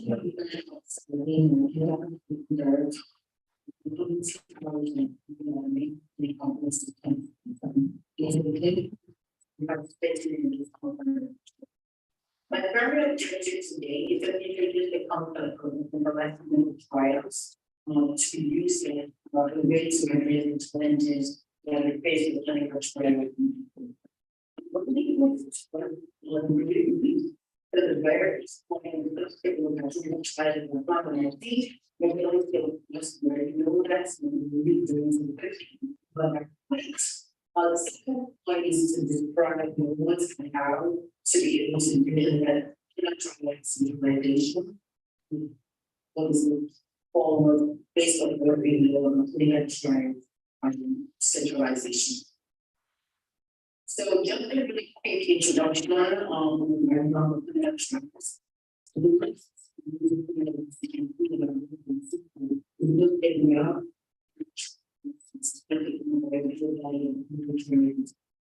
That is a close reminder that there will be just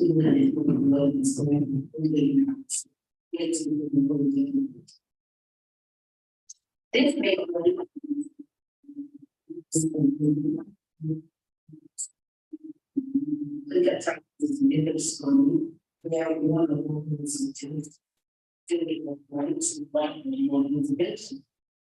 this may be a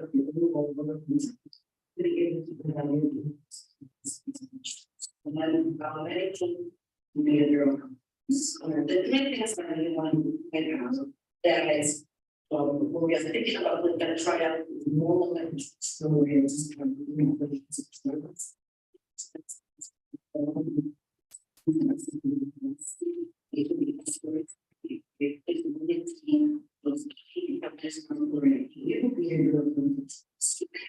Different types of media trends and also those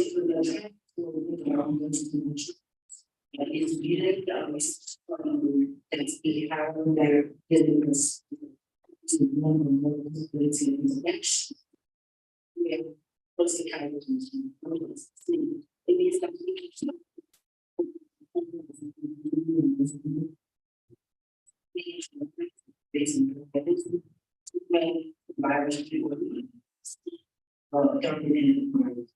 cares.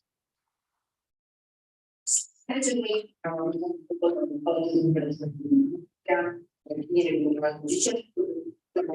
when I do a presentation,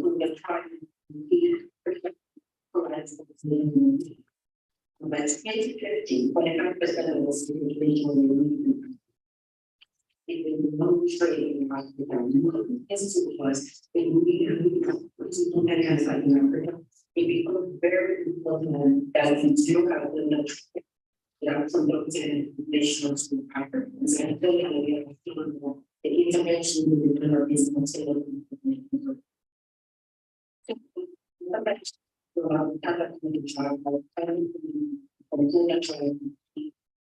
Some publication really ranking as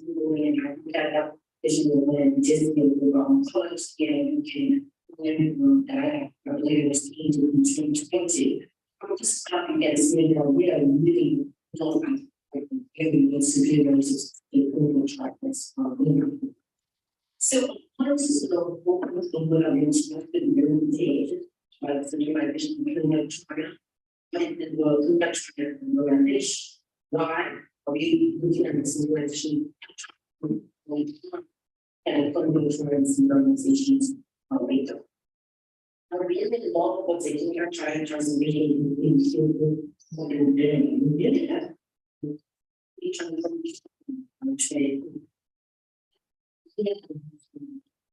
to be able to work into this. And one of the pieces of this you need to realize there's active criteria that kind of trials really need to meet. One of them is patients can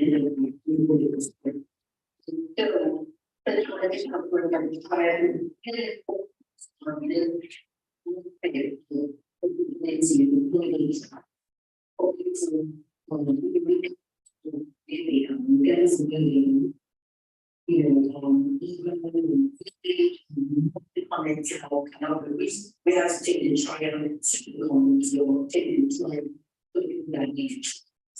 Other things that have been noted is initiative is the trial integrated into the course. Very significant, and is similar, like in fact, my own case, and it is going to be using. It has some responsibility that all of them together. We have this data, logical data, anything to the we need to be able to use data to inform the requirement of the children. So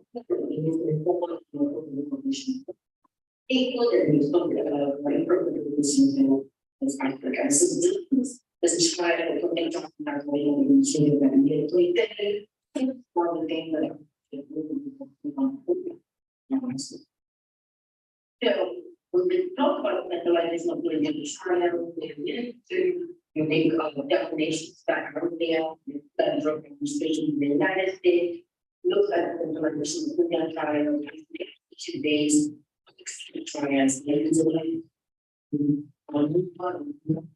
violence,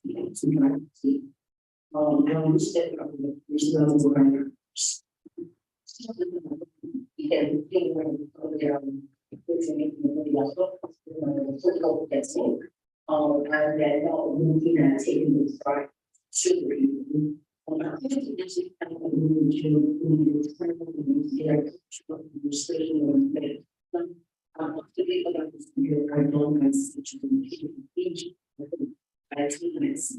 Technology,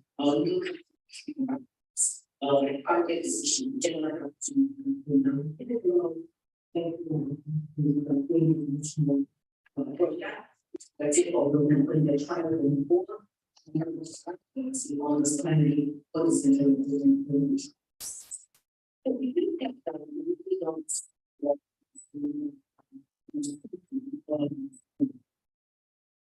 if you look at the fertilization of player trend, let's show with things that we have made some conditions where they have, we have made some conditions where they are. So if you look for my right hands, we can see what is centralized the trial looks like. All the trial procedure from top there, large ultimately seen. What is that we what is coming in the patients need to come down to for the trial stage. It is not from all the ways the left you see now to guide is embraced. We can which is put together today, and I know once actually look at politics, collaborating community civil for the global and people the rights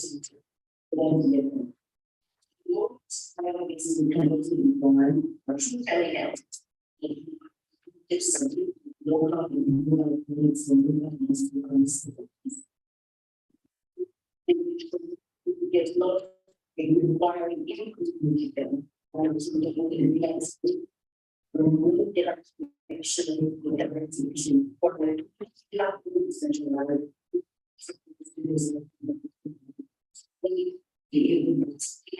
just digital technology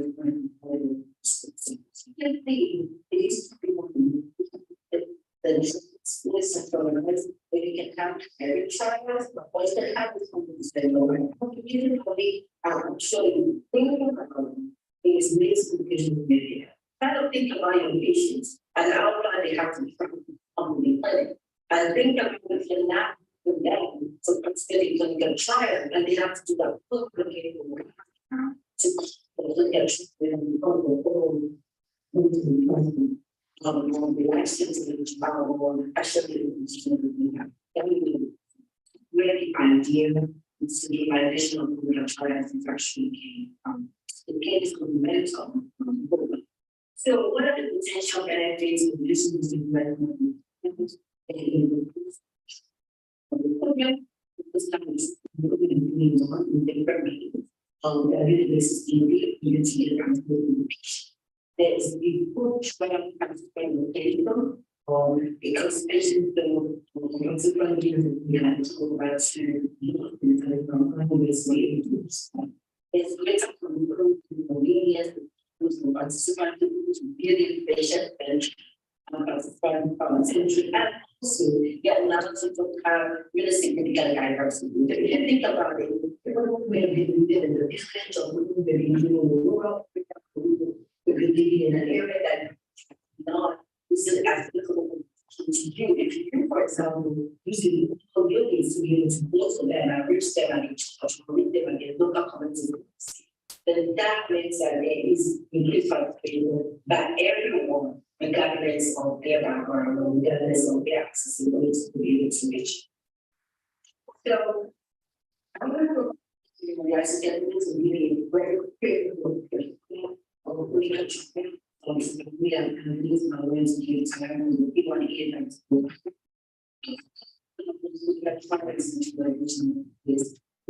And forward.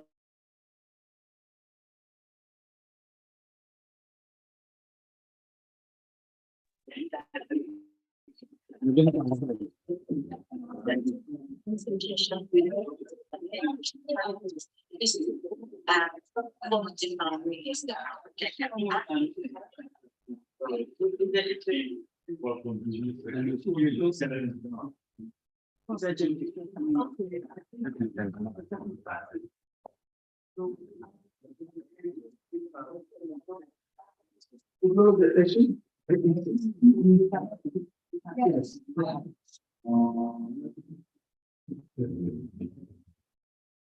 Thank you very much. Now, have a closing ceremony.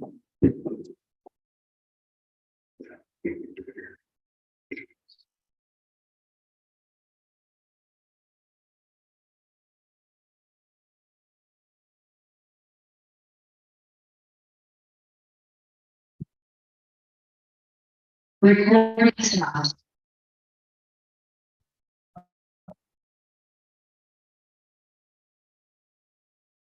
Okay. Closing ceremony. And this is containing the update for tomorrow morning, which starts at 8:30 a.m. and till 5 when we go for break, and then continues after that from 11 till 1 p.m. So we have a lecture on introduction to scientific integrity, responsible conduct of research, informed consent, data presentation and ownership, etc., conflicts of interest, mentoring, ethics of clinical research, and human experimentation. So please join us here tomorrow. I don't know whether it's going to be this room or another located one. I will know on it. Access. It's called the ethics course. What is Mandela 3? Oh, Mandela 3. Cervical cancer symposium will be challenged. Backup will be Leopold Sedar Senghor. Thank you. And aortic will be here. All right. Thank you very much. So the closing ceremony, we would like to call Professor Rose. Dr. Mohamed Jalil.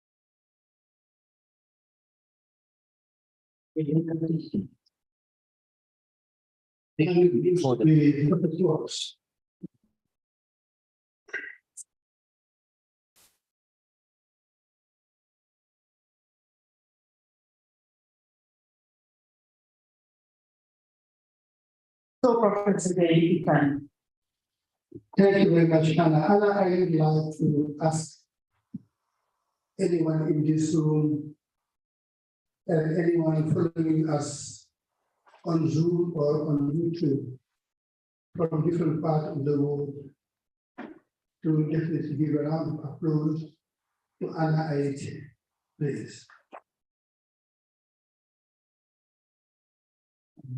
Anna, here was a test of what the aortic secretary should be, and the test of her role for the next or the forthcoming biennial awarding meeting here in Seattle. This event was actually a preliminary one for the next year meeting. We wanted you to have a flavor of what Senegal can offer in a very small format. I'm sure that the meeting we will hold in this place, it will hold in another place. And having seen how people have enjoyed being here since they arrived yesterday and the day before yesterday, I hope that they will go with the memory full of very nice things and will be happy to actually advocate and spread the word to come back next year. And anytime you want to come back, Aortic home is Senegal, so please come back. Thank you for to all the partners and to all the speakers and all the colleagues who have flown from far away. The farthest from Westwood, from Seattle, and Jennifer, with a time difference of 7 hours, is sitting here this morning, and this is something appreciable. There are people we don't thank, like the ACLI organizers group. They might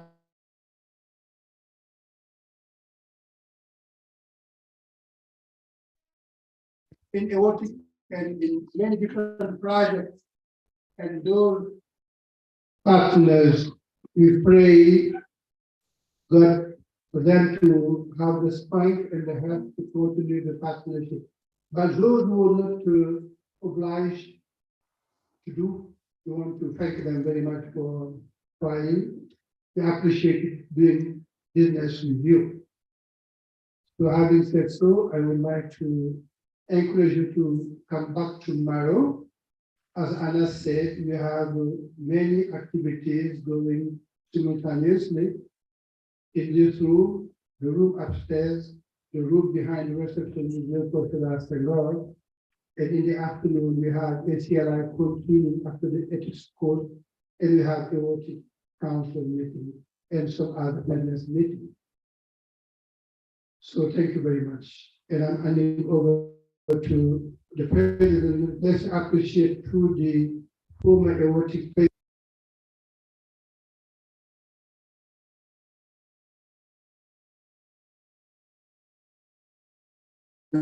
led by Swali Ngoma, Kondam. I'm not sure he was there, but there was Ahmed Ezawari, there was Isaac Adewale, and now we have Jean-Marie Kabongom Polisha.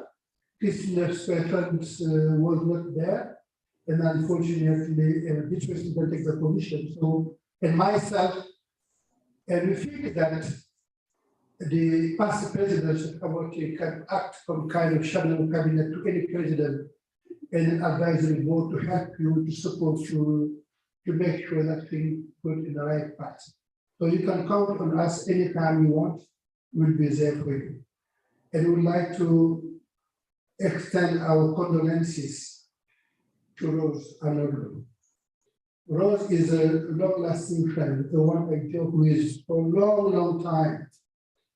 And Rose lost her husband recently. She is still mourning the husband. And she, because she is the president, took seriously her position to be here with us. So she deserves a big round of applause. And this is also for the soul of her husband to rest in perfect peace. Amen. Yes. So you have to have the floor. No, no.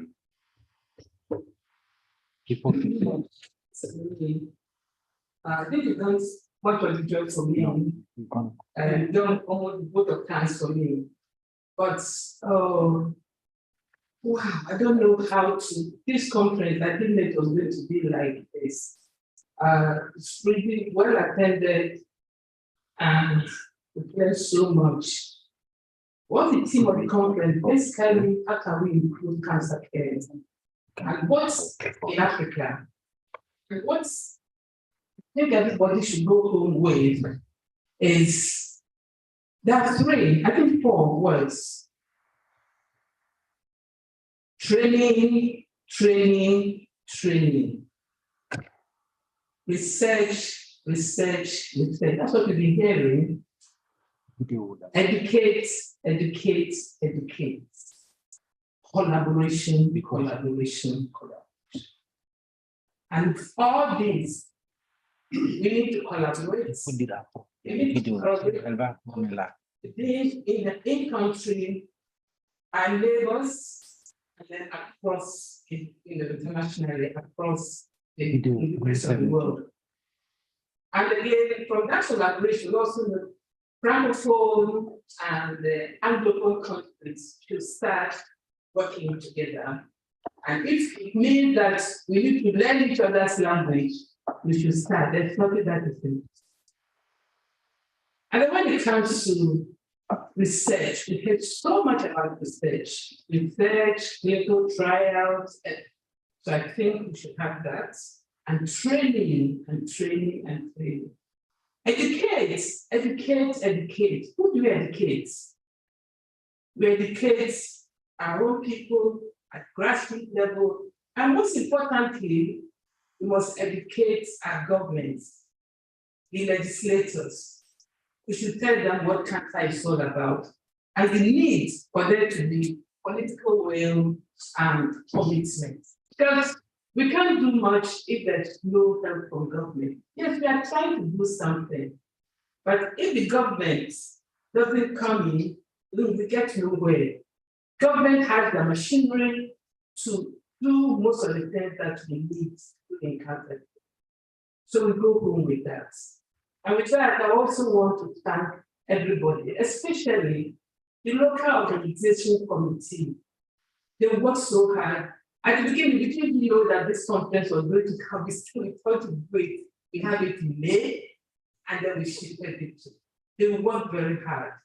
Not just those in Senegal, but those outside Senegal. We have Chicago group, the other group, and other members of the Arctic Council. We all put our heads together to draw the program and then make it what it is. Thank you. And then for our partners that made it possible for the delegates to come, because it's very expensive. There's a lot of hardship in this part of Africa to sponsor them to come for this conference. Because if you go to a conference and you don't have delegates, it's not, so this conference was well attended, and we thank them for that, for doing that. Thank you very much. Child group, I can't mention them, but I'll say all our partners that made it possible for them to come. And then we want to, delegates also come in. And then the speakers, wonderful, brilliant presentation. I know what it takes to prepare. Just even to prepare one slide, we take about 2 days to prepare a very good slide. So we took that, went through all that to give us brilliant presentation. Thank you very much. And okay. Yeah, and the government of this country, Senegal, to make with all the help that make it possible for this conference to be good. Thank you. And thank you, everybody. And I know that the next one, the November next year conference is going to, everybody should look forward to that. And I can tell you, we may have up to 2,000 delegates. LT has some of age. Everybody wants to associate with the government. 28 people. Thank you. Thank you, everyone.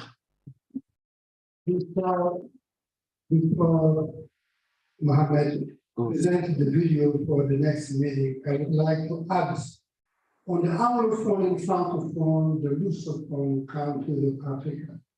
We have 5 Lusophone countries in Africa. It's Mozambique, Angola, São Tomé and Príncipe, Cape Verde, and Guinea-Bissau. Here represented by 2 very nice women, Dr. Hermina Borges and Dr. Antonietta Martins. So we're going to put the graduate. We want to provide a new type of help, and I think that AWOTI is still engaged in this panel to run a session at every panel meeting that, as we did in Mozambique, as we did in Angola and Cape Verde. And lastly, from now, the Arcc concept is headed over to AWOTI. This idea came actually not as an AWOTI meeting.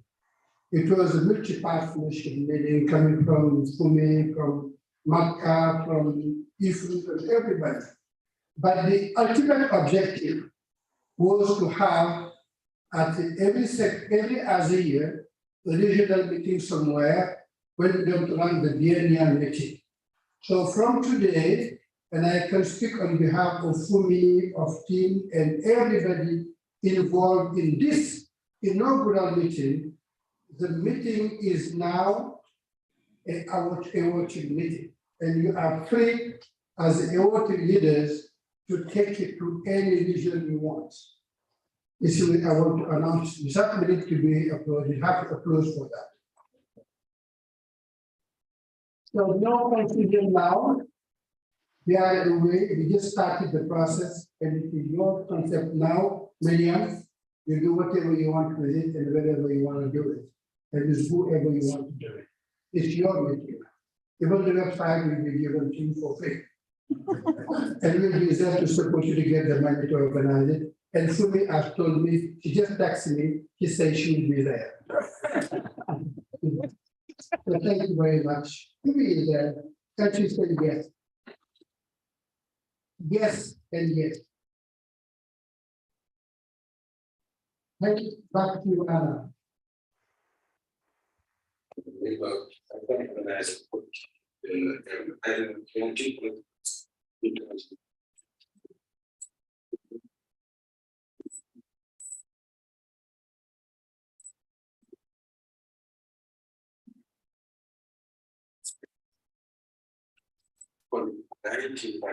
This conference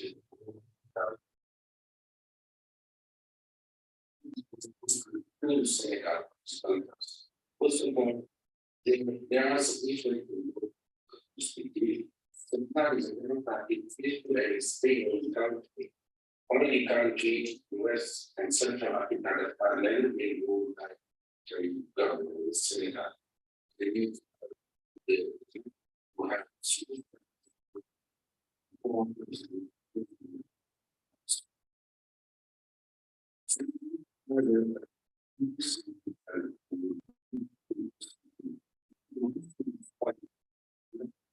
and approximately when you leave, I think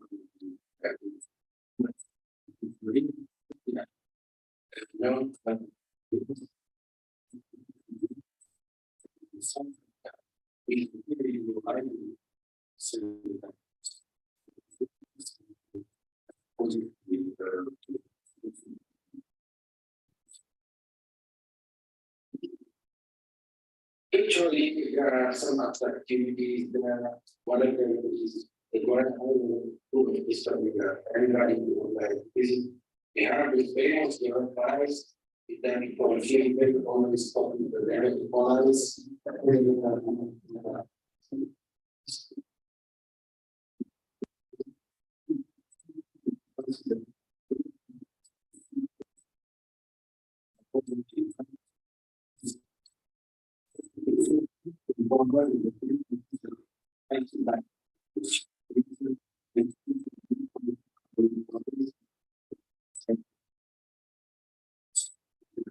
Past 2008 to 2019, the conference was organized in a Francophone and traditionally was in Senegal.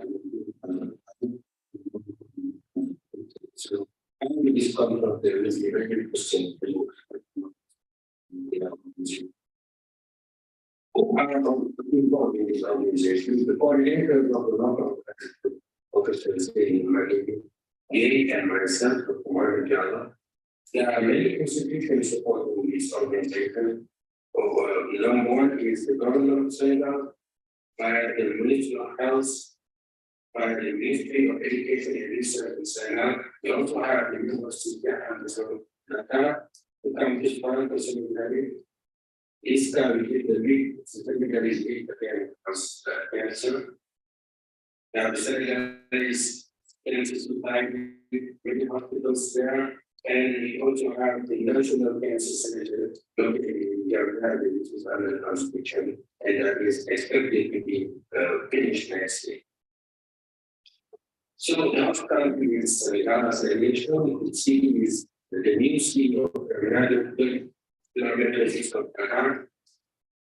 Will be decided in the matter of the purpose of the new. We have according to the requirement in terms of medical rooms, regular reception rooms, meeting rooms, takeaway rooms, but also exhibition space and space for restaurants and all of the requirement for.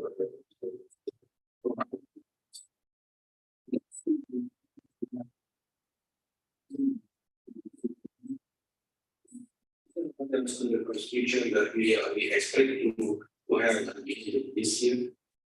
But because Canada is not given one part of Dakar, we can also have many other rooms in Dakar. Also, the venue is very close to the new area. So the venue is really primary. I can stay in Dakar. And it is very easy for Yamna to reach many touristic attractions in the country. How about airlines? Most important areas to Senegal Airways, Australia, California, Kenya Airways, Airlines, they are all those airlines. So,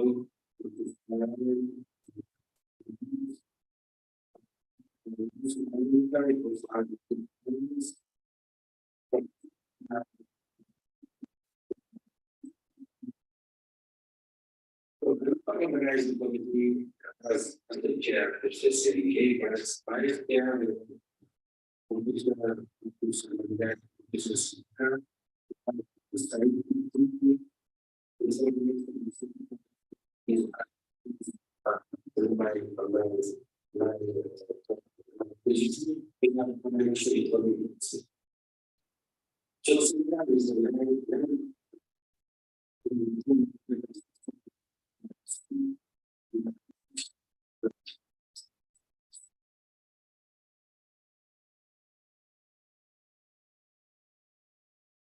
Just to add on top of that, because since we did this video last year,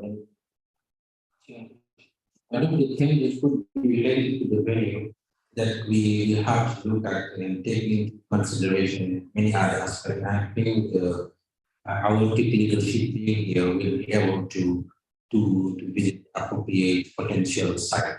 The second thing is the stakeholders that are involved. We mentioned the National Society of Health, but in between there are many societies, including colposcopy society and many others that will be involved, and also participating academic institutions. You might have seen that many people who have medicine have attended. So we have broadened the spectrum of academic institutions, all of them being involved in more. Thank you.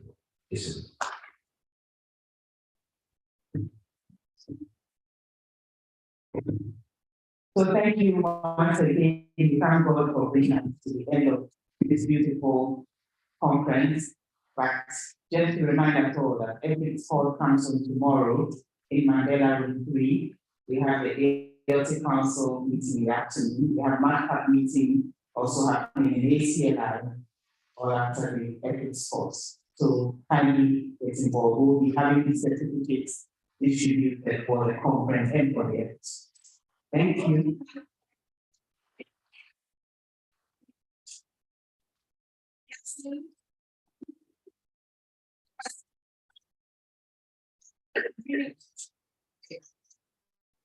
Okay. All right. So we will talk for data time to get a meeting as well here. Thank you. Have a good evening.